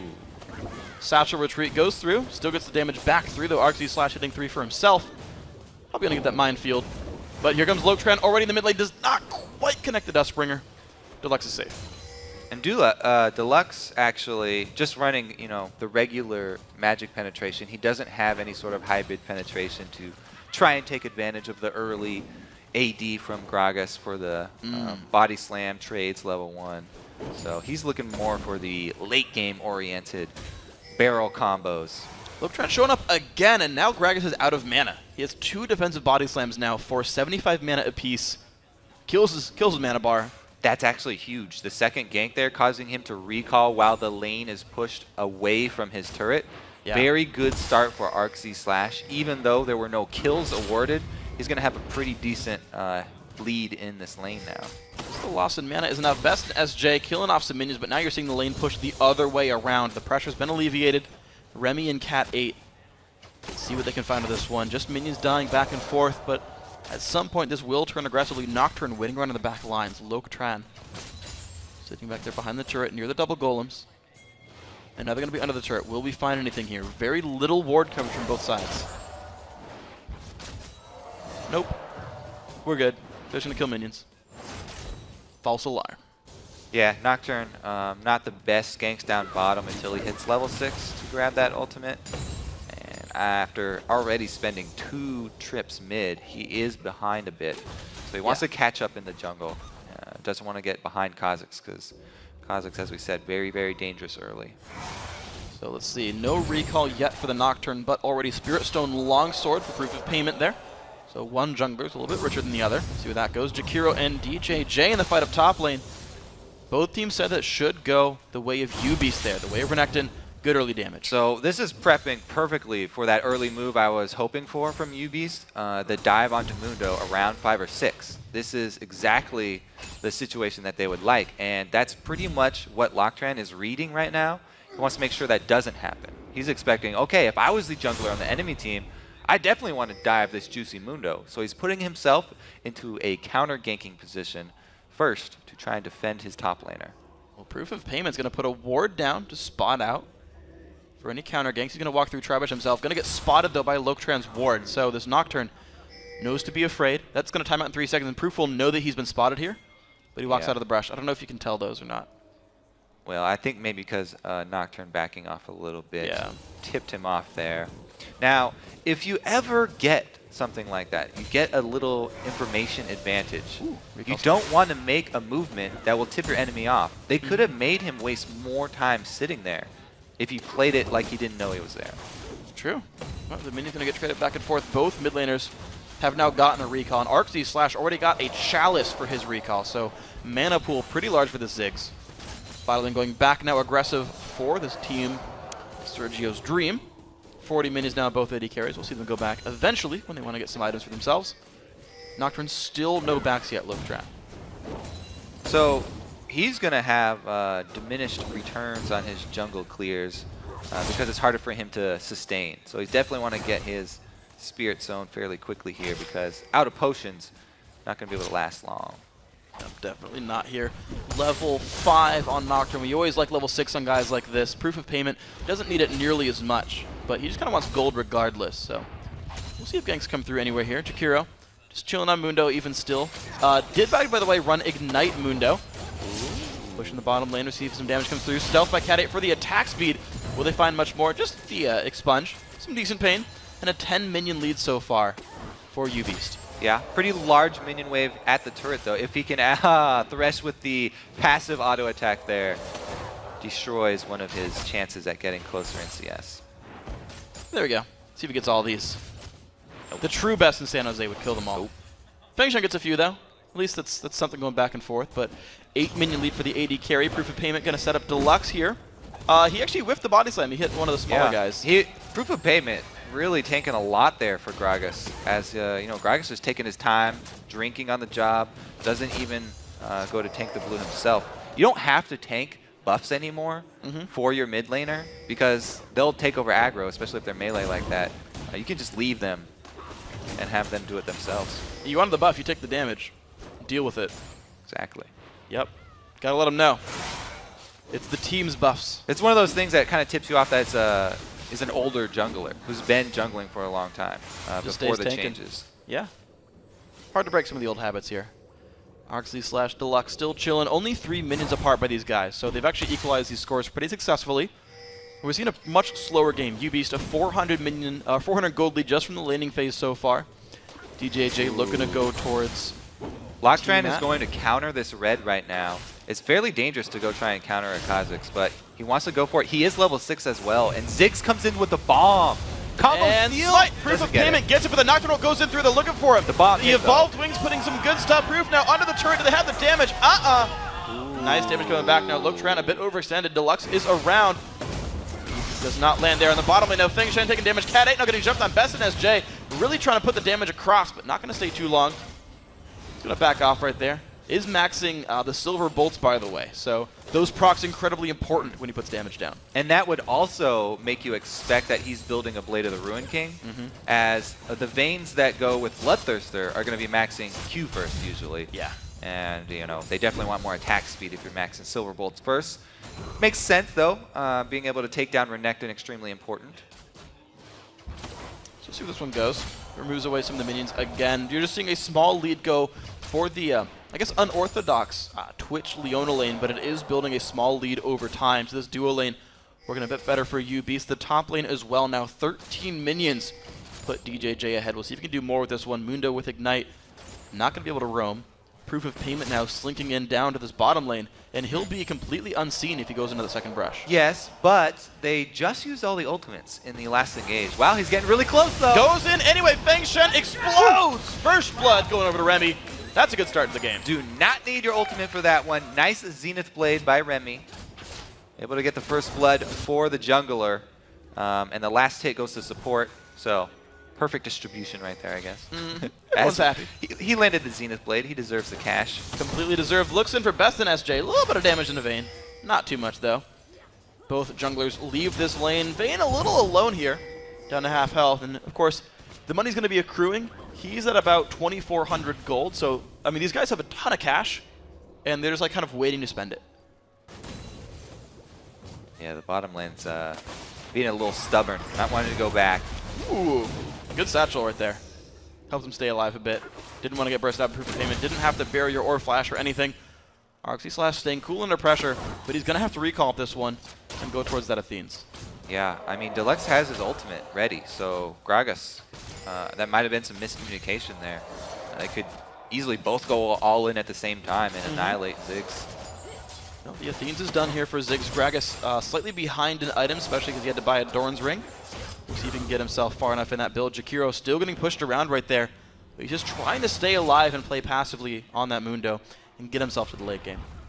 We have still... oh no, he did use his Nocturne ulti. Yeah. Where was that? The red buff invade. They went for the About combo 9 with minutes. Ziggs ulti. It was close. It was very close. All right, well, we do now see the rotation from Proof of Payment. Kazakh's up towards that Mundo, so they may look for the dive much later than expected, but still a definite possibility. Or they could just shove him off the turret and get some turret damage. See what they go for this one. Another cleaver into the face. Jakiro only down 14 minions. He's doing an okay job of this one. Proof of Payment waiting around still on the side. We'll see what happens. The bottom lane has recalled already for U-Beast. It's going to be the push towards Bloodthirster for this Twitch. So actually very high spike damage. When he hits level 9, it's going to be a lot of expunge pain if he can land that one. It is going to be Ruin King going in for Vayne. Best in SJ, the AD carry here for Sergio's Dream. And I have to point out that at this point, Proof of Payment with the Lizard Elder already and being post level 6, having upgraded his wings even, he can still go solo the dragon. You don't actually have to upgrade your Q solo dragon as Kazakh's. Level 6, if he knows there's no vision in there, just the sustain from Lizard Elder is enough for him to be able to do it. So, let's see if he can make much happen out of this one. Remy, ward is down. There is a ward inside the dragon, but they have such good zoning gets around spotted. here. They might go for it anyway. Looks going to miss. Sweeping lens almost available here for Feng Shen. He's going to put a pink ward down, though, and take control of his own Tri-Brush. Similar situation down in the bottom lane for U-Beast. Another blue buff goes over to Deluxe. So outside of that early sort of jungle pressure, making him recall early on, he's more or less holding on there, this Gragas. Proof of Payment, thanks to a pink ward, is going to slink in completely unknown to this bottom lane. On top of that, UB's going to sweep away this Tri-Brush ward maybe as well. Proof of Payment waiting around on the side. Bait. Both junglers in position. They jump in onto Remy. A lot of pain coming through Best and SJ, but he's going to get jumped. Can he get away from this one? A lot of damage back on Remy. Exhausted. And the failed flash. Remy's going to go down. Best and SJ now in the chase. Great play. He's going to make a two-man Ziggs ulti. Can they re-engage? Just go for the 1-for-0. Cat 8. Proof of Payment running away. Yeah, Remy trying to bait by attacking the ward for Proof of Payment, but Nocturne, as always, doesn't even have to be right in the fight. Able to use his ultimate, close the gap, get another kill. Well, in the top lane, you're seeing how much pressure this turret is under as well. These guys haven't really been interacted with by the rest of the team at all, but this turret down below a quarter health, DJJ slowly working his way through, Tiamat, and soon a Spirit Visage coming by as well. And this was sort of the lane that both teams had to pretty much decided was going to be in DJJ's favor. But, wow, the hook onto Cat 8. This is very dangerous. Turret range and stunned on the wall. He's not going to stealth in time. Great kill picked up. Best in SJ, proven best in this game as well. Yeah, and that was just a straight hook to the face. Nothing special there. Just lands it right onto Cat 8. That's going to be pretty bad for UB's bottom lane. Yep. Game of cat and mouse there in a way. Cat and rat. Not a good combo, apparently. DJJ does get the turret down. 20.2 thousand gold still, despite the kill lead. The objectives and minions going to put UB still in the lead right here. Now that turret's down, I want to see what this Renekton can do with that sort of advantage, with that map control. Can he make plays elsewhere on the map? Will he keep pushing this lane down? Will he rotate for dragons? What's going to go on? Well, his ward that he just put down at blue makes me think he wants to spend more time in this top lane because he's feeling very confident around this Mundo, and he has gone for the early Tiamat, so he can continue to shove very quickly and just shove the lane up and then take jungle camps as well, further increasing his lead over Mundo. See if he can keep doing it. 120 to 144. DJJ moves over towards the mid lane. He's got a little bit more time until Mundo puts any pressure on the top lane. Minion's going to get cleared out in the mid lane here. Another stun on a Cat 8. Man! SJ a bit alone, but he's okay to do this one. He's got to watch his positioning here. Locktrans going for the engage. He eats a barrel. The hook on a DJJ. This Renekton row might just not pay off at all. Look at the spam coming across. It's going to be a live Renekton. The proof payment forced back as well. Kill picked up there onto Thresh. Can they keep on going? Best and SJ zoned off towards the back side. I don't know if he can kill Cat 8 by himself, but the jump back into his Loctran, they're going to get another kill. Cat 8 taking the kill credit on that one. 2-for-0 fight so far. Sergio's Dream, they have like location control, but they're down in champions. Yeah, it looked like a really good engage for Sergio's Dream, but they were down Mundo. Mundo was not anywhere to be found. He was up top lane, while all 5 members of UBeast were already at the Dragon. So it was Sergio's Dream picking a 4 versus 5 fight, them being the 4-man team. Well, Cat 8 is invisible, looking to stalk onto Vayne. Not going to find the opening here. Wearing a red buff, though, so you really got to be careful if you're Vayne in this case. Kills away some minions. Will he be safe under the turret? I expect so, but we'll see. Maybe the dive can happen. Remy around, babysitting his pet Twitch, little pet rat right there. Good synergy there. Feng Shen is back as well to defend him. The 2-0-0 Vayne still here, but Cat 8 picked up a kill and an assist in that last fight, putting the kill lead, or the gold lead, pretty much equal between these two. Now, Twitch does not have his summoners up, so he's a fairly easy target. Very, very low mobility on that champion when he does not have any summoners. So Nocturne heading bottom once again. Looks like they were trying to force something while all bot lane summoners are down. Here they go now. The Dragon under fire. The gold deficit. Sergio's Dream. They're going to go for this one anyway. Engage might come through. Nocturnal comes by as well. They're going to pick up the Dragon. Now can they engage? The hook's going to land onto Remy. No jump in from the Nocturne though. Just the vision control.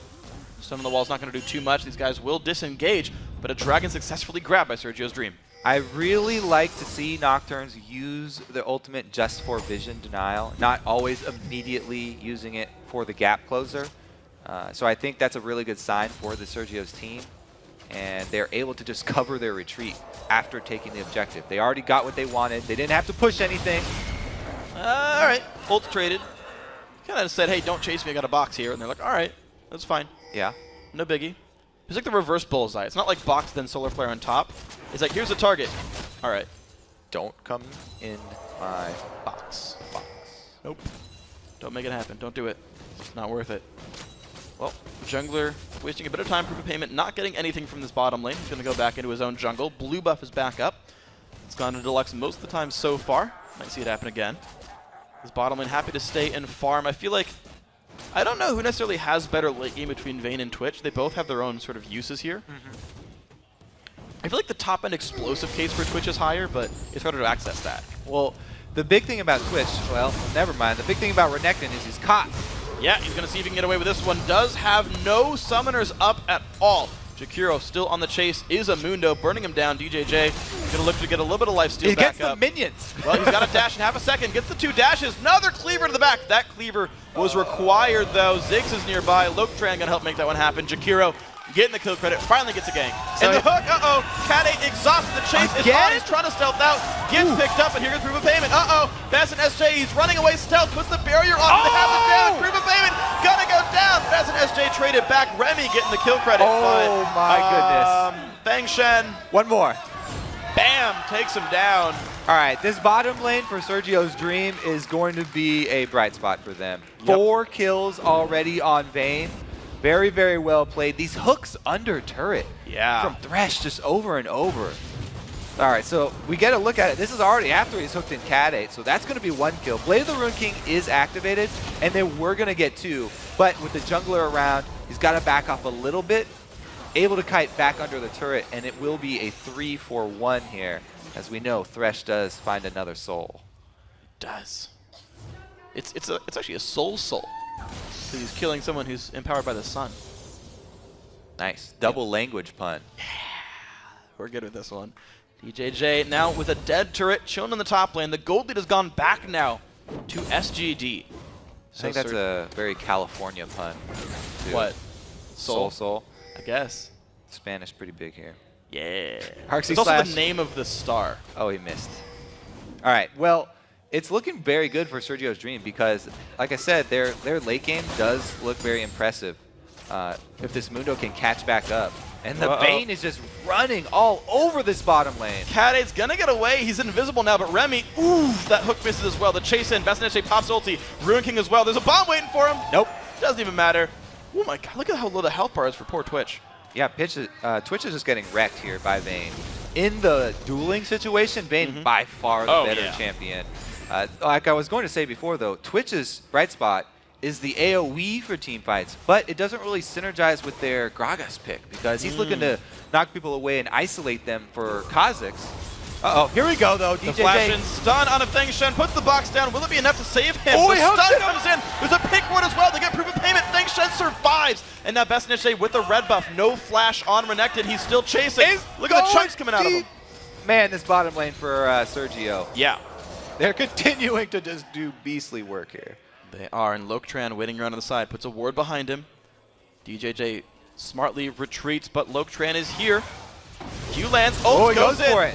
The double dash is there, but he's gonna get away from the fear tether, actually. Remy put a stun back on. DJJ, you've got a Vayne chasing you. Don't do it. Don't turn gets him around. with the Q. Shouldn't have turned back for the stun. Yeah. Takes him out. 9-4 now. Sergio's Dream. Never look back if there's a Vayne behind you. Nope. She does get the movement speed bonus. And scary. man, Best in SJ making a pretty good case for himself. Doing well even outside of NorCal. Doing well in Los Angeles. Best in SJ, strong in LA. Gonna be the name for him so far. Apparently that was funny. I mean, I'll take the laughter. Great. Thanks, guys. Like I told you, it's getting kind of late here, freak, so people are getting a little loopy. So you're saying my jokes are actually bad? I'm getting sympathy laughs, basically. Well, I don't know. Let's take a look up at Mundo at the top lane because That's hilarious. He is doing work on this top turret. Even though he doesn't have teleport, because there have been so many problems down bottom, DJJ having to try and go down bottom to solve those problems, meant Mundo got right back in this game. Check out the hook while the DJ resolves it. Can Proof of Payment get out? Jumps over the wall. Jakiro, though, still around. Cleaver, ball! Flashes away. Cleaver's going to get dodged. Tanked up by DJJ. You're going to be all right. Very good attempt from Arxi Slash. We haven't seen much from him from this game. 0-0-0. Yeah, we don't look Oh, what? He was standing still. That's just unacceptable. We're going to attribute that one to the lack of skill, thickness on Mundo cleavers. No, that's in the new patch. It's not even live yet. That's only 4.2. This is 4.1. Yep. Well, he's got no excuse. No then. excuse. Just a misplay. I mean, there's the pressure, right? It's the pressure. It's the pressure. It's the pressure. Well, let's talk about pressure of dragon fights. As I said before, Mundo does not have teleport. So usually in this situation, I'm like, yeah, Sergio's Dream. They've got a really great position here, but they don't have a teleport Mundo. So it's going to be a 4 vs 5. Let's see if they actually take another 4 vs 5 fight. Well, there they go. They're going to jump in onto Loketran. The fight has begun. The Solar Flare going to land on a little bit there. Best in SJ firing in from the backlines, but a great Gragas hold is going to start things up. The dive in can Proof get anything out. Nocturne Oak comes through. He's going to retreat off of that one. Oh, the poison and the barrel is going to make that one happen. Gonna be a kill onto Feng Shen, but SGG happy to keep on this fight. Top lane turret goes down from the Mundo split push. Dragon does go through, so Dragon plus a kill versus the turret. Yeah, but they could have made the choice to just send all those 4 members mid in the first place and try and take the mid turret as well as the top turret. This is the duel. Who's going to win? The shields come across the flash away under the turret, and it's going to be a kill picked up. Remy making it happen, and he does get taken down. Arczy's slash now getting hit up. Lotran a little bit aggressive, but finds it. Cat 8 goes down, but there's proof of payment. He just gets kill after kill, but wastes his reset jump. He died too fast. Double kill comes through, falls under the turret. Jakiro left alive. Mundo, last man standing. He's going to try and at least clear out this minion wave, but it's a pretty close game as far as gold is concerned, even though the kills are in Sergio Dream's favor. Take another look at this here. So this is the duel. Coming out of the stealth, the huge attack speed bonus does help out Twitch a lot, but it's really Leona that finishes the job. Not really a fair duel right there. Arcsy Slash makes him pay for it. And now it's the Mundo that does come in the back. Let's watch the jumps here. There's one jump.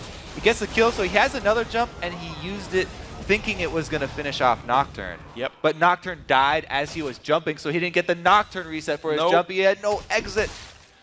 And he died under the turret like a bug. He's trying to Goomba stomp.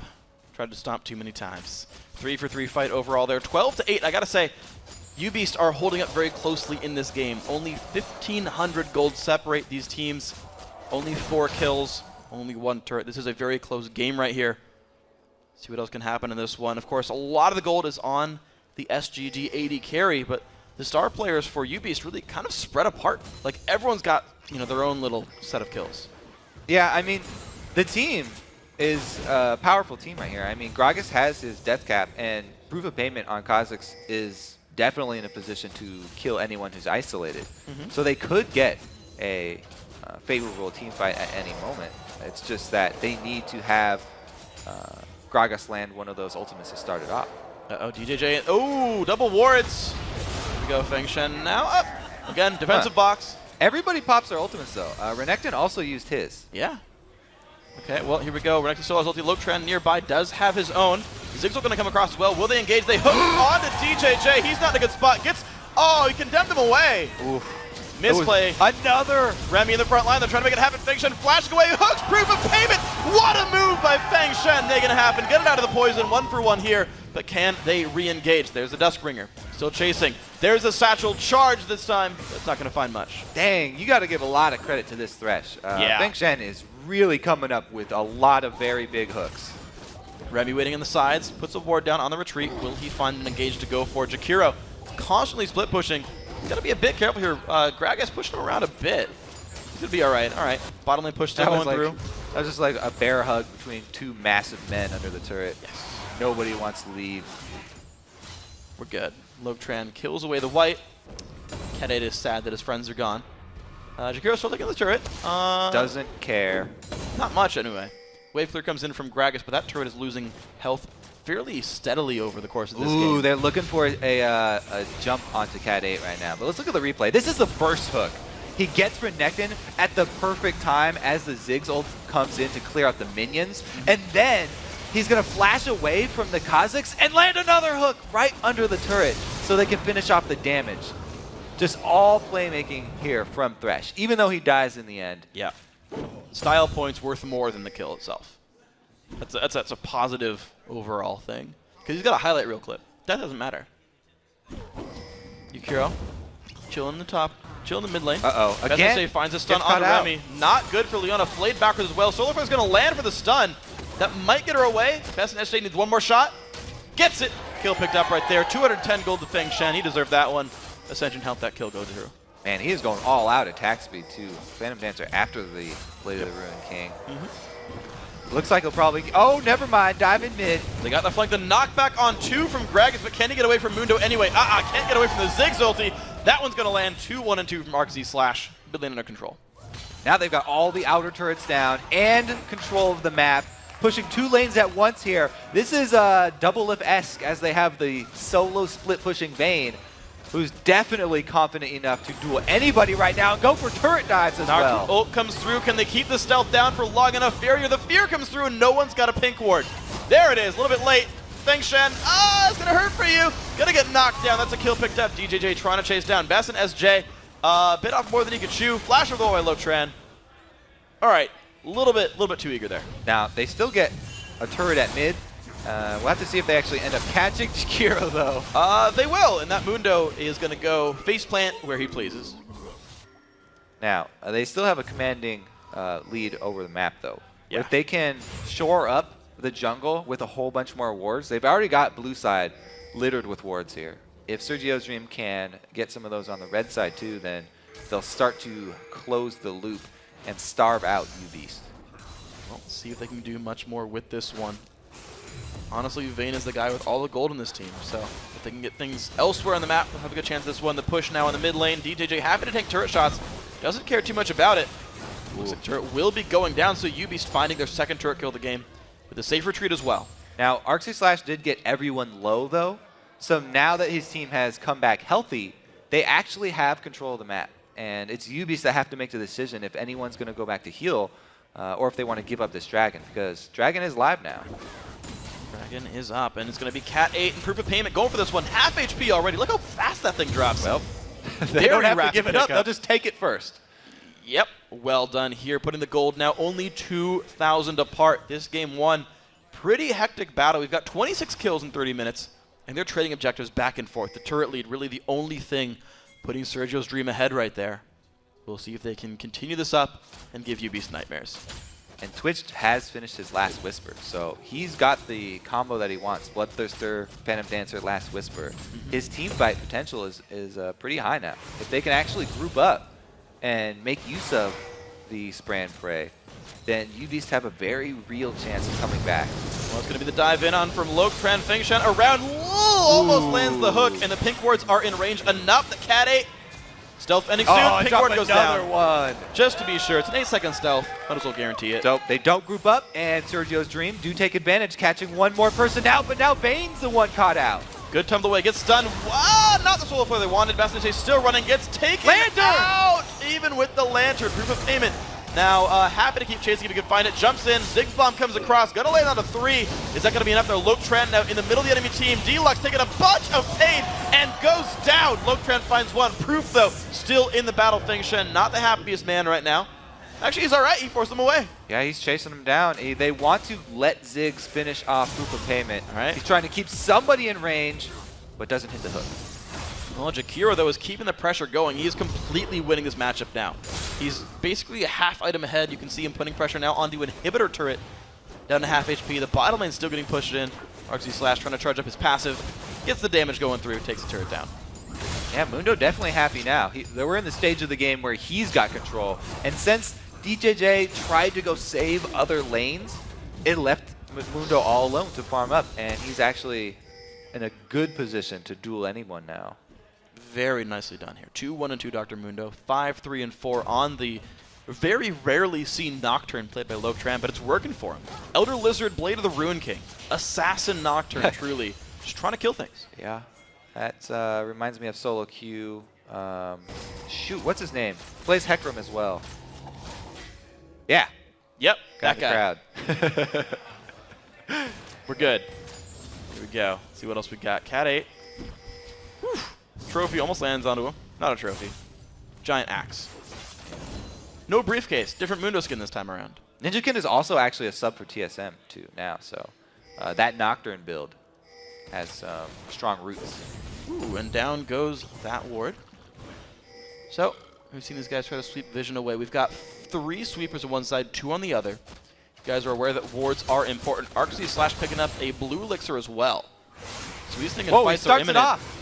And here they go. Okay, there's no wards in the pit. This is very dangerous. Going versus a Gragas here at the pit, they're probably going to give it up as soon as they see the entire U-Beast team coming around the edge. And out they go. 3 wards coming down, counting the trinket wards. Jakira's going to say, hey, I want control of this stuff. Push gank.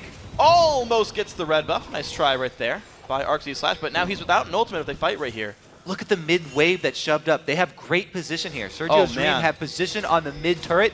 And since Vayne is so fed, they're going to take it down very quickly. Completely outplayed. Well done by Best and SJ and the rest of his team. Not. They're going to have to back up for this one. Jakiro's got to be a little bit careful. Nice hook onto Remy. They might go on this one. Who's going to take the damage now? The front line. Jakiro taking pain. Remy's going to go down. Best and SJ running around the back lines, getting free shots now. DJJ going to go down. 2 for 1 fight so far. Proof of Payment did get a kill off this one. Gragas, wave clearing. Can the push continue? It's going to be Vayne looking for the shots right here. Twitch in the background. Can't find much. Deluxe is around. Hook's not going to land. Now the push for the inhibitor. 4 versus 3.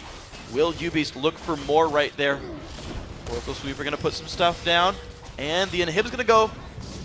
Yeah, difference right here is that Sergio's Dream have a massive front line. Mundo's still up, whereas the front line from UBeast had been taken out. Nocturne gave up his life for the greater good there. He dove into the back line. He took up Twitch, Gragas, and Kha'Zix all by himself. Even though he died, it was well worth it because they were able to kill both Leona and Renekton. So once again, another hook from Fang Flynn, starting this one off. And there you can see, as I just said, he took the DPS off in a different direction. Yeah. So, you know, even though he's not able to tank for that long, they have to chase him up away from the fight, allowing plenty of time for Sergio's Dream to make quick work of UB's front line. Yeah, all 3 major damage dealers way up there. And to point out as well, like, Kha'Zix got a reset, but like a full screen away from the rest of the fight. He couldn't leap back in. And his front line's down, while Mundo is still standing. So you don't want to jump into a standing Mundo. Yeah, you want him to face plant first before you go for him. Hero, level 18. He's going, I saw him do this before, he's going towards Leandries now on Mundo to add extra damage here in this build. He did that before actually in the quarters. He's going for it again. So I like champions that can get spell penetration who also benefit from Sunfire Cape, because it does increase the damage significantly. That's why I really like Sunfire Cape on Elise. Same sort of idea here for Mundo, and you know, since he has so much magic damage just in his kit, I do like the build. Gonna be happy here. So ward coverage is much better right now for Sergio's Dream, but UBeast could sweep away these vision wards. Gonna go for one of them here. Another couple nearby. Wards going back down for SGD. These guys know that this is an area they really, really want to control. Dragon up in 12 seconds. UBeast. Can they give? If they can catch Vayne, then this will be a really good fight for them. As we said so many times, Mundo can't join. All right, that's really big then. Talisman activation is a huge point for UBeast. They need that to make their fights happen. Uh-oh, it's a 5v4. Battle comes in. Bass and SJ just goes down. 1 for 1, though. It's a trade back. Proof of Payment trying to get away. Oh, he gets out! Can't find him. Cat 8 gets a double kill. 2 for 1 battle here. But Twitch, oh my gosh, that was nice predictions there. Arxie Slash. We're okay. Everybody take a deep breath. It was only a 2 for 1. Mid lane inhib is dead. Minions still flooding into the bottom lane as well. Arxie Slash gonna say, hey, you know what's still up? This dragon. Yeah, so he hasn't really gotten to take part in the middle of any of the action. I guess Ziggs doesn't want to be in the middle, but he's going to be able to get the objective for the team. So he's doing a big part. And Mundo's going to have to fend off the rest of these U-beasts that are coming down the river. Okay, so that was Nowhere pretty to be secure. found. 2 of 4 dragons, so 50-50 on the dragons so far. 4 champions and 5 turrets. Put Sergio's Dream ahead, and you see that with the 3,500 gold lead here. Let's see where else these guys can go with this one. Feng Shen chilling in the mid lane. He's actually picked up a red elixir, just wants even more tankiness. Happy to delay the Randuins just to get some more health for now. Baron's available. Cat 8's not going to go for it yet, though. Yeah, I mean, the mid inhibitor down is not as big of a deal as one of the side ones being down for UVs. It's easier to defend the mid line coming up and still stay sort of close to Baron. They're at least going to be able to keep vision of Sergio's Dream. And the Talisman attempted hook there. Not actually that close. Yeah, so far, so safe by these guys. Mid lane inhibitor respawning in the next few seconds here. 38 minutes into the game. Ward's going in. SGD ready to keep pressure there. There is a super minion in the base. It's going to get killed pretty securely, though. And they're waiting. They're like, it's going to respawn. Okay, next couple so of seconds. when it does respawn, we'll have to see if they go for the Gragas ultimate to split people off. I want to see an early Nocturne ultimate, because Nocturne can make the entire team go dark. Even if they're split up, they won't be able to see who they're going for. And here they go on and shut down. 1 for 1 so far. Proof of Payment's going to try to get out, but it gets taken out by Loktrend on Nocturne. The chase now going to continue. 4 versus 3. UBeast forced to retreat. Mid inhibitor goes down. Will they backdoor turret? Will they push somewhere else? Will they go for Baron? Top is also pushing right now, but the ping is on to Baron. Baron is pre-warded though, and they're doing this against a Gragas. Ultimate was used in that fight, so it's not going to be a combo, but barrel roll still does plenty of damage itself. We'll see what they go with this one. Looks like UB's happy just to clear away minions in the mid lane. They're making their way now over towards the west. Jakiro can easily tank this. Loketran, 2 Blade of the Rune Kings on this team, to be fair. There's a lot of Baron killing damage available. It's up to UBs just to poke and make Sergio's Dream uncomfortable around Baron. They don't want to actually fight this. They just want to chunk them low enough that they back off. DJJ waiting in the wings. Cat 8 is nearby, invisible. They're going to go maybe on the Twitch attack speed buff. DJJ getting away from this one pretty safely. They're not finding any catches. Baron going to take damage again. The team backing forward. It's pretty low Gragas here. ulti is up. Can they get it? Oh, blue team gets a smite. Nice job, Loketran. DJJ in the front line, stunned on the wall. Best and SJ going to help his team out. They get the kill. Loketran just barely survives. Kill over on the Cat 8 as well. 2 for 0 plus Baron for Sergio's Dream. The smite under pressure finds home for Loketran, and the combo from Gragas does not work out. Does not. So now, where will the push continue? Super Minions starting to flood into the base now. It's been long enough since that inhib has fallen. Top lane right now, the area of focus. There's a minion wave coming in soon, but Gragas could wave clear it. ArcZ slash rejoining the team into the mid lane as well. Here's a push in for the turret. All right, Mundo easily tanking this one. Ziggs coming to join the party once again. 3 versus 5. It's very, very hard for UBs to defend this, so looks like they are just going to have to huddle by their Nexus. There we go, 2 inhibs down, the push going to continue. Super Minion now in front of the Nexus as well. 15 seconds of 5 versus 3. The power play is there, proof. Forced to run away, pops ulti. The chase in from Loketran. Can't quite find it. Deluxe not going to ult anyone in just yet. Now the Nexus is available. And Sergio's Dream from San Jose State University making it 1-0 so far in the semifinals. All right, they can be happy with that win. Definitely the bottom lane is what I have to shout out. Yeah. Of course, Bang Shen with hook after hook after hook. And then Vayne also able to do a lot with the money that she got from the hook. So very well played by both of them. And you got to think on the other side, you had a lot of all-around pretty good performances. I can't point to any one guy and say, yep, you had a horrible game. 0, 4, and 8 on Renekton, 7, 5, and 8 on Kha'Zix, 3, 2, and 4 on Gragas, 4, 5, and 9 on Twitch, and even 3, 8, and 11 on Leon. Like, none of those scores are bad, right? Everyone put up a decent performance there from UBeast. Just didn't come together for them. Yeah, I mean, both of the teams kind of agreed that the top laner for UBeast would probably win that matchup. So they just chose a champion that was great for the late game. And they were just going to have Mundo in the late game. It's like, okay, he'll lose early, but he'll be able to do exactly what we need later. So. Yeah, and did an amazing job. And I do also like proof of payment coming there on Kha'Zix. Had a great score, right? 7, 5, and 8. Most kills on his team. A lot of impact. Was part of 15 of his team's 17 kills. Right, made a whole bunch of plays, a couple of overextensions. Yeah. But I liked that pick. Like that, I feel like is still an element for this team. Yeah, it was. I mean, it was a good combo. Anytime you got the Gragas plus Kha'Zix combo. I don't know about the Twitch pick. He was getting hooked a lot, so I think that was one of the main problems. Maybe not specifically with the champion, more with the positioning there from Cat 8.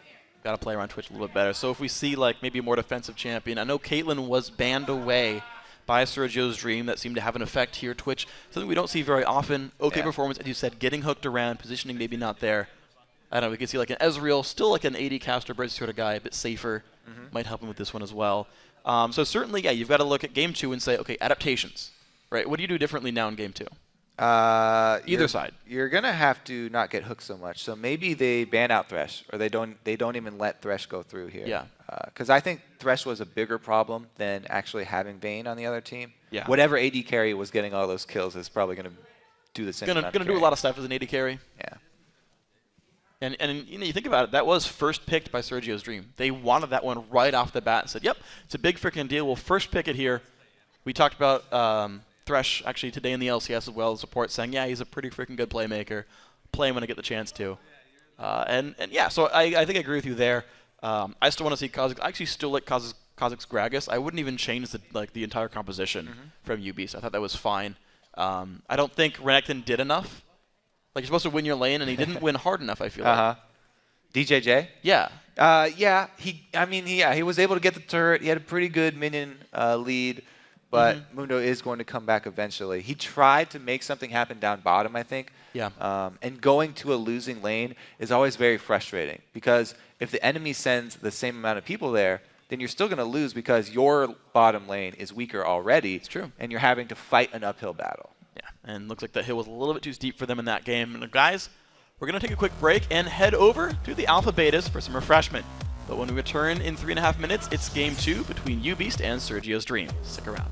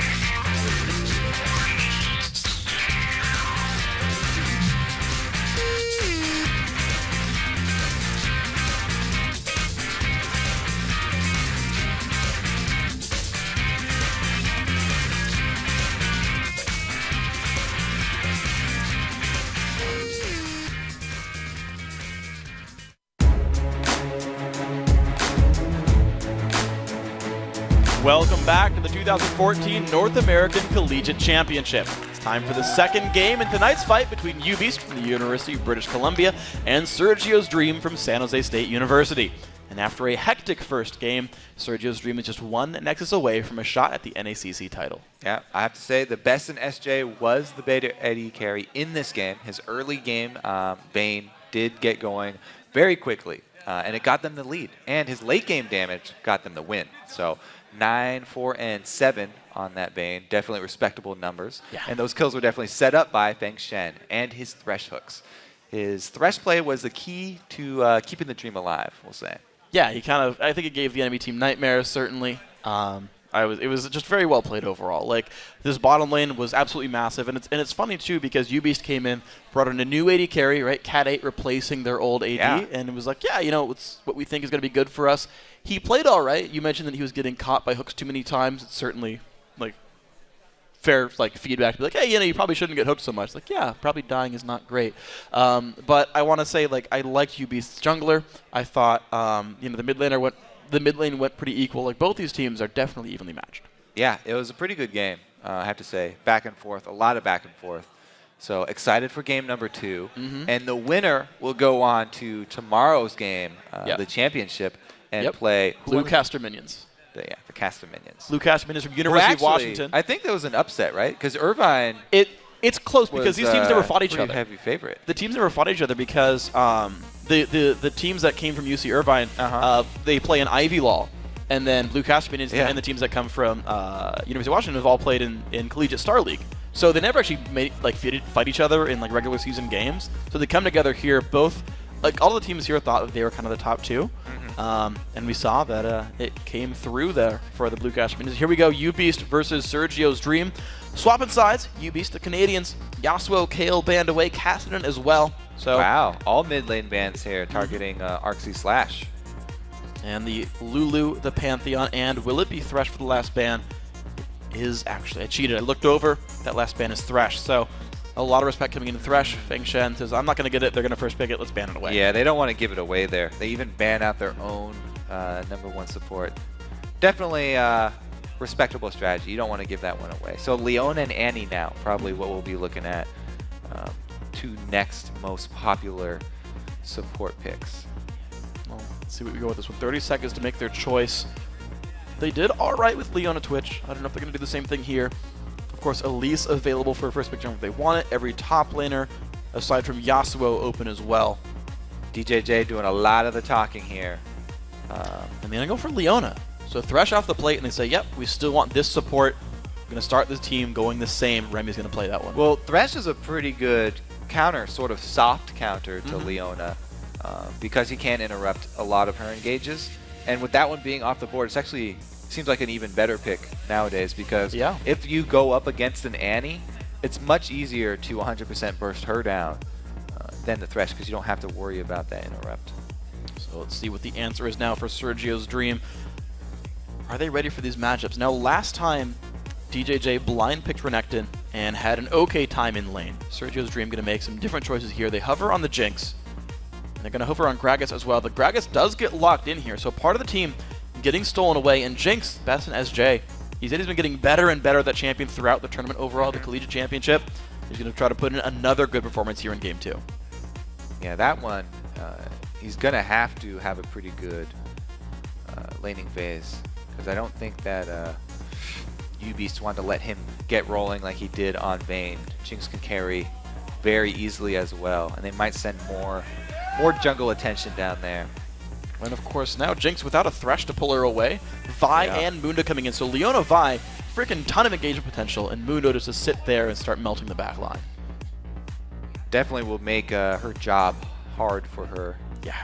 Have to have really good positioning. Now the new Xerath. This is 4.1. Okay. So it's not new Man, Xerath. I keep getting so excited for all these new things. I know. When soon. is our... soon yeah, TM. exactly. I think we have one more week. Yeah. Next week should be 4.2. Then we're going to switch over patches. So the hover, what's it going to go for? Jungle Lee Sin, great choice. Haven't seen him actually, almost at all, I think today, whatsoever.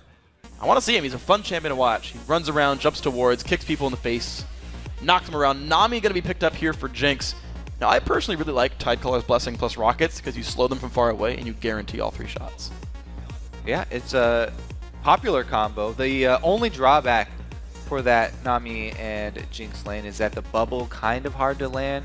So if you can start it off with a zap first, then it's a really, really potent combo because bubble into Flame Chompers still very easy to combine, even though the activation on the Flame Chompers has been increased. Bubble lasts plenty of time. Yeah, 1.5 second stun into 1.5 second root. Pretty good to deal damage during that time. I feel like it's going to work out. And of course, Caitlyn, we've got to mention, wasn't banned this time around, and Cat 8's going to play it. And LeBlanc also going to round up the lineup here. Deluxe playing LeBlanc here against Gragas. Remy seems to be pretty happy with those last couple picks. And like we said so many times earlier today, LeBlanc was 11-0 going into today. Not anymore. In the LCS. Yeah. Somebody ruined her record. Yep. She has a decent matchup against Gragas, though. Woo! Teemo! Lock it in. Just do it. You know you want to. Come on, Feng Shen. Don't troll me here. He's going to be playing Nami for himself. He's picking arguably for the top laner. That's the most likely choice still left open. But we do see Gragas and Lee Sin play in different lanes.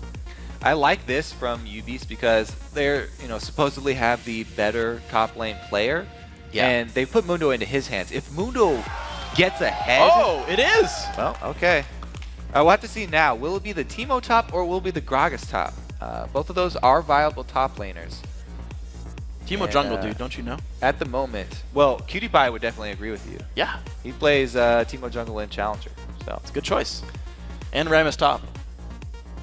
Now, very impressed with Rammus Teemo top versus Mundo is going to have a pretty good time for Teemo until he starts getting to the point where Vi comes to visit. It is Jakiro. It's his most played in solo queue. His most played. Jakiro is a Teemo main. This is big then. Yep. Teemo main up top. Most important part, what skin is he going to use for the game? There's so many choices. We gotta place bets on this.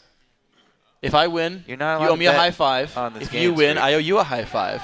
I'm going with Super Teemo. Yeah, I heard someone yell Super You're Teemo. You're cheating now. That's insider information. The game hasn't They're even loaded from yet. School.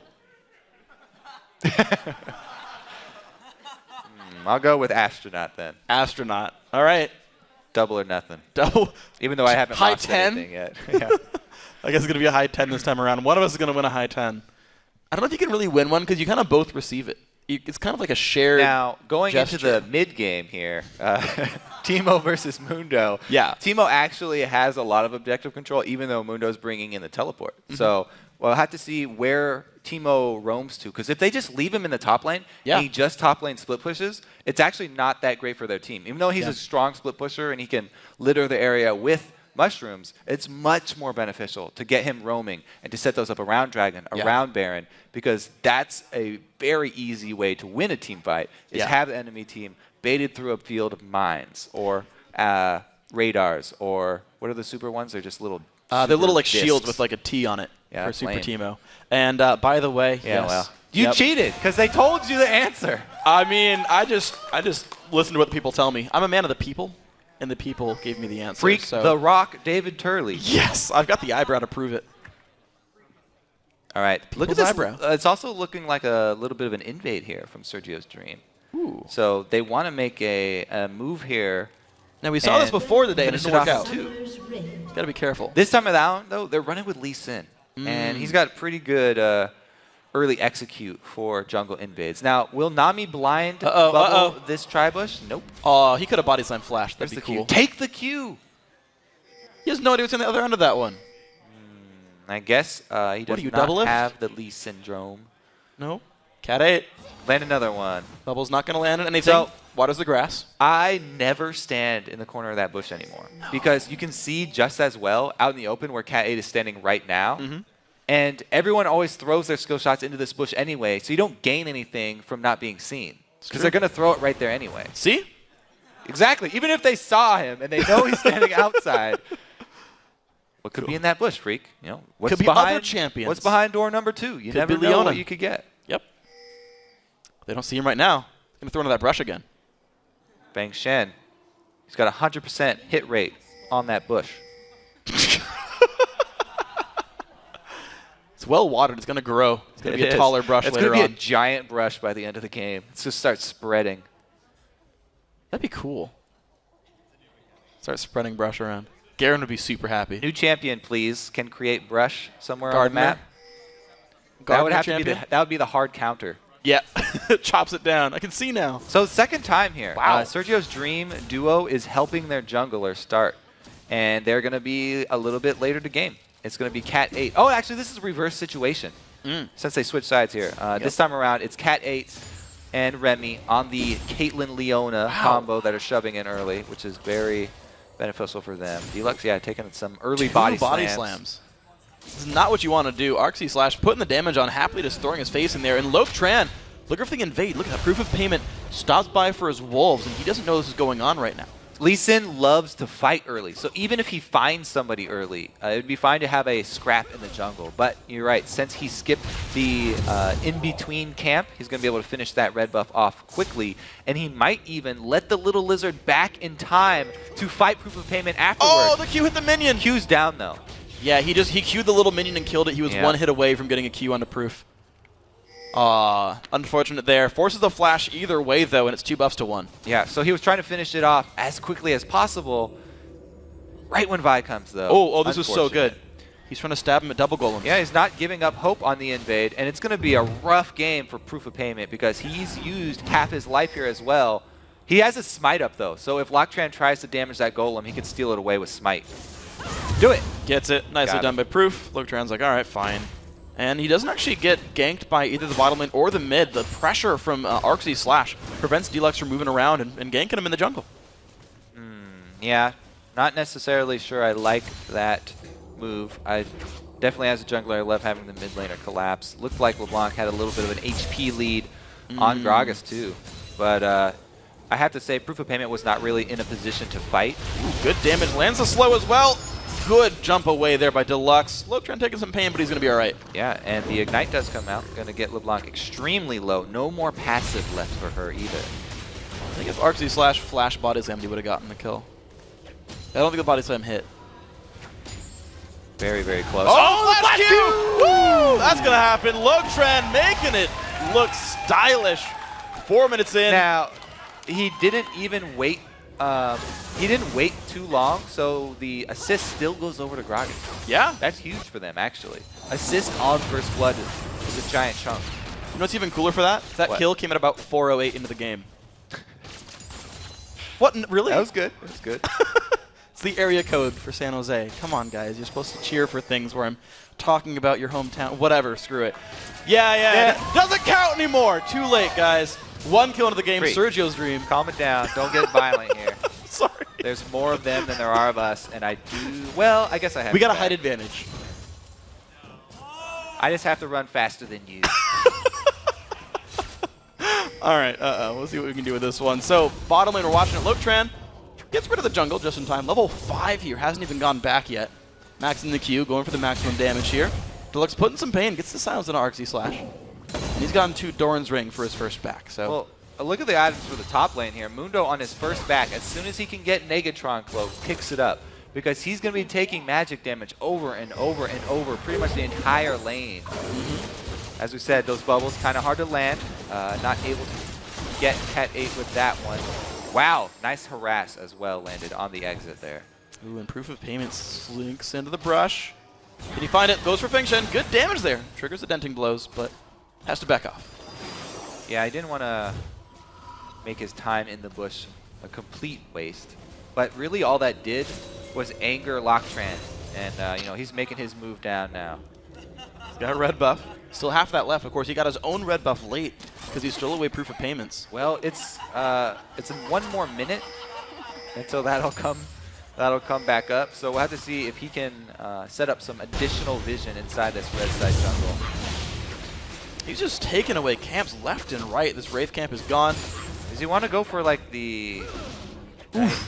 He has his Trinket Ward up. His Q's down right now, though. Well, finds Proof of Payment. Shield comes in. Vault Breaker's away.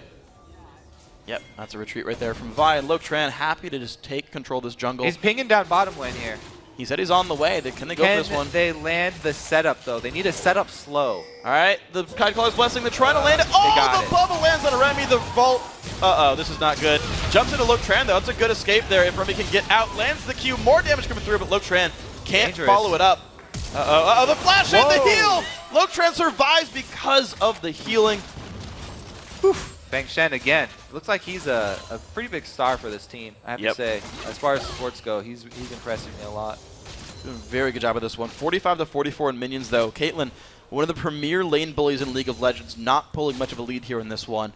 But more props to be given to the bottom lane here of Sergio's Dream. The top lane still holding pretty equal, 55 to 51. Haven't watched that much at all right here. Basically, Mundo saying, you know, Teemo's kind of annoying to lane against. Yeah, Mundo versus Teemo, not very interesting to watch. So we'll probably just keep the camera down here where all the action is. Lee Sin coming in for another gank here, but it's so close to the turret. It's so dangerous for him to go for that. Oh, misses the Q. Very unfortunate. Now, we are coming up on the 7.5 minutes here, so he's a little bit late on his blue buff. He might not be able to make the second invade for red, because red is going to come up very quickly, and Proof of Payment knows the timer as well, because he was over there. So if he decides to go and clear that out first, he could actually stop the second invade. But he's not doing it. He wants to go for the kill up top. Onto Teemo, Global Taunt doing its work. And Proof got his own blue buff on that one too. Deluxe didn't pick that one up, so a bit of a mana disadvantage here for Deluxe's LeBlanc. And health disadvantage. Yep, true. Chalice already done for Arxie Slash. The MR is going to keep him from getting bursted. And he even went for some MR glyphs. Oof. Almost finds that one. Ulti would have probably knocked him out of recall, but not that important. We don't also see Locktran going for the secondary invade here. So even though his mid lane has bullied the Ubi's mid lane, he doesn't feel the confidence to go in for that red invade because their duo lane has been pushed all the way to the turret, and the duo lane can come answer. We'll see what he can do here. Jakiro does have mushrooms in the top lane. Of course, we did say it wasn't going to be a crazy active lane, but we're just seeing Teemo being a superhero, putting the damage across. DJJ landing another cleaver, briefcase, whatever. Okay, here it comes. As soon as they do have the duo lane back in their favor, able to go for it. And it looks like it will be plenty of time for him to steal this one away once again.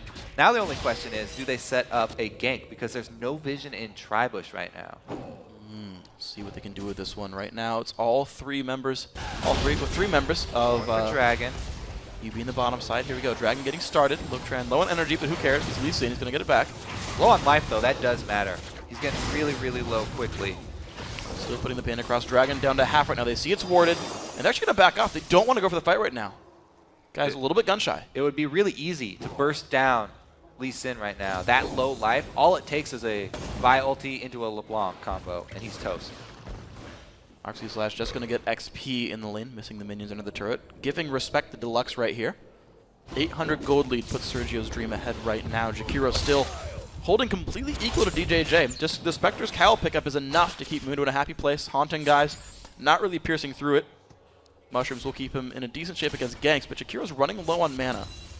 So I don't know how much more he can do right now in this lane.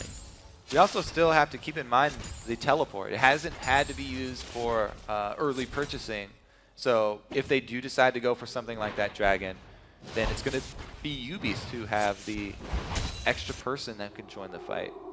Proof of Payment, knowing there's a ward down there, is going to wait in the secondary brush here, but Cat8 and Remy still just pushing this lane down. It's going to be hard for Vi to find a gank here.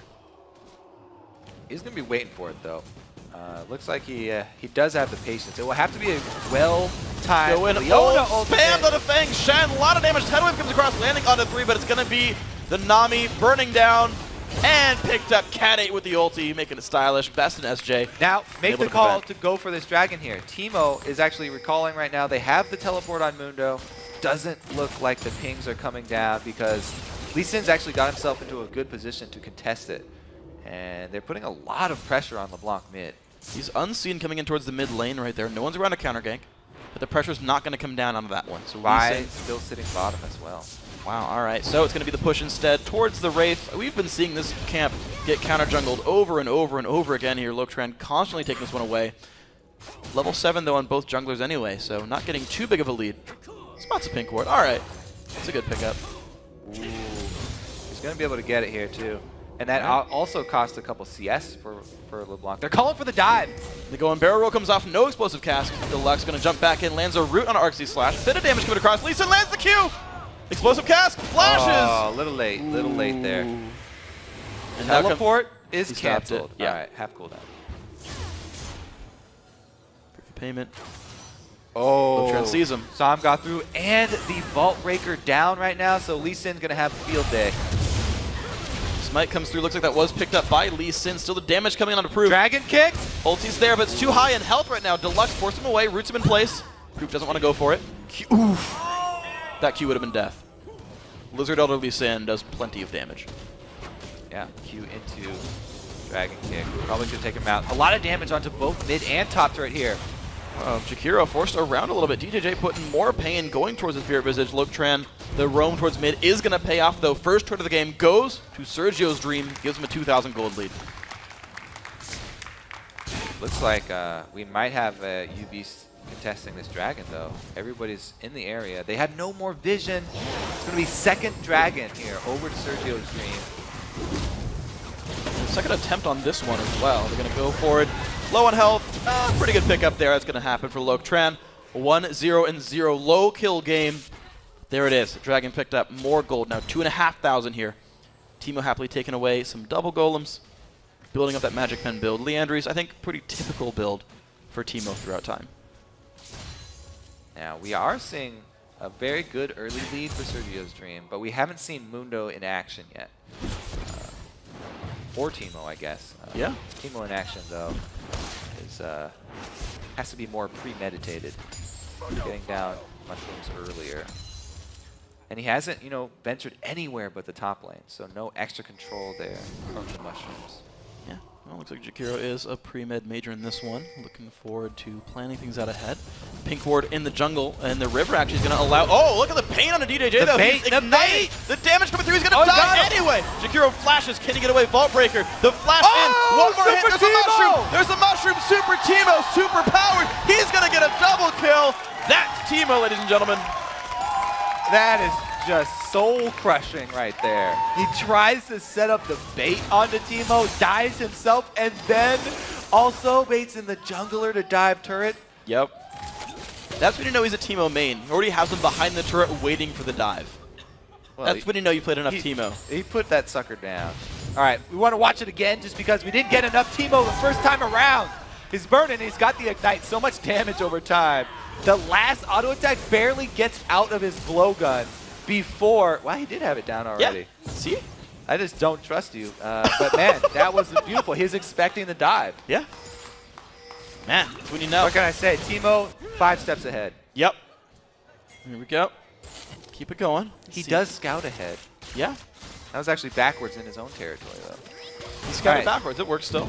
Now we have another invade. This red side jungle is just pretty much Sergio's domain down here. They've got everybody roaming down. And it's pretty much all about who gets the first kill. Wow, red buff again. It's getting stolen away, and there's no vision inside the bush. Wow, 0 red buffs this entire game for UBeast. They haven't gotten a single one right here. Sergio's Dream doing pretty okay. This bottom lane actually holding very equal. I gotta say, without the thresh hooks, we're not seeing nearly the same sort of explosive kill pressure. It's still Loketran and Jakiro making plays. See what else they can do. Now, we have seen a lot of camping from Vi down bottom, though, and it's cost her in CS. So we're seeing the discrepancy actually manifest itself in the junglers instead of the bottom lane. And Caitlyn going even with Jinx is actually really good for Jinx. So he's going to be happy about that late game. Yeah, he is indeed. So here we see... Ooh, roam up top from Gragas, looks like. Teemo calling for the offensive move this time. He's going towards Merlinomicon. That'll be a fun one. DJJ smelling something's up. Sitting nearby his turret, Arxie Slash. Happy to hit it, actually take a cleaver to the face. Jinx ult, a little premature. They called that they were going to go for the gank. Now it is Loketran on the run. Lands the Q. Whoa, don't take that. Whoa, whoa, whoa, whoa. Hey, man. Aurelius would take that. Okay, do take it. Uh-oh, the jump in. One more hit to go. That's going to be Loketran dying. Well picked up. Deluxe taking the solo kill. Top lane turret goes down thanks to the Gragas roam, but I don't know, man. Red buff onto LeBlanc. Remy now getting locked up under the turret. Puts the solar flare down, knocked up by the wave as well. Look at the damage from Cat 8. They got to be careful. Kato could kill them. There's the body slam from Arxie Slash, taking the kill back. Jakiro's going to go down. Puts the mushrooms, not going to matter though. These guys going to stay alive in this one. LeBlanc for Teemo, decent trade there. And down bottom, grabbing a kill for that will work out in their favor. No dragon's going to come up soon though. So a couple of random kills around the map, but no objective taken afterwards. It's pretty much just Caitlyn doing Caitlyn's thing, trying to get extra damage. There's the bubble, there's the traps as well. That's actually taking a bunch of pain though. They got to be careful. The Q comes off as well. Feng Shen, he's in ult range. Cat 8. Flash auto doesn't get the kill though. And in comes Loketran, lands the Q, finds Remy, puts the slow down. Cat 8 not in a good spot. Taken down. Loketran making it happen. And now Remy's not in a good spot. Hit one more, takes it. Another Lee Sin Q hits on a DJJ. They don't go for that one. Teleport, not very effective. Yeah. flashing in there instead of going for the ultimate. Interesting choice. Yeah, did not pay off. Did get counter-ganked. DJJ holding the bottom lane here, and heck, Timo was dead anyway. He's going to circle around towards the dragon. That's still 1:20 away. DJJ, bit aggressive here. Explosive cast into the wall. He's on the ward as well. Ulti comes across, flashes. DJJ forced to burn flash for that one. All right, a little bit of action coming down bottom. Now, I guess your ulti can be blocked. So let's watch again. He's got plenty of mana right now. Your ultimate can get blocked, but still very dangerous. I guess Lee Sin would have blocked it in that situation. So either way, not getting the kill, but wasting a flash to go deep like that did cost him his life. Yep, and Jakiro goes down in the mid lane. Tried to make a play on Deluxe, couldn't quite get the damage across. But Morellonomicon and a Magic Pen build is here for Jakiro. So he's going to do a much better job against Mundo, since you can continually apply the healing reduction. Any magic damage at all will do it. So the Timo Poison, plenty there. Mushrooms will do it, etc. Their pocket counter to Mundo. Genius bait. Yep. Forcing them to... Did you really just show a dead team in picture-in-picture? I can't even... I think that happened. All right. I'm sad. Oh, here's the engage, though. Don't miss the Leona ulti. Well, Feng Shen, low on health, trying to heal himself and run away. Does not have flash, but he does have really fast flippers. Trying to get out there. Oh, the bubble! Not quite going to make it happen. Proof of payment. Doing good stuff with the flash there as well. Takes a mushroom, though. Yeah, he had the right idea, but the flash cannot play that one. LeBlanc going for the snare. It is a 4 versus 5, but the HP advantage and the mushroom definitely advantage here for Sergio's Dream. Wow, they're actually the ones taking turret or taking dragon now. All right, DJJ taking some pain right there on the traps. He's kind of healthy. The Morellonomicon will not tick onto him just yet, but he's getting lower. Ulti's still available. Oh my god, the burst. Goodbye to Cat 8. DJJ not a good spot, taking more pain. Lotran picks that one up. Now Remy in a bad spot. That's going to be a second kill picked up, or I should say third at this point. Oh my gosh, 30,000 to 25,000. The chase going through. Dragon to be picked up. Proof of payment and Jakiro. Oh. Look at the damage from Timo. Super Timo on the chase. Oh, barely missing that one. Jakiro now and Deluxe in a battle. Deluxe jumping over the wall. Dragon goes down. Trade of ignites. They're all right. That Jinx ult was so close. Yeah, it was right by his head. They ended up getting the dragon though, so definitely more global gold in their pockets, and the turret soon to follow. All right, gonna be a couple dead minions there. See this So, battle. yeah, they get onto the flame choppers, and then he also steps to mushroom. That's just too much even for Mundo to handle, so he starts backing off. But Arxie Slash goes for the 100%, double barrel, and it also gets residual damage on both Mundo and Leona, ensuring that they cannot continue the team fight. Very well done by these guys. The just crazy damage Arxie Slash has been doing incredibly well this entire tournament, I gotta say. He's putting up great performances, and now this Gragas 2-0-4. 165 minions, definitely putting on good stuff. Almost done with Death Cap as well, so he's going to get even more scary as time goes on. Lee Sin also, yeah, being a team player, picking up the aura. All right, so we have seen the Timo start to roam. As I said, that's going to be a huge thing for them. Mushrooms all over the map now, and they're going to be boosted by that Leandri's, making them all that much more annoying to walk through. You mean glorious? They're glorious to behold. Those little Timo shields, they're so good. I meant when I said. Nope, you were wrong. Timo actually stealing away the blue buff right now by himself, it looks like. Using mushrooms to help do that one. Pretty good getting the damage down there, and he takes that one away. Pink ward helped to make sure that no one saw him do it. Not even cleaning up after himself. Doesn't need to. It's on purpose. LeBlanc, though, might be able to pincer Lee Sin Grabbing the bottom lane. Can they get the damage across? Flash from Remy. The explosive cast, though, making Remy a pretty sad person. Jumps into the best in SJ, but has nowhere to go after this one. Damage likely to come through. There we go. Timo saves Lee Sin, and they get a double kill out of it. Uh-oh. Shield on Jakiro. He's going to try to run away now from DJJ. Does not have any more mushrooms available. The damage coming across, though. Mundo on the chase. There's the mushroom. Slow on Jakiro. This is not good for Timo. Ignite comes across. Does juke around that mushroom. Do it! Smart. He remembered it. Uh-oh. Lee Sin, the damages. Puts a ward down. Stays alive. Arxie Slash made happen. Cat 8 on the other side. Turns it back. Now, do they have the damage? The bubble! He predicts the jump! And that's going to be a knock-up. Cat 8, nowhere to go. Nice double kill picked up. All right. Loctran lost his life, but he took the heal. So here's the 2-on-1 that actually got turned around when Timo joined the party. The burst here onto LeBlanc is insane. going with the dragon kick into the resonating strike there, and he's able to follow it up. Another flash Q from him. And I like the move that Teemo did. Yeah. So the trigger radius of mushrooms is smaller than the explosion radius. He put a mushroom down on a minion, knowing the explosion would still reach Vi. And Vi wasn't like in range to auto attack it and kill it. The little Teemo, things you little learn things from many, many Teemo games.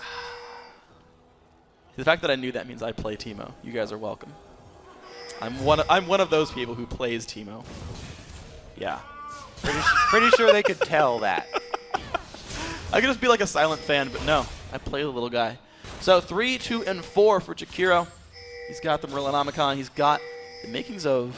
I'm wondering which actually item it's going to be from this large rod. All 3 would be good. Mid lane turret under siege, though. It's going to be turret number 5 here for Sergio's Dream. And Lotran waiting in the wings to make a play if someone jumps by him. Wards go down. The siege continuing now. Red buff, ArcZ slash 4-0-5. Deathcap Gragas starting on the Void Staff as well. These guys look poised to take the game. Yeah, they've got a really good siege set up here. Leona's actually on the outside, looking to come in for the pincer. A lot of damage taken from Nami, though. Uh-oh, the damage in. Best and SJ not in a good spot. Taken down rapidly. The battle going to continue. Lotran not in a good spot. He's Mushroom staying alive, though, field. with the shield. Proof of payment not in a good spot either. He'll get taken down. 2 for 1 so far. And the Sage going to continue. Jakiro looking for Cat 8. Flashes, Q, Leona's auto. coming in, though. Ooh, it's a pretty good berry, though, and the fight has begun and continued now. The sweeper's going to actually prevent the mushroom from going down and doing anything, but Cat 8 still burns to death. Teemo firing one back. Meanwhile, they're taking the mid turret here. It looks like it is going to go down. Inhibitor turret successfully taken for Sergio's Dream. 3 plus a turret for 2. Definitely a worthwhile battle here for Sergio's Dream. And Lotran continuing the trend. Gonna counter jungle the Wolves as he leaves the base. So even more going well. A 10 to 11,000 gold lead now, putting Sergio's Dream from San Jose State University in a good spot here. All right, let's take a look at this one again. It was LeBlanc doing all the harass onto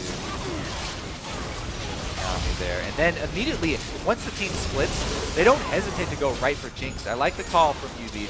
The only problem is that once you go deep, you're inside the mushroom field from Teemo.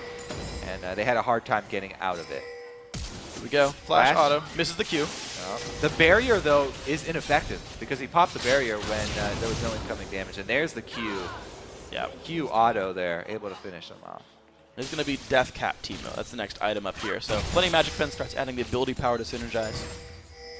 Could have seen any of them, but I got to point out 7, 2, and 4 on Lotran's Lee Sin. We talk about the Lee Sin as a champion who can sometimes fall off later, especially if you don't buy a lot of combat stats. Went Moby Boots and Sightstone, and is still a gigantic threat in fights. Just constantly putting out pressure. I got to hand it to him. He's playing an amazing tournament so far. Not only has he been getting kills, but he's been providing security for his team by constantly having vision on the red side jungle of UBs.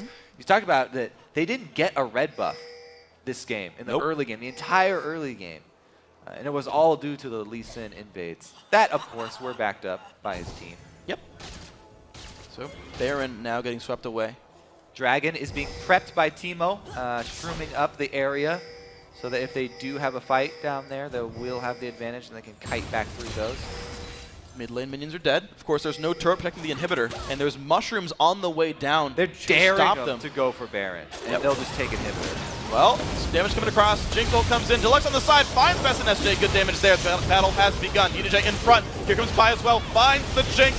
The shield's coming across. Keeping him alive, though. It's not going to be anything picked up there. It's going to be the kill onto 2 so far. Firing 1 back onto Teemo, though. 2 for 1 in the battle. Low health bars from UBeast. And looks like SGD going to push in. Now inhibitor laid open. Best and SJ going to get the kill credit. That was a very bad position for UBs to come from because Teemo had put a ward in the only entrance that they had to the lane. And the front line had to walk through the shroom to try and get to Jinx at the back line here. You can see the Nami ulti going through, and then, you know, Mundo and Remy both trying to get through there. They eventually do get onto Jinx because Vi's able to ulti, but it's not enough to finish him off because all the damage is caught up back in this jungle. But Teemo's dead. Work. Yep, absolutely. If you kill Teemo, doesn't even matter. You secured your goal and took him down. 4 deaths on Teemo, I gotta say. You kill Teemo 4 times, that's basically like getting 4 wins this game. So unofficially. In the championship. Yeah, they've actually They're already making won a the desperate tournament. call here. This is going to be an exciting Baron because all right, UB. Sergio's team are definitely in the area, and And they've got they to got grind. supports. All right, UBs, they've got to make this one happen. Down 13K. The jump in from Deluxe. Can he get the damage across? Not quite enough. DJJ low in the back lines. Gonna have to pop the ulti. Can they find more Arcty Slash around? There's a jump in. Lotran finds Deluxe. He's going to get away from this one, though. Solar Flare comes across. Remy trying to run away from this one. Lotran still on the chase. The fake LeBlanc clone dies. Remy still trying to win. The red buff slow. The Jinx ulti as well. Q's not going to land on a LeBlanc, but they do get the kill onto Remy's Leona. 1 for 0. Baron stands alone.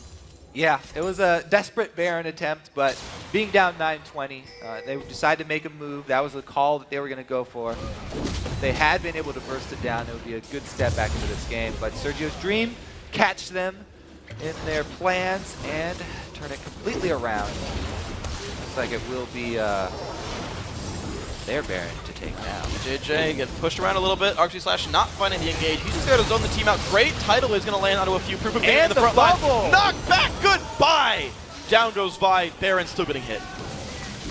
All right, Baron's going to go down. down. That's going to be Sergio's Dream. They can actually push right up the middle, but they want to stop that bottom lane. Side lane push instead, I guess, will be the order of the day for Sergio's Dream. Let's see what they can do. Can they close this game out right here? 60,000 gold lead. Let's get a quick replay. Yeah, pretty good combo there onto Munoz. Get him a little bit of damage early, softening him up. He already had to burn the ulti earlier from tanking Baron, so that damage is going to stick. And then, man, that ultimate, not only did it split Vi towards the team, but knocked everyone else away. So it was an easy focus fire there. Pretty glorious stuff with these guys. So, can they push forward? Baron on them. 6 turret kills. Mid lane inhibitor already dead. They can look for the top, bottom lane, or maybe even the next Captain itself. Boots! Captain Boots! It's not on Teemo, though. So they got That's a new fine. captain. It's Yep. Nami. 2 captains. They're co-captains. Feng Shen is the true captain of this team. Oh, they're sharing the duties. It's a They're team. swarming in It's on teamwork. Vi. It looks like the call here from the captain is to take out Vi. He's able to use his Vault Breaker to get away. They look in, they find a knock-up onto Mundo. Not going to follow it too much. Damage from Jinx actually pretty high. Gragas ulti, a lot of pain. DJJ in the front lines forced back. Oh, Lee Sin goes in and finds it. Lotran just happy to tank in the front lines, taking turret aggro though as well. He's getting lower and lower, but stays alive for kills. Keeping him up, double kill. Lotran finally goes down. His kill picked up by Cat 8, who has retreated successfully. Deluxe in the back line as well. The clone's going to take that one, but it's a 3-for-1 battle so far. And SGD still in control of this base. Yeah, real strong showing here from SGD. And they're making a great case for themselves already with their eyes on tomorrow's game.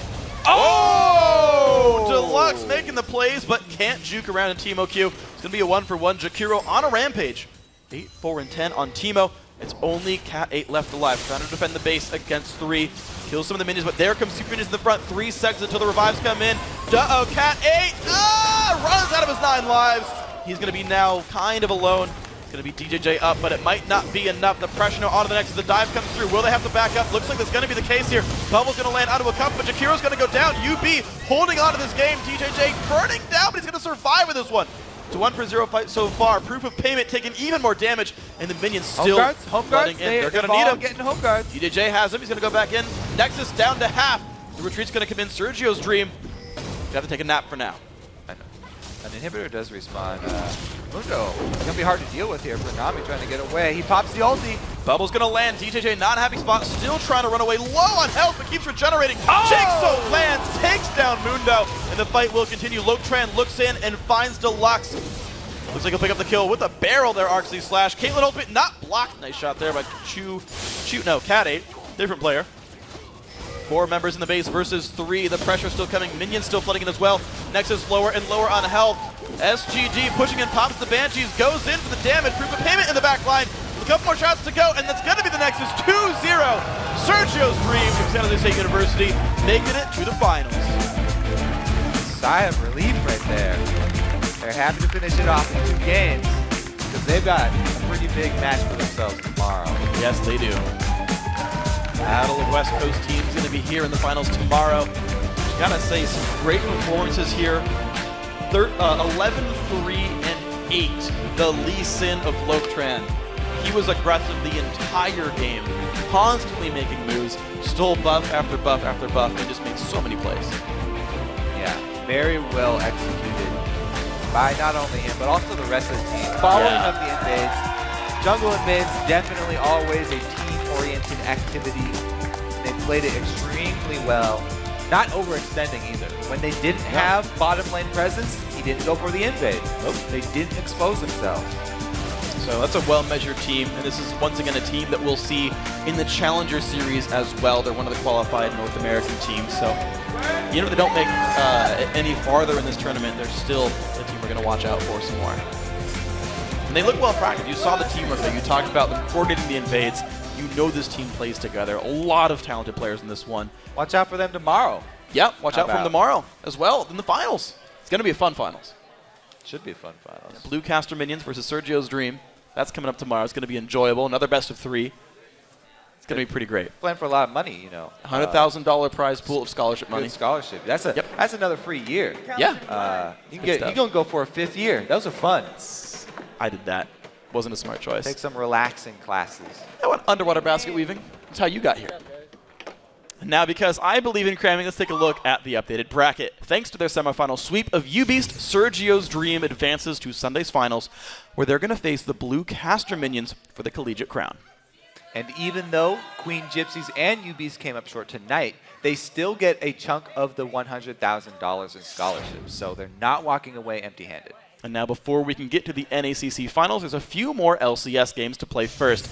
The day kicks off with Balls and Cloud9 taking on Crepo and the Evil Geniuses. And then immediately following the fight between Dignitas and XDG is the first ever North American Collegiate Finals. Sunday's action begins noon Pacific, 9 p.m. Central European time. I believe that's an all CSL final as well, if I have my memory going correctly. So that does it here for the semifinals of the 2014 North American Collegiate Championship. So now for myself, Kobe, Zyrene, and the entire live broadcast team, thanks for watching, good night, and GG.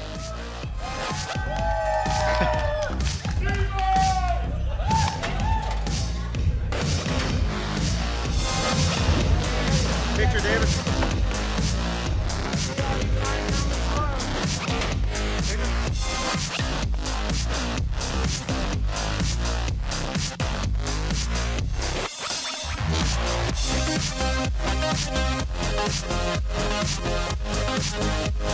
We'll be right